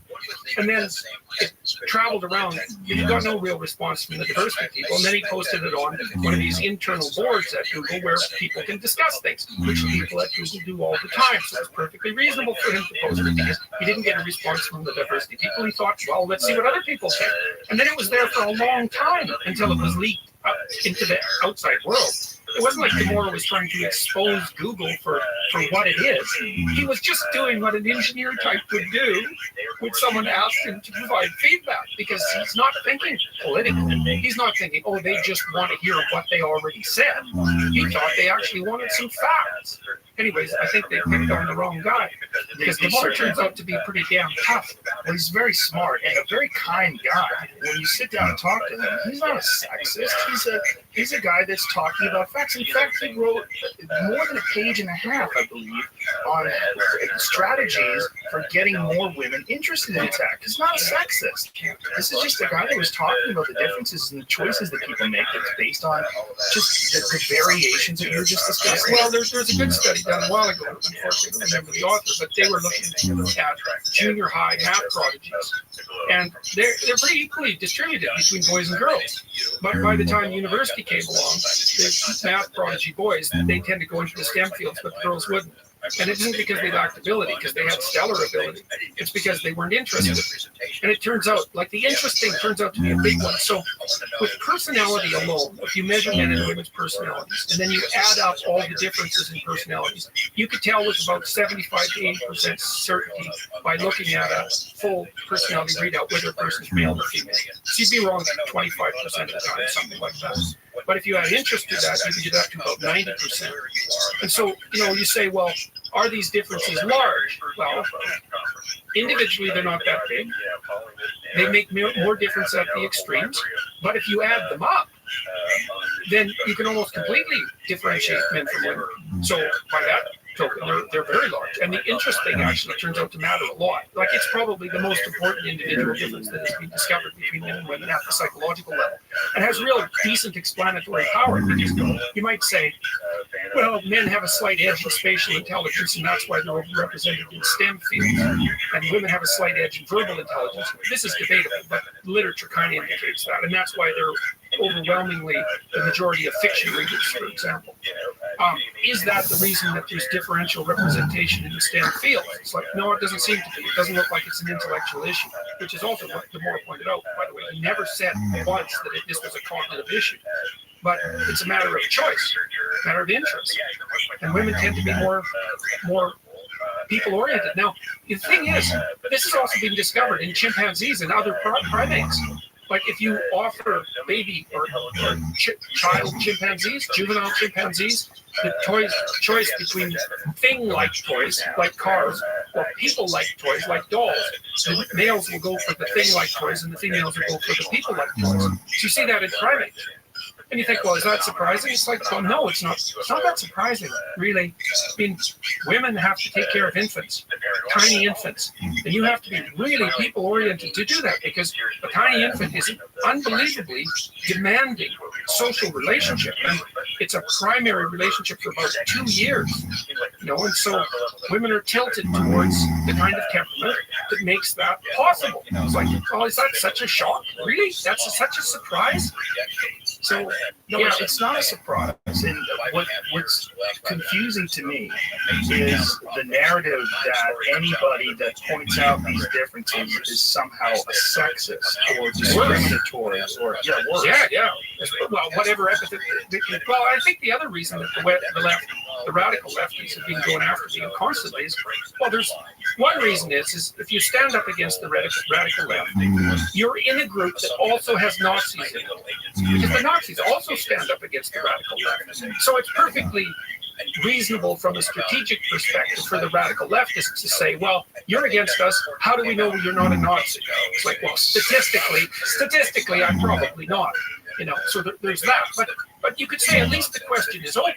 But then the next part of it comes is that it's motivated epithet slinging, because if I'm reasonable and I'm standing up against the radical left, and they admit that I'm reasonable, then there has to be an admission that reasonable people could stand up against the radical left, which kind of implies that the radical left isn't that reasonable. And so, well, they're not going to go there. Of course, they're not that reasonable. They're unreasonable beyond belief, as we saw in this situation with Lindsay Shepherd in Canada. So at Wilfrid Laurier University. Let's talk about that real quick, because that was a fascinating thing too, and that also had to do with you.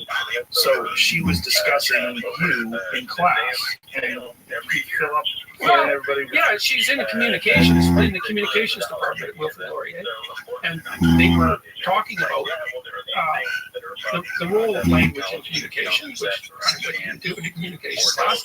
And she decided to show a 5-minute clip from a program I had done for TV Ontario, which is a public television station, mainstream, left-leaning, liberal television station, news program, and a good one.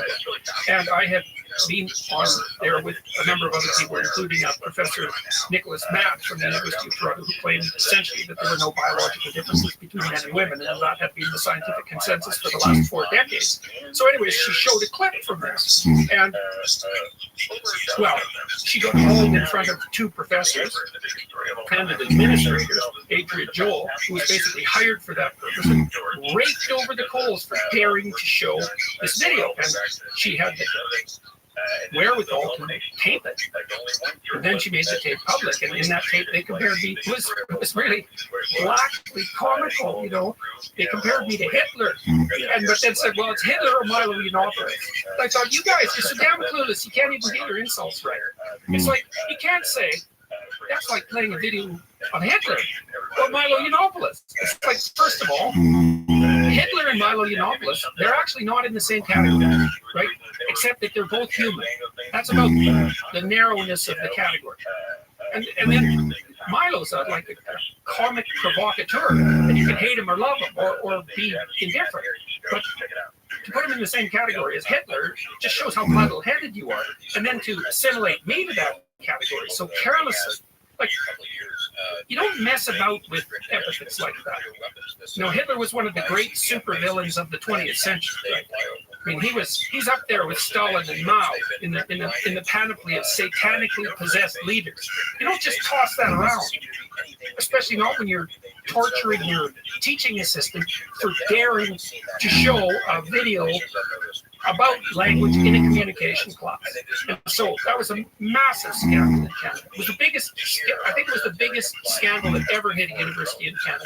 And it got a lot of international attention, and rightly so. She also turns out to be a tough person.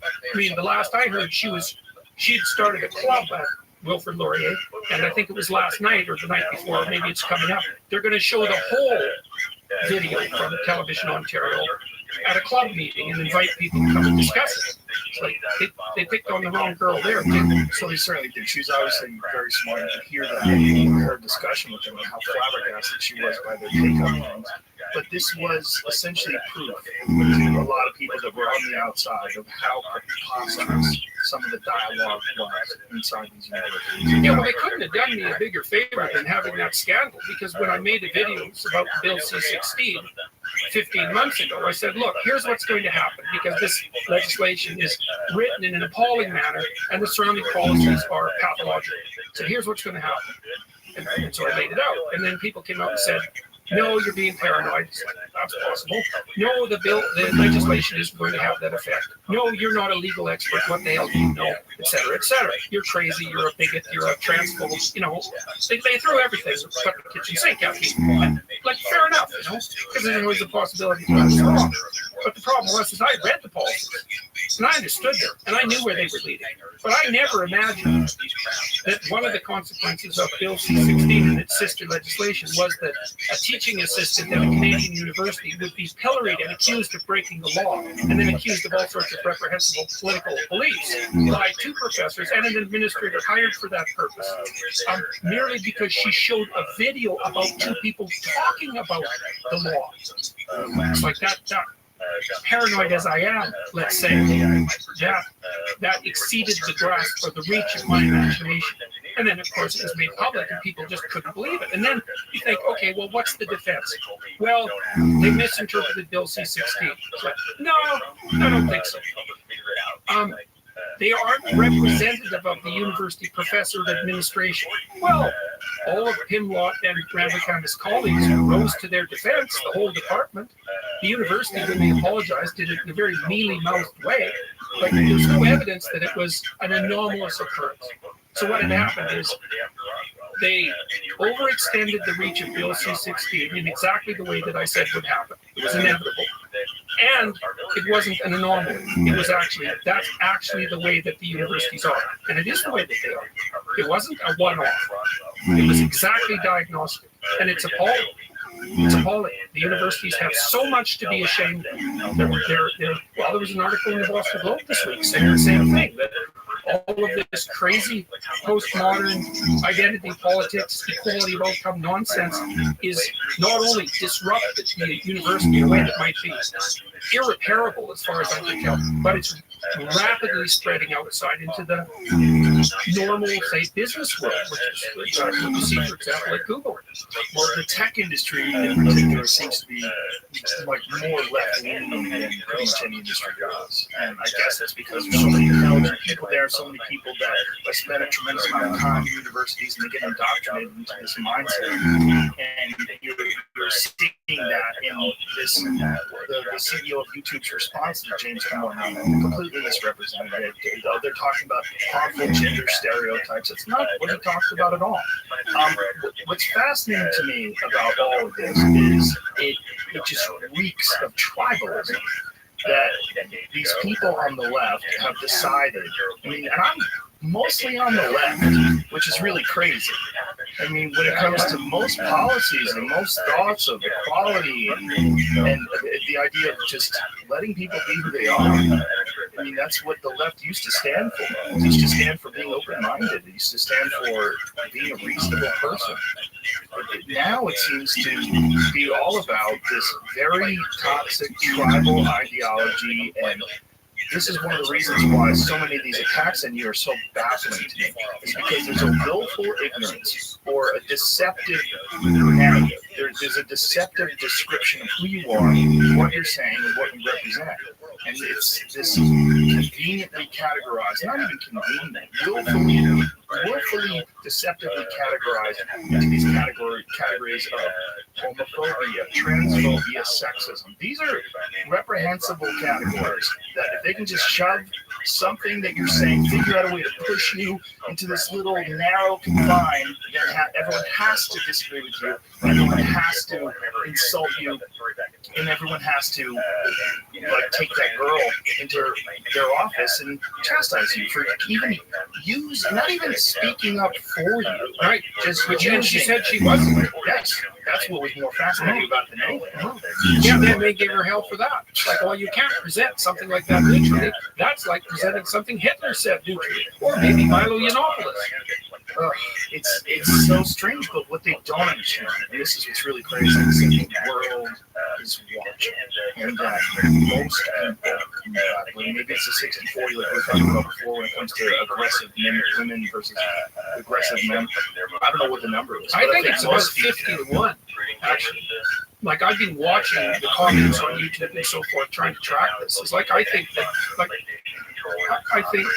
what the radical leftists are doing is overwhelmingly unrepresentative of the general population. Overwhelming. But they're a very well organized and verbal and prepared minority, and they've occupied powerful positions in many, many institutions. HR, one of the things I really can't figure out right now, and for anybody who's running a company that's listening, they should think this through. Like, to let these postmodern neo-Marxists into your company through the guise of human resources is an absolute catastrophe. You're going to pay for that. The ideology that drives postmodern neo-Marxism, this identity politics, the identity politics movement and its insistence on equality of outcome is powerfully anti-capitalistic. It's powerfully anti-Western. Why you would let that into your company is so that you can look good socially, let's say, is beyond me. It's a big mistake. I agree with you, but I don't think people are aware of it. I think part of the problem is this battleground is largely ignored by the general population. I don't think most people are aware of what's going on. You are, obviously you're deeply embedded in the university system in Canada, and you're obviously now branching out into YouTube and podcasts and all these different ways to get this information out. But the average person that is a CEO of a company, or they're concerned with their own company, they're concerned with their own individual needs, they're concerned with organizing things, keeping their bottom line, and making sure. They're also concerned with looking fair and making sure that they're not prejudiced and all of that, which is laudable. But I just don't think they see the wave coming. No, they don't. They don't see it coming. They don't understand it. And they're incautious about it, but they're going to pay for it. Well, Google is a good example, because now Google is in court on the feminist end for like being prejudiced against females, and also on the conservative end for being prejudiced against conservatives. It's like, well, so both camps are out. And I think, well, why is that? It's like, well, that's what happens when you play identity politics. It's tribalism. But this is really what I can't stand about identity politics. I've been warning about the consequences of it on the right wing too, because what I see happening is that as the left, like let's say the left gets to define the linguistic territory, which is what I was objecting to with Bill C-16. When it came out, I said, look, I'm not going to use these neologisms, Z and Zer, etc. Because as far as I'm concerned, they have nothing to do with don't know what you're talking about. Yeah, well, there's the different made-up gender pronouns to describe people in a non-male or female. That's right. So there's like 70 different categories of non-binary gender or something like that generated now, and there's lists of pronouns that hypothetically the people who are in those categories can choose to be addressed by, and now that has the force of law.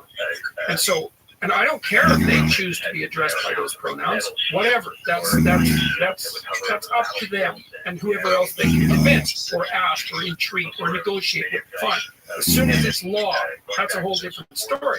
Okay, so now I have to use a certain terminology.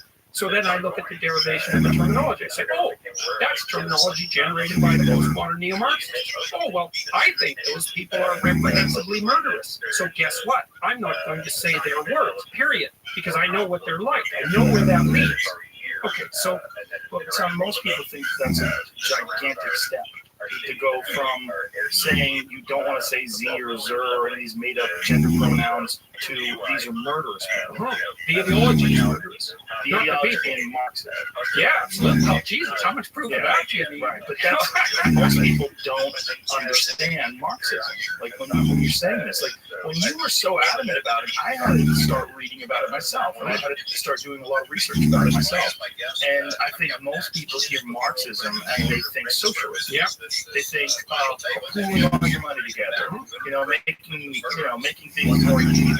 Yeah, like they are in Venezuela. Everybody has an equal chance to start shit. So you know how the Venezuelan government solved the problem of kids starving to death in hospitals? They made it illegal for the doctors to report starvation as the cause of death. Right. That's Venezuela in a nutshell. Yeah, everyone's equal there. They all have the same number of bones to gnaw on. That's a horrible thing. But yeah, it's a horrible thing. Undeniable. But there's no connection between gender pronouns and murder. It's a big thing. Yeah, that's for sure. That's for sure. Well, that's why you have to look at the underlying ideology. And you think, well, what is the level at which these things should be addressed? Well, is it economic? Is it political? Is it personal? Of this ideology, and you understand where the road is. You understand the X at the end of the road. Yeah, right, absolutely. Well, and I think that's why I recommend it to people continually to read Solzhenitsyn's Through Life Archipelago.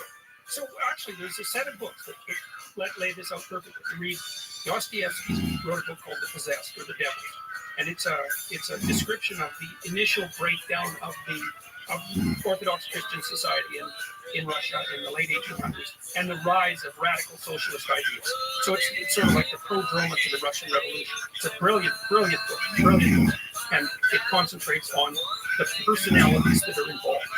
And then if you read after that, Solzhenitsyn's Through Life Archipelago, where he details what he does in that book. It's quite remarkable. So he says, look, there were tens of millions of people killed from 1919 to 1959 in the Soviet Union, and as a consequence of internal repression. And it's so dreadful that words can't do it justice.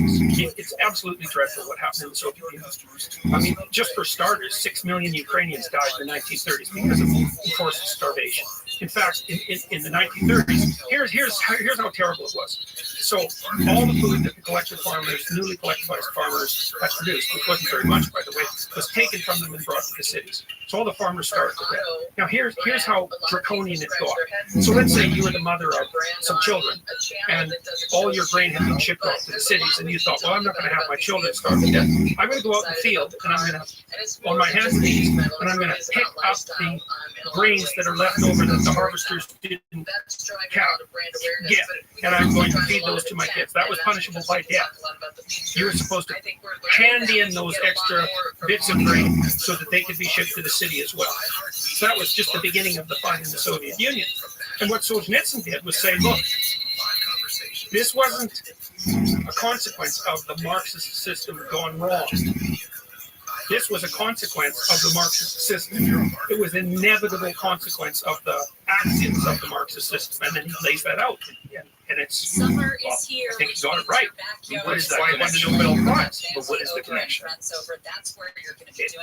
How much tyranny you have to impose in order to produce something like equality of outcome. And Thomas Sowell talked about this a little bit too. He said, what the people who are agitating for equality of outcome don't understand is that you have to cede so much power to the authorities, to the government, in order to ensure equality of outcome that a tyranny is inevitable. And that's right.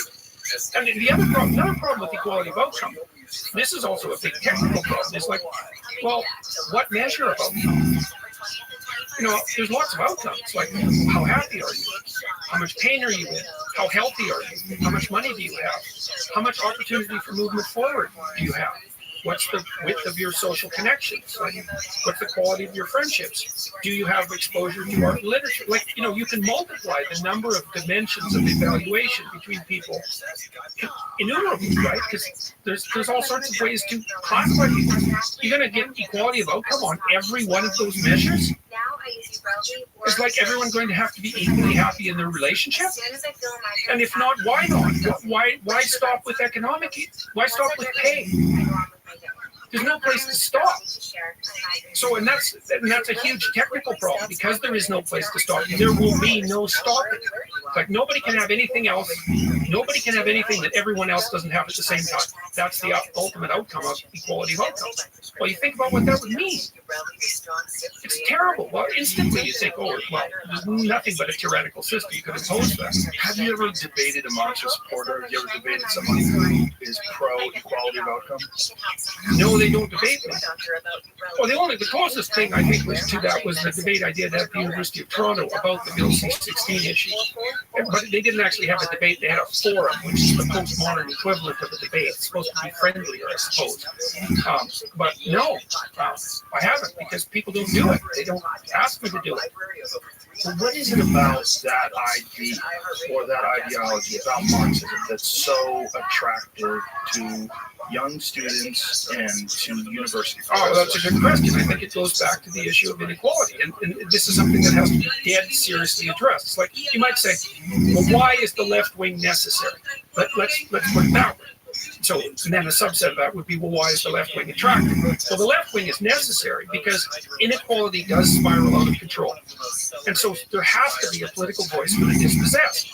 And you don't want people to stack up at zero, where they can't play the game at all. It's a bad idea. Not only do you not get people stacked up at zero, they're too poor to get ahead at all, let's say. They're too poor to open a bank account. They're too poor to buy enough food. Like they're stuck at zero and they can't get out of it. It's a really bad scene because, first of all, that's a lot of suffering. And that's not so good. Second of all, well, at least in principle, a lot of those people might be, might have something to offer the world, or their children might, and you want to open up avenues of opportunity to them so that they can succeed, but so that everyone else can benefit from their success.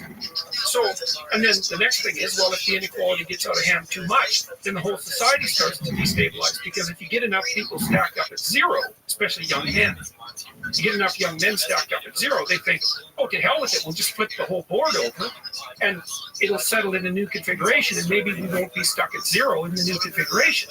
So it foments revolutionary thinking. So there's lots of reasons to be concerned about inequality. And so you need a voice on the left to say, look, we've got to parameterize the tendency towards inequality so that it doesn't destabilize the entire society, so that everybody has an opportunity to advance. Yeah, right, you need that. Okay, so that's the technical reason for the necessity of the left. And then I think it's attractive because young people can be resentful, partly because they're at the bottom of the heap, so to speak. They're not, because they're young. Like, look, you want to be poor in 18, you want to be rich in 80. Which are you going to choose? Most people are going to take poor at 18. No, yeah. Especially if you've been rich at 80 and you understand you can get back there. Yeah, well, that's the thing. It's like most of the people who have $1 million or more in the United States are old. Well, why is that? Well, really, do we need an explanation for that? It's like you've had a lot more time to make money. How would that be? That's the explanation. So that's one of the big drivers of inequality. It's just simply age. But it's not obvious that the old rich people have an advantage over the young starting out people. So anyway, but anyhow, maybe you're resentful and irritated because you're young and you're still at the bottom of the heap, and you've got other problems too. It's more difficult for people of your race or ethnicity or gender, at least you think it is.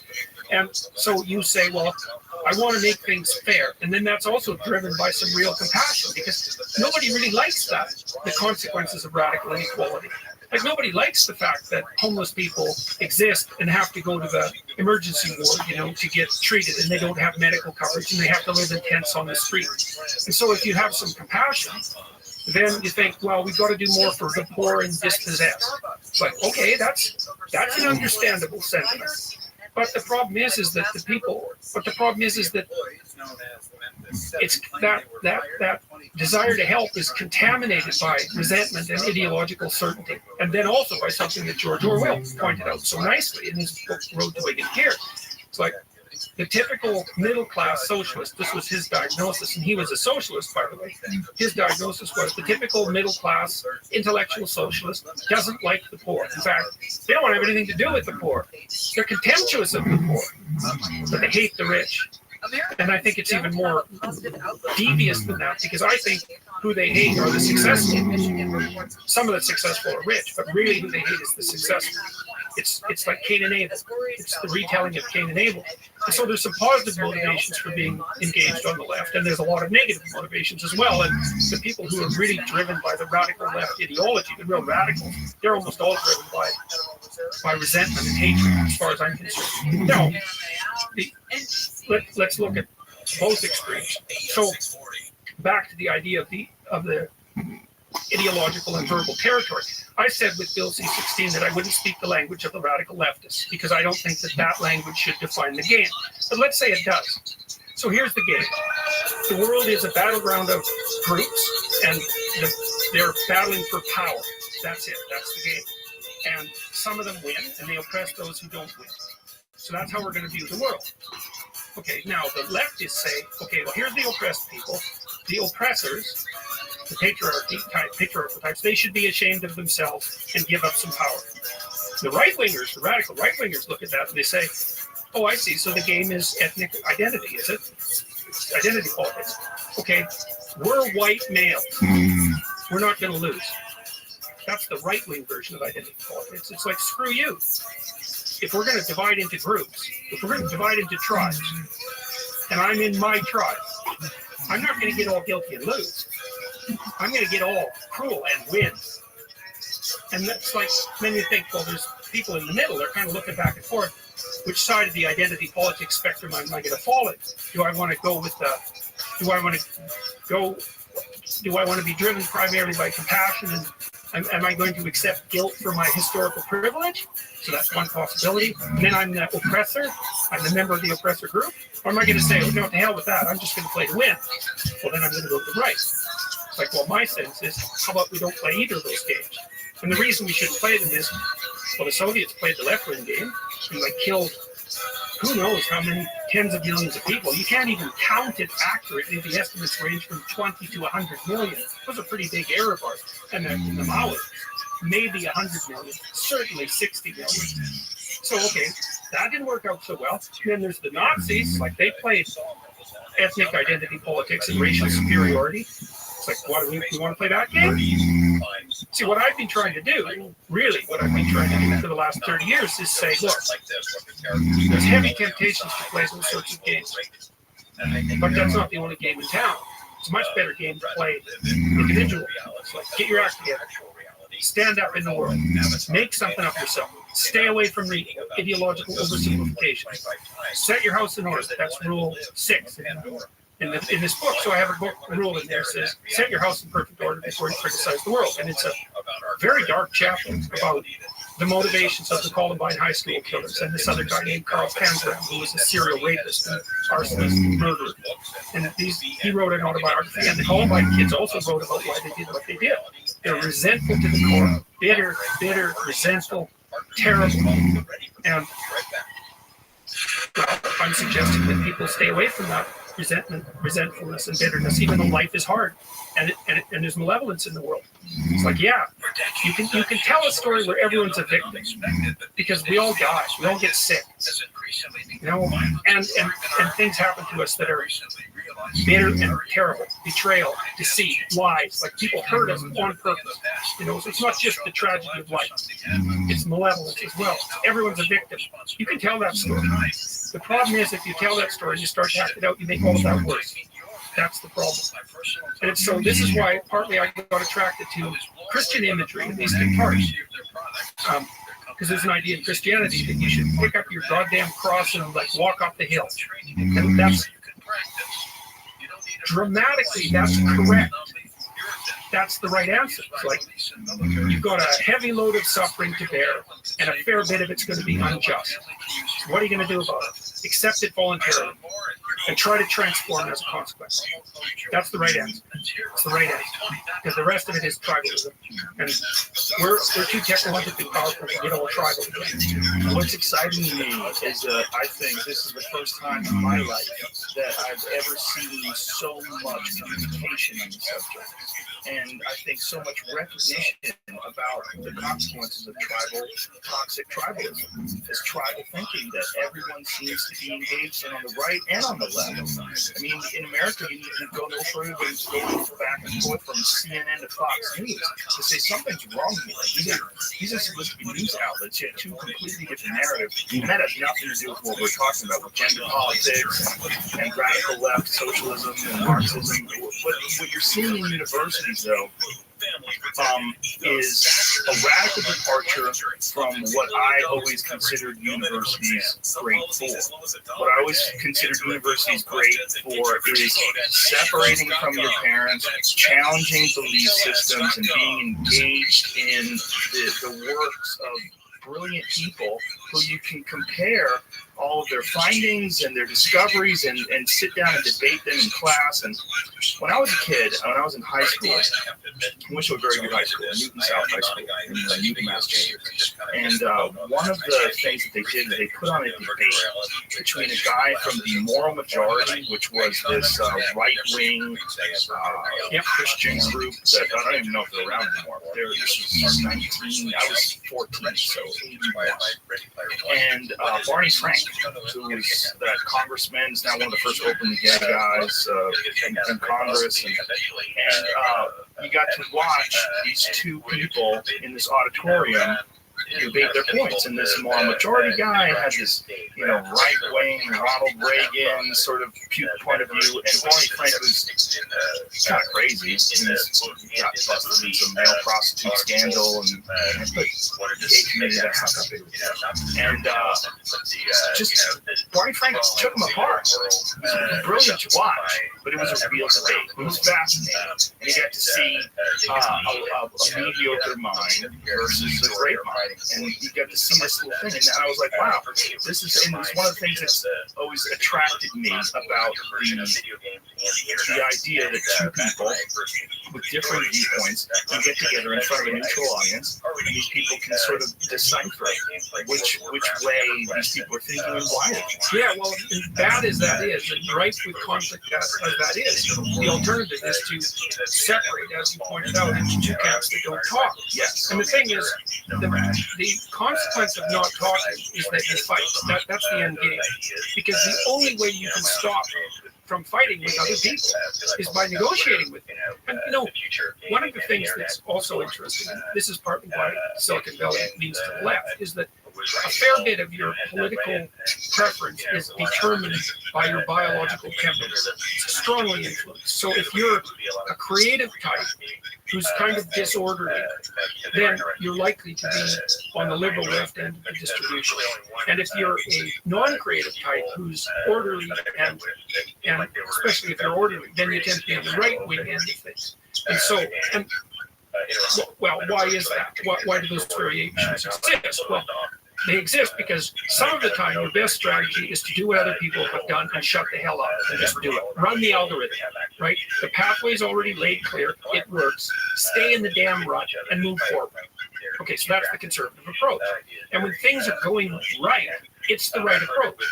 The problem is that sometimes it's not the right approach because something has shifted. And so something new has to emerge.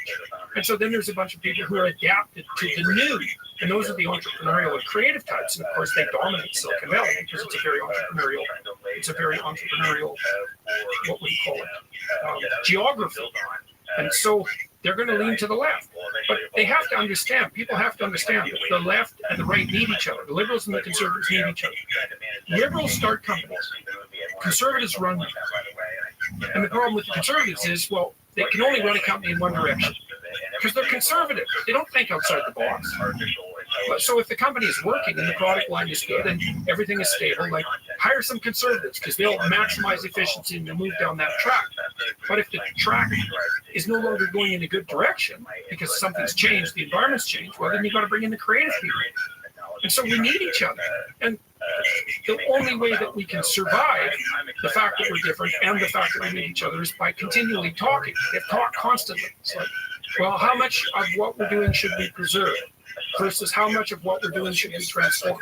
And the answer is, we don't know because the environment keeps changing. So what do we do about that? We talk. No, I was on a CBC, Canadian Broadcasting Corporation interview a couple of days ago, and they took me to task. I tweeted out this invitation to the Keck boys to fill out this program that I developed called Future Authoring, and it helps people make a plan for their life. Yeah, well, they're an online group. They run Kekistan. Yeah. It's this fictional polity. It's a satire of identity politics, essentially. We're gonna be our ethnicity. Highly demonized satire. Highly demonized satire. Right, and with good reason. With some individual examples of racism and Nazism. And, yeah. There's lots of misbehavior. Yeah. It's like graffiti. It's like online graffiti, something like that. So, and the Keck boys are the ones who are often using the Pepe memes, for example. And the left regards Pepe as a hate symbol. Pepe the frog. Pepe the frog. Feels good frog. That's right. Kind of reprehensible frog. And so I tweeted out to them. I said, Keck boys, seek your 4chan. Rescue yourself from the underworld. Use code Pepe for future authoring. So it's free for 1 week. So they had to figure out what it meant. And then I showed this picture of Michigan J. Frog, which is the frog from the old Warner Brothers cartoon, Fancy Frog that wouldn't perform when anyone was watching it. So CBC hauled that up and said, well, look, aren't you like appealing to the radical right? And I said, well, no, what I'm doing, I said, look, these people are attracted by the radical right, although they're satirists and juvenile satirists and graffiti types. And, they're playing a weird satirical game. Yes, that's exactly what they're doing. They're provoking. And my sense was, well, why don't you develop yourself as an individual and get the hell out of the ideological trap? So here's my program, which helps you write about your future, and that'll help you decide who you are as an individual, because that's the way out of the ideological trap. So again, that's the way, obviously, what's the way out of tribalism? First, the way out of tribalism is not to never join a tribe.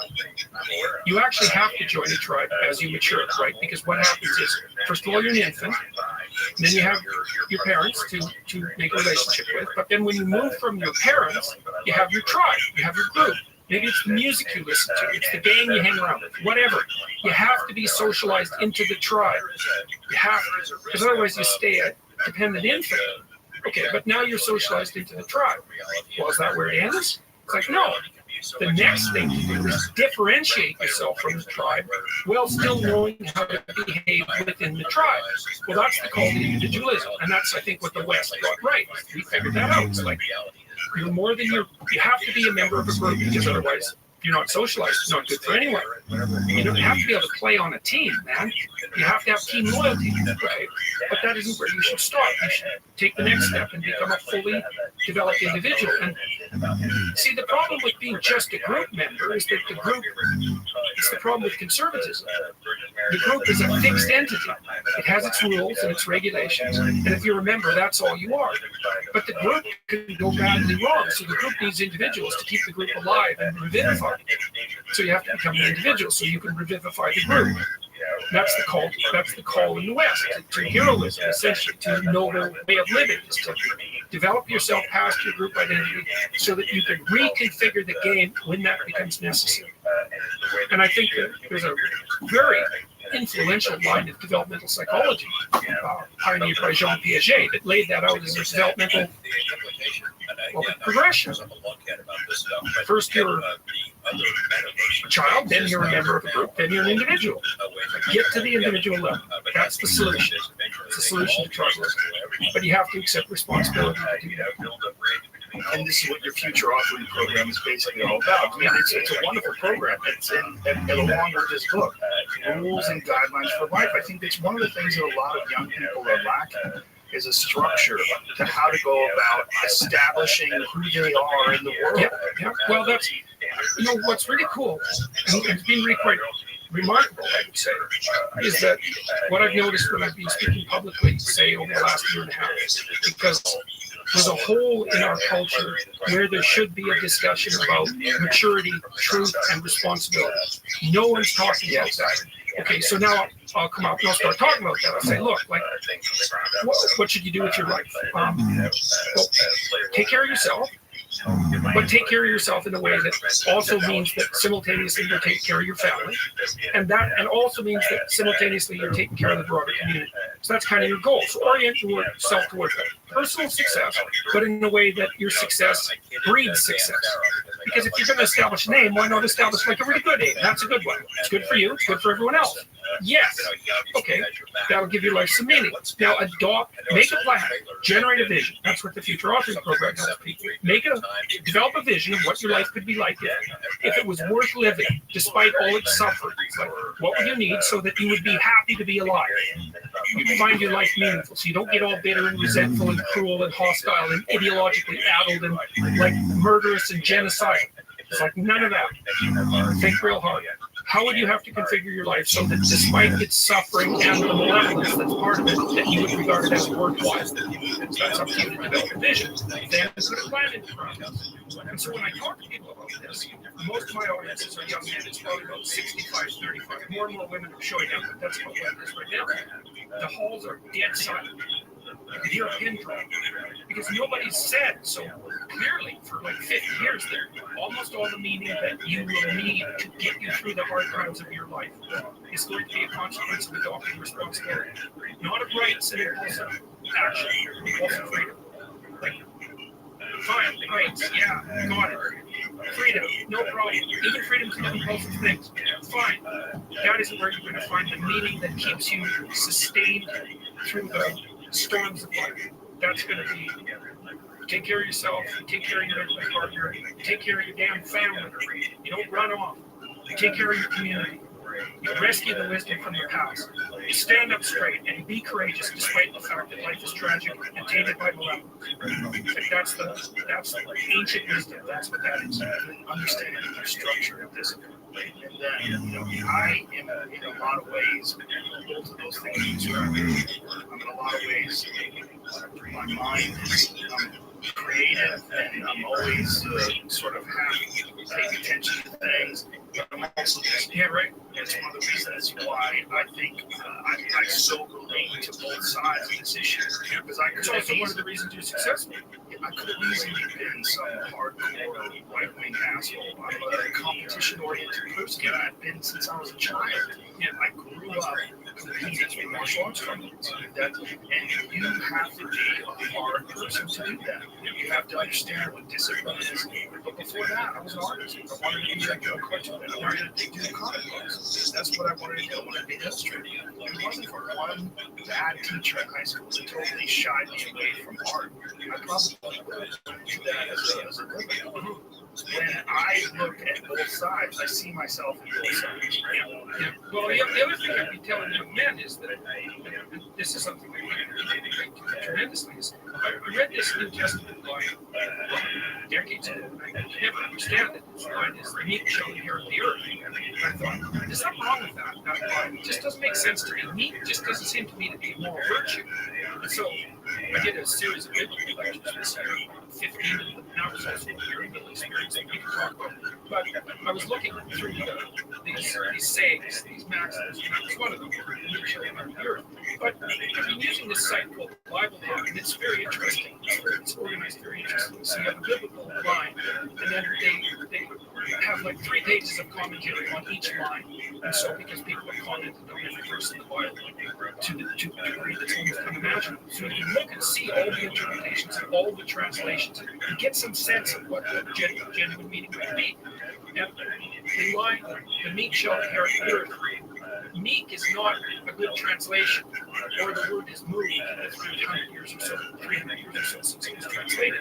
What it means is this: those who have swords and know how to use them, but keep them sheathed, will inherit the world. And that's another thing I mean, yeah, no kidding, that's a lot different. That's a big difference. It's so great. So, like, one of the things I tell young men, on young women as well, but the young men really need to hear this more, is that you should be a monster. Because everyone says, well, you should be harmless, virtuous. You shouldn't do anyone any harm. You should sheath your competitive instinct. You should try to win. You don't want to be too aggressive. You don't want to be too assertive. You want to take a back seat and all of that. It's like, no. Wrong. You should be a monster. An absolute monster. And then you should learn how to control it. Do you know the expression, it's better to be a warrior gardening. Right, exactly. That's exactly it. And that's exactly right. And so when I tell young men that, they think, oh, lots of them are competitive. They're low in agreeables. That's part of being competitive temperamental. It's like, is there something wrong with being competitive? There's nothing wrong with it. There's something wrong with cheating. There's something wrong with being a tyrant. There's something wrong with winning unfairly. All of those things are bad. But you don't want people to win. What's the difference between trying to win and striving? You want to eradicate striving? What's the uncomfortable feeling that people associate with that? When they personally experience it, they look at losing as they've been oppressed or they've been hurt. What they don't understand is that is the motivation for growth. And one of the most beautiful things that I think a young person can get involved in is martial arts. Because martial arts teach you that in a way that very few things do. They teach you it, in, especially jiu-jitsu.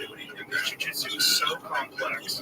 And there's so many possibilities to it. It attracts a lot of really smart individuals. If you think of jiu-jitsu, you think of like brutish individuals engaging in this hard martial art. You go to a really good jiu-jitsu school, I see nerds. I see a bunch of like really smart kids that really get obsessed with the possibilities of this physical language. This physical language also teaches you the consequences of not working hard, of not being prepared, of not understanding positions, of not doing due diligence and doing work. And it's an amazing scaffolding for developing your life. But it also teaches you how to lose. Yes. You know, and that's very important. The definition of a winner is someone who never let losing stop them. You know, and the idea that a single loss in competition is somehow a defeat is completely insane. First of all, well, let's say you're a hockey player, you're a good player, and you lose the tournament. It's like, well, so what? You played the game. You're increasing your skills. It's like there's always next time. And one of the things that I've also been telling people, informing people about is the idea that life isn't a game. It's a series of games. And the right ethic is to be the winner of the series of games. And part of that means you have to learn how to be a good loser. Because you're not going to win every single game. You also have to embrace those losses as you learning experiences. People that have never lost are afraid of losing. They're afraid of learning. You're afraid of that terrible feeling that you get from losing. It's so beneficial. It's me in so many ways. It's one of the reasons, and also one of the reasons why I talk so openly about bombing on stage. And I talk to other comedians. I always want to tell people, yeah, I'm an established comedian. I've been a comedian for a long time. I can tell you about like when I was 2 years, 5 years, or 4 years ago. I can tell you about some horrible moments on stage where I went wrong. Just so you understand, like those things took me to another place. Because I realized I don't want to ever do that again. And so I ran everything up. And then I went back to work and I went over my notebooks and I went over my recordings and I figured out what I was doing wrong. And I tried to improve my work. If it wasn't for that horrible, sick feeling, that's the same thing you get when you get tapped down in jiu-jitsu class. The same thing that you get when you lose a martial arts tournament or anything else. Well, you might also say, like, let's say that you can pick your level of competition in life to some degree. Okay, so let's say you pick a level of competition where you're always winning. Like, all that means is you pick the wrong level of competition. Because, you know, like, let's say you're a grandmaster chess player and all you do is play amateurs. And every night you go home and you congratulate yourself on what a genius you are because you just stomp these people left, right, and center. It's like, not a genius. You're dimwit. What you should be doing is playing people who are beating you like, well, as much as you can tolerate. So maybe that's 40% of the time. Maybe it's 60% of the time. But that way, because to be a winner, you want to be disciplined. You want to know what you're doing. And then you want to be on the edge where your skills are being developed. And if you're going to be on the edge where your skills are going to be developed, you're in a place where losing is always a possibility. Because otherwise you're not pushing yourself beyond your current capacity. And so one of the things that I love about the Rules for Life is a theory of meaning. Because meaning, as far as I'm concerned, the sense of meaning and engagement is the antidote to malevolence itself, essentially. Because you want to have a life that's so engaging that you think, despite the fact that I'm limited, that we're mortal, and that life is tragedy, and there's evil in the world, despite all that, this is worth doing. And I think that there's a technical meaning that genuinely exists, and that's the meaning that you get when you're in a domain where you have some discipline and some skill. So you're laying out your competence and your abilities. But you're simultaneously pushing yourself to develop past where you are. That's really engrossing. What that is doing is expanding your competence. So life is suffering, betrayal in many senses of the word. But you can adopt a way of traversing through life that is more powerful than the tragedy in the middle of it. I agree, and I say to many people that what is going on in your life is you have a series of human reward systems that are in your body, encoded in your body, in your genetics, and it's the reason why human beings survived to 2018. And in order to be happy, you have to feed those things. You have to feed all of them. You have to feed the one that wants to overcome difficult tasks. You have to feed the one that wants to solve problems. You have to feed the one that wants to be with a loving tribe of people that you care about. You have to feed the one that wants to procreate. You have to feed all of these things. You have to feed the love. You have to feed the competition. You have to feed the discipline. And that, to me, is the only way to stay balanced. Or with me, with my body and my mind, that's the only way I've been able to stay balanced. And when any of those things get out of whack, I get out of whack. Yeah, well, so part of that is, so imagine that you're this loose collection of all these things that need to be gratified, need to be fed. That's a perfectly reasonable way of looking at it biologically. Okay, so now you have to conjure up a mode of being that satisfies all those necessities simultaneously. But then, and this is a technical explanation of why the postmodernist insistence that there's an infinite number of explanations turns out to be wrong. An infinite number of interpretations. There's a very finite number of viable interpretations. So the first constraint is exactly what you just said. You have these inner demons, let's say, all of which need to be satisfied. But they need to be satisfied in a very particular way. Not only do they need to be satisfied today, but they need to be satisfied today in a way that doesn't interfere with satisfying them next week, next month, next year, and in a decade. So, because there's no point in you betraying your future self to gratify your present self. It's a stupid game. Okay, so you're constrained by the necessity of satisfying yourself, but of maintaining that satisfaction across time. But then it gets even worse. That's hard enough. But it's like there's an infinite number of yous extending indefinitely into the future, and all of them have to be satisfied simultaneously. But then it's worse because it isn't just you. You have to figure out how to gratify all those internal demons in a sustainable way, in a way that other people not only don't object to, but probably help you with, and that benefits them at the same time. Well, then you think, well, there just aren't that many ways of solving that problem. And we know some of them. One of them is reciprocity. Like if you go out of your way for me, it's incumbent on me to notice that and to attempt in some manner to repay. And like if we're good friends, that's what we'll do. If we're good brothers, that's what we'll do. That's what you do with your wife. It's a reciprocal arrangement. And that keeps things flowing properly across time. So there is an ethic. This is the answer to the postmodern conundrums. Like, well, is life meaningless? Is everything just nihilist? Is nihilism the right answer? Or maybe, what we call identification with an ideology as a counterposition to nihilism. So nihilism is wrong. Life is meaningful. And that's what 12 Rules for Life is about. The first meaning of life is suffering and malevolence. Indisputable reality. Okay, well, what's after that? Well, there's a noble way of being that allows you to exist properly despite that, and also not to make it worse. So can your life be meaningful enough so that you, what is it? Confront chaos voluntarily. Establish and revivify order. Constrain malevolence. That's a good 3-part doctrine for life. There's things to do, and so that's what I've been talking to the audiences that I've been seeing over the last year. So get your act together. Stand up forthrightly. That's rule 1. Stand up straight with your shoulders back. It's a vulnerable position, right, because you're open. But it's a powerful position because it means that you're brave enough to take what's coming. And it isn't like what's coming isn't dangerous. It's dangerous. So, but your best bet is to be dancing on your feet and ready for it. Pay attention and be awake. And to treat yourself properly. That's rule 2. Is figure out how to treat yourself as if you're someone worth coming to the aid of. detach yourself a bit and say, okay, I'm going to set up my life so that it's good for me and good for other people as well. That's a corollary to that. So the book is all about the meanings of life, the negative meanings, suffering, malevolence. Those are indisputable realities. And then a mode of being that integrates the sorts of things that you were talking about, these underlying needs, with everyone else, and like doing that voluntarily. It's a call to responsibility and meaning. And I actually think it's not the thing that's been so exciting for me for the last 3 decades, looking into these things, is that I believe that there is a genuine human ethic. It's not arbitrary. It has to do with reciprocity. It has to do with honesty. That's another thing. Speak the truth.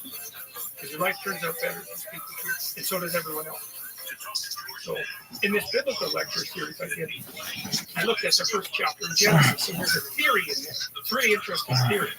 And the theory is that there's 3 parts to being. There's chaos and potential. And that would be like the potential you should live up to, because everyone says, well, you should live up to your potential. What the hell is that? You can't measure it, or touch it, taste it, feel it. It's this hypothetical thing that everyone regards as real. It's like the future. What's the future? Well, it's not here yet. You can't measure it. What makes you think it's real? Well, we act as if it's real, and that seems to work. So there's potential. That's one. That's chaos, chaotic potential. Then there's order, and that's the structure that you need in order to confront the chaos. And you'd be born with that biologically. And then there's your ability to call forth from the potential new order. And that's what you do with your speech. And that's what happens in the first chapter of Genesis, is that God order, let's say, uses the power of truthful speech, that's the logos, to transform potential into order. And that's what people are made in the image of. So there's this theory, it's a lovely theory that's laid out right at the beginning of the Bible that says that if you tell the truth, you transform the potential of being into a habitable actuality. That's how it works. So you say, well, how do you make the world better? Tell the truth. Because the world you bring into being, as a consequence of telling the truth, will be a good world. And I believe that's true. I think it's true metaphorically. I think it's true theologically. And I think it's true like at the practical and scientific level as well. I think it's true in all those levels simultaneously. So that's been ridiculously exciting to sort through. I think this notion, and one of the things that you said that I think really resonates, is that there's not a voice out there that is advocating for responsibility, and that is talking about how important this is. And I think this is an inherent principle that most people are kind of aware of, and it feels good to them to hear. Like it resonates, you feel it. When you're saying this, clean your room, put your house in order. People are like, yeah, how come I'm not hearing this? Right, and I'm not hearing this. Well, it's so funny because one of the things psychologists have done for the last 20 years, especially the social psychologists, is push this idea of self-esteem. You should feel good about yourself. And I think, why would you tell someone 20 that? It's like, you should feel good about who you are. It's like, no, you shouldn't. Why should you feel good about who you are? It's like, you should feel good about who you could be. That's way better, because you've got 60 years to turn into who you could be. Wait a minute, are you what your accomplishments are, or are you this individual going through this journey? I don't think there's anything wrong with feeling good about who you are, as long as it's tempered by an understanding of potential and what you have accomplished versus what you can accomplish. Well, I think having confidence is a big part of it. It is. And I'm not saying that people shouldn't have confidence, but like often you take young people, say they're 16 to 22, and they're not really feeling that good about who they are. Right. Because their life is chaotic and in disorder, and they don't know where they're going, and they don't know which way is up. Also, there could be bad parenting, bullying, there could be a lot of abuse going on. And I think that's one of the reasons why that resonates with people, this idea of be happy about who you are. Right. Feel good about who you are. Right. But the thing is, it has to be stated with precision. It's like, you should treat yourself as if you're valuable, especially in potential. But you should concentrate on who you should become, especially if you're young. And so let's say you're miserable and nihilistic and chaotic and depressed and all of that now, and you have your reasons, terrible parenting, abuse, all of those things. It's like, well, you should feel good about yourself. It's like, no, it's not the right message. Is that It's more like you should understand how much potential there is within you to set that straight. And then you should do everything you can to manifest that in the world, and it will set it straight.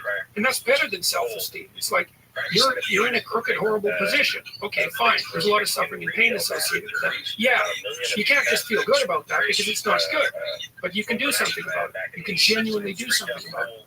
And I think all the evidence suggests that that's the case. Yes. So I'm telling young people, look, no matter how bad your situation is, I'm not going to pretend it's okay. It's not okay. It's tragic, tainted with malevolence. And some people really get hurt by malevolent people, like, terribly hurt. Sometimes they never recover. It's really awful. But there's more to you than you think. And if you stand up and face it with a positive, with a noble vision, with discipline and intent, you can go far farther to overcoming it than you can imagine. And that's the principle upon which you should predicate your behavior. And I think that one of the things that's really nice about being a clinical psychologist is that this isn't just guesswork. Like, one of the things, we know two things in clinical psychology. One is truthful conversations redeem people. Because if you come to a clinical psychologist whose worth is salt, you have a truthful conversation. The conversation is, well, here's what's wrong with my life. And here's what caused it. Maybe it takes a year to have that conversation. And both of the participants are doing everything they can to lay it out properly. Here's how it might be fixed. Here's what a beneficial future might look like. And so it's a completely honest conversation if it's working well. And all that's happening in the conversation is that the two people involved are trying to make things better. That's the goal. Let's see if we can have a conversation that will make things better. Okay, so we know that works. It does make things better. And then another thing we know is that, well, let's say there's a bunch of things that you're afraid of that are in your way. So you have some vision about who you want to be. Maybe you have to, you want to be successful in your career, so you have to learn to talk in front of a group. It's like, okay, well, you're afraid of that. So no wonder you want to be humiliated. So, okay, so what do we do about that? Well, maybe we first get you to speak in front of one person, and then 3 people, for 5 minutes, and then for 10 minutes. Like, graduated exposure to what you're afraid of. Voluntary graduated exposure to what you're afraid of is curative. And that's true. It works. The documentation is in. It's how people learn. So to tell people that if you confront the world forthrightly, if you speak the truth, and you expose yourself courageously to those things that you're afraid of, that your life will improve, and so will the life of people around you. Like, as far as I'm concerned, that's as close to undeniable facts as we've got. And it also dovetails nicely with the underlying archetypal stories, the heroic stories. Like, go out there, find the dragon, confront it. It's a dragon. It might eat you. It's dangerous. But it's worse to cower at home and wait for it to come and devour you. Go out there, confront it, get the goal, share it with the community. It's like, yeah, it's the oldest story of mankind. I think one of the factors in the resistance to these ideas of discipline and of taking responsibility for yourself, and of a lot of the things that you've been saying in regards to all the things that we discussed earlier, is people recognizing that they're not doing that in their own lives, and they get upset, and instead of looking internally, they try to attack the thing that's upsetting them. They attack your message. They attack the philosophy behind it, rather than look internally and objective and having some sort of introspective point of view where you go, okay, am I reacting to this because this resonates? Like, I'm missing this aspect of my life. Does this diminish me, or is this guy pointing something out that I can benefit from? Very few people are willing to do that. Very few people are willing to take that critical moment to look at their own behavior and look at their own thought process and wonder if the actual adverse reaction they have to this person's message is because they know that they're wrong. Yeah, well, there's a couple of reasons for that. One is, well, what makes you think that you're someone we should listen to? It's like, hey, fair enough, so you've got to be poked a bunch to see if that's true. And then the next thing is, well, it's painful to understand how much of what you're doing isn't productive. So I'll give you an example. So I've done this a couple of times with classrooms full of students. Usually when I'm lecturing about career development, I say, okay, how much time do you waste? So then I get the class to vote. How many of you waste 10 hours a day? It's like 10% of the kids will put up their hands. And it's interesting because I don't define what constitutes waste. I just asked the question. So they're diagnosing themselves, right? I'm not saying you're wasting 10 hours a day. I'm just asking. It's like, given your own attitude, how much time are you wasting? 10 hours a day. It's like 10% of the people put up their hands. Well, when you get to like 6 hours a day, 80% of the people put up their hands. So then we do the arithmetic. It's like, because I like doing arithmetic with people. People hate arithmetic, but I like doing it. It's like, okay, 6 hours a day, 42 hours a week. So let's call that a work week, 40 hours a week. So that's a work week. Let's say, what's your time worth? You're a university student. Well, it's certainly worth minimum wage, because obviously. But it's worth way more than that, because if you spend a productive hour when you're 20, then you gain the benefits of that hour for the rest of your life. So there's the compounding effect of time spent when you're young. So I say, well, let's assume your time's worth $50 an hour, which I think is an underestimate, but whatever. Let's call it 50. We'll call it 25, but we'll call it 50. That's $2,000 a week you're wasting. It's $100,000 a year. It's like, how much better would your life be if you weren't wasting $100,000 a year? It's like, what is that over 40 years? $4 million. It's like, you're rich. You don't even know it. Quit wasting time. By your own definition. It's like, people shake their heads. Well, I never thought about it that way. It's like, yeah, think about it that way. Don't waste your damn life. And then you think, well, why would people be resistant to that message? It's like, well, you really want to wake up and figure out that you're wasting half your life? And, when people do that kind of wasting, they actually hate it. And I've had lots of people come to my clinical practice who are chronic procrastinators, and so they're watching YouTube videos, say, but not ones that are good for them, although sometimes they do that, but just browsing in that kind of mindless way that you do when you're not paying attention and you're trying to kill time. And people doing that, they feel bad, they get depressed, they feel anxious, they can't get away from it, they feel kind of quasi-addicted. Or they do saying about social media now. It's a huge issue with absolutely. But there's this feeling of kind of internal rot and corruption that goes along with it. It's like, yeah, well, you're wasting your life. It's like, so it's painful.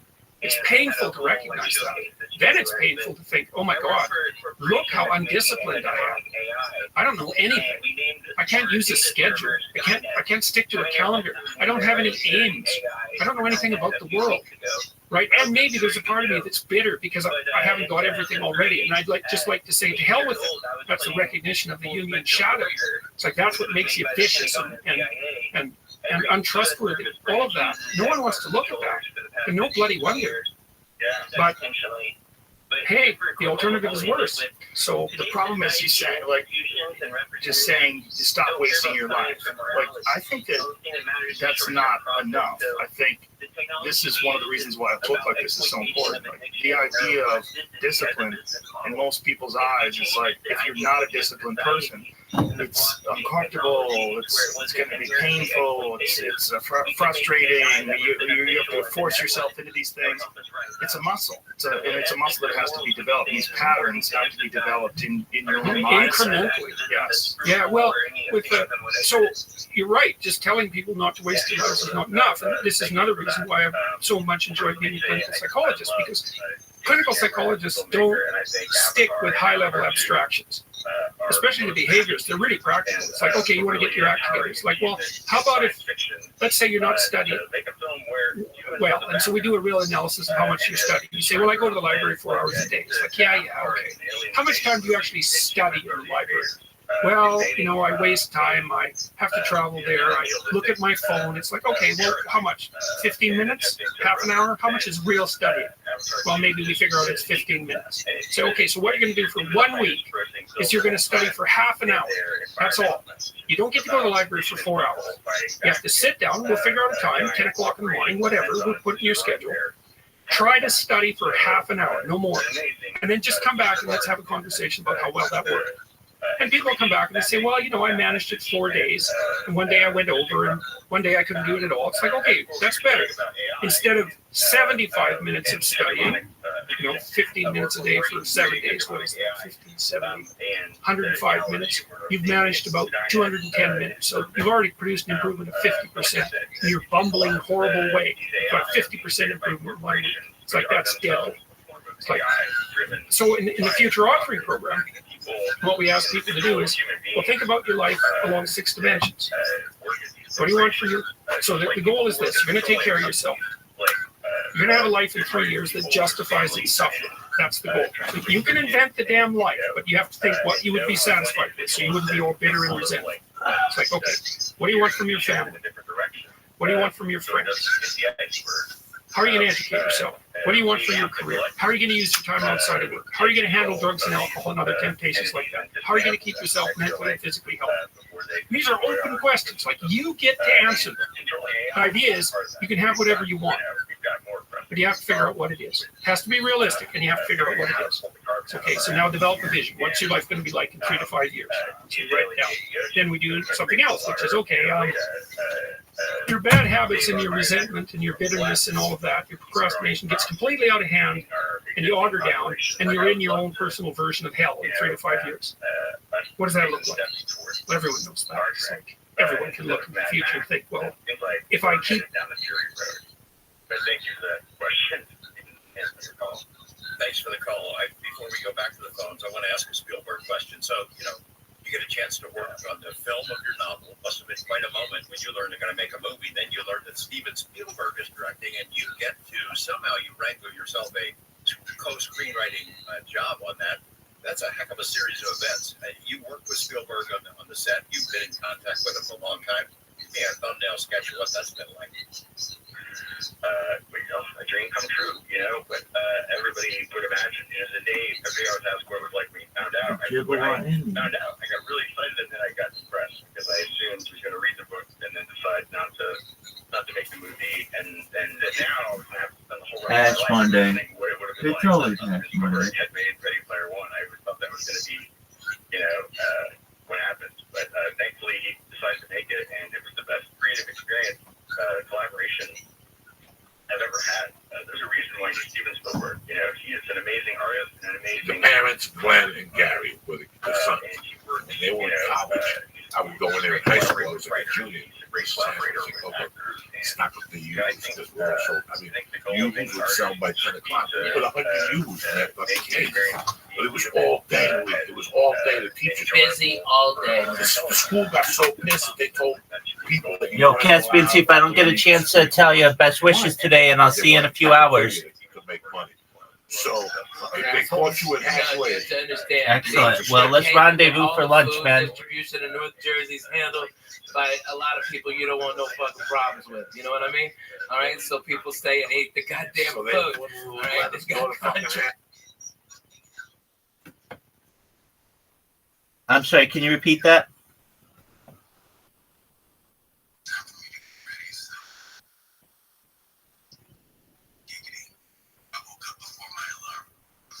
Hey, man. That's a good thing. I'd rather have you do that than the opposite. Are you excited?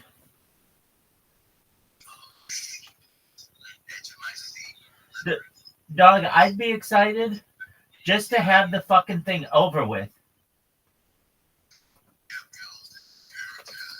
Like the anticipation of you killing me. I'd be like, look, just fucking do it already or let me go. I'm ready. All right, dog. Well, what do you have for lunch? What do you have for lunch?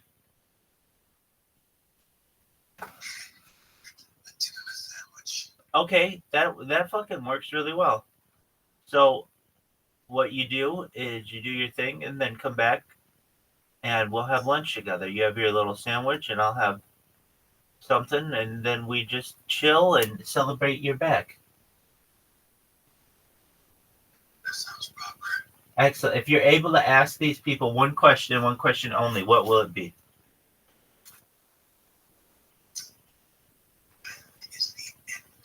Exactly right. Exactly right. Okay, great. You got everything. You got the motivation you need. You're positive. It's an environment you've been to before, and you're going in an improved state. You can't beat that.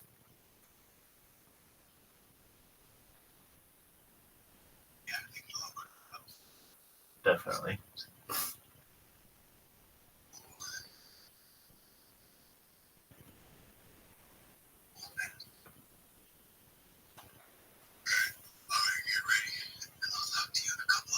That's what I like to hear. All right, you take care, man, and best wishes. Peace, baby. An acid trip, man. I just go back into sections. And I remember I was thinking about my godfather. One of the worst things that happened in my life was fucking my godfather. After church, I went home and I tried to find him.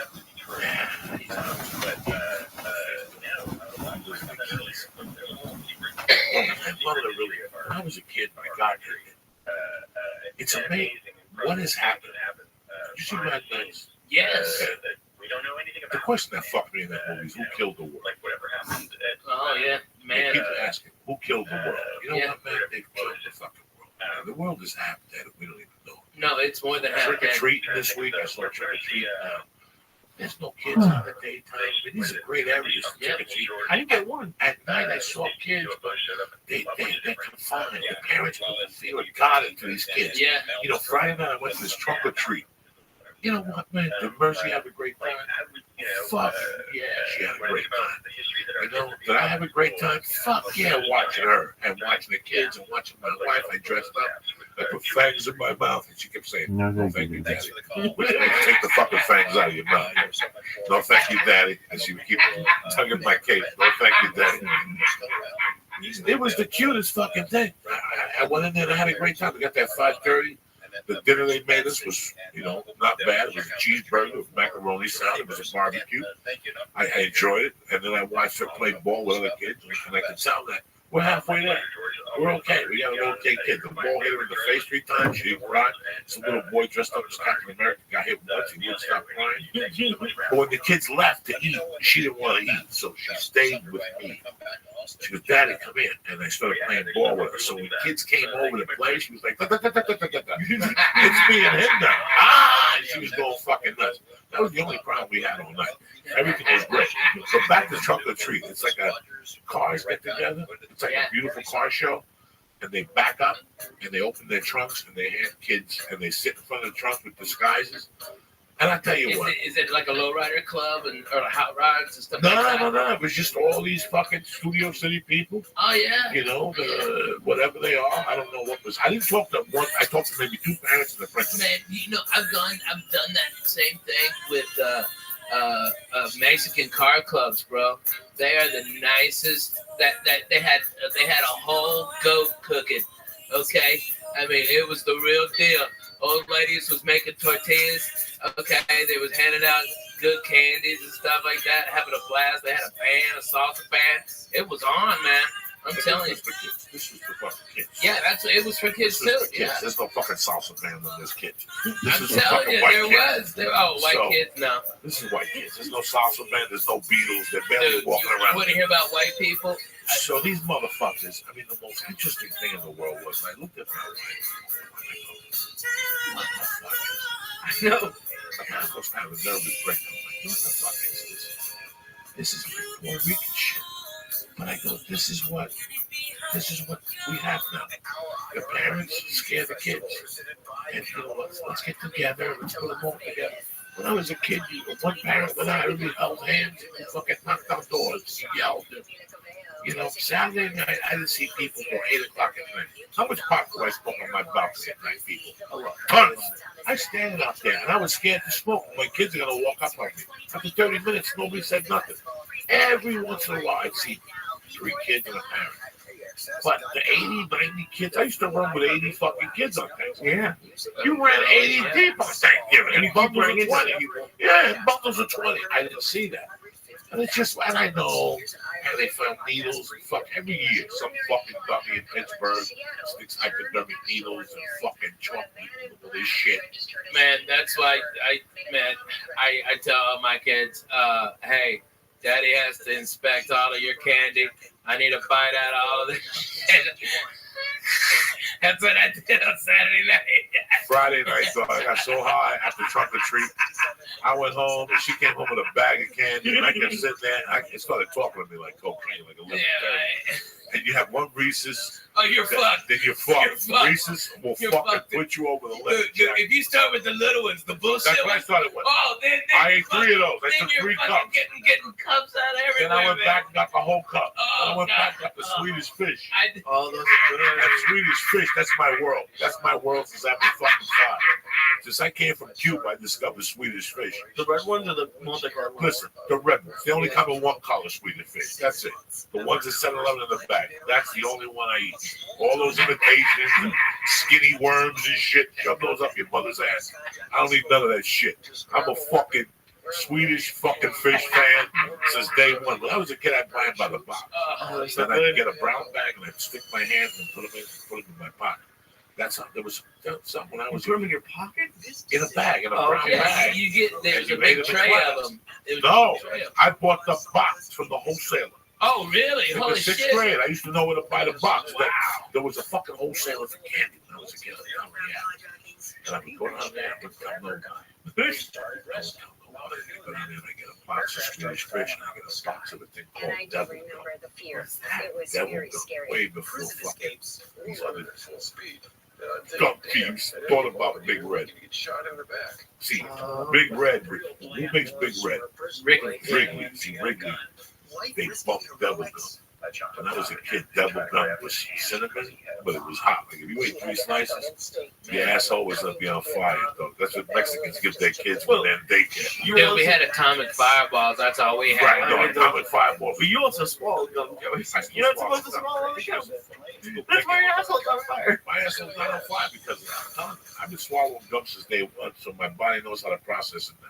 I just spit out a little fucking gum. See, if you start swallowing gum when you ate, then you're fucked up. I've been swallowing gum since day one. Can some doctor please email Joey Diaz? And do what? What's he gonna say? I've seen seen him learn how to. Listen, I have pulled the gum out of my asshole. I have pulled little pieces of gum sometimes that Out of don't the get hair. processed. Yeah, out of the hair. Oh, God. Or sometimes you go to pull the shit out of it and you can hear the gum going. It's like Lee, let me tell you what. Have Joey, when he gets one of them good ass zits above his asshole, to come and pop it like 1.5 feet away from you so you hear it. Okay, he did that in my fucking apartment after he drank all my goddamn orange juice. All right, he drank a whole fucking thing of orange juice in 10 minutes. And then proceeded to pop his zit on his asshole? Yes, no, not on his asshole, in the crack right above it. So to get any pressure behind it, he had to take those big ass fingers in there, go one knuckle deep. I know all the stories. Back in the day, I ain't ashamed to say, I used to travel by bus to a lot of gigs. Greyhound was my sponsor for a long time. The Joey Express. The Joey Express. I would get on that fucking downtown bus to El Paso. And I'd drop you off and pick you up. The longest bus ride I did was New York City to Dallas. That was the longest thing because I had nothing going on. I'm going to go all the way to Kennedy and drop 200 when I can come right here and I can pay the express for $48. I looked at just to get to Boston. It's like only like 2.5 days for like $100. So I'm wondering, I mean, if I'm just thinking if I had to. Man, I travel by bus because I own one. Get a king size bed. Don't do that. I could never sit up. I could never sit like that. But you guys ought to jump on the bus sometime and we do this church at other parts of the country. Yeah. Where's the bus? The bus will be here tonight. It'll get in tonight from Tennessee.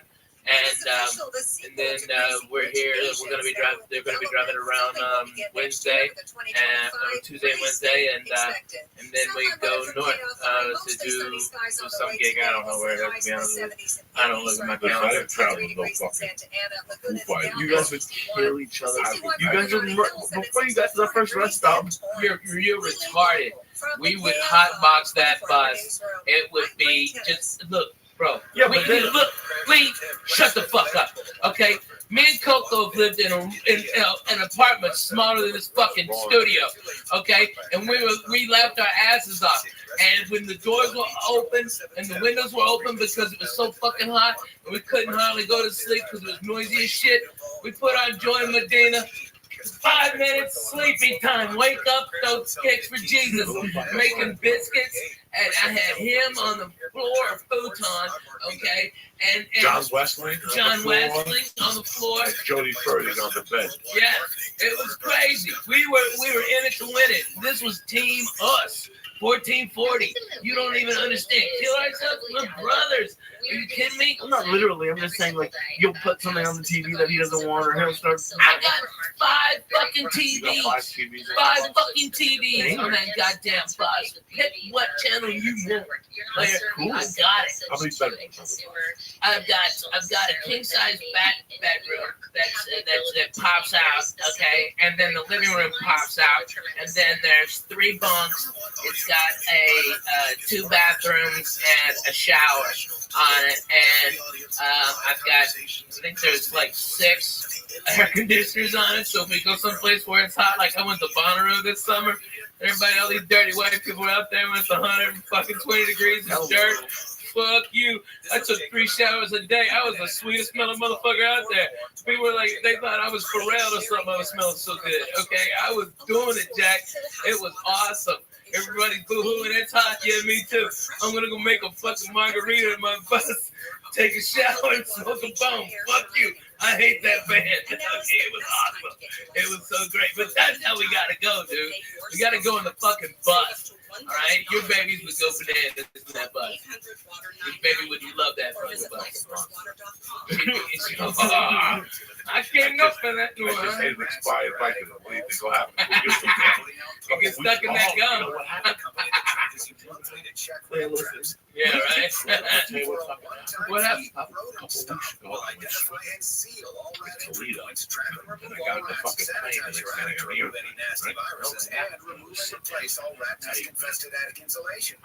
going to be so confident that they can stop your rat and mice problems that they provide a lifetime guarantee. Read all the 5-star reviews on Tylenol. If you have rats or Advil. business, call that's all that works. at 800-290-5343. Dude, I'm past that. Yeah, you get slammed on your back. You go home, We you provide eat your lunch, fast, friendly, and take an Advil. effective rodent control solutions Really? throughout Yeah, Southern you California. do all that Our shit. technicians Loads are of clean, information. friendly, and You gotta always eat on something. time. To Like smoke stop weed. the rodents, Eat weed. call Actually, Rodent take Stop it with at your friend. 800-290-5343. Open 24 hours. Call More 800-290-5343. people trying to find You know, they let you rent a car when you're 25. Said this quote with assault weapons for very different things. Yeah, the opiates are going down. Yeah, the benzos are going down. Listen, I'm telling you as your brother. You fucking go. And you work out with Eddie Bravo and Sam. You walk over. Okay, I'll do an experiment with this motherfucker. I will experiment. I will give you the lead one night, and a week later we'll do it again. I'll give you a chance. You eat that ass. You call me tomorrow and tell me this day make you feel like that's a Bruce Lee. Nobody knew why he was eating marijuana 40 years ago. Danny DeSanto said that that's why he was eating marijuana. Because he knew that Aleve will kill you. Yeah. Aleve and Advil Eat your will fucking eat your fucking liver. You gotta drink gallons of water. If you take an Aleve, you gotta drink fucking water throughout the day. And that's why I don't take them at night. I take them when I get home. Jiu-jitsu band, so I'm not, or kettlebells, I'm not sore and elevate or whatever the fuck I do when they talk. Sometimes you get inspired. Dude, I get wiped the fuck Oh, out.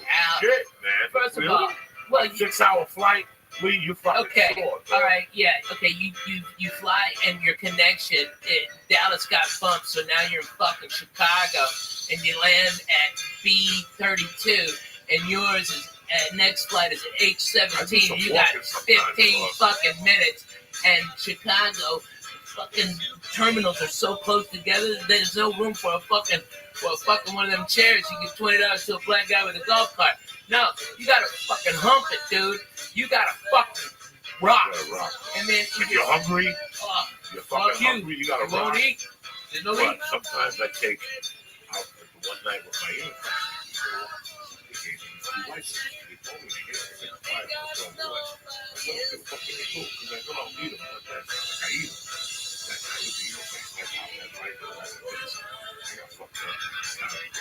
I smoked the hit and I fucking went to bed. I got a brand new thing. He hurt a little bit, but it hurt as much as it hurt. He gave me two. I said the other one fell out the back. That was it right there. Oh my God, that was the one. I could have thought I was fucking bad. Man, I much. I don't do them. I don't fuck with none of them no more. I like them too much. I like the feeling of whatever the word. Yeah. That's where I like something to sleep. I have sleeping pills. Me too, because I can't sleep. You need sleeping pills for weed? Yeah. I can fall asleep right now. You're not us. When I get up at 5 on the road, You're a titty baby. when I get up on Thursday morning, I gotta go do race. I get up at 6. They're picking me up at 7:30. Okay. So I don't want to just get up at 7 all in a rush. I want to get up. I want to relax. I want to read the paper. I want to get a good breakfast. I want to write a little bit. I want to slow down. Stretch a little. I'll get up. Take a shirt. Do all that shit. But get enough time management. Yeah, with hash, Oh, weed. with the fucking thing. Yeah, you fly the other side of the fucking country for 6-7 hours. Okay, you get in your fucking shit hotel at 1:30 a.m. Those dicks are coming to pick you up at 5. They didn't even call and had to be considerate of go, what kind of coffee do you need? Can I bring you some breakfast? Well, I do all that. I do all that on my own. I do that on my own. So 7:30 when they get there, I'm prepared. When I get back to that hotel room and I get high, I'll sleep with the baby. Right. But after 2 shows, the weed. There's too much energy. There's too much energy. After the show. So I know for a fact that I'm not going to sleep Saturday 4? night. I know for a fact. Even this week, I'm in Portland. My flight, I got to be up till 5:30. I get back to Burbank at 8 a.m. Yeah. I'm out. So 5:30. If I got to be at the airport at 5:30, that means I'm working at 4:30 in the morning. So I'm prepared for that 3-hour sleep after the comedy club. So what I do is Saturday morning, I get up, eat breakfast, I walk around, I get high, do whatever the fuck I do. I get back to like about 10 o'clock, Jack. And Ralphie does the same. So Ralphie will call me on Saturdays on the road, and I go, what time is it? That free time, the little time, that's it. Yeah, once I take that nap back to that, it's over. Because I'm sleeping straight till 3. Yeah, because we're at work. I have to. And I don't sleep late. Work. You know me. I don't sleep late. Ever. But Saturdays, I don't do lunches. I don't do nothing because I know I'm going to be working all night. I know that I have a chance of falling asleep for 3 hours. Probably not even. Yeah. I'm used to it now. Bro, they got a flight. I'm going to Jersey, and I'm still flying from Jersey. I'm going to New Brunswick because there's no connection. Everything is connected to Jersey now. There's only one direct, and that's it. Virgin. But Virgin gets me in at 8. Virgin will get me in Thursday cool at 2:30. Sunday, I ain't waiting until 1 to fly back. No. It gets me back here at 3:30. I can't do it. I can't do it. Hey, man, so Virgin look don't at Southwest. They've got one, right? Get 2 chairs. Listen, Southwest. Yeah, 2 hours. Your back starts to hurt. No, there's no entertainment. There's nothing. There's no. No, Southwest gives you free TV. They give you free TV on the Wi-Fi. You gotta bring your own TV. I gotta lock in and all that shit. What the fuck? Oh my God. American Airlines, I got 200,000 miles on it. Yeah, right. Platinum, Virgin, Platinum. Right. There's no Southwest. California. Nevada. California, LAX to Austin. Yeah. Houston, 2 hours, 2:10, 2:15. Anything after 2.5 hours of Southwest, you're asking for trouble. This whole story started with the pimple in the ass because of the bus. If you want a pimple in the ass, that's that bad. Fly fucking Southwest. So what happened was, I come back on a Monday night from fucking El Paso. I've been sitting on a bus for 12 hours. I must have fell asleep sideways. Oh my God. I was about 370 at the time. And the crease of the fat in my ass built the pimple up. 3 or 4 inches from my asshole, headed like north of my asshole is right here. On the cheek, on the inside, I got a pimple that stuck out an inch. And it was developing, like it started with an inch. How did you find it so quickly? How did I find it? I couldn't sit. He couldn't Every sit. time I went to sit, I'm like, wow, something hurts. And then he pulled the hair out. You So gotta I tell him about took a fucking mirror, and this is the days when I was Is this in flexing. my apartment? Fuck yeah, I took like a mirror, and I look at my ass and bend over. Guys, it was a whitehead on my ass. Oh my God. That was throbbing. It hurt so much. And I couldn't take it when I'm sitting there talking to Ralphie. And I remember that he was telling me a story about something. And I'm sitting there, I finally opened up my pants in the front. I have no underwear on. I put my pants on. You didn't even take your pants off. I didn't take my pants off. That's when you had the ball pants. I stuck my hand through a hole like in a fucking yoga position. I had to get to a yoga position, Lee, and I had to squeeze the pimple, but turn it. But I had to turn the skin down so it would go pop. And Lee, you could hear it go pop. And it was just a yellow ball of pus. And I had to go back in, and I had with my fingernails. I had to take the fucking took a piece of skin out. You take stuff out of them? Yeah, you have an ingrown hair from sitting twisted on a bucket. If you sit down all day, you will have pimples on your ass dramatically. All those fat people that walk around and work on look at their ass. Oh my God, they got a big, it's like strippers. For some reason, strippers always got a big white ass. The stripper's ass when she's dancing close, look up close, they always see a little white on their cheek. I'm just teasing, it's just a joke. Yeah, Lee's going in. It's like, really, it's just for the experience. I didn't know you had to pull stuff out of them. Well, when it's an ingrown hair like that, yeah. And it was a long hair too. I saw it. Made me vomit a little bit in my mouth. Totally gross. Terrible. I know. People think that comedy. You saw those buses for that long, and now it's you fly so much over the years, and Southwest, I love it. I'm not saying that they're a bad airline, not at all. Southwest is thick, fast. Burbank, I take Southwest or whatever that thing is, the level. Yeah. I want to pay level. I love Southwest. I used to hate the way they poured, but they poured much quicker. Dude, so much quicker. So much better. It works so much better. Get the fuck on. Fuck you, get on. Fuck you, get on. 8:15, 8:30. You get a seat in the aisle. You sit there. You give people dirty looks as they walk by. I had to do the math because I forgot to check in one time, and I was like B30 or something, B20. But I did the math. It was like 96 aisle and window seats. So as long as you're in the first 96, you're cool. You did the math? I got nervous, dude. Man, you are that's the Jewish thing you've ever said to me. And I'm a chubby guy. I haven't sat in the middle in years. Dude. You got the flag of Israel right there. And that is the Jewish thing you've ever said. That you counted all the fucking windows on the house. They really? Oh my God. Dude, here's what I do. Because I'm fat, I got to buy 2 seats, right? And I don't mind. That's no big deal. Here's how cool fucking Southwest is, though. If that plane ain't full, they give me one of those seats back for free. And so the next time, I fly, when I live in Nashville, 2-hour flight, I'm in Boston. 2-hour flight, I'm in Chicago. 2-hour flight, I'm in Miami. 85% of my work is within 2-hour flight. So I go over there to Southwest. This is how good they are in Nashville. Holy shit. I got there 10 minutes before the plane was supposed to take off. And they go, Ralphie, we've already got you checked in. The plane is now having mechanical problems. And as soon as you get on, it'll be fixed. Okay? And they rushed. This was before the TSA bypass, all that bullshit. They were like, just pat him down, get him on the plane.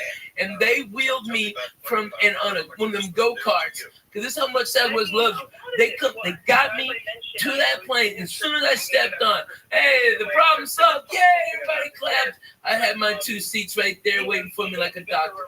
And those guys love me. They come out. They're the best. Burbank is cool. Southwest Burbank are nice cool. People. Real That's nice Orlando people. Casillo's daughter. Oh, yeah? She works there. She's the front desk manager, right? Sometimes I get there. What are you? Whatever. If I know she's there, you got clout. Yeah. One time she took me into the Southwest thing and I was eating food. Sandwiches from the fucking lunchroom. They had a party. I'm in the party. She got delayed. So you might as well come with me. And I went into there and they had little sandwiches cut up with potato chips. And people from Southwest were back there eating. She put me right in. She goes, I'll come back and get you. They're really nice. I didn't say they were a bad thing. No, but it's not that comfortable. It's not that comfortable. You know? I mean, here's the thing. It's not that comfortable. The plane is packed and we're a fat fuck. Right. Okay, my shoulder goes. Man, me too. Oh my God. I get shoulder pain on Southwest. I know. I made a mistake. I connected one time to save $300 on because you're always looking to save. Right. Fly. And flying is something that if you're looking to save, you You're gonna have an uncomfortable trip. They're paying for it. Go on their website. Spirits the worst. You know, United has a thing where they give you a bigger seat. They give you security. Yeah. For $75, it's worth every dime. Yeah. Because that means I'm walking the first class line. Right. There's That's first worth class and then $75. business class, and then there's economy. And economy. As United offers that, you have to scroll all the way down. It's $75 each way. It's worth it. So fucking It's worth it. worth it. You just buy In it. today's economy, it's worth it. Goddamn A worth couple it. weeks ago, I was upgraded to first class, and I still didn't know if to make the flight because of the security line. Yeah. This is what's going on out there, people. So if you're flying over the holidays, I'm telling you right now, if they offer Get a early. fucking earlier thing, Or get it. if you have a passport, by the way, and you travel a lot, just go get TSA pre-approved. It takes about 5 minutes, okay? Which utterly scared the living shit out of me. That I just show up with my passport and my ID, and they asked me like 6 questions, like, "Do you love America?" Of course. Are you allied with any of the a terrorist group against the country? And I go, not only do I fucking hate them fucking cocksucking dirty sons of bitches, okay, they shot at me. Fuck you, all right? I hate Russians. I'm bona fide, Jack. Fuck that. And they go, have a nice day, Mr. May. I had to raise my hand, sign a piece of paper. Boom, had it then. And all you do is go up there. You don't have to take anything off. No shoes, no fucking. They emailed me. They emailed me, and I showed my Is wife. it true that you have to give them like access to your social media, or is that? No, that's bullshit. What are you talking about? I hear stuff. I don't know. That's bullshit. But you know what? You know what though? It would be smart. And let me tell you, every business I'm doing it. I put on the bus a tower, a mobile cell phone tower. Wi-Fi rather, like the largest one you can get on in a mobile unit, and so I get free Wi-Fi at all my shows. All right, but what happens to log in is I get all your information. So next time I'm in the area, I can hit you up and go, hey, I'm here. All right, and that's how I do it. I provide. It costs me a lot of money to do it, but at least I get something in exchange, and they get free internet. You know what I mean? Right. Cool. It's really cool, and that's what you got to do for people. But businesses all around are doing that. But you know what they do? It's not like on Southwest, you give them their email, and if you got like an iPad or something, you can watch real TV, and they've got movies on there too. All right, and you can flip channels, and it's real time, and that's for free instead of like, what is it, Boeing or something like that? That's like fucking $22. Goddamn, and it's shit. You can't work Twitters or nothing. But that's garbage. That's way too fucking much. I mean, like a month. So Southwest gives you free Wi-Fi. Yeah. But it's what you want to watch. I don't get it. So you just have to. They don't want to pay for screens. So you could bring out your tablet and log and just log in. You just hit accept, and then they have like a whole bunch of TV stations. Yeah, but you can get all your Wi-Fi, everything on there, everything. Especially if you're A-list, you get everything. You get all of it for free. I do not fly JetBlue. I'm too wide in the ass, and I don't live in a hub of it. But I do live in a hub. Nashville's a hub for Southwest. And, you know, they've got 3 directs. I took American here, first class like a doctor. I was out of there at 6:15 on Saturday, on Halloween. That was the first one in there, on there. America's got a nice flight. Dude, it's a fantastic flight, man. They add one during the winter. Yeah. There's a problem. Like in the winter, you have to look. They add an extra one on the way back. Because usually you have to leave early and have one at night. Yeah, they get nervous about Dallas and Chicago, so they add an extra direct to Nashville because Nashville's such a great hub that you can get all to the south and right there from there. Like that's like their emergency when Dallas has an ice storm and Chicago's fucked up, they add extra flights to other key cities just so like to Miami so they can bring people up to the East Coast. It's crazy, but that's what they do. They're smart, you know. They do it like they do, baby. They do it like they do. A lot of people don't fly. They get. Dick Sayat. I'm gonna tell you what the best flight. I'm gonna tell you what the best ticket is in business. Until Virgin. Break out of prison, and also they do Fucking A, man. I tell you what, Virgin first class is bomb, dude. I'm talking about the main cabin. Oh, yeah. The one behind. It's People can't fantastic. afford first class. Oh, my God. It's first class. It's first class. It's first class. It's first class. Like, it's first class, It's for, first class for half the for price. seats. It's Half first the price. half the price. Best seat in the business. And then, without a doubt, you've got more leg space actually than you are having first class. I've been more comfortable with main cabin select than I am in first class. You know Yeah. why? Because they have a desk. I could put a notebook down. I could actually fucking type something. And you can I got stretch, gorilla hands. bro. You can stretch the You can fuck stretch out. back. It's got more space than first class does. You have to hit a button. They bring you free food, free booze. Everything's on the house. So it's still first class, only not in first class. And you still stand on the first class line. That fucking Brit. And if you want to fly first class, you call 12 hours before the flight. Yeah, if it ain't full up. $149. Yeah. Boom, they bump you. And So that, you that's to always go have the across the fucking option. country. That's going across the The country. only problem is that, like, all right, I want to go to fucking Austin from LAX. No. You got to go to San Francisco.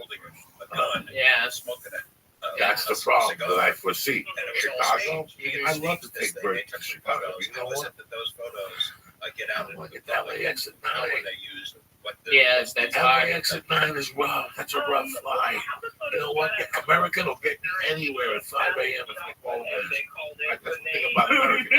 That's the thing about American Airlines. That's They have why. flights That all the is time. why I fucking fly American. They are Because 24 9 hours and 10, there. they got a vampire flight. They are got a 24 hours they got there. 5 a.m. to Chicago. That means you have to be at LAX at 4 a.m. What type of human being are you? You're working at 4 a.m. without drugs. You, Yeah. me. You know, it would be more effective, like if they ran, like Southwest is almost a 24-hour-a-day airline, and especially with all its international flights now. But I'm telling you, man, American is the smartest in the business. They lower the rates of what they could, but they run them all the fucking time. And they lower the rates in that so they have more people go to the off times who are bargain hunting like the rest of us used to. And then main consumers can pay at an accelerated rate for the last immediate grid flights that aren't as full because the cheap people got diverted to the other flights. It's a goddamn beautiful business model. That's how you fucking make money. It's amazing how much these companies treat the customers like crap. Like, especially. Well, there's no fucking reason why I mean, all right, if you are the worst person in the fucking world, go work at the airport because no one will bitch about you because they don't have time to fill out a form. They don't have time to fucking talk to your manager. They just don't. They got a plane to catch, so they go, "Oh, that guy was a dick," and they watch your next plane. You get it. It's free. It's awesome. If you're an asshole, go work at there. About a year ago, I made a really bad mistake. This is the type of person I am because I know it's a corporation, I know it's a company, and I know. That eventually, leads to some terrible situations. And but there was no master plan. They did not have access to criminal resources like the big name gangsters of that era. They were on their own, and it seemed like they made so many dumb mistakes. Stayed someplace too long, dropping bloody bandages on the side of the road that gets the police on their trail. Talk about that a little bit and how it ends in such a bad way. The last couple of weeks, as you described in great detail, was absolutely horrible. There's some management companies I looked at, and his was fucked up. You look at Jeff Suss's management, at 4,300. A regular person looking at that, I would be talking about. Yeah.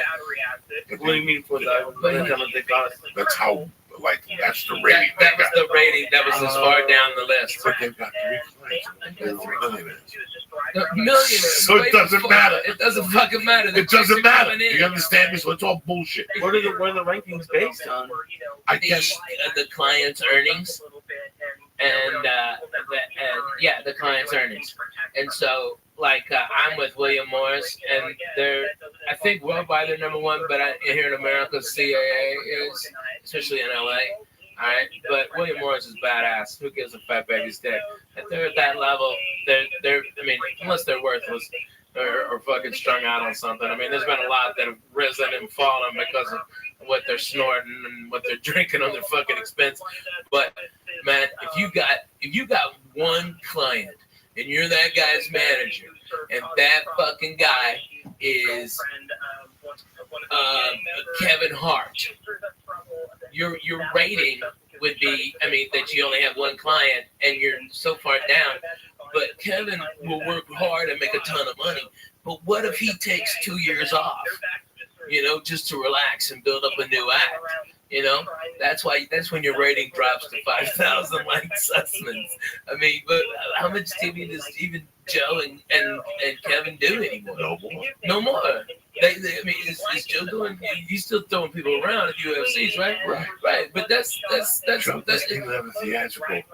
Somebody called me and they said he would be such a fucking amazing action hero. And I understand.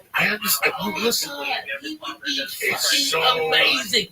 Okay, with Joe Rogan, with a fucking skull and tats and crazy shit, driving a hot rod through the fucking desert for hot bitches. What the fuck? I'm all for that. That fucking nice ass Corvette of his fucked up.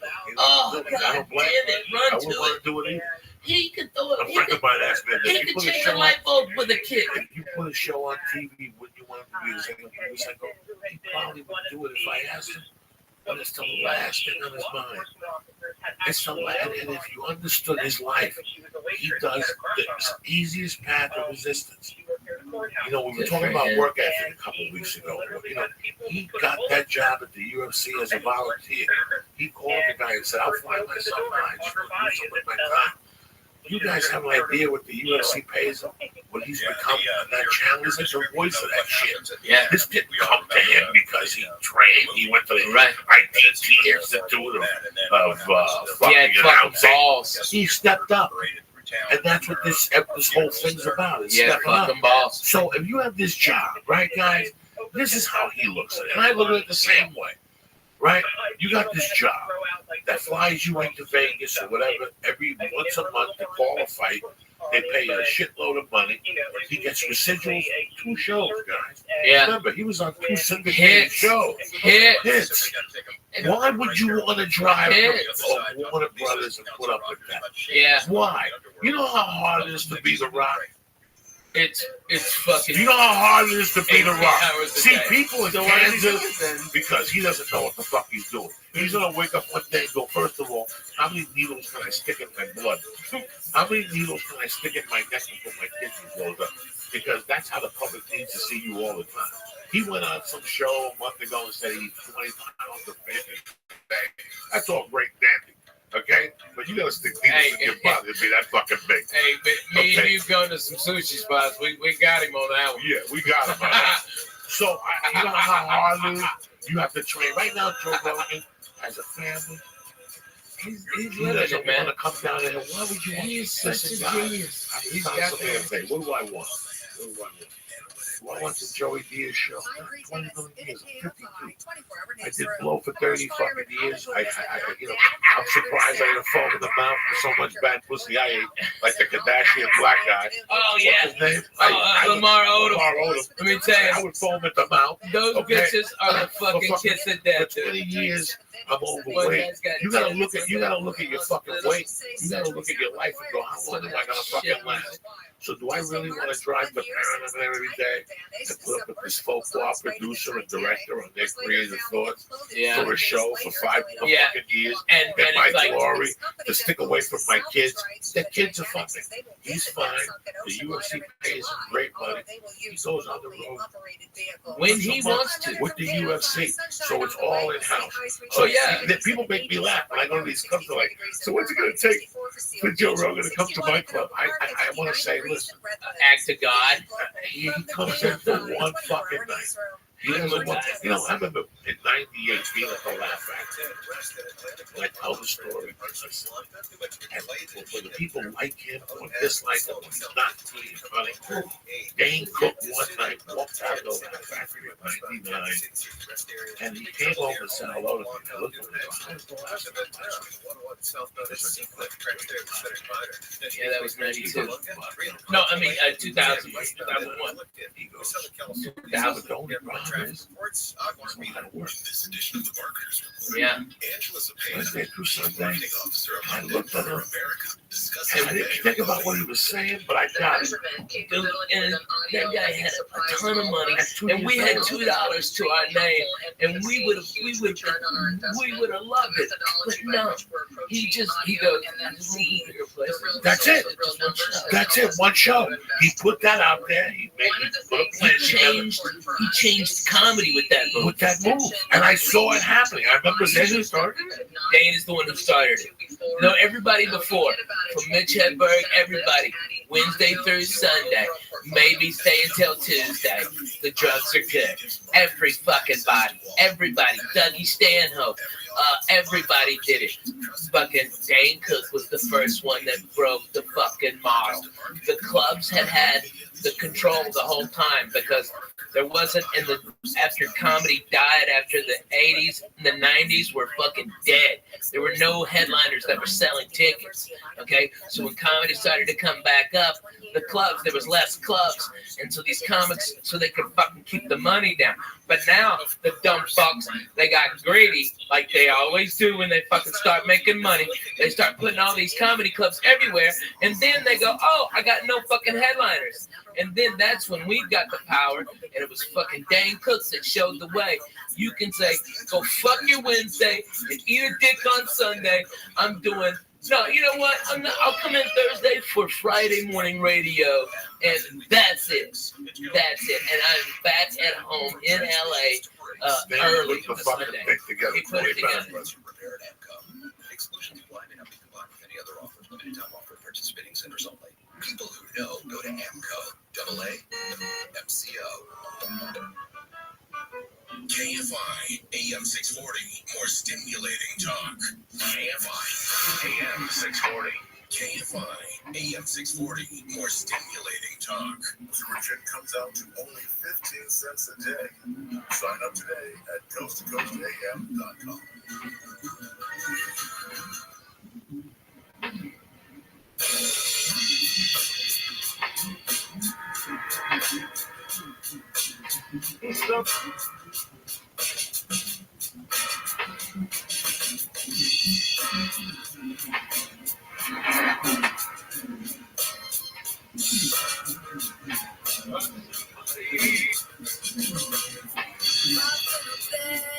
What do you think you're dealing with, Lisa? Bad motherfucker, you. Huh? They're good. Fuck yeah, they're good. Who do you think you're dealing with? And what was one of the only reasons I went to church was the that what? Because it was the 36th anniversary of the night. That morning was the 36th anniversary of the day I got home. Steve Villa on the show. Steve Villa. He had a party one night. He had a party August that year, and they put, he had older brothers. You never met him. Great guy. A couple of things called fast. They had a ship. Growing up. Brothers, fathers, crew. And they're getting crazy. Eat 1,000 head off. So one day, this is way before. Oh yeah, 70 fucking times. So summer 79, I went over there one day for a party, and the only young kids that were invited to the party were me, Avillo, and at this party, they took a garbage can, and they filled it up with everything they had. They put Hawaiian punch in it, and they took bees. That's what he called. Tell the servant, the brothers took bees. I kind of think about eating a bee. Look at the fucking thing. So, and with ice. And this stuff had like 150 with rum. Oh my God. It tasted terrible. So fucking, they just scoop it out. You know, do this. It was in a garbage can. And they had chunks of food in it. And I'm back there smoking pot. Next thing you know, I'm getting woken up Sassuolo front yard, Anthony Sassuolo, East Dallas, Texas. And I'm getting woken up by Ray Ernesto. Ray Ernesto was a cop in the neighborhood that was doing nothing but that something. But he always wore colored socks. It drove me crazy. And at the end of the fight, at the end of the basketball game, that was the argument. Ray, you gotta go home with your colored socks. How about I punch you in the mouth? Fuck you, Ray. You ain't gonna punch me in the mouth. You're fucking 40. I'm fucking 10. So fuck yourself, Ray. But Ray was a cool motherfucker. Ray picked me up. I'm on that black out. I got fucked up. Come on, I'll drive you home. He knocks on the door. My mom answered. She's like, what's going on? I go, Mom. I got fucked up. I fell asleep on Sassuolo's thing. Just go fucking sleep it off, you idiot. She yelled at me. This was like the end of August. This is the first time. That's when parents were fucking parents and police were goddamn police. Right? They didn't have to be fucking parents too, he was man. in the neighborhood. Right. I'll never forget that I was fucking hungover. And this was the first time I remember that I was hungover. So I got in like at 5:30. The light was starting to come on. 5:30, a sophomore in I'm going to be a sophomore. This is like 2 weeks before they put me in the hospital for a lung infection. I'm fucked up. I'm not doing drugs, though, guys. I didn't do drugs. I was smoking pot and I was high. I wasn't a big drinker, but I drank a little much. I never forget that. Deserves to drink early. This Sunday morning, so I got to wake up fast. I passed out. To put a smile on the big guy's face with the answer like ice cream. Just started at just $89. Go to OmahaSteaks.com. I heard it come up the stairs. She goes, oh yeah, well, I wake up. I made breakfast or lunch. And she had like a glass. In those days, towards the end, she used to drink a Bloody Mary with a Heineken in it. Shit, right? Who the fuck makes a Bloody Mary with a Heineken in it? Walking around your house? And she was such a spick. Like, she was such a spick. She wouldn't even cut the celery. She'd just fucking break it, put it in a drink, and eat it while she was talking to me. You know, but you have to appreciate this. And you can't write this. You can't write this. You know how you're supposed to cut the lettuce off the celery? Yes. She was such a spick. She just ate it. Right? Fuck it. Ate it. Fuck it. She would dip it. She loved tomato juice. That V8. Oh, fuck That's yeah. what she lived I off. still love that, dude. I drink that like twice a week, 3 So times she a week. wouldn't put Tabasco in her Bloody Mary. She put Frank's red sauce. Oh, not me. So anyway, she looks at me and goes, I'm fucking got a headache that's pounding. They share She their goes, story wait, of how they she get mean, more I retirement cook for income you. from the dollars saved, and the money's never at risk when the market crashes. That's right. She took a Market piece of the crashes, celery and she that goes, means nothing. Even the super now you know what I feel like. money to Morning. this She fucking walked out though. And that was like a prolific thing in my world. Like I never thought about it again. Okay, so it's August of fucking. You got the best. It's August of fucking whatever. This is a $30 value. But she said it very pate patois. Right now, you know what I feel like. I'm doing, okay? This is how you want to live your life. Just walk out of the room. Okay, so now this is the end of August. Now it's September, October, November. I love you, man. I get invited to a Halloween party. It's a Saturday night. Fucking crazy.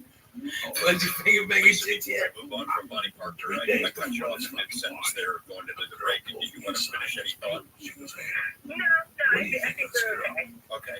On to Virginia. So, she the wants to get only together with you. clip I've ever seen of Well, Virginia Hill is, sure, but she had just a broken great up with a kid. And even comment that that she made in 1979, hearings, I went up to the where kid she with says, I never took the kid money was a from tough any kid. of those I went guys. to And my that's been used in so many he already. mob documentaries. But I had no idea about the details. And as I mentioned in the previous section, we might not be able to describe all the things that you put in this You know, calendar. but that's how deep I was in '79, guys. At 15, I already knew there's boundaries. You gotta be a man. Gotta be respectful. And then Halloween night, we all dressed up like girls. We took a hats and went to the Gamio's garage. And it was tremendous. It was tremendous. And at 11 o'clock, I went to fucking meet her, and some girl came and said, she's not coming. You have to go get her. And I was like, what? And like, the girl was hot. And we walked. In fact, Timmy Holloway is her cousin. He's listening to this podcast. Robin Thompson, me and her, Robin Thompson started walking. Her boyfriend, Glenn Zennick, was a man already. Me and Robin were 15. Her boyfriend was a man. That's how hot this bitch was. He was a fucking man. This bitch didn't even date high school kids. He got out of the car and thought we were leaving together and started yelling at her, but I stuck up for her. You know, he was like, you know, I'll deal with you some other time. He, you know, was very nice to me that night. All of this shit went down. I forgot whole thing, I forgot to call home. That was the rule of the house. You gotta fucking call home. So Saturday night was this night. It was a Halloween party. But it was in those days, that year, if you look at 1979 map, Halloween was on a weekend. Me and Ghetto Boys and Trick or Treat. No, Halloween was like on a Wednesday. So, but the party was Saturday. Yeah. So it was like maybe Halloween was like Monday, and this party was on a Saturday. So it was like October 28th. You like trick or treat like 3 times. So what happened was I stayed there, and all of a sudden I realized it's 3 in the morning. And I called her, and my mother answered. She goes, "What the fuck?" And I listen, I'm up here, but there's no buses. It was a trip, but that. So, but what was the date on the fucking Saturday night? The Saturday before that, the 27th, because she died on the 8th. So she died Wednesday after that, not after the Halloween, 10 days after Halloween. So it was a week and a half. She died a week and a half later. So she gave me the speech on a Sunday night, and she died November 8th. So look at it. You follow me? See how it was the So that Sunday, she goes, "I'm on the couch. What are you going to do?" And I go, "I don't know." She goes, "We'll take a taxi home." I go, "I'm not going to take a taxi home. I got other buddies with me. We're all going to walk home together." And I had done the acid stuff, and the acid was coming down. I was getting like the little jingles and shit. So something happened. Somebody took a ride downtown. But by this time, we were talking. It's 5 a.m. I'm not going to call her back. She was already sleeping. And I'll never forget that I fucking, my friends dropped me off. I had a ghost costume on. And I walked up the fucking stairs, and as I was putting the fucking key in the door, she opened it, grabbed me with one fucking hand, and just smacked me across the face. She hadn't smacked me in 4 years, 5 years before that. I was a big boy, you know, and that just wasn't her MO, you know, to hit me. She would say, "I'm gonna fucking kill you." 2 years before that, she did light me on fire with a bounty roll. She told me how to calm my Balzano's backyard. So, but she was pissed. She was pissed.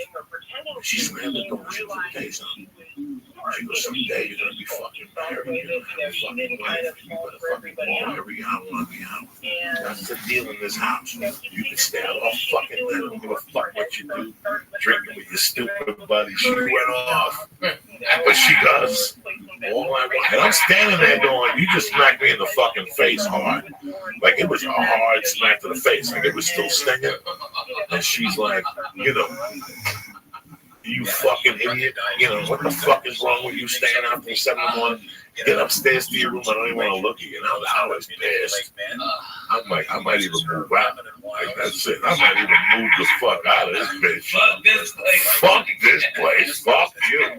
No wonder your husband left you and the other one died. Fuck you. So Holy shit, that was fucking real as it gets. That's real.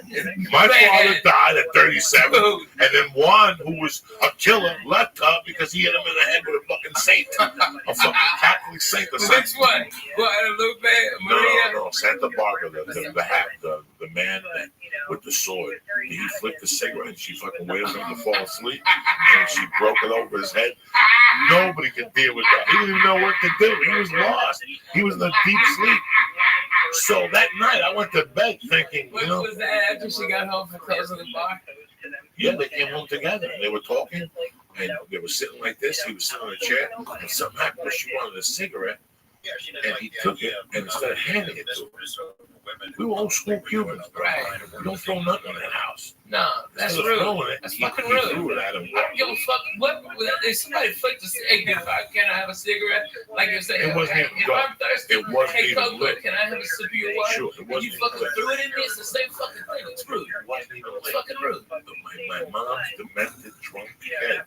It was a disrespect thing, so she waited for him to go to bed. She hit him in the head. And he fucking left the next day. But so I'm walking up the stairs thinking, I'm walking up the stairs. Oh yeah. I'm walking up the stairs thinking, you know what? I ain't tolerating this shit no more. You know, I'm 15 and a half. I get a job. I can live with the Balzanos. That was my plan. I don't need this shit. People hit me I and shit. met one of the Balzanos when I was working in Hasbrook Heights one time. Yeah, Pete, political Pete. So the next morning she woke me up again. She's like, "Yeah, I cooked something." She goes, "But let me tell you something. Get up. She got up. She was like, oh, fuck. She was first off, I'm sorry to put my hand on you. Too old for me to be here. But number two, she was like, you understand. Sure where the money came from. She was maybe an oil heiress, or her daddy was rich, she's been widowed. That's it. It was invasive, but she was broken flamboyant party. She was an investor in the Hurricane Club in New York City, which is the big nightclub in the 40s. I didn't think much of it. I didn't think much of it. I just sat there. I am a fucking man. I was just sucking titties behind the high school last night. I'm a fucking man. I worked last summer. I made $75 a day. My head. In the morning, whatever. So 10 days later, when I found her dead on the floor, the first thought was like, she's never going to find out I got let back. But the second thought was, is what she was saying. She gave me a heads up. That's all she wanted is for me to be a man. Whatever I knew in her world what that meant. But I just wanted to celebrate that. I know that she liked churches. My mom loved going to fucking pretty. There was a church down the block in St. Patrick's Cathedral. It was in the 70s and 60s. And every year, February 26th, my mom would give the guy 100 and bring him a bottle of shivers, whatever, flowers, and set the casket up like a fake casket. And my mom would do fucking things with my dad. And she used to say, I love her. We used to go to churches just to fucking look at churches. Even though she was the Memphis, she would go to churches. Then in the 6th and the 5th grade, I was 10. That's 1973. In that year, something happened. The New York Mets went to the playoffs, the NLCS playoffs against, look it up, inside against the Cincinnati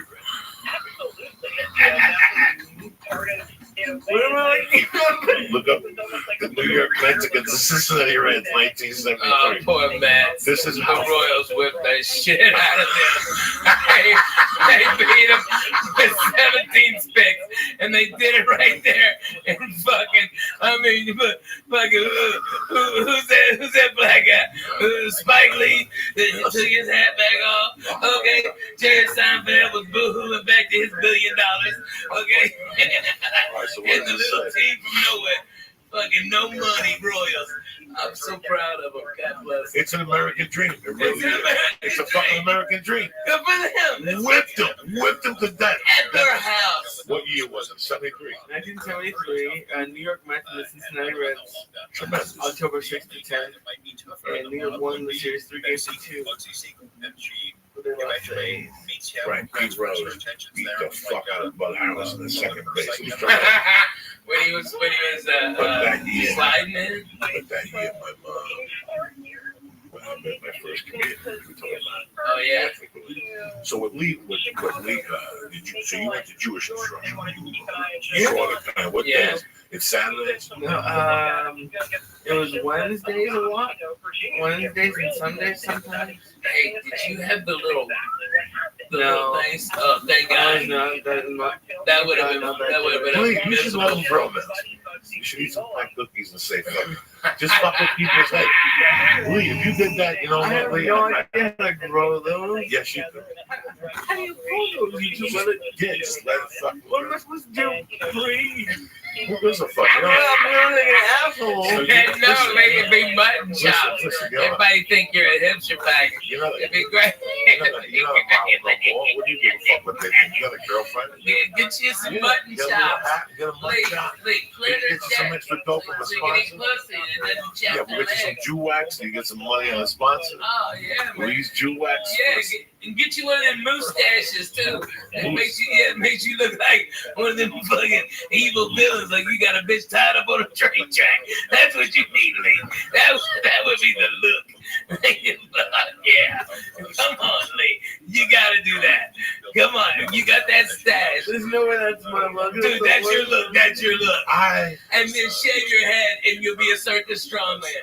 Okay, that's what you'll be. You'll be such a strongman. You'll be... My fucking mom. That hash was fantastic. I used to go to this fucking Sacred Heart School for Boys, and how they did. What they did was you had to line up 8th grade, 7th grade, 6th grade. So to go to church, there was this bell, and you had to ring the bell. So Sister Anna would go, all right, 8th grade, and she bring the bell, and you go in. Well, my mom used to eyeball that belt. She has red hair, she has long legs. The Cuban, big saint in Cuba, which is October 6th, I gotta go with it. She's supposed to have a copper belt. And if you want money, you have to ring that bell. Let's jump ahead. So my mom went there, the way home, she's like, just get close to me. My mom shot this fucking belt. She would take it to the Met games.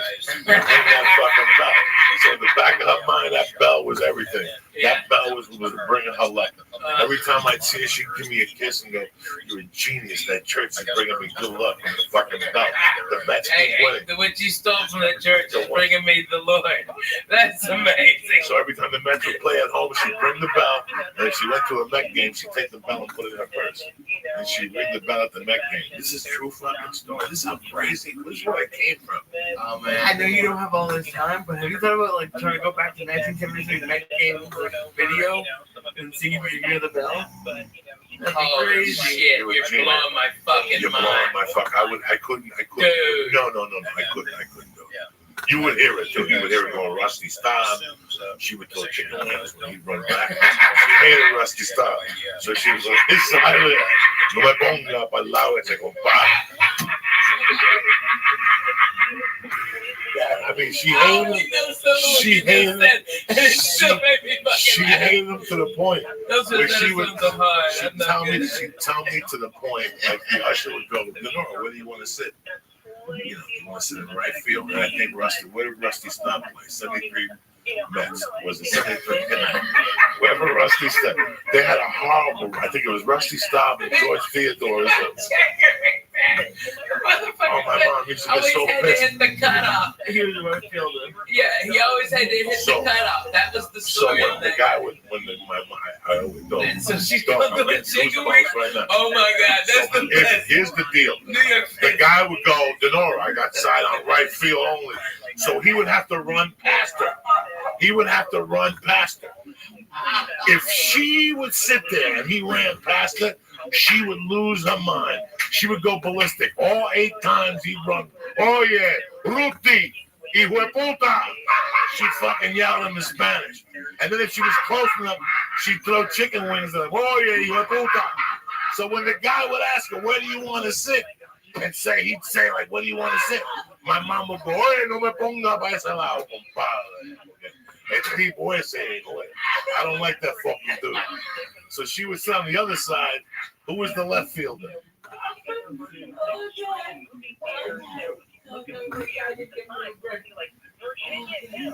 Plus, they had Wayne Gary on third, so she was in love with Wayne Gary. When Wayne Gary took his dick out, my mom would jump the fence and suck his dick, and Tom Seaver at the same time. Your mom's got high. Give me the team. By the way, this Friday I'll be at the Club Nokia here in Los Angeles. If you're a church member, please come in. I love you. I love to see you live. I'm going to do about 2 hours and blow your fucking minds.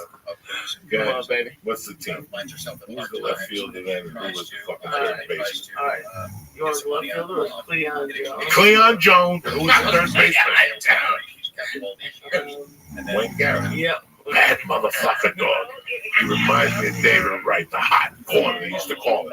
And my mother loved Wayne Garrett, so she could tolerate Wayne. And my mother used to call Cleon Jones La Cleon. Vamos para la Cleon. Vamos a hablar con el negro. Because he was black. So my mom would clap. And Wayne Garrett, she liked Wayne Garrett. But if you put her on the other side, she'd be tormented the whole game. With Rusty Stop, she'd turn and look at me and think, "I don't want to look at this motherfucker. I gotta sit there and look at this motherfucker." So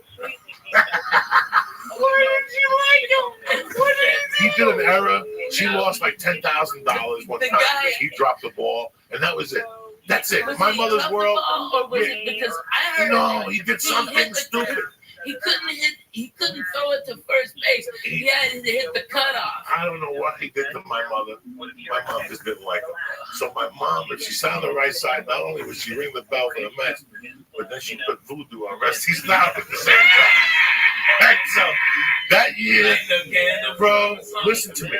The fucking Mets beat the Reds, right? Sure. Jesus Christ. Yeah, they won three. Right. games. Yeah, that's one of the three. Do you understand what that was for the fucking Mets to beat the Reds? The Reds were beginning a dynasty. That was the big red machine. That was the big red machine. Now, you know what happened, Holy Lee? shit. You know what happened? My mother went to the World Series. My mother was really fascinated by that. We're talking with Mason Townsend Rice about Wednesday.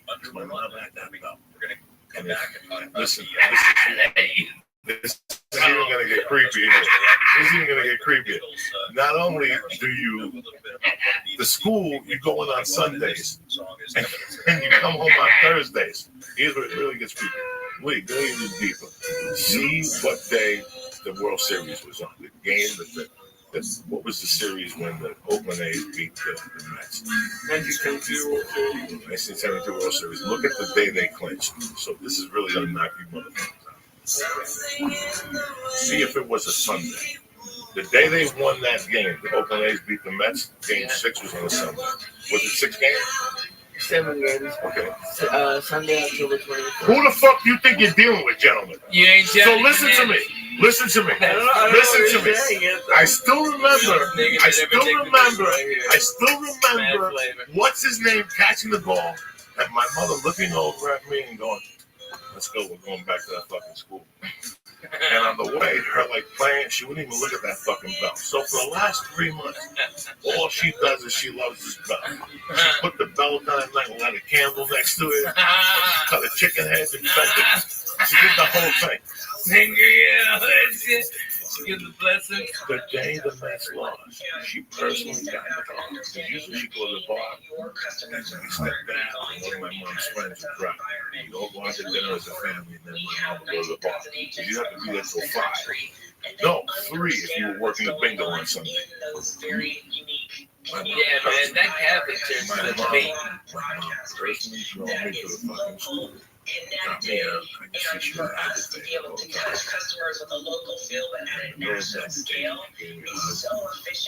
Do me a favor. Get this fucking kiss of that belt away from me, right? Like, why ain't touching that fucking thing? They've been looking for that belt for 3 months. They've been doing searches with dogs for that fucking belt. And I go, you put the fucking belt back. You run it. Here we are in front of the church. The nuns are 10 feet. 10! I'm fucking 10, and my mom's telling me, go put this. I don't ever want to see that fucking bell again. I don't want to see that. I don't want to see that bell. I don't want to see Rusty stop. As long as I live, I swear to God, I don't know what I hear. My mom used to get superstitious in certain things. Okay, so now the bell has carried us throughout the whole baseball. Not only that, the bell helped the Mets beat the Cincinnati Reds, which at that time were royalty. Okay? Now, because they lost in Game 6 or in Game 7, the bell was bad luck. She didn't want it to fucking out. Take this fucking bell out of here. Like I said, she personally How much you think she lost on that bet? Because you know she bet the shit out of the Mets. 50,000. Jesus. I hate that motherfucker too. My mother, I burned that bet. my mother had a what women play thing with those slot machines. That My ain't mom nothing. made you look like a fucking my mom. Oh, sure. It's one. All the answers? Well, we've got news for you. The horses will kill you. It's every day. You can't do anything every day in life. She lost everything. Everything. The teams for betting baseball. It's time for your morning. At that time, they were hot then. Those were one of the.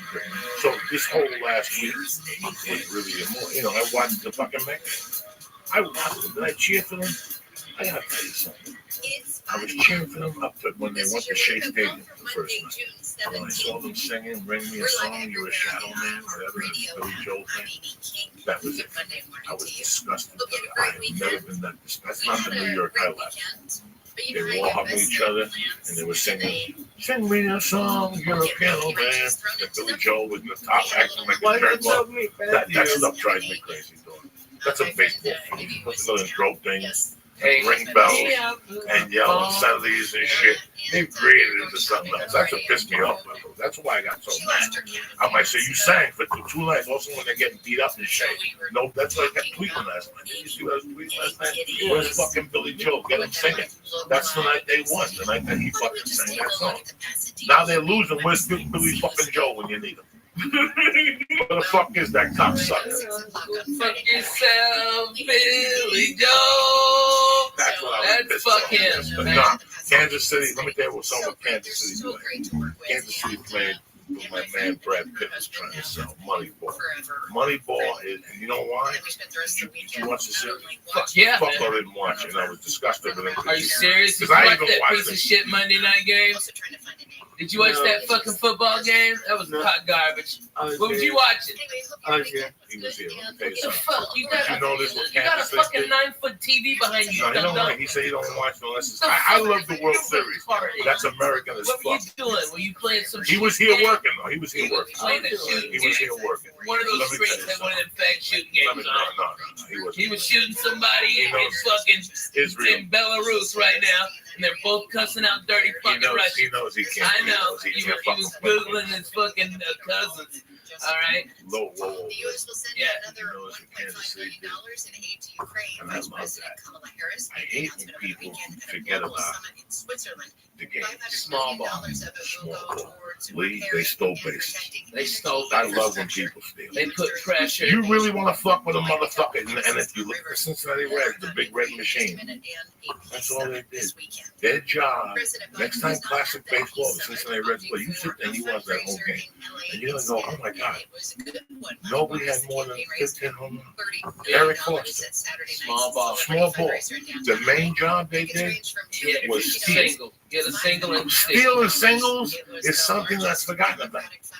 Yeah, man. You know that's why Ricky Henderson played baseball so long and for so many teams.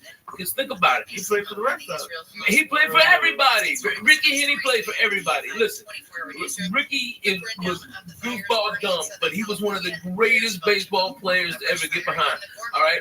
This guy, if you got a pitcher and he is out of business at 96 pitches, and Ricky gets on base with a bunt or a fucking single or walk sometimes, he gets on there, he jumps out. That guy's gonna have to throw over there 3 or 4 times.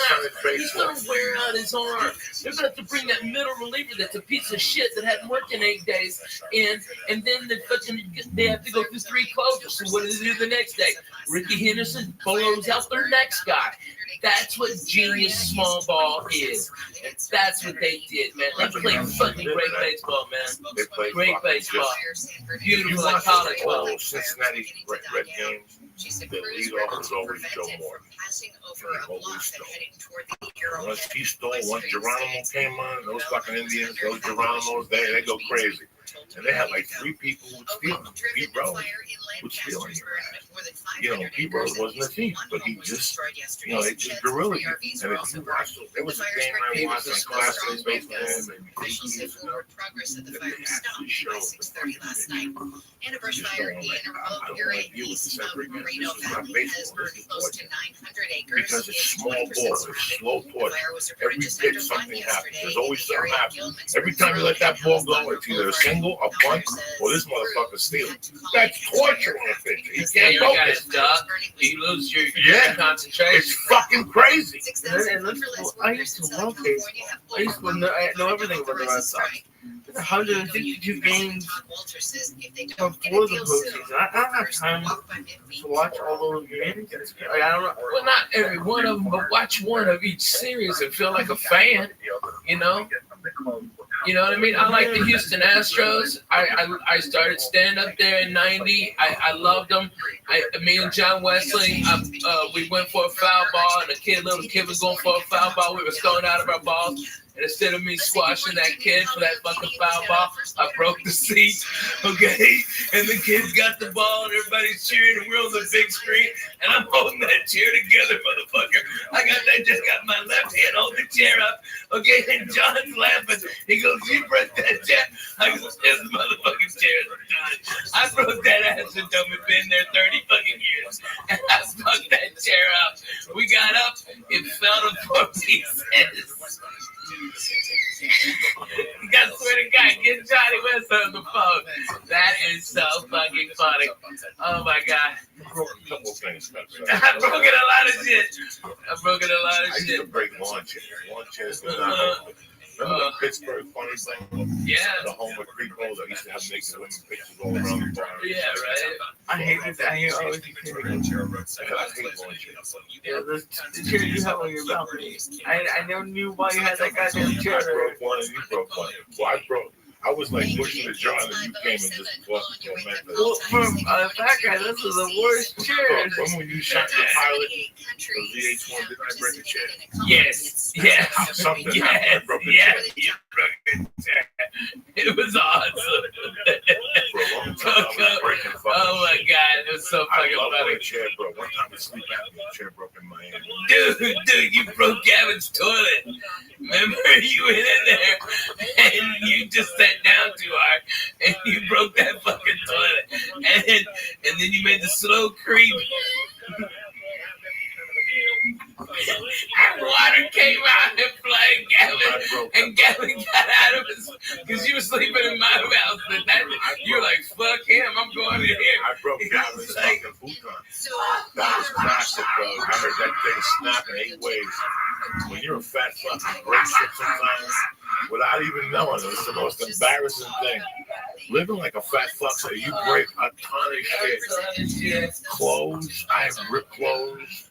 I remember one time I got in somebody's car in a Jeep there, and I went to get the handle, and I went to pull up and had the fucking roof came down. Oh man. Stop being a fat motherfucker. Man, ain't nothing easy. Let me do some shout outs and get the fuck out of here. I'd like to thank Mike and Mary Johnson at Unique Bows.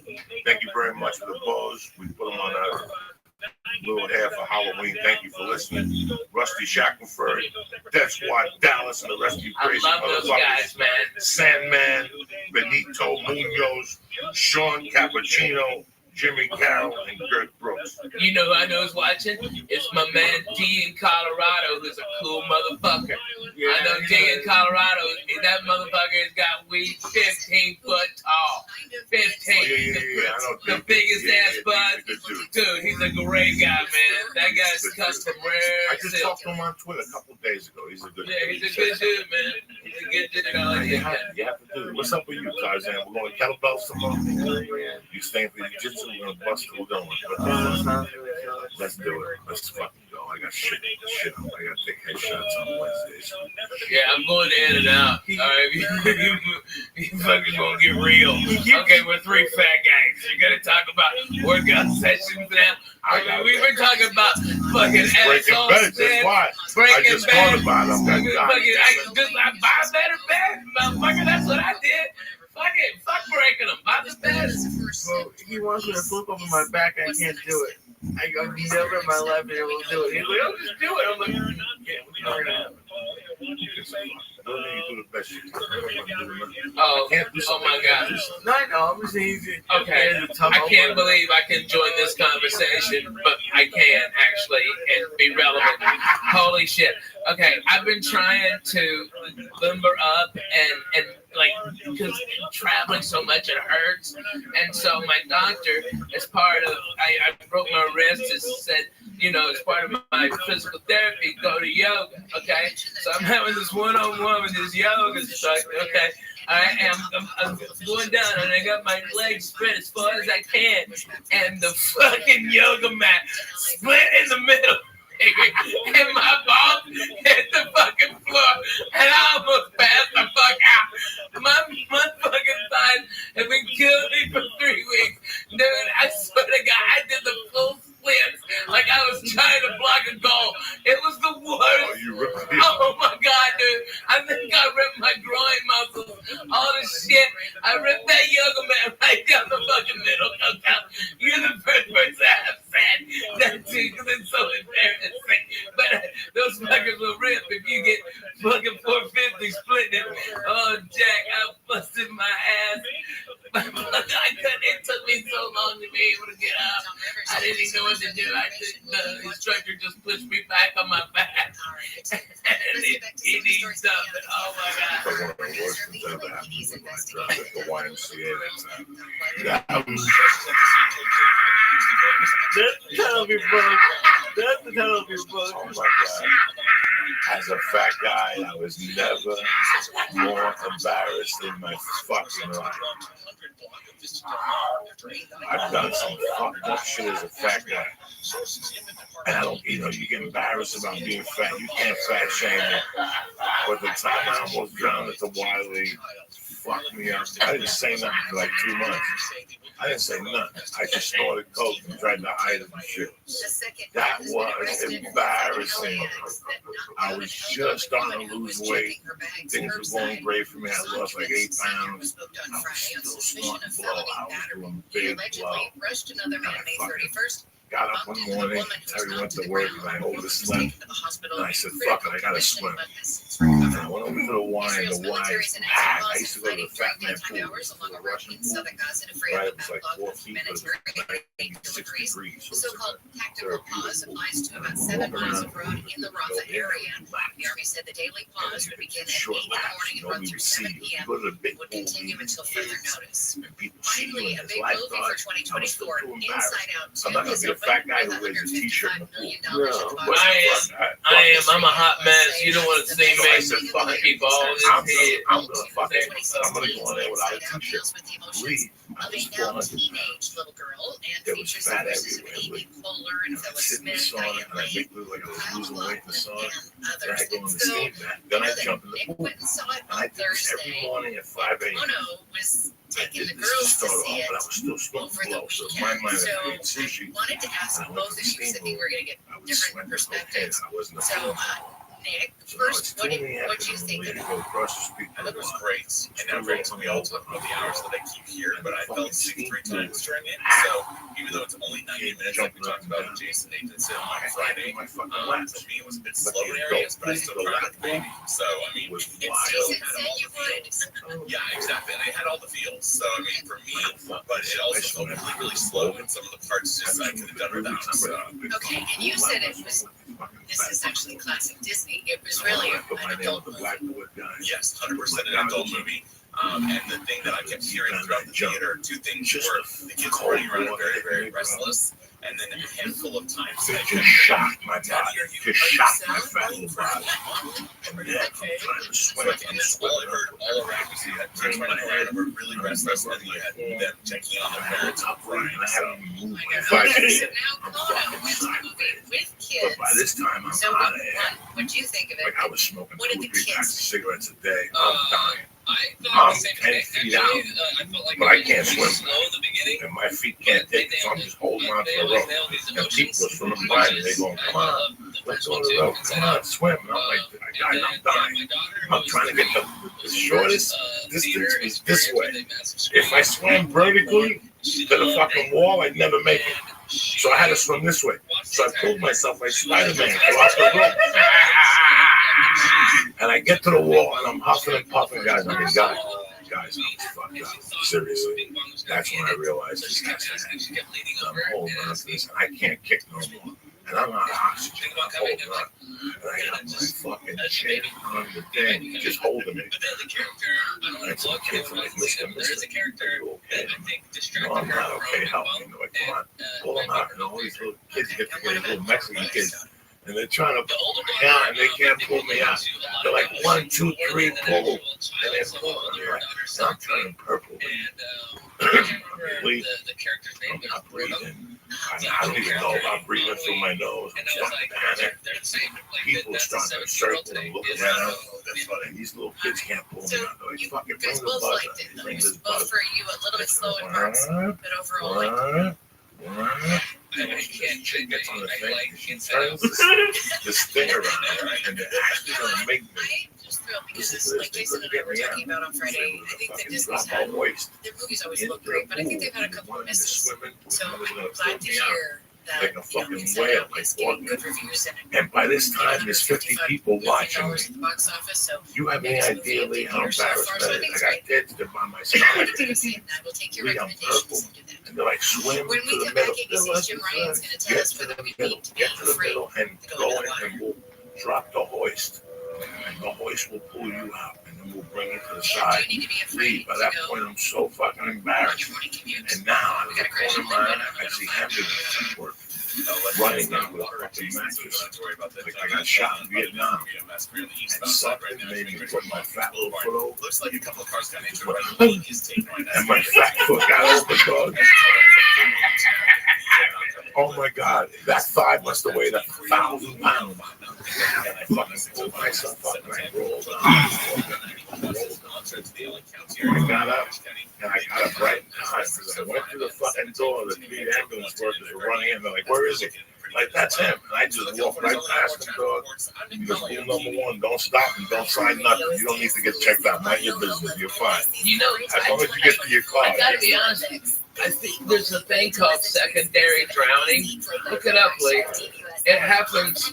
You just take a little bit of air, a little bit of water in your nose, and it gets down your actual windpipe, and it can be a very small amount. You don't have to have this deep lung thing. It's a secondary drowning. Look it up, Lee. Explain it. I believe that's what it is. That's what I thought you had, because I swim all the time, man. You know, we belong to that tennis club. People want to fight you. Come up there like regular white people, and let's have a goddamn party, okay? You're telling 8 days of fucking years. I'm calling that out. Let's go, okay? All right, next summer. No, not next summer. Stop. Come on. We got the whole holidays. We got the holidays coming. I'm gonna smoke turkey. I'm trying. Okay, if you could teams in me, all right, trust me. I got problems. Okay? Yeah, I'm fucking Jay-Z over here, but I got 100. All right? Word to that. But you know what? She's fucking being so great. It's like, it's so like freeing for both of us. And I still love her. I'm in love with her. I love my babies, and that's why, you know, this wasn't an acid trip night. You know what I mean? It could have been, but it just simply wasn't. I got real shit to do tomorrow. You know, I've got 2 beautiful babies to love their daddy, and I've been getting so much bullshit, you know, about me and the wife filing for divorce. Truth was, she was just responding. They only check LA records. She was already I had filed on her like 10 days before. Okay. And so there was going to be this big jurisdictional battle. Then my lawyer in Tennessee goes, you know, you're going to spend about $150,000 just fighting over what state we're going to have the divorce in. Okay, it's not counting my money. All right, I'm supposed to write a retainer tomorrow if she wanted to go to war for like $50,000. Okay, it's retarded. All right, and we're just being cool. It's like my babies, I always want them supported. My wife will never want for anything. She'll have the house that she designed. Okay, she can be free, and I'm a miserable person to fucking live with. Not that I'm a fat piece of shit, is I'm work all the fucking time. Or always, we got babies that have to be in school. But since this shit broke on the internet, man, they have people taking pictures of my kids, man. It's like, motherfucker, I'm the guy. You know what I mean? It's like, I'm the guy behind the microphone. You know, those are my babies. And they're just being fucking dicks. You know, I couldn't even go hard to trick-or-treat with people all fucking up in my business who I never even knew. I wanted to slap so many motherfuckers. I couldn't take it. I just sat down. Because everybody knows my fucking business, but they also know my babies, and they go, yeah, their parents, you know. And everybody up there is either swinging, fucking divorced, fucking somebody else, or doing coke. You know, there ain't no innocent ones over there, but they're throwing stones. But man, they're cooking. Remains in place for the city of Freedom Valley and Castaic because of the more than 14,000 acre fire burning near Gorman. The south Whatever's coast going on in your life right QMB now, says northeasterly winds are expected to continue pushing smoke from the fire I know. toward the Santa Clarita and San Fernando valleys and parts of the LA National Forest through this afternoon. No. Actually, Or you want to do this, and that's the way And- you got to and- do it. You and- can have a career, Yeah. and you want peace of mind. You want peace of I'm in mind. love. Listen, man, sometimes, Got out yesterday during an outdoor recreation period. Right. Deshaun Champs is 29, I don't know anything. 5'11", Guys, I don't know 170 anything. pounds with green I eyes, a just shaved found head, out and that people tattoos broke on up. his neck and And she's head. dating a new dude. He's been Who? held How on does this happen? attempted murder charges. How does this Both happen? the Biden and Trump The singer campaigns from have No agreed Doubt. to new rules for the first She presidential raised the debates. money. Yeah, she dated the judge from fucking the show or something. He broke up with his wife, and she broke up with her husband after 14 fucking years. And they had like a thing today, like, these two together. Yeah. You know, listen, man, people in life sometimes don't get, I pray every day that Terry stays in love with me, and I keep it together with her. I pray every day because I know how freaking you go. And the longer you're with a person, the harder it fucking is. And when you have children, it's even fucking harder. So there's two ways to do a divorce. You could either A, go to war, or B, take a fucking few lumps in the head, which you're gonna take anyway. That's all. You're gonna take anyway. I've taken that my whole life. It ain't no big deal. Either 10 people can hold you down and put a big black dick in your ass, or you can just take a fucking white flag, get naked, put it on your back, turn around, loop your own asshole, and let them do what the fuck you gotta do, okay? You know what? A dick in the ass hurts both ways. But I'll tell you what, it hurts more if you clench it up. If you clench it up, wrong. She didn't do nothing wrong. And you know what? She did help me in my career. You know, the truth is, when I got last comic standing, okay, Jay Moore, dickhead, called me on Thursday, go, hey, I need you for an audition. I was in Hawaii working with the Laugh Factory, and he said, come back. I need you here on Saturday. And I looked online, the cheapest ticket for round trip, because still had to finish in Hawaii. Nobody on that fucking island who could have done it. Right? And so I had to come back, and the ticket was like $1,100, you know, and that was 2 months rent, man. That's real fucking shit. Like for a maybe, for a big fucking maybe. And I rolled the dice, and I couldn't afford it. Lana had a credit card that her mama gave her for insurance, and she put it all on there. And that's what launched my whole career. So does she get half? Yes, motherfucker, she gets half. Okay? And she should get more than half. She's going to be drawing a salary from my place. You're going to be getting out on her like a regular white people because we're Jews. You got to respect. All right? Babies already have big things set up for them. They'll never want for anything. They'll never have what I went through. You know? And it's like, that's what you want. But now they're coming. It's just so irritating. It's like, you know, they're just dumb. These motherfuckers. You know? The internet is a good thing and a bad thing. Yeah, right. The internet is a good thing and a bad thing. You know, I use the internet for second things. I see people use it for other things. And that's fine. That's what the internet is. It's for expression. But sometimes if you open up your line on the internet, the result isn't going to be good. It's not going to be backfire. It's a situation like divorce and stuff. Who knows? And nothing's happened yet. Yeah. Trying. Be a father. Listen, the divorce in my life had to be tougher than prison sentence. I lost a child. But what does it provoke to shark fight? I mean, like you go in front of the shark and go, to this day, I have animosity. I know. I'm like Michael Douglas interaction with a shark. He just snapped on the phone. Divers been nothing for blasting or trying to touch sharks and bites on. Yeah. Last straw. When I saw that movie really scared me. Why? You ever see that movie? Where he goes nuts on the phone. Yeah, he's lost his And job. the drug dealer goes to mug him, and all of a sudden he shoots him. He goes, "You want my briefcase?" He's pretty funny in that. And now Duval is looking for him. It's a cliche type movie. But I always saw that happen to my ex-wife. That's how bad of a divorce it was. I forgave my stepfather. a few years ago. To this day, I talk to in old South school Africa had Cubans, and increased I always because say, they're doing like "Fuck shark yeah, we tourism, never gave you what was coming and they to put you." in those They put people on those shark cages and then they chump the water That was my frame of thought back to then. try to He didn't give me my sharks. mother's money. What do you Lo and want me to do? behold, I'm going to shoot the sharks for were 3 showing up. years. I lived there. I hide under a car and grab his foot. Okay, so if you're going Where's into his the water, is there money? anything So I shoot him and kill him. I'm going to get his money now. So I had a terrible idea. And I hated him for fucking years. And one day I go, well, this is the guy that raised me. Would you give me $300,000? What was I going to do with it? Was I going to invest? Was I going to buy a building? No. You'd I be was dead. going to buy a coca plant off some fucking. Fuck yeah. So in a way, he saved my fucking life, you know? So I forgave him over the years. And I forgave him. That was it. When he died, I didn't go to the funeral. I sent flowers. I went to see his wife, and she died. But I let it go.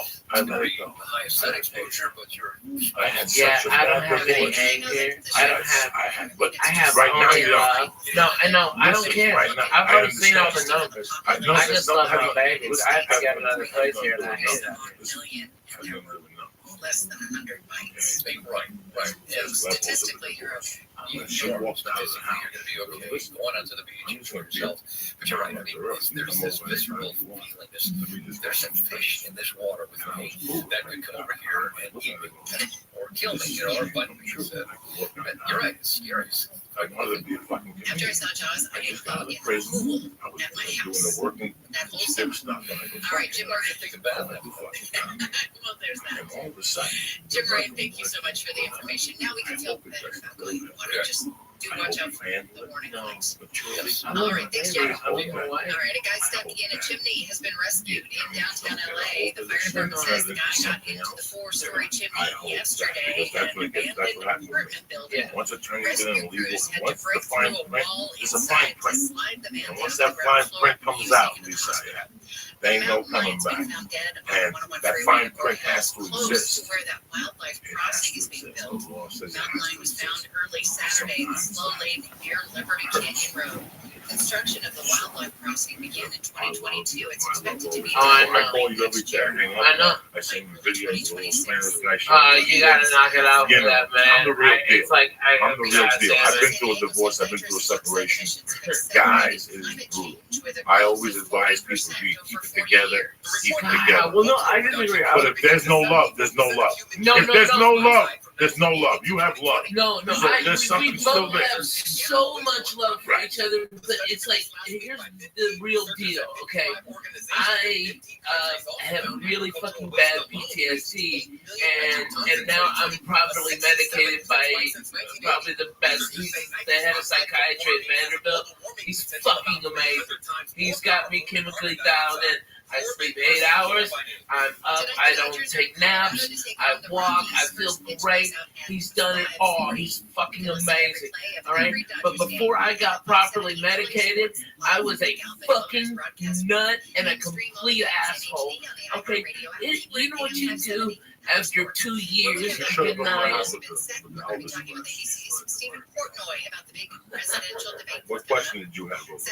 It's not a question, but it was just my parents got divorced from high school, and I actually had wished they got divorced earlier. When they said like we stay together because of the kids, even back then, I thought it would be better just to have like You're a. just a tough dude. This is you know. I was Listen, man. I Ralphie, but I feel great now. let's get some. I got a lot of Let's get something out of here. Comic Thing is a great show. It shows a lot of comics.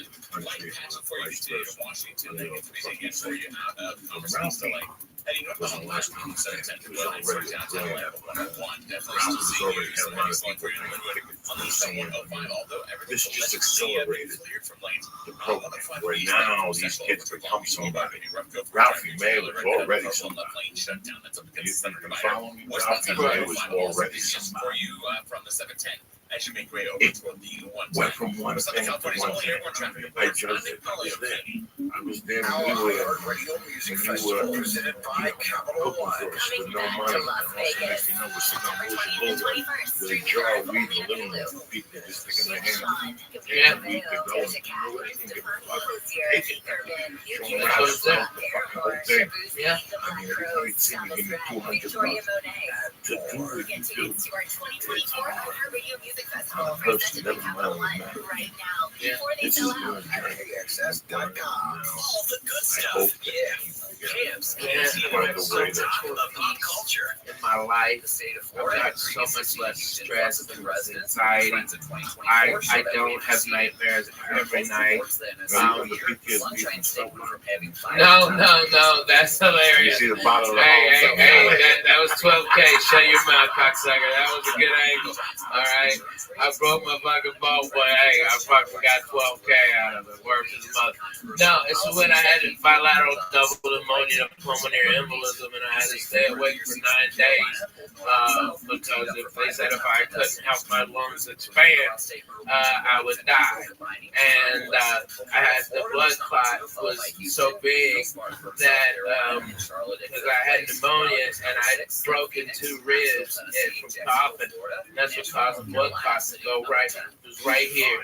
And they said that a radiologist was going to come in at 7 a.m. and enter this vein and go into that and find it right there by the lungs. And he goes, "You have to be awake. We can't give you any anesthesia, and it's inside you. It fucking hurts in there, man.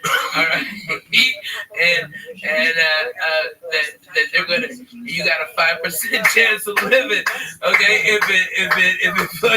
if it blows the clot out, okay, you fucking live, and if not, you'll bleed out in your brain. You'll have a stroke. Good luck. Hey, sleep tight. Boom. Motherfucker, I was fucked up, Jack. That fucking snap.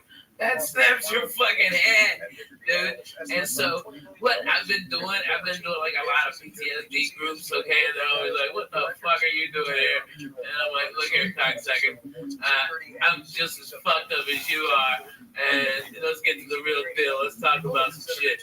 Oh, you don't even know about it. I mean, you know how many times I've gone overseas for the fucking military? Like 19. I've been to 44 forward operating bases in multiple war zones. Okay, by the way, Afghanistan this time of year is fucking beautiful. All the Taliban's turbans change colors, but it's like those dirty motherfuckers. They're like reds and yellows. It's beautiful. Okay, but I've been there, and then they start getting real, dude. And those guys get real. It gets real. You know, I mean, it's like, I know it sounds stupid, right? But you're absolutely right. Fundraiser in Los Angeles Saturday. The President Party conservative majority vote out of step with the rest of the nation. Biden also warned that before President Trump is elected, he would appoint more justices flying flags upside down. Representative conservative Justice Samuel Alito has been embroiled in controversy for political flags on his home. NBC News Radio. I have a lot of respect. Hey, it's June 17th. It's Bunker Hill Day today. It's a Boston thing, like a Walmart. It's also Dump the Pump Day to encourage people not to drive for like 1 day. Shout out to all the healthcare workers, nursing assistants today, and take your cat to work day so that your cat can push things off your desk. That was every all time. HBO's all time greatest comedy show. But we can't, even when I'm sitting here across from now and listening to this story, I can't even go to HBO. I'm narrating a show about Take your cat to work day. That's just even the rest of the two when you all that time. Oh, Follow Young Gardner. Listen, I'm sitting here across from you. Okay. Like, not even Gardner. The thing you were telling Lee about that he's going on, you don't understand. This chick is living in his house. Before we're talking about this story, here's 3 guys trying to fuck the same chick. It's miserable. I'm the only one not trying to fuck her. But you wanted to fuck. If your face fell into the asshole, it wouldn't have been the worst thing. It wouldn't have been the worst thing. So something happened. They're having an argument. You cannot write this, Lisa. This is an apartment that's living on whatever Ralphie's subside. I'm living on Ralphie. I got a little bit of coke in my pocket. Ralphie's making Bloody Marys. And we're going over it. We're hitting this every night. Everybody knew that at 2 in the morning after the comedy stuff. Boom, me and the Red Devil, Ricky Cruz, Babalu, you know, and we just talk shit. Somebody would have a joint, somebody wouldn't have a joint. But this one night it was just me, and we were drinking Bloody Marys, and we're kicking. And Joey says something to Ralphie to piss him off. There's a big Japanese man. All right, and Bucko here sits down and she pisses him off, and he sits in the position, and something happens to the light got a little low, and he's fucking saying shit to her with his face red, right? He's like, "Fuck you! This is my house. Don't you ever talk to me like this. This is my fucking house. Can you believe this, Coco? She's my guest, and she's talking to me like this. This is my box or something." And he, in the middle of his rage, he's like, "Ah!" And he stops because the light bulb is burning his head. It burned my hair. You can't write that. You cannot write that. That's Inspector Clouseau type shit. For like 3 weeks, I was like Junior Joshua. I always had a hat on. You busted that toilet in your house. No, it was Gavin's. It was Gavin's. You fucked up Gavin. Slim Jim Magoo. Stop. You also shit in Gavin's shower and then push it down with your toe, motherfucker. Okay, I know the real you, Coco. All right, you can bullshit with these other faggots, but I'm bona fide. Okay, I was there at the beginning. Okay, I was mugging. Okay, lighting the bum on fire. You lighting the bum. Eating people's pussy. If that apartment building had a fucking camera on oh my God, we would be millionaires. I tell the story tonight. We're ashamed of that. And she's giving these people drug dealers want to fuck shame. Oh, so and I left her downstairs in Gavin's apartment. Oh, she's dancing. And she's dancing, telling ESPN stories. And I come back at 5 minutes. One guy. Horrible impression. Oh my God, remember the horrible impression? Oh my God! Every time they give her she's she's on coach out. I'm still on cross, and this Disney bitch like breaks out into like Joe Pesci. Yes, you have no idea. Like, hey, shut up, bitch! Damn, take them titties out. Okay, that's what she told her. Did you remember that? I don't you remember. Fucking told her. Goes, yeah, whatever, bitch. Take them titties out. I always love her. I still talk to her when I go to Vegas. Is she in Vegas now? That's awesome. She is so cool. She opens for everybody. Dude, I bet she's making a fucking dance. She's 45. She dances. And she looks like she's like 26. She's 20. She dances at a fucking lesbian bar. She keeps marrying gay guys by mistake. She hooked up with that dude in that last night. I had to get his life. Listen to me about 16 years ago. Listen to me. I had to do this gay in Alaska one time. Democrats versus Democrats. And one of them is one of those people. Those I can't radio audiences TV because shows. those again have been set up by individual television networks. And they have had audiences. In the fall, the debates that were most used to she put his name well-heeled. Oh, whoa! Back to LA. Man, that's he was like, he was like unemployed, but he always came up with a little bit of money. She became for like 2 years there. One day, she went on his email. She saw an email. Old dudes he would go to their house in the afternoon.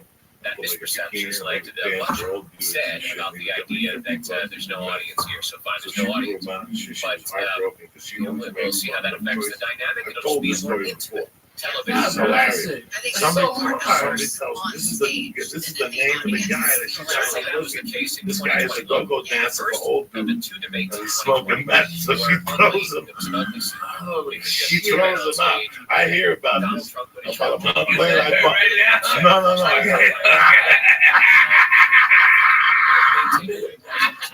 I bump into her, and she says, "You know how you do it?" We're going back and forth. And rather handily, certainly the national election results and in states where it matters. So let's see how it all plays out. This is an early debate. This will be 10 days from now. That's a shame. Weeks before Donald Trump becomes the Republican.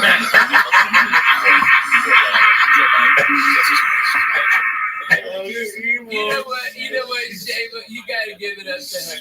She is the queen of a ball buster. She will give it, but she will fucking take it. I tell you what, she takes it better than a lot of fucking bonafide grown men. She's always had more. She's fucking funny. She came up at the comedy show. She came up at a fucking comedy show. Her mother's a biker. Her mother's Gemma. Did you know that her mother's like Jess? Yeah. She was telling me stories, showing me pictures one time in the house. Her mother's like Jess. And she's half Arab.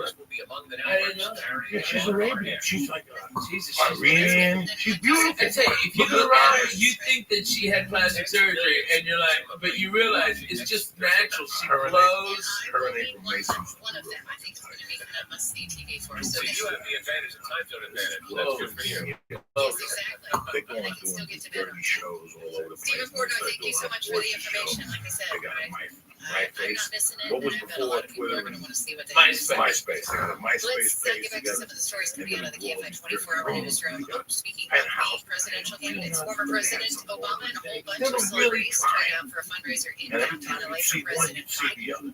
He warned One day I see supporters on Shane, Saturday to what's going on? show up Where's and your place? speak We up don't talk now. And through election So day, the back of my Biden's mind, campaign I'm says like, the event wow, raised $30 it's two million girls. from They Democratic went for the donors. same guy. Tickets for It's two the girl event shit. went I'm from glad I find out. $250 Back to as high as $500,000. Former President Trump was in That's Detroit Tiana over the weekend. verified. He told black voters They're on a plane on the way back, and politicians also the should plane stop doesn't have crime. engine He also trouble, and repeated they're gonna claims die.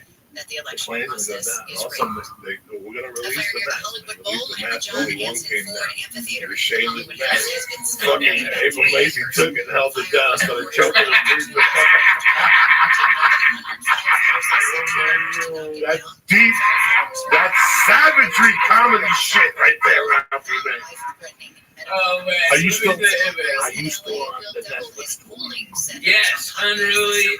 We've got the West Coast this whole month or the next 2 weeks, and then Lord's Day, Thanksgiving. You got to get back. Great. All right, I'm hitting Eugene.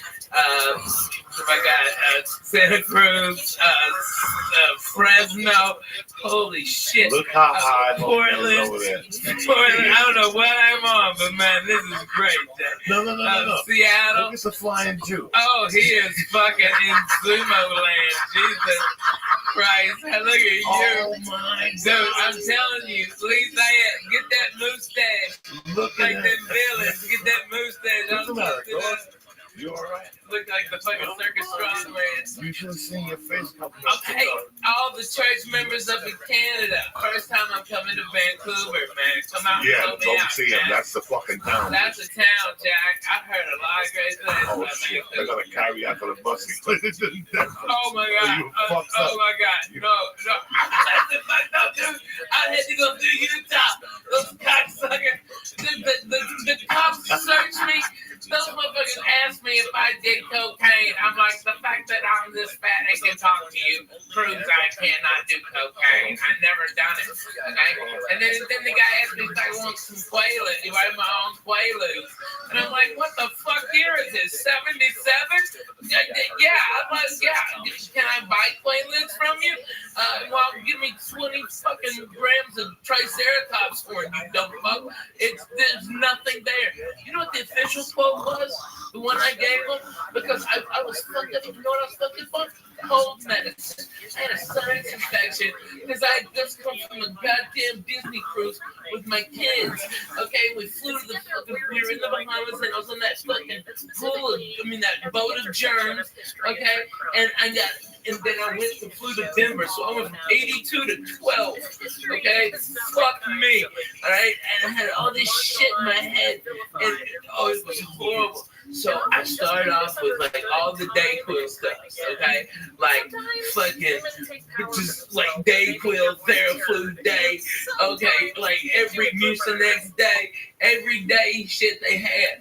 And I dried up a little bit. I wouldn't have boogers coming out of it, okay? All right, this is the real deal, okay?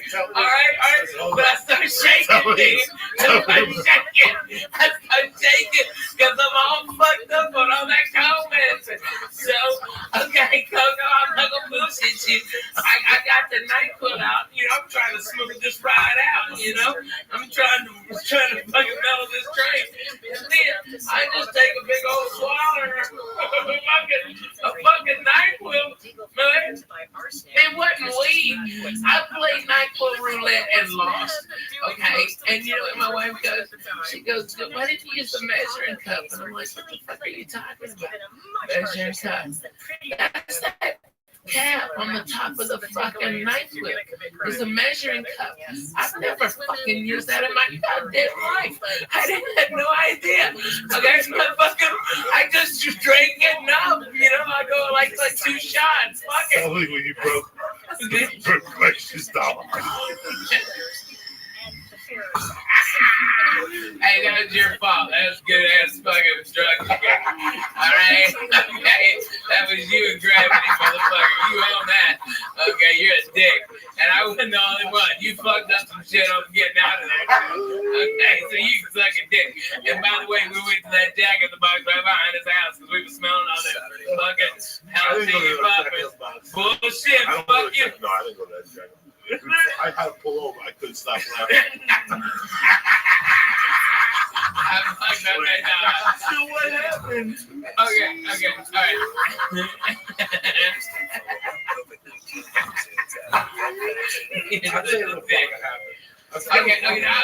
Different. You keep your mouth that motherfucker. All right, nobody want to see this. All right, I've seen him plenty in my life. All right. Well, Christ is out. No, man, fuck you. And let me finish this, you cocksucker. All right, because I know you don't believe me. But my wife goes, that's a measuring cup. And I'm like, well, I might be dumb, but you're a dirty bitch. I ain't never seen one in a dishwasher. That's just gross. Using the same cap, that's disgusting. All right, and so I was just, I fucking hit it. But you know what I quoted them? Because they were just making lies up about me.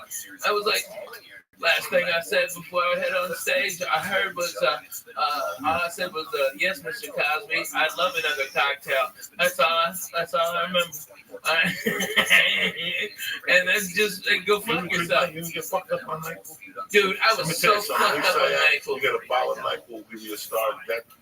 And we'll smoke a joint, it's all over. Dude, in 92, I played the hip-hop comedy stop. Steve Harvey's and Rashawn McDonald's, all black, at Comedy Club at our hotel.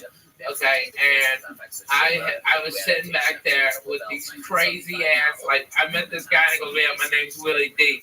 All right, and he's Willie D from the Ghetto Boys, okay? And then this little ass midget walks over Bushwick Bill, okay? And he's gangster, okay? I mean, Bushwick Bill was no bullshit. He had knives on him and shit. That little motherfucker cut your balls off. That was eye level to him. Okay, no, with codeine syrup. Codeine, and we listened to fucking slow records that this guy named DJ Screw would do. All right, but we drink that with 7-Up, okay, or Mountain Dew. Boom, they do a Mountain Dew so he wouldn't pass out, so he just drink that syrup. All right, and we was fucked up. How much were you pouring? Like every time I get bronchitis, dude, they poured a lot in mine. Okay, they poured a lot, and they shitload, and a lot of us putting that. What's that? The raspberry liqueur, like Chambord or something. They pour Chambord in it too, so you'd have like grape soda with some Chambord and syrup. Okay, and all those fools were doing that. All of them. It was, and it was like, I didn't even know what hit me. Okay, because it didn't taste like Kool-Aid. And I was like, what? And they called me up on stage. And for whatever reason, it was the greatest set of the 4 years I've ever done comedy. And I yeah, but I was, I've been smoking weed in the back with this little crazy midget passing it because it was so funny to look at a midget when you're on codeine and smoking weed. And like if the midget takes the joint out of your hand, it looks so much infinitely bigger in his hand than it ever did in yours. It's crazy. Like, what? Whoa. Okay, it's amazing. But I came in and blew the place apart. Got a standing ovation.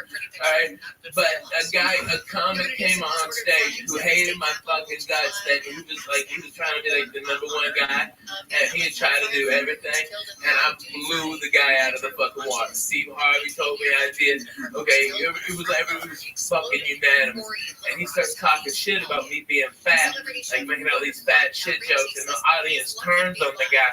And then out of nowhere, you see this nickel 45, 1911, 45 caliber come up and go, and it's Bushwick Bill, and he goes, "Bring the fat white boy back! Shut the fuck up, nigga!"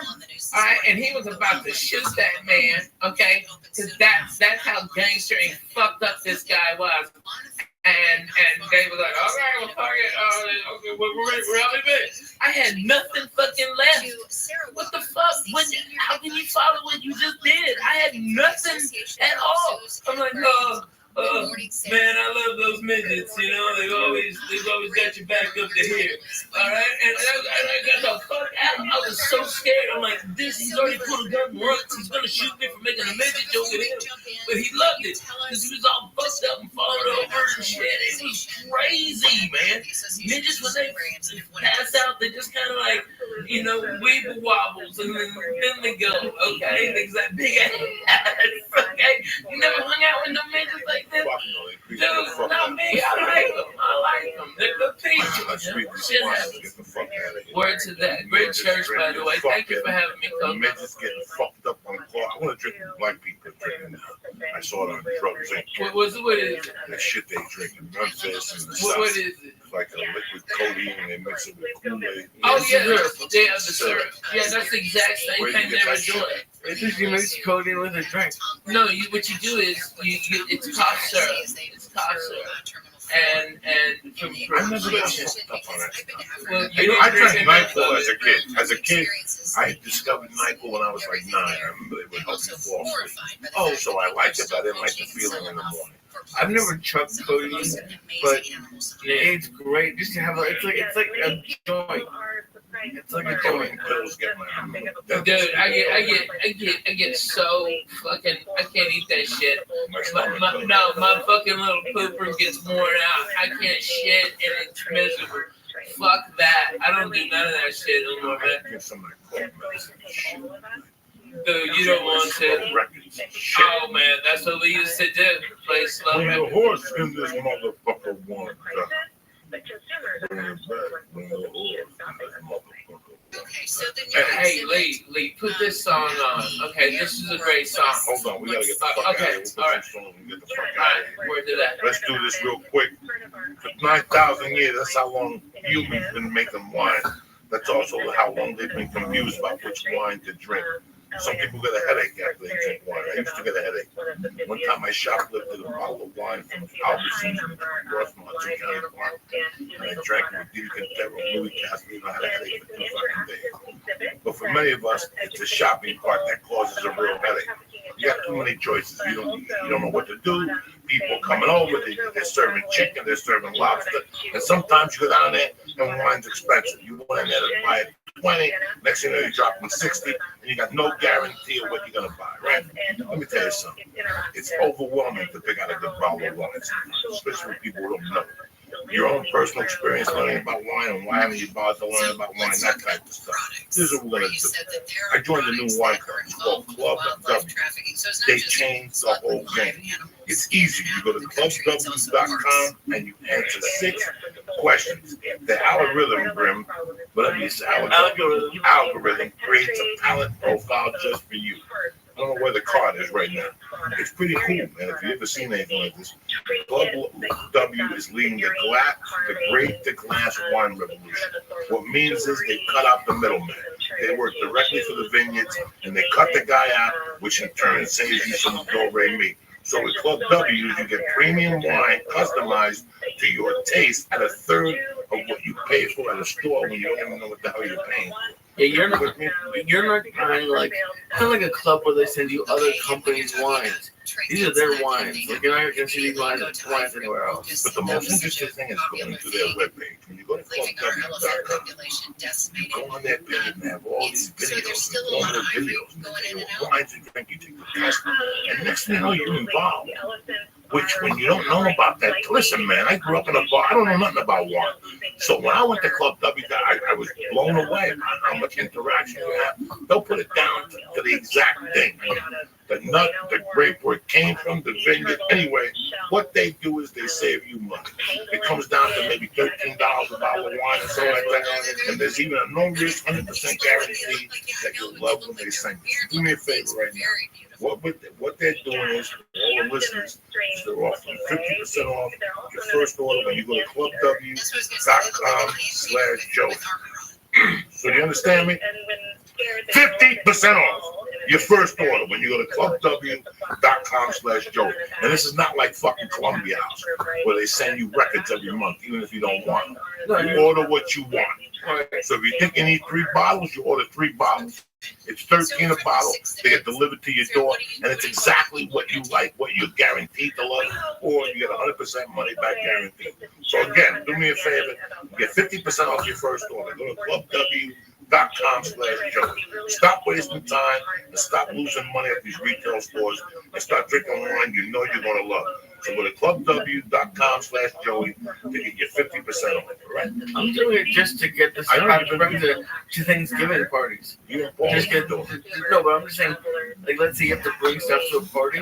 Yeah, man. Just get 3 bottles of wine, and then you're gonna have to go at least. This town takes the whole week off. There's parties every night. We're off until the start of the new year now. When I used to work, a little bit of work, not really. Yeah. Until Thanksgiving, it's But they're out. Everybody's skiing. Yep. It's good. Anyway, let me tell you something. I tell you once, I'm going into a heavy season now. I go into like 6 weeks of flying. So the whole thing goes, I got my honor. I always slap it on. What's the one I take? The immune, the Shroom Tech Immune. Let me tell you something. Those planes are filthy. Those planes are filthy. If you think you get off a plane, they steam it with chemicals and they wipe down nothing. In my bag, there's a fucking deodorizer. I got a hand sanitizer to wipe everything. That's the first thing I do when I sit down there. I don't want somebody else's ass on my ass, and I'm stinking like their fucking ass. You gotta wipe those fucking seats down. So do me a favor. It's just bad. When you fly, there's a lot of human contact this time of the year. Do yourself a favor. Go to Onnit.com. Get the Shroom Tech Immune.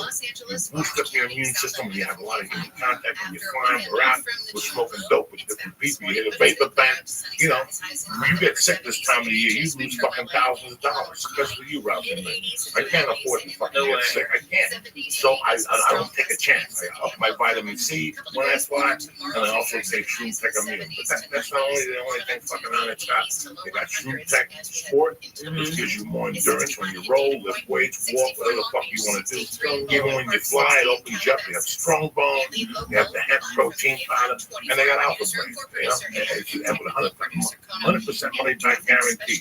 The nootropic, it's off the fucking charts. So do yourself a favor. Go to Onnit.com right now and press in. Sure. Boom! You get 10% off your first order, and if you get it sent right to your fucking door, you don't have to leave the house, you have to go to Whole Foods, you have to do nothing.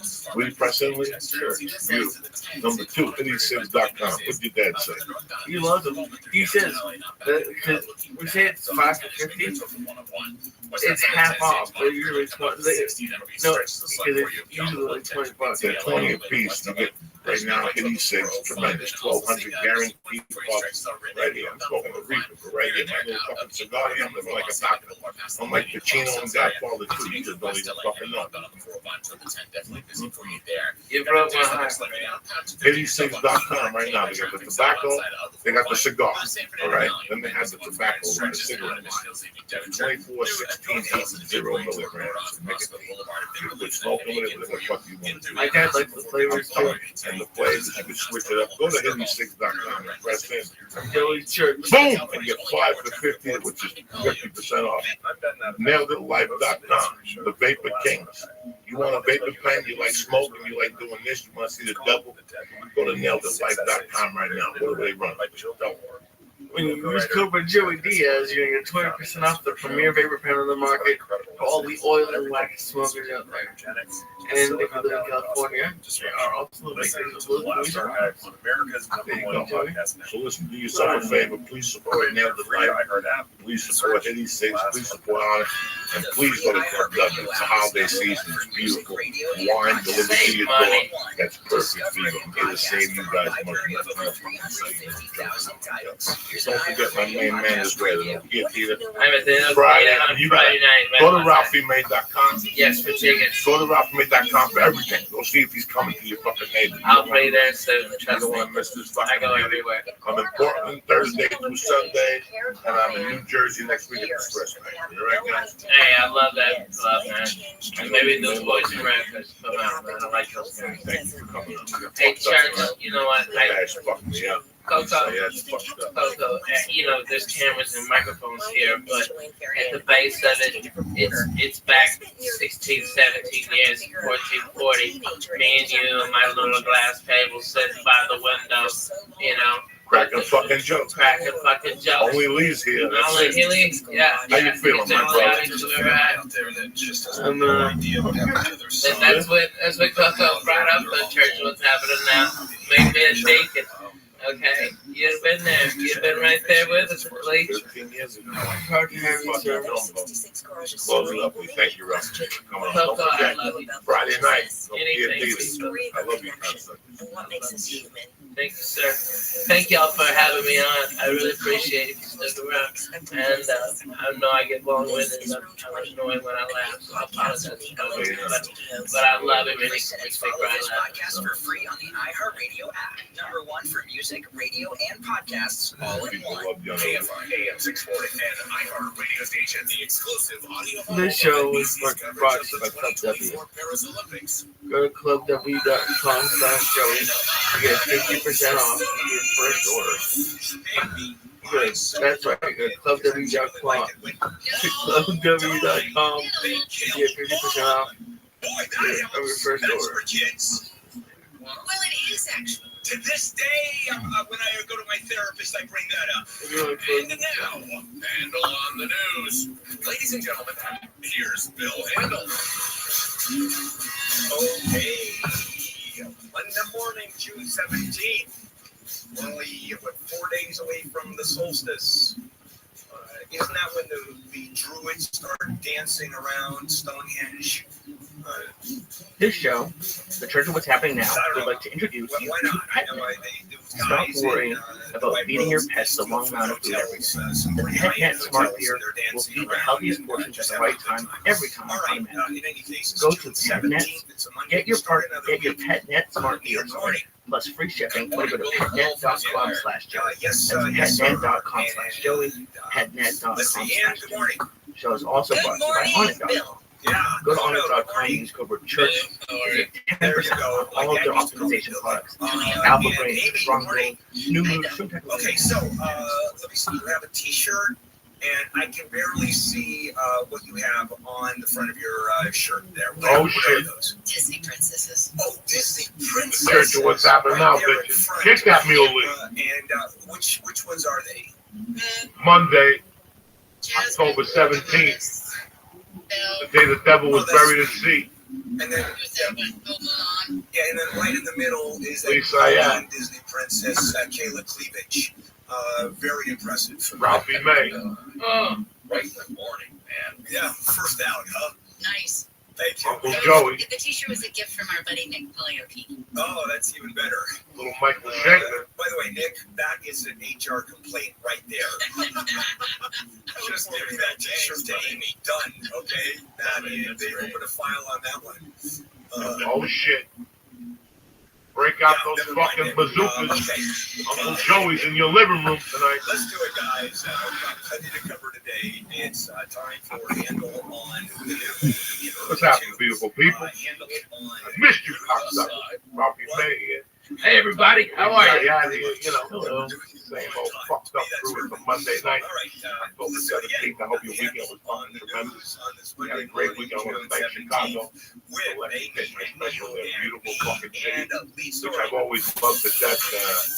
I finally got Leo that turned them onto a hot beef fucking combo with the fucking green peppers and the onions. So the latest Forget is about that it. Murray more than 14,000 acres. It's just about 2% Right, beef combo. That's and it. there Oh, are they're some, crazy. there have been Which one did y'all go to? cleared out. Big Al. Wrong. It was close to the thing. They've It got was the World Series. You know, Yeah, right. You don't want to go up We there. didn't want to go all the way down. We they're were just going like totally fucking fantastic. They're paid for that to do shit in the afternoon both Right. days. said, you know, So we we just need kept to it change light, this, like and Lee we and might have myself. to get out And I in gotta the tell you, second. it all worked out. So the freeway was closed. Initially, when the fair started on it was Saturday great. afternoon, It was great. it's The reopened, reason but why- they also closed down the southbound lanes again last night. So That's if amazing. you are It's traveling, such a great be sure town. to- Really. through They're the great grapevine, audiences. probably They're want like to check blue collar but and make smart. sure that it is It's a open, rare because thing. it looks like it's They're not shocked by wind shit. whipped, so Chicago. it can change Fuck direction. you. Of course, I lost my phone in the hotel. Fuck yeah, that's Chicago, man. Where'd you lose it? I don't know. We were at the because it looks restaurant. like a great You got up. come down. You saw me, you got up. You got out of the restaurant. I've only done it once. You got up. And then as I'm going down there, I go, this is Yeah, not an airplanes. You got up. Why You would saw you me. drive through that? Well, it's a lovely I felt drive. terrible because Oh, I know. somebody, I lost my Fraser sharpie Park is out. up there, When right? I got there, somebody gave me a great fucking out. Rainbow, I all thought the Fraser rock and Park, roll. right. They went to eat Cuban sandwiches. I left it down. Because there was a guy I knew many years ago who actually was friends with Marjorie, and he was a little bit depressed. And we knew that because he blew his brains out in Fraser Park, and they discovered him the next spring. And just another story. And I'm trying to remember if Fraser Park is up in that area. No, that's in Kern County. Okay, never mind. I hate that All right, this now thing made it motivational, like the old wild west. You know, I mean, everybody's dying, getting shot and shit. And that's There's this only is one certain of parts of Chicago. 4 fires that are burning. Nobody in gets this area, and we'll be telling you about it. Yeah, it's going to be a real serious fire season. I mean, Oh my God, we so know it. yeah. You can smell it, literally. And it's not going to be a pleasant Those time. areas Not this that summer we with used the to fires. go. Yeah, Now no they're way. all fucked Okay, up. so it's not a stop, but it's Israeli military says it's going to be doing tactical pauses on military activity Oh my God, along yeah. the road southern Gaza that will allow aid So crazy. So the aid's been bottlenecking because Israel's not letting it in. So they said from I 8 remember a.m. in until like 7 '84, p.m. they had until this further whole 4th of notice, July they're down gonna there. pause the Okay, fighting I mean, in this area of for southern every white Gaza guy, there was to 2 allow black trucks guys. to move Okay, from the we're all Kerch listening cool in the gang, eating fucking hot dogs like Americans. All right, fireworks. Everybody was having a blast.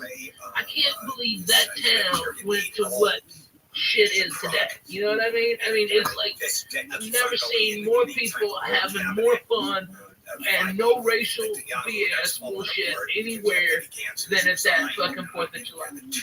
It was fucking outstanding. Cool in the gang. Shit. No, man. Where were you growing up? Clarksville, Arkansas. That's one of the big cities in my life. Yeah. These guys are. It is just. Oh yeah. It's horrible out there. But dude, On that note, you have Benjamin Netanyahu, Prime Minister of Israel. Oh my He said God. he It's like wants Jackson. a 6-member war cabinet. Yeah. We go to St. Louis to watch the game, and then we go to Memphis to watch wrestling. And we go to Hot Springs to go to the horse races. My grandfather would get a place. Ministers. Oh shit! What's the guy you saw on TV? Fuck no! When we saw him on local TV, I mean that's where I first met Dick Murdoch, fucking the Funk Brothers, okay, and Jerry Lawler. I saw Jerry Lawler and Kaufman fucking wrestle. And then, like 2 weeks later, I saw Kaufman get beat by a woman, one of these big bitches from Tennessee. I mean, she's big, probably Mississippi, North Mississippi. Okay, this big bitch whipped his ass. Okay, I saw that. Like WWE. It's third tier, but it's legendary. You know what I mean? It was Mid-South and something else. I forget the name of that. But I mean, dude, I went to so much wrestling. I saw Ric Flair win the heavy metal belt from Harley Race, and it was his second world championship. And then I saw Dusty Rhodes beat him, and then he beat Dusty Rhodes again for his third championship.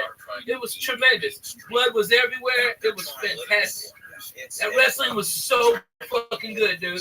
I remember as a kid spitting on fucking Abdullah the Butcher. I spit on him, dirty motherfucker. Okay, I spit on him. What else I spit on? Were you like the front row? Oh yeah. Oh yeah, man! All the kids were down there. We were fucked up on suicide coke. That's what you ever have a suicide? I don't think so. Okay, it's where you take a coke, all right, and you tell them just a little ice, and then you hit every type of coke on the fucking thing. Yeah, that's the suicide. Getting all fucking hopped up on that suicide. We call it rainbow. Like coke, Dr. Pepper, okay, fucking orange, Sprite, orange Sprite, yeah. That's why we call it the rainbow. Oh, that's a suicide. Hot garbage, cough syrup, like the red NyQuil. Not even the fucking ghetto one, the green one. I used to work at the movie theater, and we had good ones. We had like access to the ices, so we would make up drinks. We had like the white icy with Sprite or something. We had a creamsicle with the white icy with orange soda. Oh, so good. Man, that fucking sounds so good right now. Fucking icy. That bong is deadly, by the way. I just want you to know. I was cruising on nothing, and then fucking one hit of that. This little fucking mule. It You know what? We've had the same bong 3 times for a reason. Because we've gotten so high, we take it in the bathroom, go wash it, we leave it there. Leave it there. I was gonna say who's Nah, it shouldn't be we unless you got a mouse in your pocket. Tell me. I fucking and I buy the same one because I know it's a listen. Literally said, it is number one, it is not addictive. The tobacco is not addictive. It is not harmful. Nicotine is not harmful. And I mean, it just they all should have gone down for perjury because they swore under the penalty of perjury to tell the truth whenever you're in front of Congress. I like the plastic with the fucking pistol grip on the car.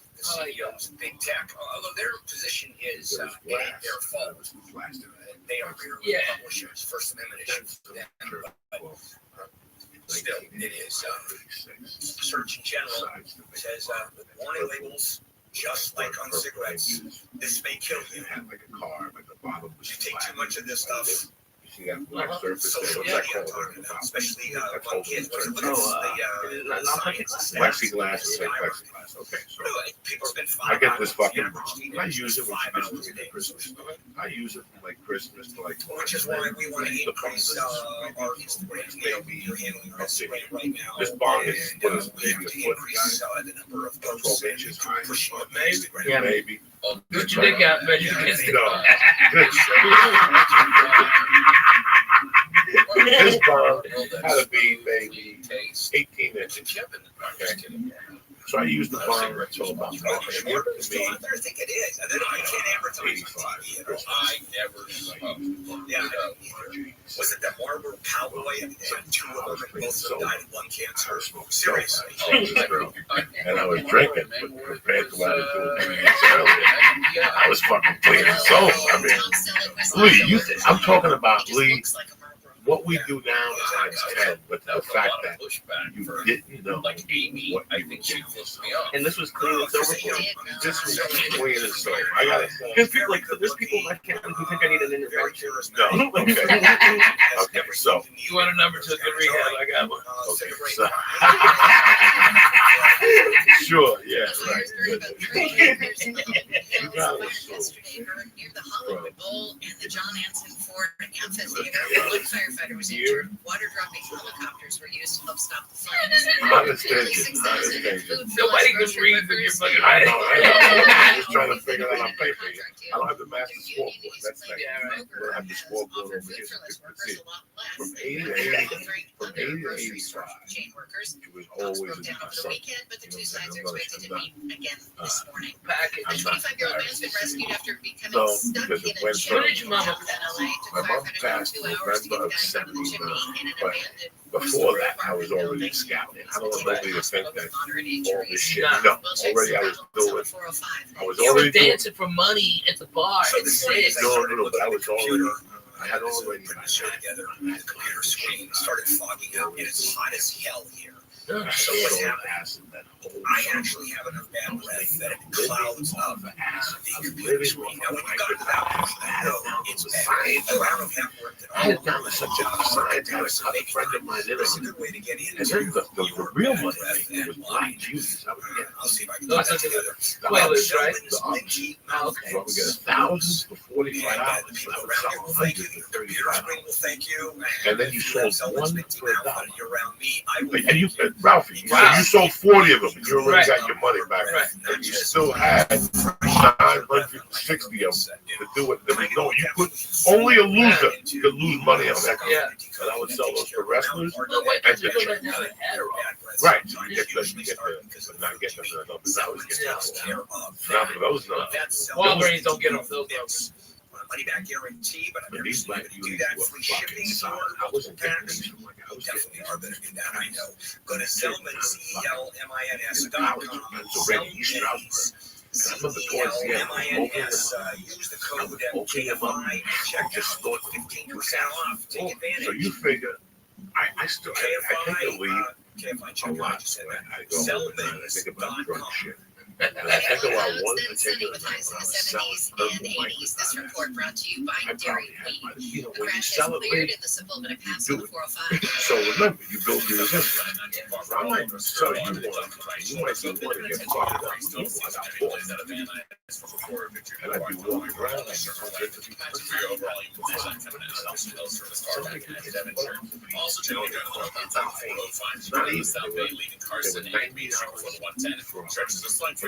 So you walk into a place, fucked up, Southern California's only airport traffic reports. I'm in I've done that as kids. Those for sure. The last archive. We've been walking on side streets and we were avoiding the cops on Kennedy Boulevard. The deadline.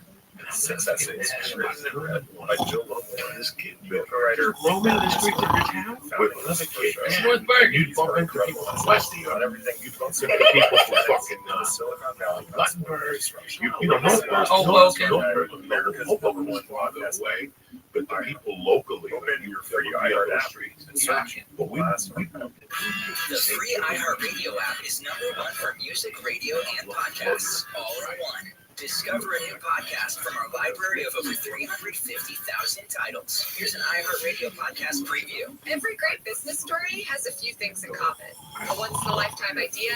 Mobile entertainment will truly still be the wave of the future, and the way we consume media, and those networks should be scared because history proved it. Some big personalities. you off. I was freaking out in the fucking ass already. But to make a long story short, He's just a genius. when I And go out, plenty of drama. HQ didn't die of natural causes. It was poisoned with a lethal cocktail of incompetence, arrogance, short-sightedness, and sociopathic leaders. 64. It took a $100 million company to run it to zero.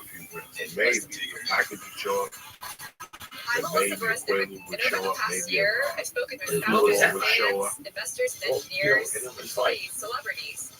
That's what I want to hear about this fucking Quaalude. Like I went from living this fucking going to the bar on a Monday night. Okay, like tonight. What's tonight? Monday. Yeah. Wait. It's a Meet story me about at morality and how companies navigate the attention economy. 8 o'clock. It's a story about hope and promise, betrayal and tragedy. And at the heart of all of it is an app that drew billions of viewers and This fucking work for you. Check me out for 3 o'clock in the morning. Telling me we're doing blow. We can't do blow tonight. My girlfriend gets mad when I do blow. So you'll tell me this before we leave the house, like 8 times. And you'll agree with me going to the blow. No, what I'm saying is I'm going to do blow. Yeah. It's good meatballs. The Heineken's taste good. The tap. You know what I'm saying? Corny, grown-worthy, but also one of the simplest ways to share a moment with your kids. What did the buffalo say when he dropped his son off for school? He made 100 of them, but he had to pan that way. So all the chemicals went to the fucking bottom of the Quaalude.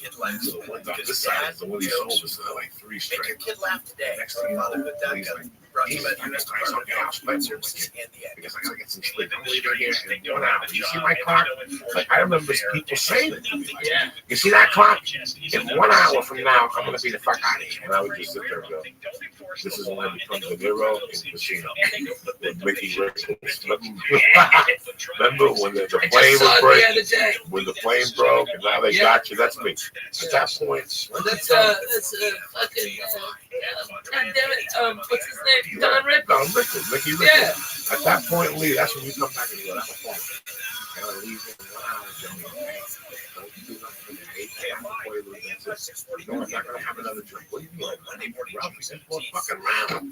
Gotta have another fucking drink. In that meantime, some skinny fuck with a missing tooth walks in and goes, just to simple grab a blow for $75. Give me 25 and I'll give you 50 next one. I mean, and you're sitting there going, it's Monday fucking night. What else could happen here? And all of a sudden, Fire walks in. This kid Fire, Joe Lucci's cousin. And he hit a light bulb and set his hair on fire.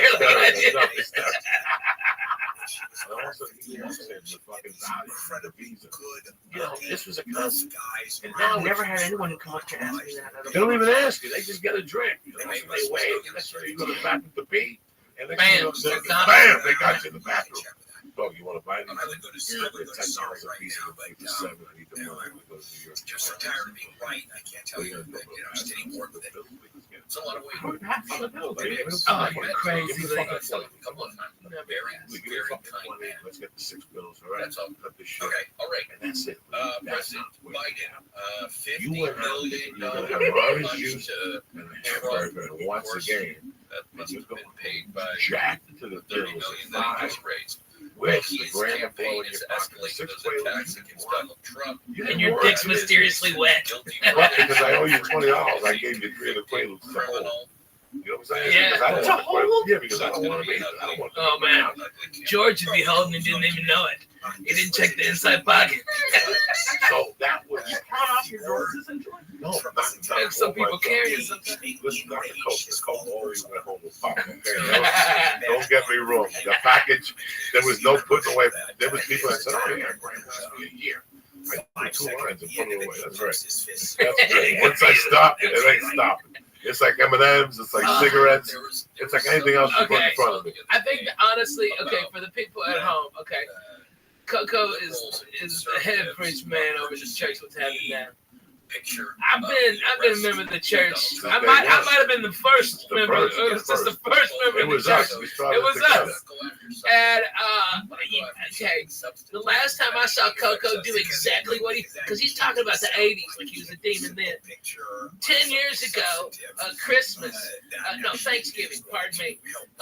Coco did a 1/4 ounce of mushrooms. He smoked nearly an ounce of my weed, drank beers all day long, and then went down and did the Comedy Store and copped. Okay, and that was the last night of evil. Oh, and acid too. He had 4 hits of acid. What?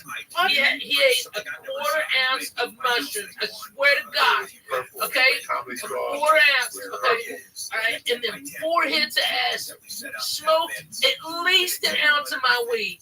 Drank all my fucking orange juice. Okay, I had to call the Canyon store twice to come up and bring more orange juice. Oh, dude. Are they still there? Yeah. Tell them about the savage buy. Okay, I get them to set up fucking chicken salad on toast. Nice. Stop. With the chicken salad, yeah, avocado and tomato. Jesus, Lee. Damn, Lee, that was fucking straight juice food. Tell them about the time we went to that place. In your sandwich. You sent it back, and she still gave you a bill for half the sandwich. Oh, yeah. Because she said that there was only ants on the one side. On one side. Tell me how God, where the fuck is that spot? The place next to the Laugh Factory. Oh my God, yeah. Fuck yeah. Take me there every other Greenblatt's. Greenblatt's. The fucking bitch charged me for half the sandwich because they had ants on it. Listen, I saw it my own. Oh my God. He said that over 1 million clinician provided abortions took place in 2023. Yeah. As we said, 171,000 people traveled last week, 73%. Didn't you try 2 to 3 million Which side was every year? Now it's 1 million. That's the stat that is kind of stunning for me. Yeah. Abortions down. They must hire the dumbest fucking people too. I went there at the time before that, and I got a fucking salami and egg sandwich. Okay, that's a strong move. Okay, late at night, boom, had a couple of pops, boom, that's great. And they fucking fried up the salami, and the goddamn they left the plastic on the outside so it burned. It's all toxic. I'm like, what the fuck? Okay, just send this back. Fuck it, I don't want to eat it here. Then I got high with you. Went back to that place. 175,000. Oh my god! Nobody gives a shit. No, you always used to make fun of me because I would get pepperoni. The reason I haven't got pepperoni in a few months is because they would always leave the plastic on. I'd be eating it and plastic would come off with every bite. Oh my god! Wraps. No. I would make sandwiches. Oh my god! Really? And every bite would have the ring around it, so I'd have to tell them like the third time it happened, a different house. You get arrested in California for possessing marijuana is perfectly legal. And these were crimes. So as you're eating, there are people that were in jail in Texas. I know. They got no. I think LA's problem is it's like an airport. You know, when they cut it this way, right? Yeah, they slice it. So it's like a wrap, Yeah, but not the fucking plastic. No, it isn't plastic. No, there's a difference between the wrap of the casing. I'm used to that. Oh, it's the casing. It was right? We got the casing. Yeah. Okay. No, but it was like you can't take casing around it. It is like I've had pepperoni. Trust me, I've had pepperoni before. There's not that. I told them, and when you tell them, you see a difference. But that's why I don't. Something really weird today. I left my cart at Ralph's. I got pissed off. They didn't have what I wanted. Like the other counter was full, it was way full. I was looking down my cart. Cold water? No, Magnolia. Anyway, all right. So if you have more than a ton, it's a first-degree felony. All right, fair enough. You can't have a personal use when you have a ton of marijuana. That's very good. The size of the That's hell. Why? That's why you get shitty coconuts. They don't have They don't? No. Where do you go? The routes up by fucking cold water and any other route but that one. They don't have a slice of it. No, they have a slice. Yeah, but they'll give you the shit. No, they don't have to get coconut. You can't go there. You gotta go to Vineland. That's why I That's where I go. No, fucking run. You said across the street to the barbecue place. Crews have responded to reports of a burning vehicle Friday. LA County Fire Chief Anthony Maroney says there was an explosion that killed That's why you know why that is. That's why cops suck. You don't think I know, but I know. Okay, I've been there. No, you can't go to that one. You gotta go to the one by the underground park. Hodges had been on the job 19 years. He was married, a father, and the chief said he was a guy in jail for attempted murder has escaped in the inland. No, there's a worse one. There's one on the whole canyon in Victory where they don't have a really on Sunday, just before 12:30 in the afternoon. The San Bernardino County Sheriff's Department says that it used to be John's. John's. Scary, all Russian-y. Murder is described as a 29-year-old black man who's 5'11". Food for less? About 100. Oh, yeah. Has tattoos on I know. I wanted to go in there with fucking, like, get a bunch of newspapers, like I'm about to get shaken in the yard. Oh, my God. West of Corfu. The man had been seen last at a cafe on Tuesday with two women who were also visiting the island. A retired LA County Sheriff's deputy who disappeared on the Greek island of Amorgos last week is still missing. It is a fucking How is spoons? Missing. Israel's military's announced a pause in fighting during daytime hours to free up a backlog of humanitarian aid deliveries. The U.S. has an average of 68 trucks in aid were received in Gaza per day between May 6th and June 6th, compared to 168 a day in April. Israel Defense Forces spokesman Hagari says the plan was withheld. Without Hamas in the game, taking the using the food for his military. Gary says the so-called tactical pause will begin at 8 in the Man, morning Joe's going big, 7 man. p.m. each day until further notice. Fuck yeah. The Dodgers will be without shortstop Mookie Betts for quite some time. His hand got broken. He was hit by a 98-mile-per-hour fastball during the game yesterday against Kansas City. It happened in the 7th inning. Bright spot for the boys in blue. Q's in the house. Oh my god. Oh my god. Q's in the We'll house. check some problems on the We sit 134. there, even the original Sunsetters. Yeah, man. Me, you, Wolf, Dougie, Yeah. Mitch Hedberg, Nick DiPaolo, Oh, man. that whole neighborhood was rocking. Dude, I just hung out with Dougie. He came to stay with me. And Andy Andrews and fucking Junior Stopka. All right, they all came and hung out at my house. Fucking hilarious. Those motherfuckers. Oh my god. Okay, if anybody out there is in entertainment, put a camera on those motherfuckers. They're all degenerates. They're all fucking weird, and they're extremely goddamn funny. And they brought over these singers, Bird Cloud, which are fucking hilarious. Google "Washing My Big Old Pussy." Okay, yeah, that's a real song. And they passed one of them passed out on my couch, and my dog Biscuits went up on Facebook like, hey, something wrong with your lipstick. Let me touch it up. He had his little pinky down. He's awesome. You were there. If you are a home or a business owner, you pay $175 per month for your utility bill. I pay that per day. Sunluck's going to save you money and plenty of it. Go to sunlux.com and schedule a free consultation. They'll tell you how they can help you. And there's an all-new Tesla Powerwall 3 battery, and I have one in my garage. You'll learn all about how that's necessary these days, too. Visit sunlux.com. That's sunlux.com. Basically, you have the three networks. You have to pay that Sunny after morning low clouds, highs in the 70s at the beaches, Metro LA and Inland Orange County, 80s in the valleys and Inland Empire, 70s and 80s with strong gusty winds in the high desert.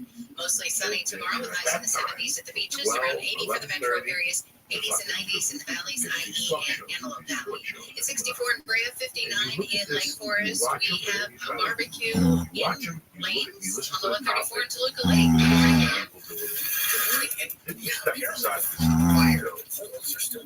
I'm not even talking about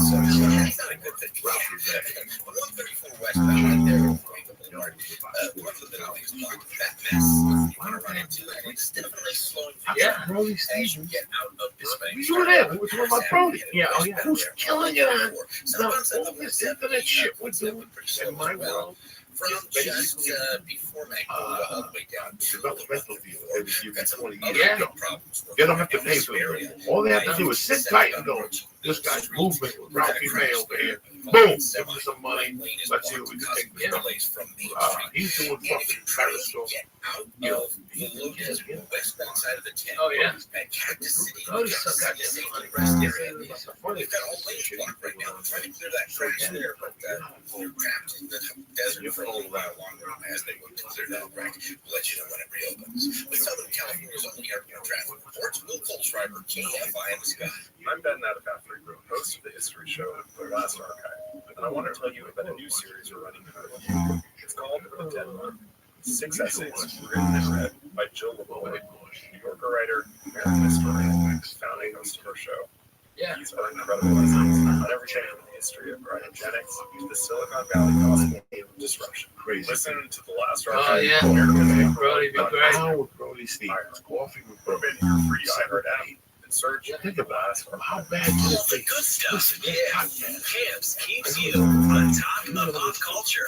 You've heard about Meryl Streep, Jane Lynch, the newly minted Oscar, BAFTA, and Golden Globe winner Dave And I- for trying to lose only her. I think what I was Now, definitely right the for show itself will be I back. think what I've Star seen, Steve Martin, Martin Short, and everyone on the sports radio, sports podcast, news podcast, not yet,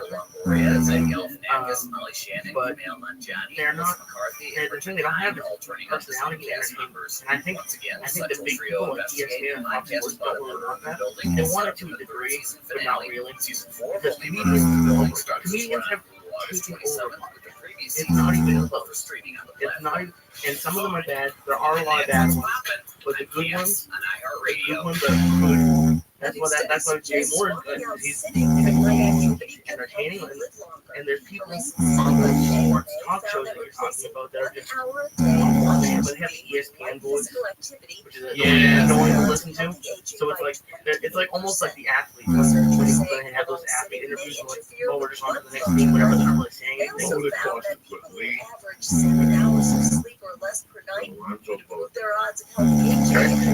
What would it cost the ES? What would it cost the ESPN to put Lee? Health officials say it's not a good idea to kiss your reptile. The CDC says at least 15 people have contracted salmonella with People, you could have there's a lot of comedians who have. It's incredible. It's just a waste of time. Bearded dragons and says wash your hands thoroughly after handling the reptile or its habitat. I'm Lisa Parton. Health update check with Harvard NBC News Radio. Yeah. Oh my God. The white guy.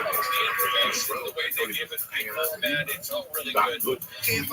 He's fucked up. Yeah, something happened to him. I love all that shit. I watch that shit. There's one show that people like that. Oh, you like listening to boring stuff? No, KFI 640. I love KFI. I love listening to that. With a video show behind them, with a video camera. This is the shit I want to see. Yeah. This is why these channels start opening. Watch somebody's can't see this because yeah, with 3 fucking shows on it. I could stream it on YouTube. Brody Stevens, 24/7. You wake up with Brody and you go. But you don't want to be wasted. 7 days. I don't. I mean, I'll even, and then like 12 to 5 seconds. The last 2 stops of the night. Something falls on the ground. I can't. Well, the original. Well, I'm gonna be honest with you. I can do that with gravy. It's deadly. Okay. He's deadly. Because he knows so many fucking people, man. I mean, I don't think people really understand. I was at Fox, and Tom Brady walked up to Brody Stevens, and was like, "Hey, Brody, how are you?" And that's fucking Tom Brady, man. Okay, and he was like, "Oh my God," and Brady was going good, man. You know, feeling good, doing good, positive. He didn't say positive. That was hilarious. It just kills you. They don't see it. I see it, and I'm not even. I'm not even close to Brody, but he's fucking funny, man. I wouldn't be like one of those guys that, oh, look at this guy can away from. I'm talking about columns. It's going to be gorgeous. Yeah, and it's going to be hard to say, but when these mountain lions, which there weren't very many of them, you don't want to be that guy. There's the number P1, P2, P3, they all listen to KFI. Like the drums for no reason. He's in the middle of traffic, just beating the shit out of his steering wheel with drumsticks. Listen, I got on there and smoked dope. I'm just a fat fuck in the morning, talking shit behind the bush. You know what I'm saying? I don't have the balls Where's the yet. cat? I don't have a ball, but I can't smoke in the house. If I can smoke in the house, I have two of them. But we're talking about there were a number of mountain lions up there. They don't have names anymore. They don't do that. No, P22 was the most famous. Once you lose a fang, this shit's real. I know they're in danger. I remember I was reading Doug Stanhope's They changed the naming. And I remember all the crazy shit we did around fucking I mean, I don't know. everything from Doug, there was this guy, Blackjack something, okay, that Doug would just be annoyed by, like so fucking annoyed, and I'd be over there and we'd be playing Scrabble or something, or just fucking, you know, just being, you know, I'd bring over coffee, we'd fucking go over his jokes and shit, and Blackjack would just show up because he knew where Doug was, and Doug had his door, you know, the screen door open on the Curson apartment, and every time he'd come in, Doug would just nonchalantly slide a videotape of outdoor anal fucking gangbang. Okay, this girl had 2 dicks. Okay, all right, all these tums and shit in there. Oh my God, it's horrible. It's like a blizzard. You can turn it upside down, Lee. All right, and while mouth was agape, okay, all right, just gurgling, comes and disgusting. All right, a fucking fly fucking came in. All right, and that fly was there on the inside of her asshole when the next dick came in, and you could see it going in and out with the fly and the puddle of cums on the end of that guy's dick. All right, and we just be drinking our coffee, and Doug would tell me, whatever you do, don't look over there, don't look nothing. All right, I don't care what he asks when did you. you get here? 98. Okay, so I got here. So it's kind of like when I you break get up here in a relationship, January you know how you have to give the key back? 29th Well, of John 1990. Diddy Combs has returned Coca. the key Okay. I'm to here New a year York City before that he was you. A year. Okay. But bro, okay, you gotta understand. All right, We were all disciples of Stanley. we're all disciples. All disciples of Stanley. Everybody who's really been on the road fucking knows Doug Stanhope. He's fucking the best rocking today. So when I get here, he's a big shot. Yeah. Got a guy from Vegas living with him. That's a part-time bodyguard. That's a nuts. You only does it part time? Like he's That's just a the guy. retard. He wasn't even a That's a bodyguard. big fat guy, right? Yeah. Yeah. Like he died. God rest his soul. He was a dunce. Trump set a record raising $15.5 million in a Florida fundraiser. Make him big enough to be a bodyguard. Thank you for that. Jack Conway. Florida. So I get here Democratic with the broad, Senator Chris Murphy said just yesterday the Supreme Court is readying to fundamental on the couch or somewhere. I don't know rewrite what the Yeah. Second Amendment Doug's dating the after redhead. Oh yeah, from fucking. The TV show. God damn it! What was that show? Head of the Class. Head of the Class. Damn. With the girl, the Tyson. striking down Yeah. any ban, Yeah. any restrictions on Second Gotta give Amendment. it to it. That fucking It's, man. but it's going to be pretty open-ended in Alright, terms and, of owning weapons. Dougie was deep into that. Okay, he was like all in. So he used to hang out at coaching horses. Ban. Oh, That that's disappears. That disappears. And he was once pro-choice. And the guy, he was Democrat, and he switches over. It's whatever party he is head of. Yeah, he is. That's true. And so, yeah, Second Amendment. The court is going to open it wide up. I think any restrictions are going to be gone. And folks, the gun advocates are saying the problem is not ownership of guns. The problem is mental illness in this state. And if you get rid of all the mentally ill people, you won't have any shootings at all, like these mass shootings. All right. That's, by the way, I don't doubt that. All right. It's just how do you get Republicans to fund a mentally ill program that takes care of I knew I didn't have a pipe mentally ill all over the country? And he would always, he's like, hey man, I can talk to you. All right, you're a fucking comic. Let's go. We're coaching horses. All right. And we just walk over to the coaching horses. And it was a Bud Light and a Miller Lite for Douglas. And just have a beer. And it was, I remember one night we were at the coaching horses. And this guy beside us was talking all this shit about faggots. We gotta kill all the faggots. Goddamn fucking motherfucking faggots.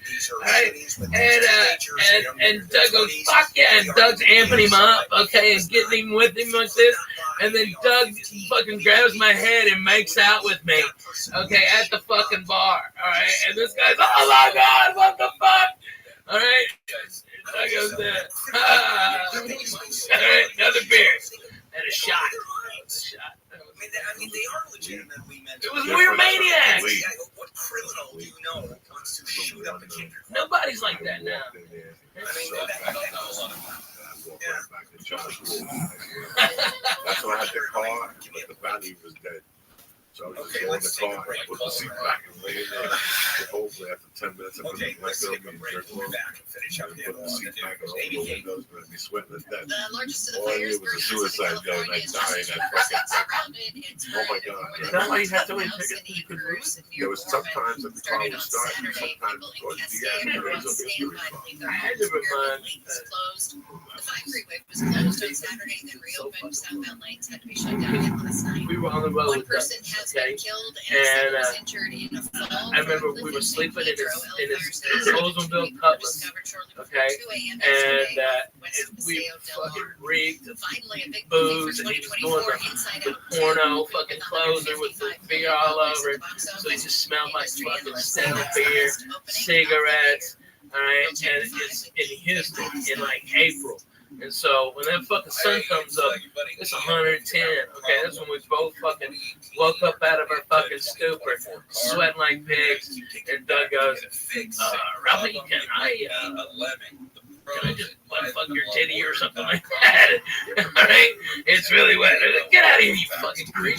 But that's how it was. He was just fucking bananas. He was bananas. He backed up. That's amazing. Okay, that's deadly. You know, seeing him opened up my mind. Like Yeah, seeing man. Dyson on tape that New Year's got me upset. Dial pound 250 now, say the keyword Lemon Lawyer, and you can be connected to their talented staff to get you out of that car and maybe more. You'll have the option to receive a one-time auto-dial text message from iHeartRadio. So dial pound 250, say the keyword Lemon Lawyer, or go to mylemonlawlawyer.com. Come in the house and see. Before morning low clouds, then sunny skies, highs in the 70s and 80s. This report brought to you by Dell Technologies. From the Southern California Toyota Dealers Traffic Center, let's go places. We've got a crash in Anaheim. It's on the 5. This was the it's on the 5 southbound. Right as you approach Newport Street, 3 left lanes form with this one, and traffic's already turned up back from the 91. Already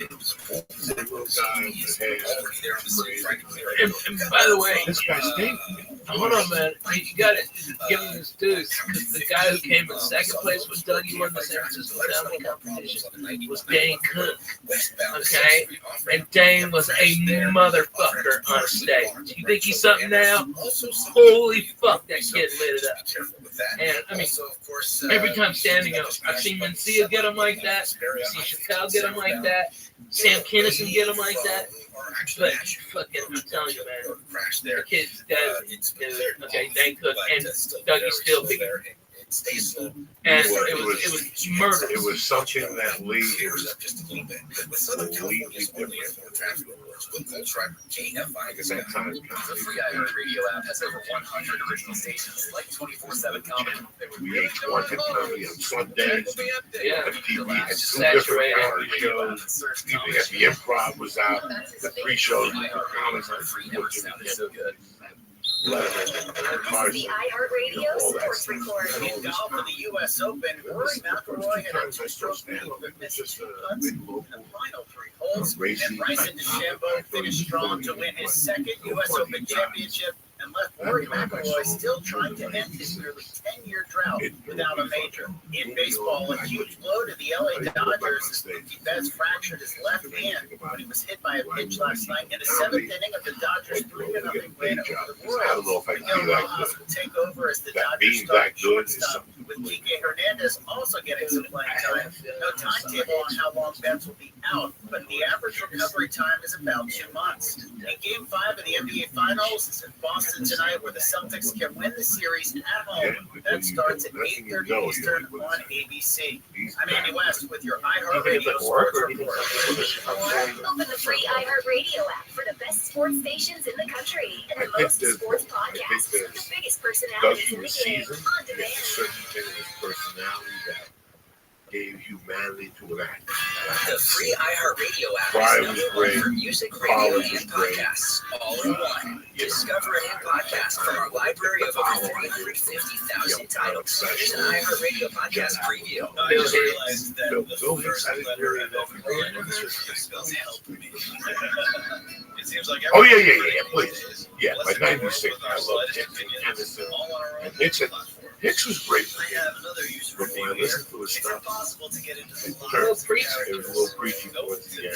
Yeah. And that's when there was one particular thing. Anyway, it doesn't really matter. Once I saw stand-up, is criticism itself. I'm Scott Janovitz, and I'm very confident citizen critic. A podcast day job, where critique I gotta critics go and for this review the the hardest. I gotta be that guy.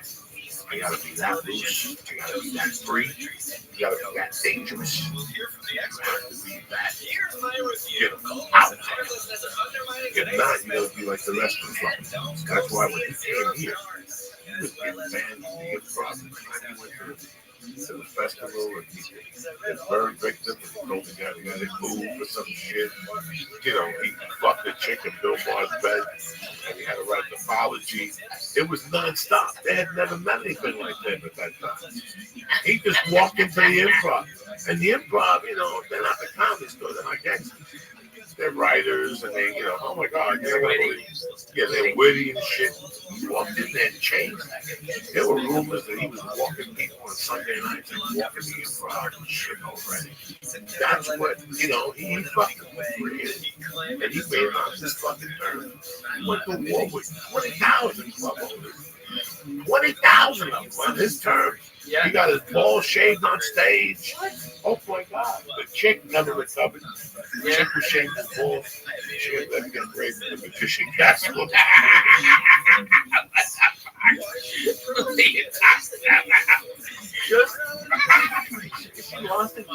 We're not laughing about her getting raped. We're laughing about if you know this girl, it's a fucking nightmare. It's a nightmare.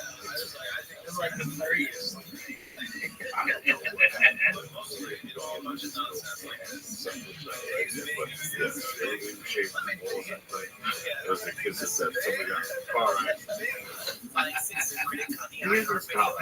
Whenever we go on our look you know, it's not always like this for comedians. Sometimes they stay in bad hotels. Like they stay in bad hotels every night, and they actually still hotel battles for moving to us. So stay home. You went to a Periscope one day, and he was like, take the keys. And when he runs out of mercy, the hotel battles. And they love him, man. His fans love him. He's the real deal. He's the real deal, man. From his head, and you really have to appreciate that, especially when you're here and you see all these bullshit. You see people pull up with a nice car and the ripped jeans and the agent with them and the whole thing. Doug Stanhope has a fucking manager that 2 weeks ago was an assistant manager of Burger King. And he just met him. Nah, he's a good dude. What's his name? Taylor? Is he? No, I don't know which one is that. You never know with Doug. The one time the guy had rolling papers and beers. He just met him. No, this is a different dude. He's a professional. Really? Yeah. This guy's actually got Doug fucking organized and fucking handled. It's incredible. The guy is great. He busts his ass. Immediately when he came in, he got Doug all settled in. Fucking found out the ticket counts exactly. Fucking went, did merge, checked in 4 hours before. Came back, make sure Doug was all right. Had his suit, dressed for him, ready to fucking rock and roll. It was a fucking. That's how the tour manager keep it. The guy's in good hands. He doesn't let him. He doesn't drink. If you gotta go anywhere, he doesn't drink. He always makes sure food's fucking awesome. Everything's safe. He's the queen. Okay, he's the fucking wolf. Okay, of the Doug fucking circus. Okay, this guy's wrangling up. I mean, he used to leave bitches in his wake and women booing. Okay, and then boom, he just popped up like once every 3 weeks. Off the coast of Hawaii and suddenly plunged and then almost crashed into the ocean over there. They said that the flight tracking data shows that the plane dropped at a rate of more than 4,000 feet per minute and came as low as 100 feet above the water before it. Because he looks like a nice guy. The FAA says it's going That's to what made it so deadly. A memo has gone out to pilots that Bloomberg got its hands on, indicating that a newer first officer was flying at the How's time it on the and show? It's over. It's over. Even the comedians know it's over. Once the comedians, the comedians are back there going, how can Doug Stanhope be going over an 845? Yeah, it was deadly. I lived with him. Where did they miss that? I gotta be honest. I used to get up early. He slept late, so I get up and leave. He had an extra car for the comedians. They said They gotta put gas in. I'm wondering if he was moving or doing something and leaned on it by mistake or something. And you know that was a total scam, right? Was it? Yeah, total scam. That's the only way you get comedians put gas in the car. Yeah, man. So Was the needle busted or not? No, the fucking needle worked perfectly. Okay, you just tell everybody to put it together. Nah, it It's was on- broken. that It's broken for motherfucker was on somebody. E. Dude, I'm telling you. I'm telling you. Okay, it was a total scam. No, I It ran out was of a gas fucking in that dude. fucking thing one time. Well, that's on you. No, You should forget. that motherfucker was on E as disco. I go in there, I put $10, but it's one of those Buicks that you go to Santa Monica and back. It was the same. It was the Oldsmobile. Yeah, the Supreme. Oldsmobile Supreme. Yeah. Fuck yes. No, that thing was fucking Fucking piece of I shit. put like $30 in that motherfucker one time and it just moved. That thing stayed on E like a I think that car was at like, when he got rid of it, I think it was like